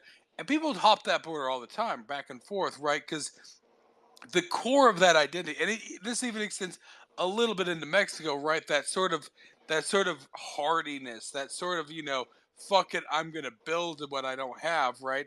That's common. Like in the old days, that was common, right? Like people hop that border all the time, right? Actually, it's like that. But the psyop here, like I said, I rip out Alberta because people come in. It's like, why do you rip so hard on Alberta? It's because I expect more out of Alberta. Alberta has this, like I said, where were the Albertans in the 80s when they closed the East Coast fisheries, right? Like I said, I come from a long line of Obsterman. They closed those fisheries. Albertans don't give a shit. And I'm going to be quite honest, and it's true too. All those Newfies and Cape Bretoners and Nova Scotians, they moved to Albertans. Let's be quite honest. The old stock Albertans treated those people like shit. Those are the people who built the roads, built the mines, built the wells, right? Now, I'm not saying no Albertans were there, but it was probably at least half and half, right? Like, you probably had as many Albertans on those, roughnecking it as you did, fucking Newfies from fucking, East Coast, right? And that is Canada to me, right? Like, Canadians, they move where shit needs to get done, right? So, fucking Trudeau and fucking Mulroney, they fucked the East Coast, right? That is where my family's from. They fucked that East Coast, right? I mean, old days, lobstermen and coal miners, they were a step above slaves, right? That's my family. Then suddenly starts to become lucrative, and then it's tossed out, right, and everything is. So my problem with Albertans is there's a big perception war, right? Like let's be quite honest. The East, and that includes New Brunswick, even PEI. As anybody's heard me, I think PEI should be a trash dump at this point. It should not be a province. And Nova Scotia paid to buy Alberta. We paid for all the railroads there. We paid for everything. For the first 100 years of Alberta's existence, the East Coast subsidized Alberta. Now suddenly Alberta's, come in the 70s, the 80s, they're pumping oil at it. Don't get me wrong. I love the black gold coming out of the hills of Alberta. I would pump that for eternity. But this perception that Alberta is this short-term sort of, identity. It's like, oh, well, we built this. No. Don't get me wrong. And like I said, Canada's a rich and diverse country. I am an Anglo-Quebecer and everything else. The history of Canada is Quebec plus, right? They added things onto Quebec. That is OG Canada, right? That's why it's the Montreal Canadien, right? Like, we know this, but it's the nature of it, right? But I don't get bitter. But like when people see themselves as more Albertan than Canadian, that's my problem, right? The state of Utah was separate, and of course, it's because of the Mormon bullshit. Separate. This is the psyop psyops. So I get what Alberta's going through now, but when did you ever see Albertans concerned that they were closing the fisheries out east, right? Now, the federal government allows the Chinese to fish that shit. I know East Coasters in Nova Scotia, right? They work in packing plants for the fucking Chinese. When have you ever seen the Albertans rise up and say, well, what about the East Coast boys there, right? And now they're getting butt hurt around all this black gold. Don't get me wrong. Pump that black gold for as long as it lasts. I love that Albertan black gold, Albertan beef. That's fantastic. But it's this myopicness, right? Let's be quite honest here. With all the transfer payments to Quebec, Albertan will never pay off for another 200 years what it owes to the East Coast for buying its ass from the Hudson Bay Company. I'm not bitter about that, because to me, I see Canada. I see a big Canada. I see railroads. I want those fucking railroads to go north, because I want to start raping that fucking Arctic territory, right? Like, to me, the biggest issue with all this, why aren't we allowed into the north? Why are we not building the Northwest territory? I don't see it all, right? Like, we're in this petty little shit about, trust me, I don't like to rub the people's feet. Like I said, I expect more out of Alberta, but they got to see the big picture here. More illegal trade passes through the port of Montreal than Alberta will ever see in a year. Alberta's great. Do not get me wrong. I really, really, really wanted to move out west. I really wanted to, but it's this myopicness. And Canadians, trust me, like I said, you will not get Alberta in the shape you know it now if you separate. It will balkanize, and you will have the People's Republic of Edmonton. Maybe if you luck out and you live in the bottom 50 miles of Alberta, you might get annexed by the U.S. if you're lucky. Otherwise, it's gonna be whatever. And so this is the myopicness, and this is what it's difficult because I'm not gonna lie. I am really not gonna lie. I like you, Mr. Nobody. When I moved to Canada, my perception of history was the 18th century was the French century, the 19th century was the Canadian, and these kind of run over either way, like give it 50 years on either side. But the 19th century was the British century, the 20th century was the American century.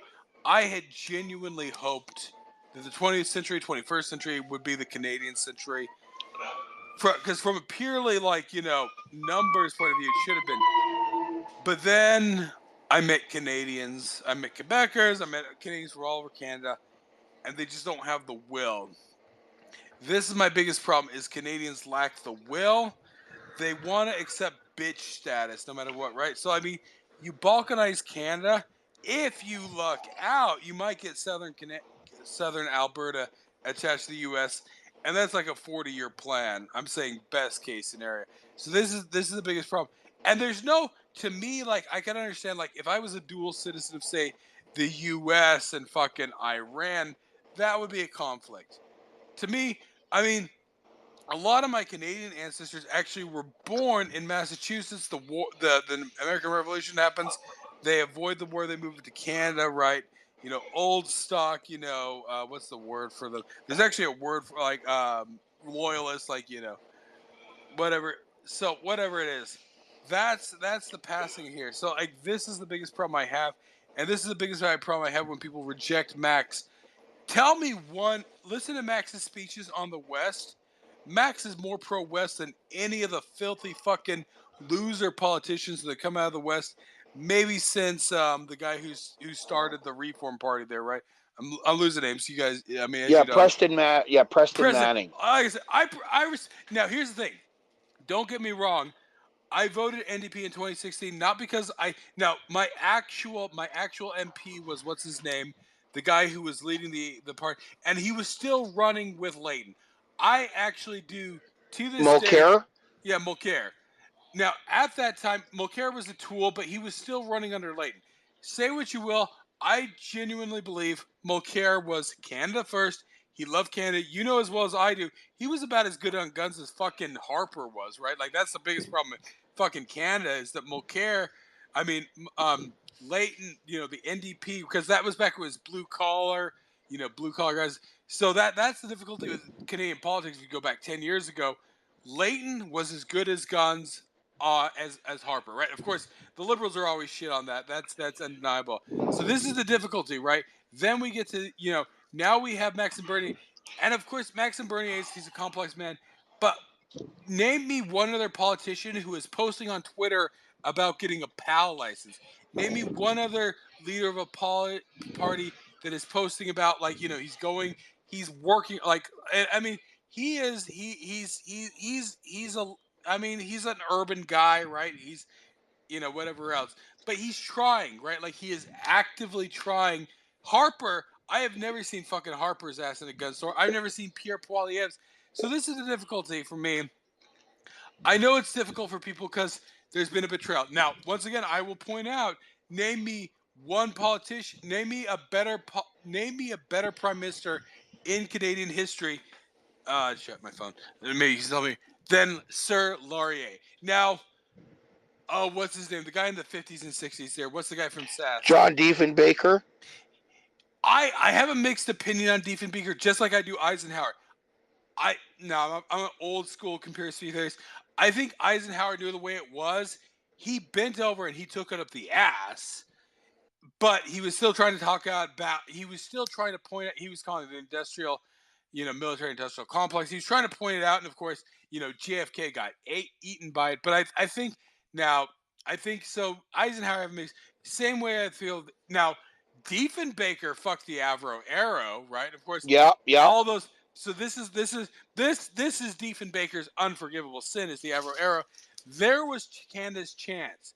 Right? Because, like, coming off World War II, Canada. Now we've talked about the guns, but let's not forget the fucking ships that Canada built for the fucking British Empire, right? Britain was fucked. They could not build any ships with the Germans. Canada built the British Empire's fleet, and we just pissed that. It is so painful for me. It is genuinely painful for me to think about all of this stuff. But so Diefenbaker, I think he cucked. I'm not going to deny his sins are. He did not stand up when he should have. Whether or not he would have won, he chose to bend over and take it. So I have no. He was maybe the last one who maybe tried. Right? We all see that speech by him. I'm a Canadian. I'm a free. But like I said, and this is my difficulty, Sir Wilfrid Laurier was truly the greatest prime minister Canada had. He kept us out of the Boer War. It's actually suspicious to me that he loses his prime minister right before World War II, right? Because would he have? Now, he probably would have allowed the volunteer force, and of course Canadians would have risen to the challenge, but he wouldn't have. Fucking Mackenzie King. Like, honest to God, I hope he is being raped in hell. Because Mackenzie King was a piece of shit. Fuck that guy. There's certain points that you made. I concede. I'm not going to give you a rebuttal on because you're right. So let me just finish up here. So this to me is what the greatness. So it's that subtle things like I tell. Sir, I can't hear you.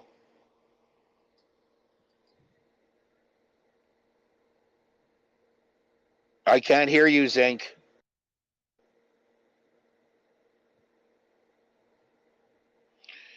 If you can hear me, Zink, I can't hear you. On the shitty phone, you'll probably notice my audio is dog shit right now. Give me a second here. Okay, I'll let you sort out your shit because I had to sort out my shit on the with the phones. Yeah, no, like I said, I was not paying attention. That's the problem with 16 beers in.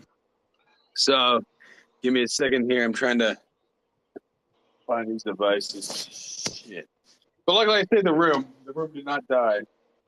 So, give me a second here. Well, I'll just talk to it like this. So, like I said, back to the point, right? Like I said, this is the psyop, right? Sir Wilfrid Laurier, French-Canadian guy, born in, I don't even remember where, Quebec, goes to McGill, Anglo, college there and everything else. And he can speak to both sides of that Canadian identity. It's a complex identity. It's not multicultural. It's complex. It's French.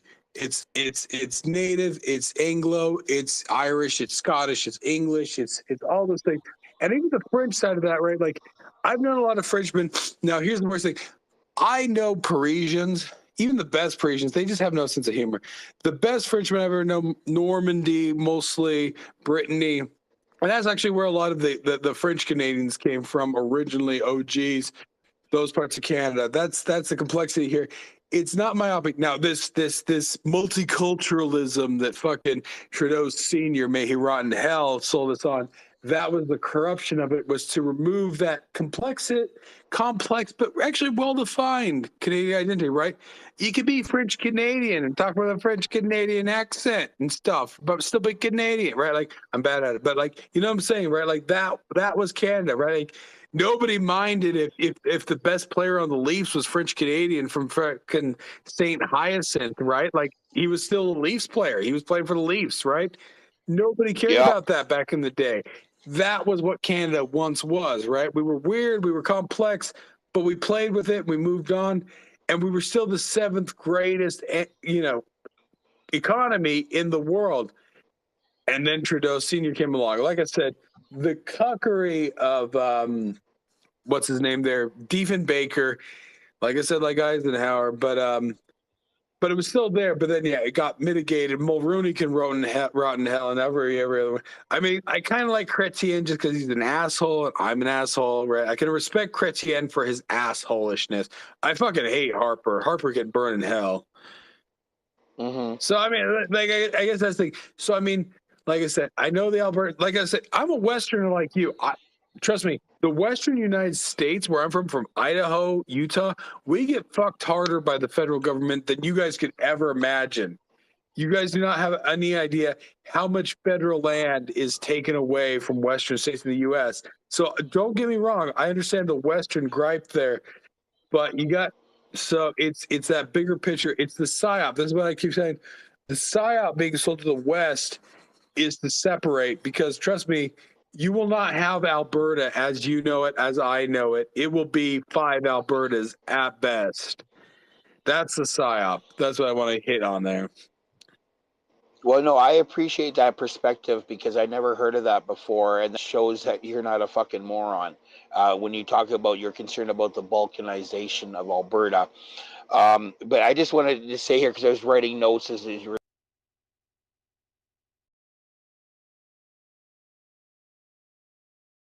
I lost you there.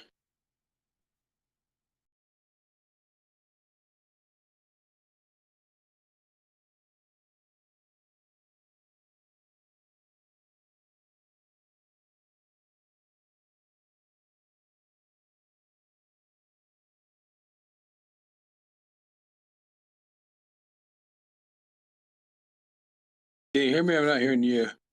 Oh, yeah, there you are. I was like, I'm bringing you back up. Add speaker.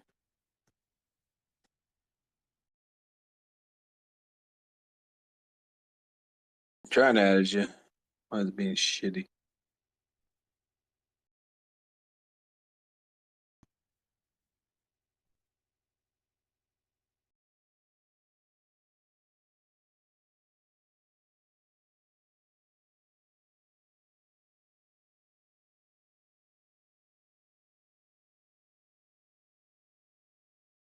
Trying to bigger back up.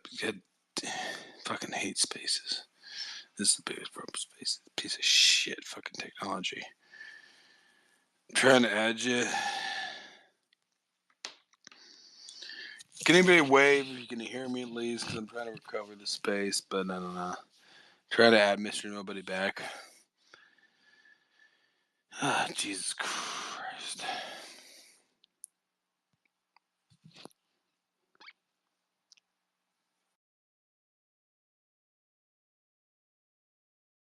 I see the thumbs up. Oh, let's see what we can do here. Let's see. Invite. Here, I'll even throw you co-host. Maybe you can come back as co-host. There. Let's try that. But there's another complexity of life. It's always one of those things like spaces should be great, but the technology is shit. I speak as a professional. Go ahead, Mr. Nobody. I think you're up now. Okay, can you hear me? Yeah, I got you. Okay, when you put me as speaker, okay, now I'm getting fucking echo here. Okay, I'm gonna sign off. I'm gonna power down or whatever. That's my reboot. phone. Sorry. Okay, that's what I'm going to do. Okay, can you hear me better? Yeah. Okay, I can hear you nice and clear here. No, because as I was trying to answer, all of a sudden on my end,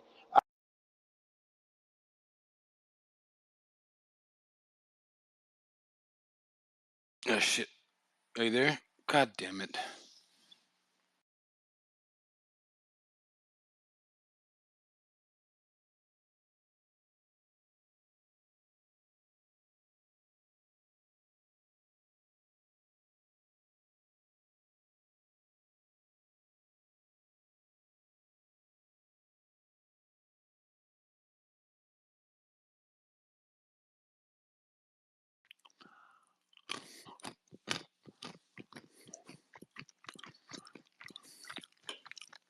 Penny ran out. I'm eating nuts now. Great nuts. It's a mixed nuts. Christmas nuts, but spicy. And a little bit of lime.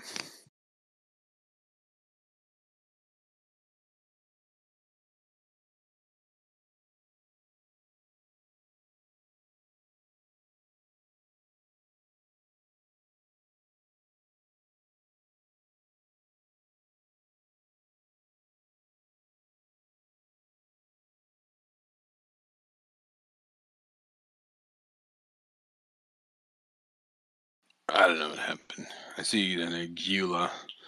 Let's say. You eat nuts. From here. Nah, this is the problem with spaces. You never know. It's like anything working. I don't know. I know it's Christmas Eve. You know people are busy. Probably. Where's my cat? Stupid cat.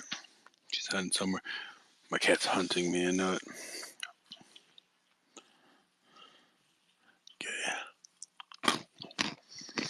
Because I'll share the space out. I don't see my stupid ass spaces. Maybe I suck. Maybe spaces suck. I don't even know. Absolute glory spaces.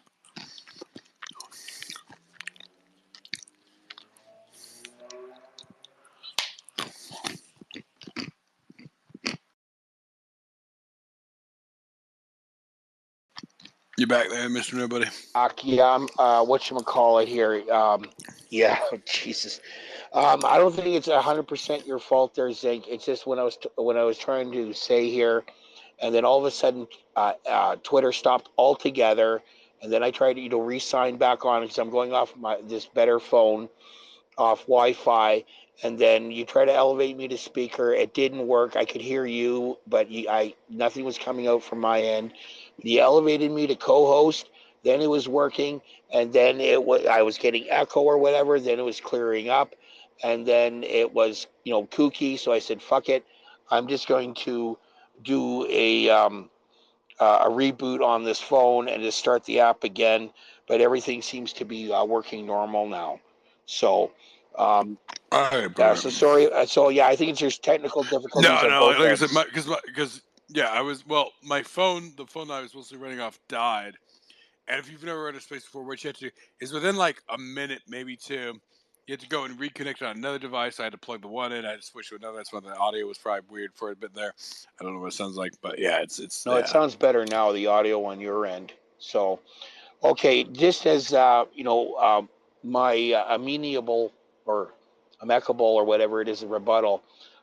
Yeah, the running joke in Alberta is, the capital city of Newfoundland is Fort McMurray, Alberta, because when you're up in Fort McMurray, you can't help but trip over a Newfie or 300 of them because they're all over the place, and they've migrated to Fort McMurray, and they, yeah, higher cost of living, but at least they're making money, right? So they're the and they're the modern day or contemporary economic refugees, right? Because that's what you touched on when it came to building up this province, and how Alberta didn't say anything in the 80s in regards to what was happening there in the Maritimes. And I think the reason why Alberta wasn't saying anything is because they were beleaguered with Trudeau Senior's new energy program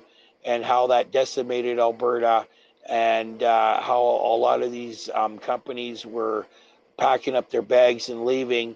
And that, you know, I mean, it was getting to the point where, you know, quite a number of people in Alberta were so economically ruined, they were, you know, committing suicide. And that's not hyperbole. That's the stone cold truth. So I'm not saying that what happened in reference to what you say in regards to the Maritimes, with their hardship, but I think is that Alberta was just so overwhelmed with the national energy program of Trudeau, right? And another thing I wanted to say, when it comes to conservatism, okay, Americans had their conflict between the North and the South, but nobody really wants to talk about the polarization of the West versus the East, and that is more prevalent in Canada.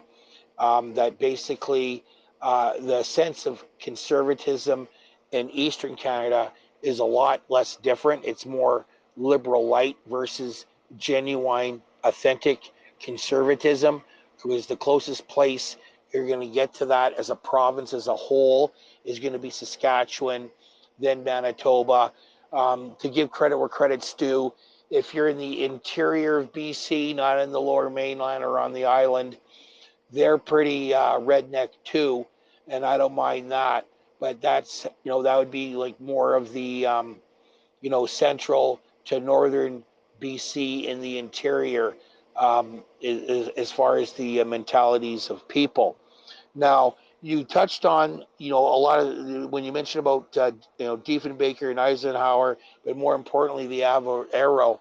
And you're saying in how, what's his face, Diefenbaker cocked out. You're right, because back at the time, Eisenhower, I mean, the Americans were very, very, very insecure when it comes to, you know, when it comes to their military producers, okay, because that Avro Arrow was breaking records, and the thing is that they were still using what you call was breaking records with those Pratt and Whitney engines. Pratt and Whitney, thank you.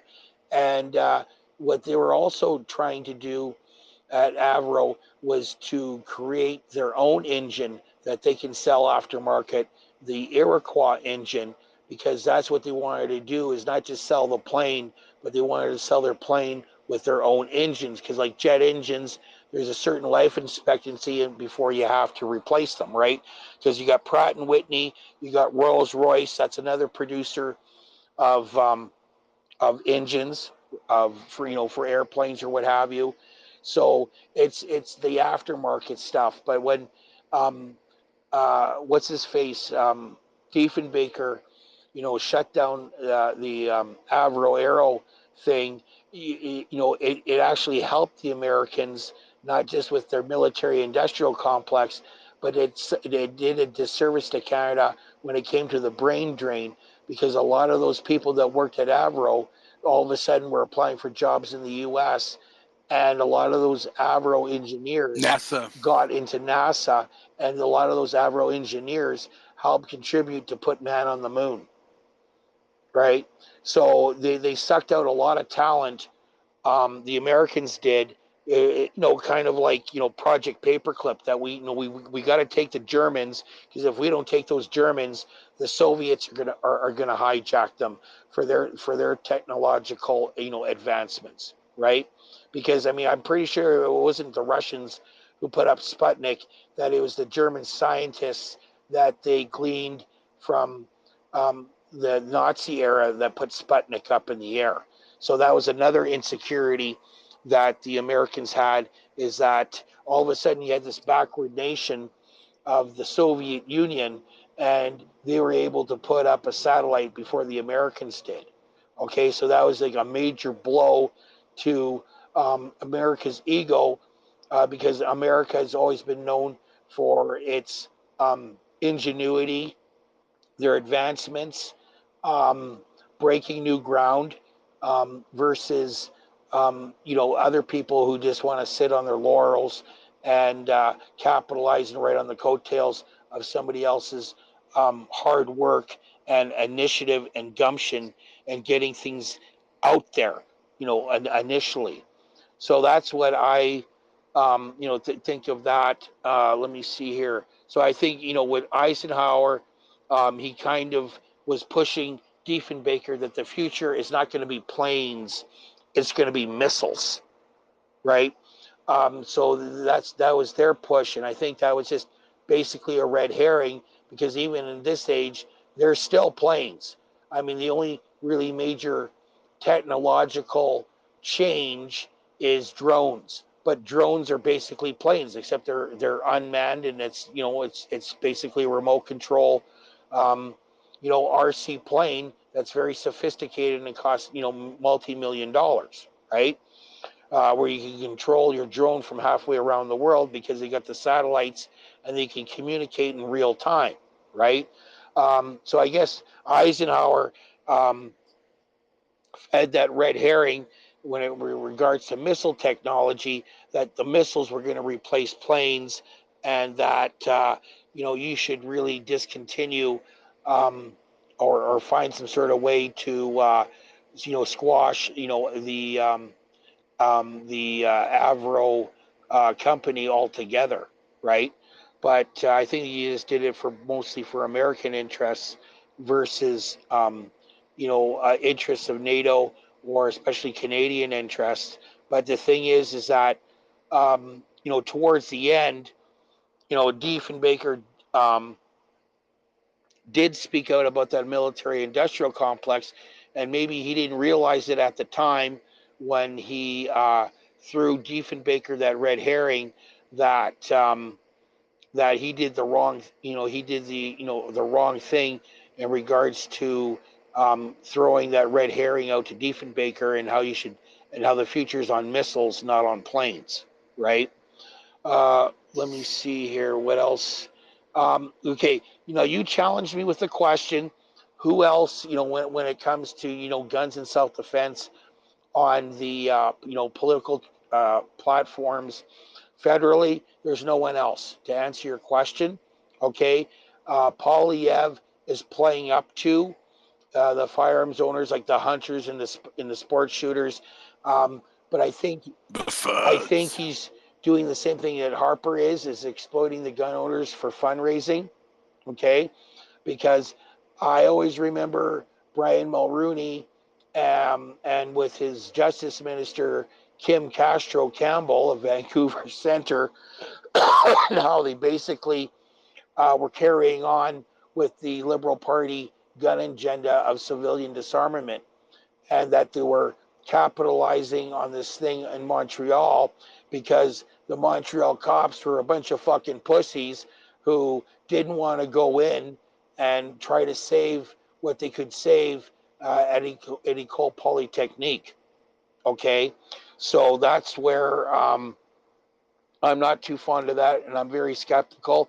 I think that Maxime is more sincere about this when it comes to firearms and self-defense than any of those, because any of those political parties, they're on board basically with the civilian disarmament agenda of legitimate people in Canada, and with the Conservatives, they're just playing up to it. But what happened in the Senate this last week, how all these amendments were submitted, but the Senate adopted nothing, and they pushed Bill C-21. So where is that there? It's just all about talk. Now, as a consolation, so federally, you're right. I agree. Bernier is the only one that has stood up, legitimately stood up. Okay, but the only other Canadian politician that has stood up for Canadian gun owners would be Danielle Smith. All right.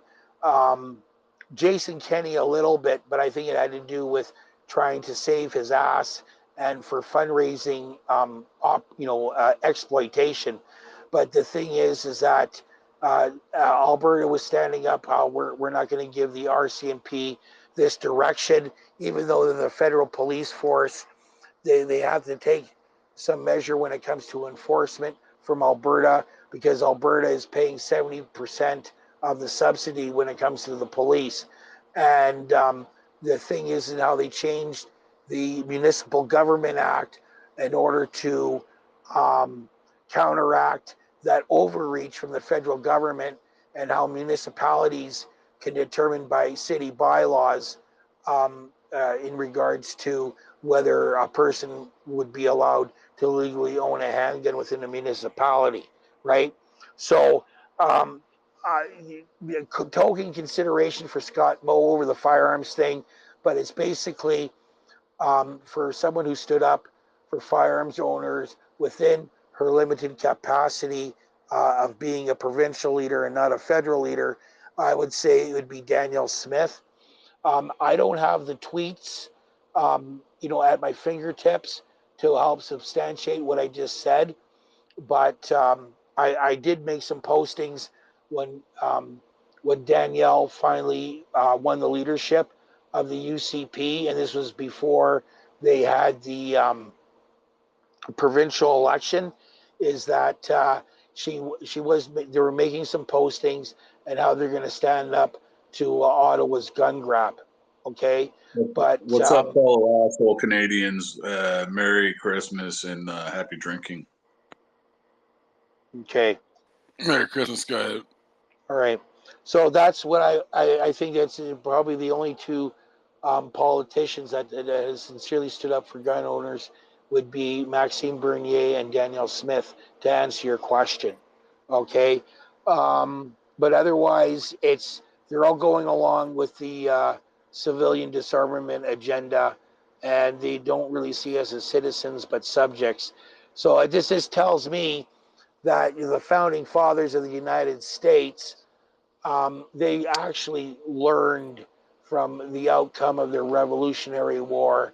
And when they were writing their Constitution initially, they knew that this had to be a living document, that there's going to be things that they did not take in consideration when the original American Constitution was written down, that they needed to be open up to amendments to enhance the Constitution, right? Because the First and Second Amendments weren't brought in until about, 11 or 12 years later, after the original Constitution, right, of the U.S. I don't think it was like a year or two. This was actually a big debate during the Constitutional Convention. They're like, okay, this is good, but what about these things? Like, and of course, looking back, and of course, it's like, well, let's just pass this first, and everything is. Luckily, it did actually pass, but this was actually one of the biggest objections to passing the Constitution, is it didn't have these amendments. We're like, well, let's just get this passed, let's get it going. I think it was within 10 years and everything, maybe in a few years, because this was actually one of the biggest objections to the Constitution, was it was bolstering the federal government's importance, because that was the entire point in the Constitutional Convention. Sorry, I'm eating string cheese right now. But then they're like, okay, we're going to give more power to the feds here, right? Because that was the biggest problem, was that, like, Britain was pretty much, economically trying to fuck the U.S. because of the weakness of the Articles of Confederation there. And then, so they did the Constitutional Convention. They're like, okay, this is all great. This makes it stronger, but where's our rights, right? So that was actually the biggest problem. They were building a bigger Fed, but they really wanted that line there saying, okay, because the original Articles of Confederation, the original United States was essentially kind of almost like the EU. It was super loose. It was free movement and everything else like that, but they were very sovereign. So they're like, okay, with this Constitutional Convention, we're going to create a stronger federal government, but we really want to make sure the federal government isn't going to fuck with all of these things, right? The first, the second, the third, the fourth, the fifth. The ones above that, I always forget with the sixth, seventh, but it's the first, the second, the third, the fourth, the fifth, right? How are you saying that all while eating string cheese? Is my main question. Well, and then even more importantly, I'm fingering your mom as I do so too. But what is your profile picture? Because I'm concerned. Is that a clam neck? It's whatever you want it to be. I mean, if you're into Let's clam necks, then I'll let you have your clam necks there, buddy. Dude, let's go. Fucking clam neck scene.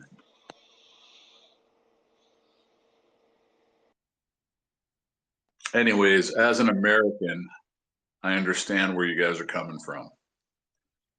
And we should be thinking a lot about these things that are going on right now because fuck it.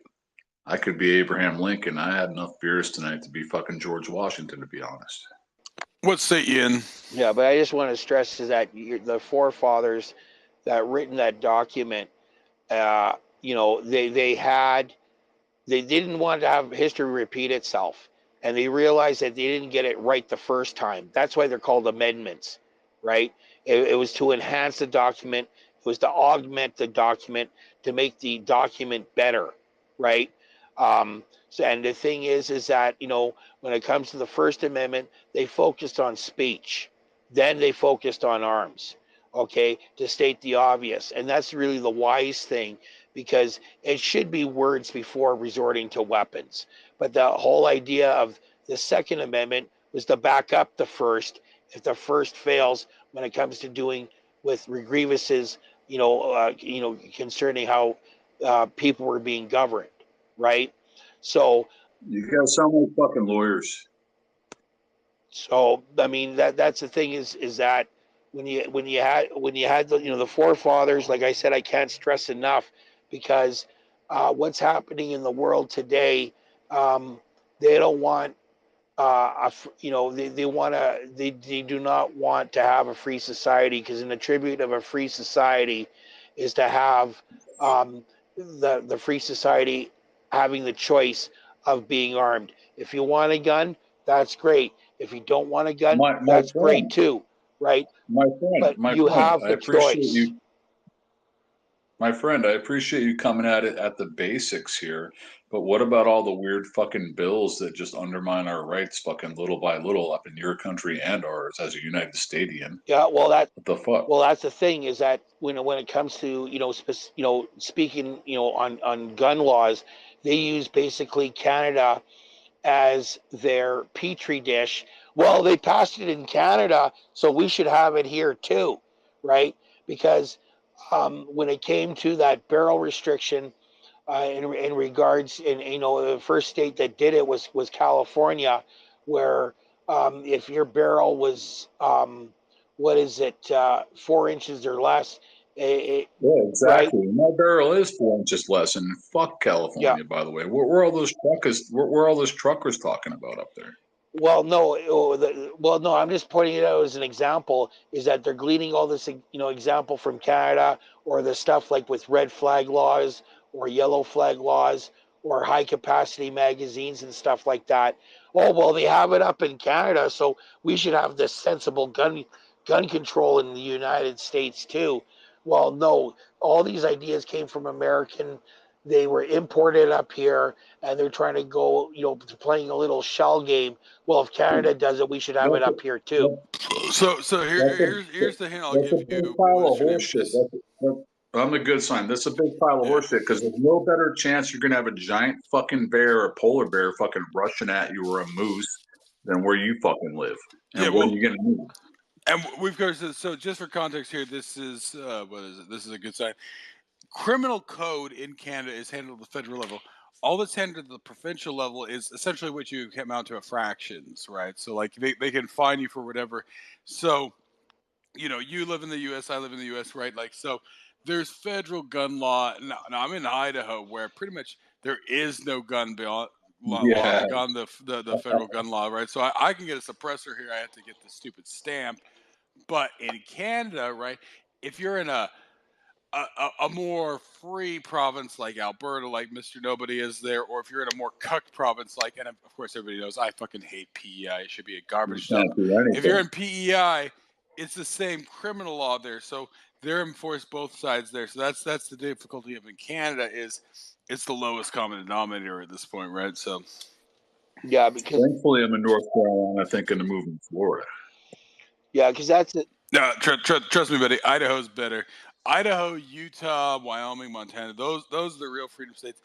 Floridans and Texans talk big game, but those are bitches. Fuck them. No, Bro, we sell guns at yard sales down here. Nobody gives a fuck.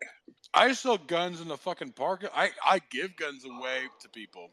At the Dollar Tree? Dude, I'm moving to fucking Montana. Fuck it. Where are you at? Idaho, Boise, Idaho. I give guns but away that's to where the guys who gays are like live, 21. Yeah. It's where the gay clan lives. The gay clan lives up there. Well, that's what I'm saying. Even our faggots are based, right? Your straight people are less than our faggots. That's how based Idaho is. Dude, that was fucking awesome. Yeah. Yeah, because a number of states are being infiltrated by the Blue Menace. You know, it all started in the urban areas.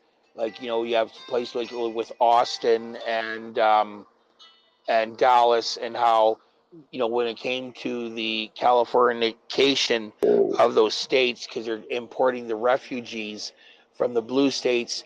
But unfortunately, these, you know, political refugees from the blue states, they're importing. I've been using these refugees. I've been coming over the border. I've been using them as mucilage for my horses. Well, it's just they're importing their voting habits. Like, they didn't sincerely learn. The reason why you're under this garbage in California is because you voted a certain way that provided that garbage. So if you want to liberate yourself from all this garbage and you're willing to defect to Tennessee or to you know, a more friendly you know, red state, then don't vote. Don't vote. About just the ocean. Well, it's just don't vote blue, right? Don't just get a catamaran. So, but that, you know, because I mean, Colorado for the longest time was a safe state, but now it's becoming, you know, an exclave of California because it's blue. None of us are safe, bro. None of us are safe. It's all the same fucking two birds of the same wing. No. Let me get this clear, buddy. This is the argument I have with the Canadians, right? The Canadians literally have their leg cut off, whereas you have a fucking hangnail. And then you'll come up here and you'll be like, oh, well, it's just as bad down here with your fucking... No, buddy, I lived in the worst parts of Canada. It is nowhere close. We're not even taking decades close. So now I come here and I try to explain this to Americans so they defend their... It is bad up there, buddy. I was under 5 months of curfew during the COVID because I was up in Quebec. Get the fucking out of here. So, like, trust me, no. And this is what I'm trying to explain to both Americans and Canadians, so that Canadians get angry about their abuse and Americans realize what could happen, but it's nowhere close. But the worst state in the U.S., I would rather live California. Right now in fucking faggot ass. No, Massachusetts is the worst. Massachusetts. I would live there. Real? No, for real. No, there's some good, like San Diego. If you've never been to San Diego, San Diego's I great. was in San Diego. We got locked down for fucking 4 months. Yeah, well, locked down, but I'm not talking about curfew. So trust me, I would rather live in New York or Massachusetts or California than the based provinces, the most based provinces in Canada. You know, Saskatchewan, Manitoba, certain parts of BC, but most Saskatoon. Yeah, that's what I'm saying. This is now I try to now Americans and Canadians get in these spaces. And they circle jerk each other. It's like, oh, it's bad up here. Oh, yeah, no, it's just as bad up here down here. No, it isn't, guys. I've lived both sides of the border. I know both sides of the border. Give me, like, this is I don't know. I don't know. I hope for the best for this stuff, but trust me. I'll tell you. This is the sign. Do not let yourself get to the Canadian point there, right? No, I'm not going to fucking Canada. Fuck that. If you want to look at numbers, look at the number of vax. Look at the number that fucking took first vaccine fucking round. Okay, so Utah is the smartest state in our country. It's like 65%. Every state on the fucking East Coast is 95%. First shot. Even California is fucking 85. Yeah, no, exactly. Canada's like something like 80. I think even Alberta, which is, like I said, one of the good provinces, there's something like 60, 70, right? So worst Canadian province, best American state. Utah, probably Idaho, Montana. Well, I'm in Idaho now. That's where I am right now. I'm saying they probably had like 70%. They have 30%. They have 30% smart people. So you have a fucking 1 out of 3 chance of fucking talking to not an idiot. Well, Idaho actually passed a law that's saying that you can't require vaccine mandates, right? So that's the law here in Idaho. Well, either they're juking the numbers, or I mean, I looked at the numbers and it's like, this is how many people got it first round, and I'm like, this is how many fucking idiots exist in that state. Where do I want to move?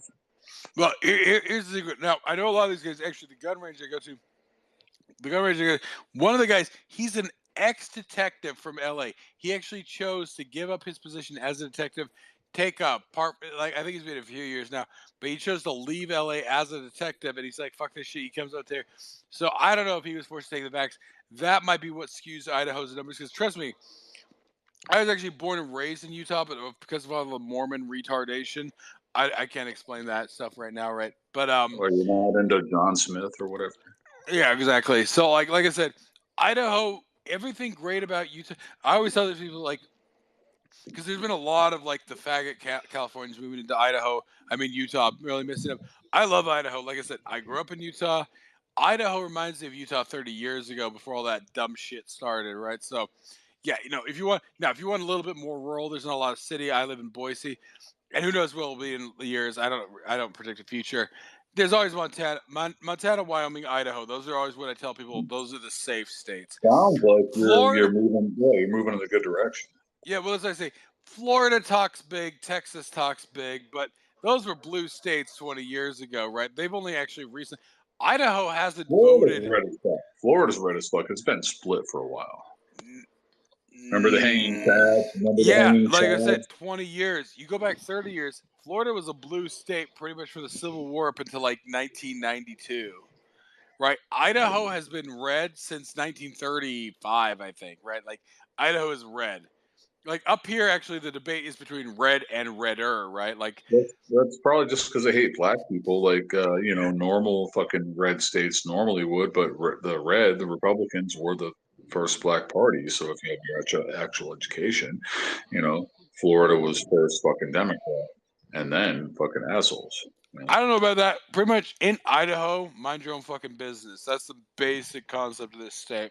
Mind your own fucking business. Hey, right? North Carolina, it's FAFO. Fuck around and find out. Well, but at the same time, they're also like having sex with their own daughters in North Carolina, right? So they're defending their right to be. I've seen that in the mall. The stores up there. It's pretty cool. Try to stay out of the mall. One quick question here. Would you consider the Dakotas an okay state? I mean, okay states? I don't know. They're oil states. They're big oil states. That's a mixed position. Now, the Democrats in Fargo, the Democrats have been shipping up a lot of these fucking illegals up there for the last 10 years. So you got a lot of fucking people from buttfuck nowhere, world up there in Fargo. The Dakotas. Now, first of all, I'm saying, don't get me wrong. I was in Utah, I was in Canada. I don't have any problem with hot heat and all that. Dakotas just have shit winter, right? Like, this is the other problem with Saskatchewan, right? I don't want to deal with the fucking -40, -50, right? The Dakotas get that shit. So that's one problem with the Dakotas. But yeah, it's a very small population. It's mixed, right? Like the Dakotas, I don't think have been tested under these circumstances. So we'll see where they go in the coming years, because they're getting a lot of fucking illegals shipped up there. That's what the Democrats are doing. They're dumping a lot of the illegals in the fucking Dakotas. So it's mixed. Like they don't. You wouldn't expect a lot of illegals is in North Carolina, but dude, this has been a rife with them for the past 30 years. Yeah, like I said, Idaho has been an asshole state for 120 years, right? It's not that we're assholes in the sense. I mean, here there's assholes. I mean, I'm only recently here, but I've been around. It just don't fuck with me, right? Like the Dakotas have not really drawn that line in the sand, right? Like if nobody knows, this is the state of Ruby Ridge. You pointed out, right? Wait, it's a palm tree.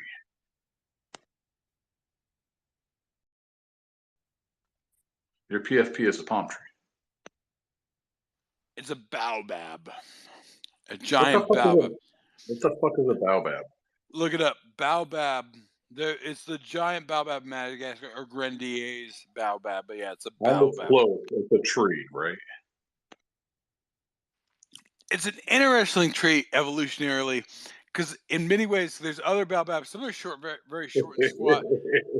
They pretty much function almost like mushrooms, right? Without getting, I mean, trust me, I know. I'm not gonna get into this because I'm about 16 beers in, but I know, like, yes, that the intention is that people look at it and they think it's like some trees look like mushrooms, and all mushrooms look like, what we all got That to one swing in. looks like a dick. Yeah, that one looks like a dick. Like I said, ribbed for her pleasure. Well, ribbed for your wife's pleasure in particular, because you It's all haven't been gravy, providing that, bro. so I have to. Actually, you ever come near my wife, I will probably fuck you in the ass. I mean, hey, buddy, love's love. Ever been double pegged? Have I been in the Boy Scouts? Is that yes? I was a Boy Scout. Oh my gosh! All right, back to our after school special, before school special. Let's go. Canada. Oh, Canada. Well, like I said, so the main topic here is where Mr. Nobody, I see Hogan just came up. We're gun lovers. So, I mean, politics aside, I mean, mostly this is a circle jerk of who's got some gear. So, what kind of gear you got there? This is a circle jerk right here. Yeah, I have a fucking bass guitar. I'm from California. And I'm sure your boyfriend loves it when you play for him. But I'm talking about guns, right? Well, no, I'm talking about E string, not G strings like you. Man, so funny story. Last night, I don't know how, but I accidentally got way too drunk and pissed on my buddy's wall. I pissed in my grandmother's sink, so checkmate. Dude, I pissed in my hamper one time. I'm not even kidding. So I was passed apparently because I don't remember this, but I was passed out on a couch thing. Stand up, and I stand up, and then I just fucking piss on the wall, and then just fucking pass right the fuck back out. Yeah, you're black the fuck out. You must be Canadian. What? I said you must be Canadian or at least gay. Well, of course I'm Canadian. That's why I'm what gay. I'm saying. Yeah, let's go. How the hell are you doing, man? Good to meet you. Oh, not too bad, man. Just saying bye to my boys real quick. Yeah, just I don't like the taste of penis personally, but these guys in this room here, from the sounds of the conversations, That's why you prefer it in your ass, right? So you had to taste it. This guy knows his business. Well, your wife showed me the pictures while I was plowing her, so I mean, a little bit of a cheat. Let's be honest. Let's be honest here. If the socks problem. Squeeze me baking powder. No, but like for Go real, ahead, the socks are on. Just was it red socks, white socks? What the fuck are we talking about the socks here?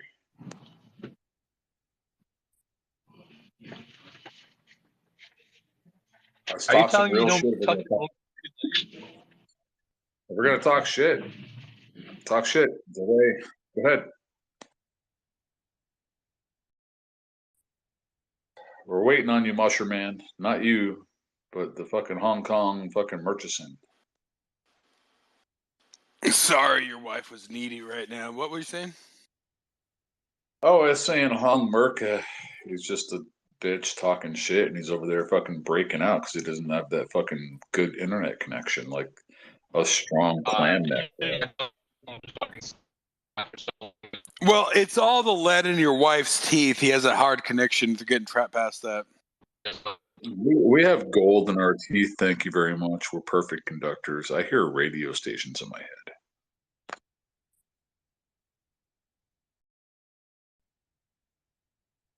By the way, don't try to troll a troll. Don't try to asshole an asshole or out hassle a butthole. hassle a fucking police officer. Check this out. Us Mounties, we always mount our men.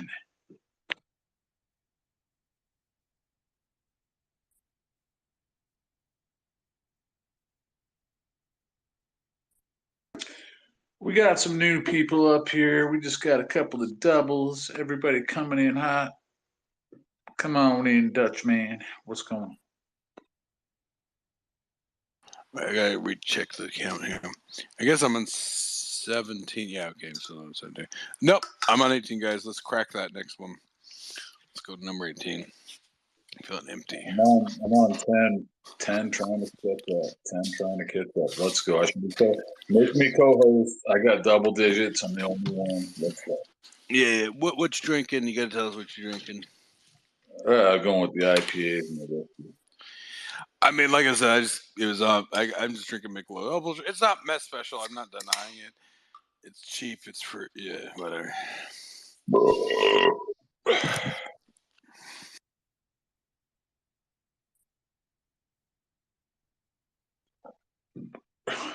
We should let Dutch up. I mean, I'm curious to hear. What I'm trying. He might be pooping. It's probably taking a bit. Yeah, then let's update the count. That other guy got scared off with the fucking 50. Let's see, 18. 18. Mob's a fucking mob in general. He doesn't want anybody talking about his mother. We know that, especially now on Christmas.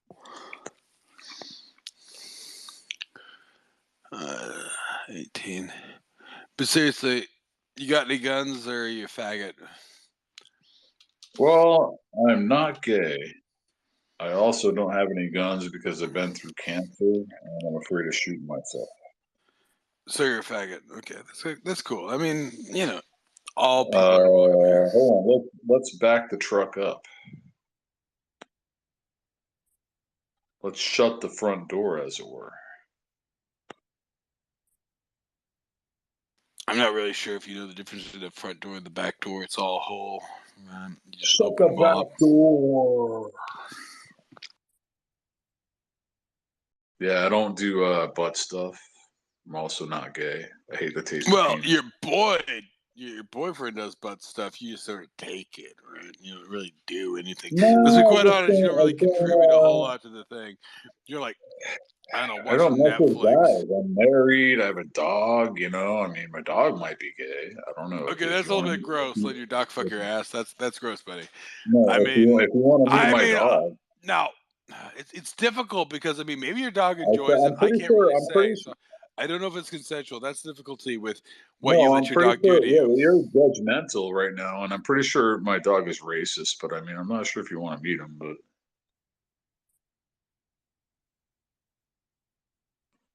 he's just like a small pit bull, tiny little fucking guy, man. He might fucking tear your throat out. Well, luckily you're tight enough to keep him satisfied, I guess. He's not gay with me. We don't do the interspecies shit. That'd be fucking gay. Love is love, buddy. I'm not judging. Bring it full circle, gay bastard. No, I have gay friends, so I appreciate you.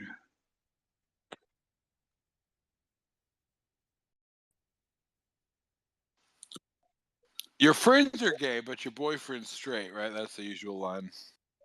Well, I'm guessing you, with being 18 beers deep, wouldn't be any problem right now being two fucking cop cocks deep if you were get out of a fucking driving under. Oh, that's cute. You think 18 beers is anything more than Christmas Eve? Well, what I mean, I guess. What are they, fucking Molson Lights? Nah, it's Michelob Ultra because I'm not a fat bitch, right? There you go. So you're barely even buzzed, dude. I've been drinking fucking Space Dusties. Yeah, like I said, it's not a challenge. Like it was more of an open discussion. Like what is your maintenance level, right? So I said, like, if I start drinking around, I think I start around 10 a.m. and I'll be up until 2 a.m. It was a discussion of what is maintenance levels that you're giving beer. You'll be up till midnight tomorrow shitting. No, I'm not shitting. I mean, I mean, it's Michelob Ultra. Like my main point here was like for me, beer is water, right? Like I mean, I just like beer, right? Like I'm not trying to like. You guys got water problems up there? Bad fluorination? Oh no, water up here? Are you kidding? Idaho actually, I think, has some of the most what do you call those things? Hot springs, Pure right? Like calm. you got that thermal water and shit up here, right? Like so yeah, you got ample water up here, right? So, and Idaho has a lot of geothermal activity where you can get like your heat from the earth or what have you. I mean, they don't use it that way, but like I think Idaho has quite a lot. I don't know if it's the most, but like it is quite a high concentration of hot springs and stuff like that up here. So yeah, it's good for that. It's good. I mean, like I said, all them French Canadian voyageurs, right? They're traveling through the vastness of the North American continent, right? They're that whatever that gross LaFontaine or whatever his name was that carried Oh yeah, that Lewis one and Close. dude fucking forgetting about the American penis, Michelob Ultra, that guy. Yeah, but like I said, so I mean, yeah, it's probably the only time the French actually bathed was when they got to Idaho, maybe. Stinky motherfuckers. Dude, maybe I'm racist. Maybe I'm continental. Maybe I'm continental breakfast. Maybe I'm a rapper. Maybe I stay at Radisson. I don't know. I'm an intercontinental hotel fucking jumper. I will piss or shit in any fucking public restroom. Funny enough, the public restroom I piss and shit in is your mother, right? So it's kind of complimentary there. Yeah, I guess you like pissing and shitting in grave sites there, buddy. And if you ever run into each other, whether I have guns or not, I'll snap your fucking neck.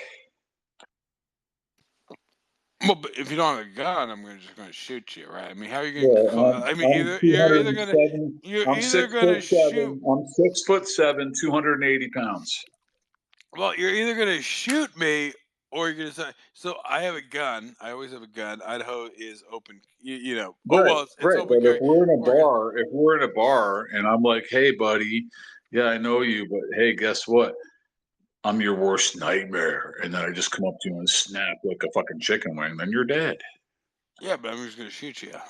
I mean, I just came up permitless behind here. you. Like literally, I I'm came up packing. behind you, I slipped it in your butthole, and I fucking just snapped your neck a little bit, and you're dead. Well, I mean, you got to get past your mother first there because I'm going to be plowing her from behind. So, I mean, that's kind of weird. All right, you evil fucking Christmas bastard.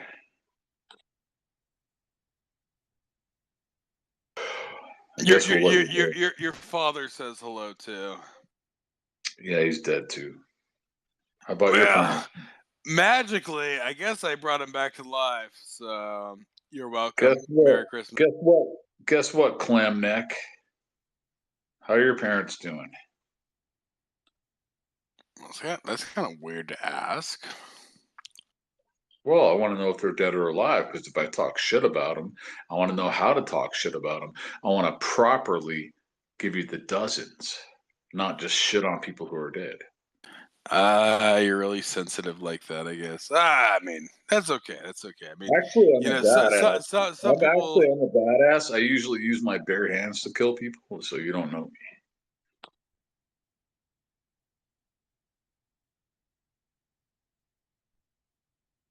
Oh, good on you there. I'm sure the children enjoy it. Well, your children probably wouldn't.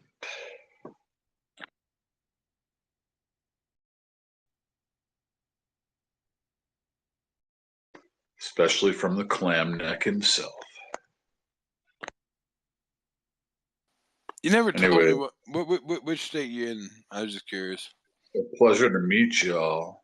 I'm from Florida, bitch. Okay, that's cool. I was just curious because you were talking. You said North Carolina. I can remember. Dude. What part of Florida? North, South, Tallahassee? Orlando, Miami. Orlando, I love it. Well, You know as well as I that there's 3 parts of Florida. It's Tallahassee, Orlando, Miami. You know it as well as I do. I thought you said Brolando. No. You know what I'm saying, right? Like, I'm not trying to tell you, but like, yeah, there's 3 parts of Florida, right? You Tallahassee or Orlando. Well, essentially, are you a redneck sister fucker? Are you a suburban white Or bitch? do you Or raise are you a cows? Mexican, Or do you raise ganger cows? rapist? Yeah, do you raise cows? Well, I didn't ask you. Yeah, I know there's a lot of fucking Amish down there, so yeah, I guess you're Amish. Well, if you raise cows, it just puts you down to the whole middle part of the dick. There's a lot of fucking more. There's a lot of Mormons and Amish and French Canadians. Florida's weird fucking shit. I've only been to Orlando or area. Not gonna go anywhere else. I'm not. Yeah. Well, no. I could find better hookers outside of Miami. Miami's probably good for hookers. Tallahassee. I don't have any sisters, so who am I gonna fuck up in Tallahassee? Don't go to Tallahassee. It's the capital. It's where all the cops are. Don't go to the Panhandle because you can't get out unless you go north, and you don't want to go to fucking Alabama or fucking Mississippi. You'll get caught. Go to fucking Orlando. Go to Daytona. Go to Keys. You can always go in the water. But anyway, Zinc, I like you, man. Stay safe. Well, Merry Christmas, motherfucker. I'll tell your mom and dad Merry Christmas when I'm finished with them too. Hey, dude, whenever you get up there, you're probably going to see him, or if you get down there, I don't know, man. I already prayed for them to Jesus before they passed away, so they're probably up high. You're probably going to end up going down low. So, well, exactly. I mean, they're riding me, right? I'm pretty hands off, right? Well, do you know Jesus? I mean, as a gardener, perhaps. I take that as a no.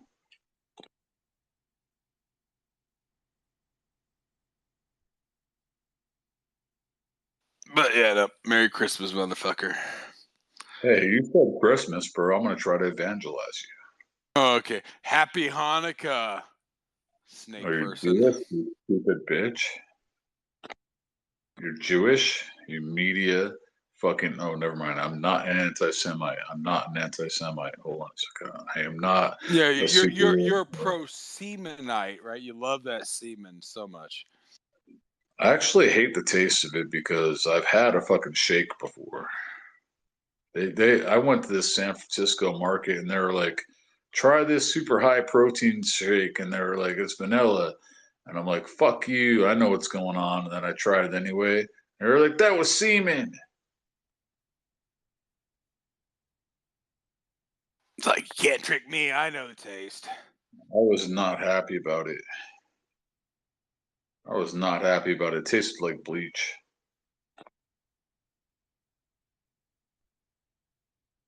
At least that's what my whore ex-girlfriend used to say about her heroin fucking addicted boyfriend. You really shouldn't talk about your parents like that. Actually, I should talk about stand-up comedians like this. Hey, sit the fuck down. You suck. I'm a badass. Actually, I could be a stand-up comedian. I'd rather be a sit-down comedian. It's more comfortable. It's funny because I always thought you more of as a bend-over comedian. Seriously, bro. I mean, we could go join another room together and fucking take it over. Want to go stage bomb somebody? Maybe. We'll see. We'll see what the night brings. I'm OG on here, buddy. You seem like a big pussy to me, Zinc, but I like you. And if we ever meet, I hope my fucking flamethrower meets your fucking AK-47. I mean, maybe. I'm just gonna shoot straight through your mother, so. Oh, shooting into the ground, you little bitch.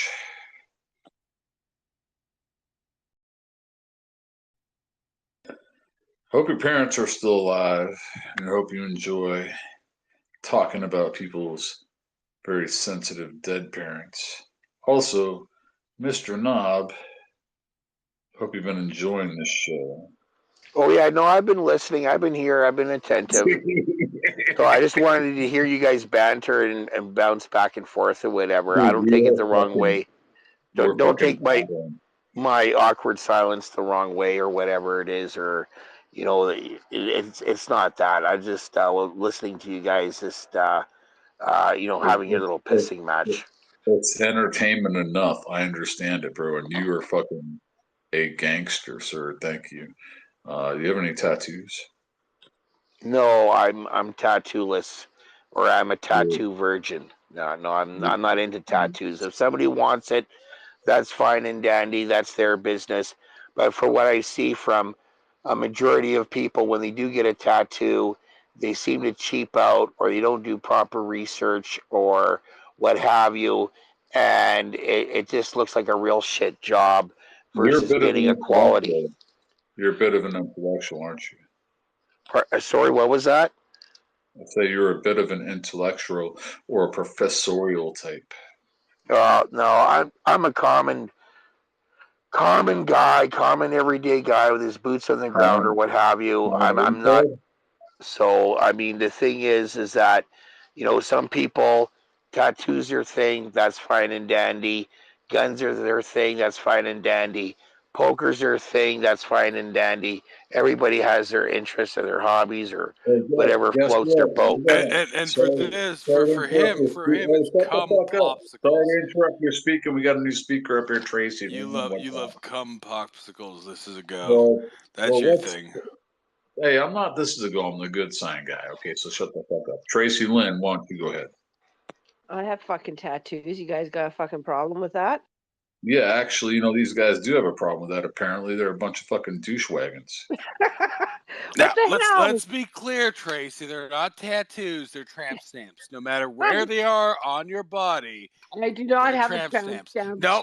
It doesn't matter if it's on your forearm, if it's on your thigh. They are all tramp stamps. Every tattoo you can possess is a tramp stamp. And you're only at 18 beers. You fucking lightweight. Get going. You got 30 more to go. You've been doing this all day and you're only at 18 beers? Come on. Fucking Canadians would have had that done hours ago. Okay, you got to put some of the blame on me, Tracy. By the way, Merry Xmas to you. Merry Christmas, Mr. Nobody. Yeah, let's say Merry Christmas.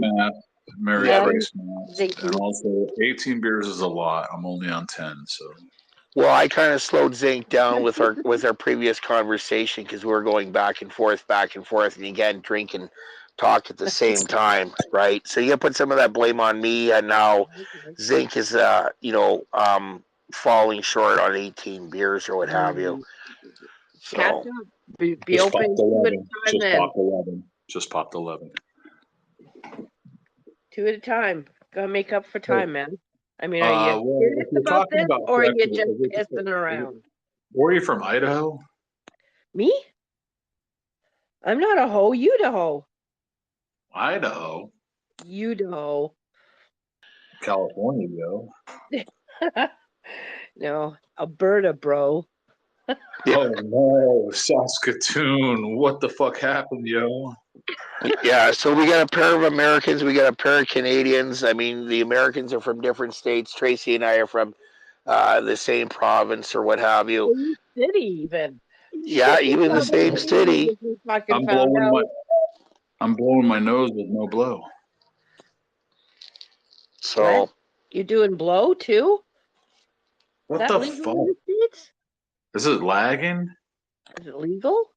Is it lagging lingo? Fucking Lincoln lagging? Like Lincoln logs? Holy fuck. This dude, what are you smoking, glue? I rap a little bit. I quit smoking about 8 months ago. I think I still have brain damage. I'm pretty sure there was fentanyl in there. I just wanted to see how drunk Zinc was. Is he drunk yet? Zinc, are you drunk yet? Oh, Zinc is fried. Zinc is fried. I'm taking care of his clam neck operation. I'm not drunk. A little bit bored, maybe. He's But been not drinking drunk. also. He's just trying to gain weight. Pictures of my fat ass. Would that liven up your day? Yes, let's send. Perhaps. Some of that Not gross naked, Alberta cow ass might bring. Not That's naked. right. Absolutely. Only in spandex. Well, at least my ass is just wide load. It's not an oversized load, just a wide load. Well, Actually, let's hope we I don't was get like, any God loads in damn, there. that's Let's hope we huge. don't get any extra loads in there tonight. I mean, I don't want to have to fucking operate a flag truck out here. Nobody's dumping any extra loads of anything.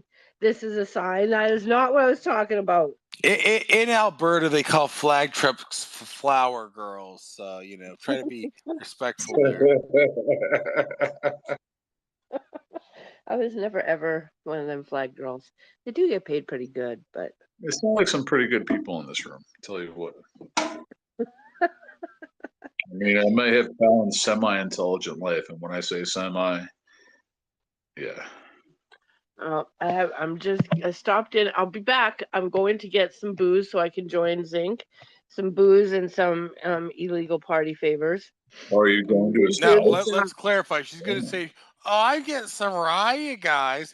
Now, rye in Canada is 51% rye, 49% corn. So let's be very clear when what she says is rye.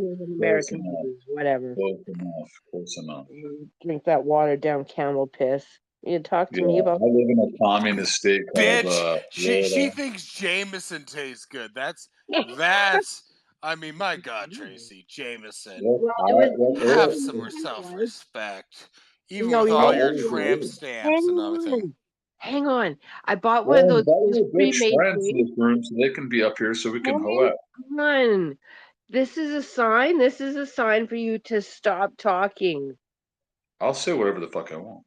You can say whatever but just we gotta take turns, dude. Okay. So please. I'm being Canadian here. Please. Sorry. No loud, right? Don't be a hoser, eh? Oh, I'm wearing a the bitch down there. He's the OG hoser. But anyways, Zinc, sorry. I bought one of those Jameson pre-made, like in the can there. It was Jameson and ginger, and then it had some lime in there. I was like, God damn, this is good. Probably shouldn't have done that. You probably shouldn't I have don't done know about Jameson straight up. I've never had it that way. I've just bought those. Oh, that's the only way. Yeah, it was good. Like, Jameson and ginger and a little bit of lime twist in there. And well, I've got laser Christmas lights blasting the front of my house right now. Fucking blasting radiation through the front of my face. What do you got? Drop some acid and then you'll really have a light show. Yeah, well, we don't have that down here. No? Where do you live? California?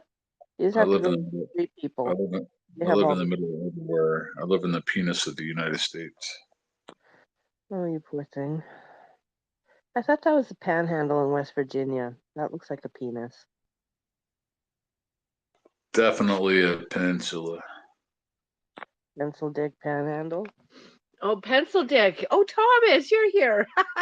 Hey, Pencil Dick. Hey, bring Thomas up. Thomas, are you drinking too? Merry Christmas. Merry Christmas, baby. I think I just came in to liven up the room. Did the best I could. Who wants to sing a little song with me right now? Thank you very much. He's passed out. 18 beers and you're done. I mean, what time did you start at 9? I think Zinc should have fucking took some more copper.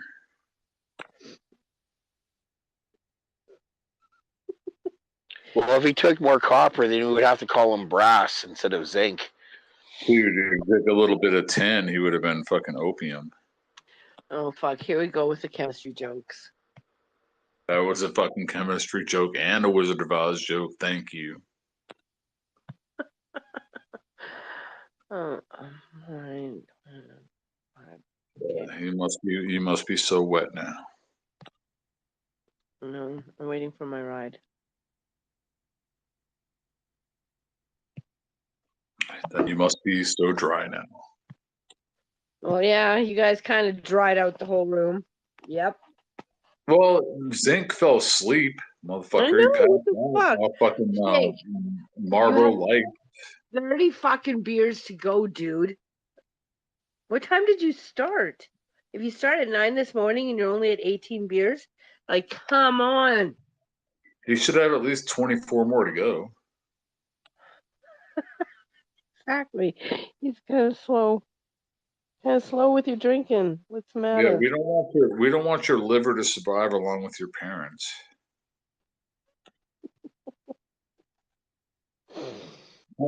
Thomas, jump in, masked man. What are you, fucking Batman? COVID man, retard asshole? Yeah, all of the above. And then he doesn't even want to take a speaker. What's the matter? Are you afraid? He's probably gonna leave now. Yeah. He's scared. Probably from Nigeria. Well, if Zink's passed out, Zink can't advance him to speaker, right? So, are you there, Zink? If you can bring Thomas up, that'd be great. No, he's been only drinking fucking Marlboro Lights, and he's fine.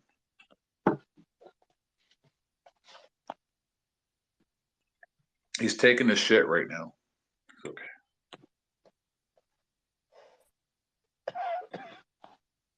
He's dropped the phone in the toilet. His doctor's looking up his butt. By the way, I'm holding nothing back. He talked about my parents 14 times. Did he? Only 14 times? Wow. See, he really is. He's lagging in every area. What's wrong with you, Zink? I think he's okay. He's an okay guy, but shut the front door, What? You're getting off easy if he's only talked about your parents or your mom 14 times.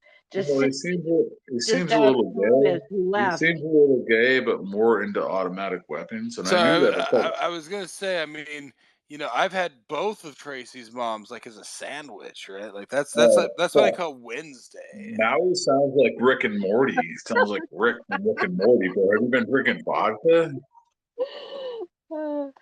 Well, I don't know. Like both my dads never get both my moms, so you're a lucky boy. You sound like Rick from Rick and Morty. I'm just letting you know that right now. When he's drunk, when he's really drunk. I mean, thank you. No. But it's okay to host a room Rick's a pimp. Like this gets back to when the leftists try to get all faggotry and make fun of right wingers, right? They actually end up creating great characters like Rick and shit, right? Like or that guy from Parks and Rec and shit, right? Oh, that sexy chick from Parks and Rec. Hey, just let fucking Julia up. He just watches, right? I mean, that's his usual way. Yeah. I don't know. Get kind of bored. Well, why don't you do a little bit of poetry? I was naked in the Costco parking lot. I was trying to find my way through Walmart. Motherfucking found a half a shopping cart. And then there you go. I usually buy shit off Amazon. Yeah, well, me too. That's going to kill our economy. You realize that, right? Yeah, but you still haven't told me. Do you have any guns? Faggot? Well, I have a stamp. A stamp for what? A stamp for your ass. Clam neck.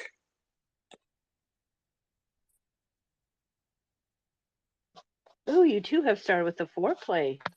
And me and Mr. Nobody get to watch. Kinky. They don't even know. They don't even know where it's gone. He's been so deep up my ass. I thought I had a sheet. Let me guess. When you say you got a stamp, that's a tax stamp, right? No, it's a tramp stamp. He's a Florida faggot, right? They're all fucking like he's drinking fucking Corona. It's like spring break, guys. Woo. Right? That's what them Florida faggots do. I did say tramp stamp, actually. Okay, so it's tramp stamp, not a tax stamp. Okay, just want to be clear about that. Yeah, do you want to be really clear about that? I'm sure. Why I'm do you sure. not, I'm why do you, sure hold on, his shut the fuck up, bro. boyfriend claims him on Traxxas as a dependent, since he depends on his cum. Yo, do you wear Depends at night just in case?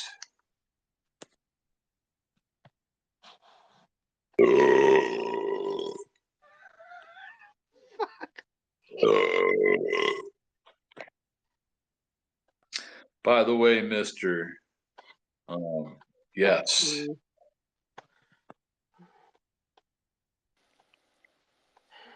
Yeah, I know. Yeah, because if you have a tax stamp, I understand exactly what you're saying. Stamp. No, It's it's Yes, I can trade tramp automatic stamp. weapons if That I way had a his tax stamp. boyfriend I don't knows have he a fucking owns them. tax stamp. I wish I had one. Yeah, well, you also need that stamp for I want a Lord fucking Barrel automatic stuff AK too. so I can blow both your fucking heads off right now and your mother. And you also need that special stamp if you want to be the whisper of authority. So it's a little bit ambiguous, but the thing is, you need those stamps. Typical Florida faggot. He buys some cheap ass AR-15. He thinks it's an hard ass, right? Bro, I got a silly motherfucking AK, bitch. You don't even know. You get an AK. Some of that Russian faggotry. Good for you, Yeah, I'll buddy. file that shit down and come after you and your sheep. Well, I mean, you sit down to pee. I mean, certainly. You want to make some jokes? You want to have fun? Well, I know, hey, you like You to want have to do fun, both. but You want to I do don't both. have enough KY jelly to moisten you. Well, let's let this weirdo up here.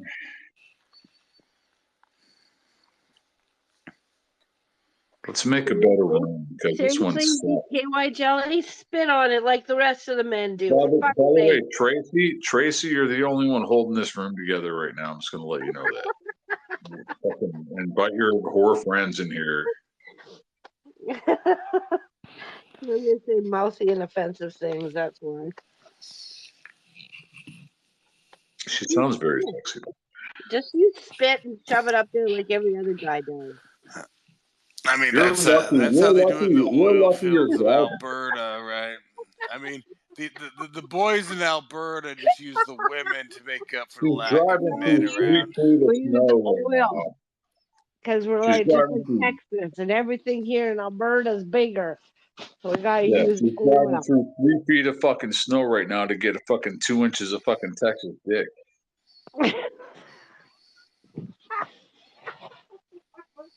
It sounded kind of funny. Yeah, that's kind of a joke.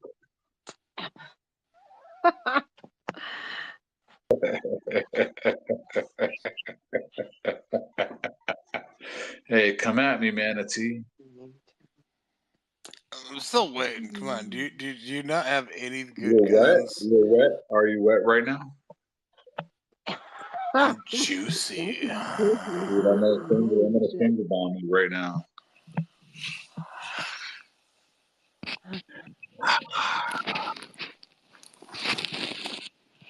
We're putting it all down. We're putting it all down. I think the smartphone just went in his butthole.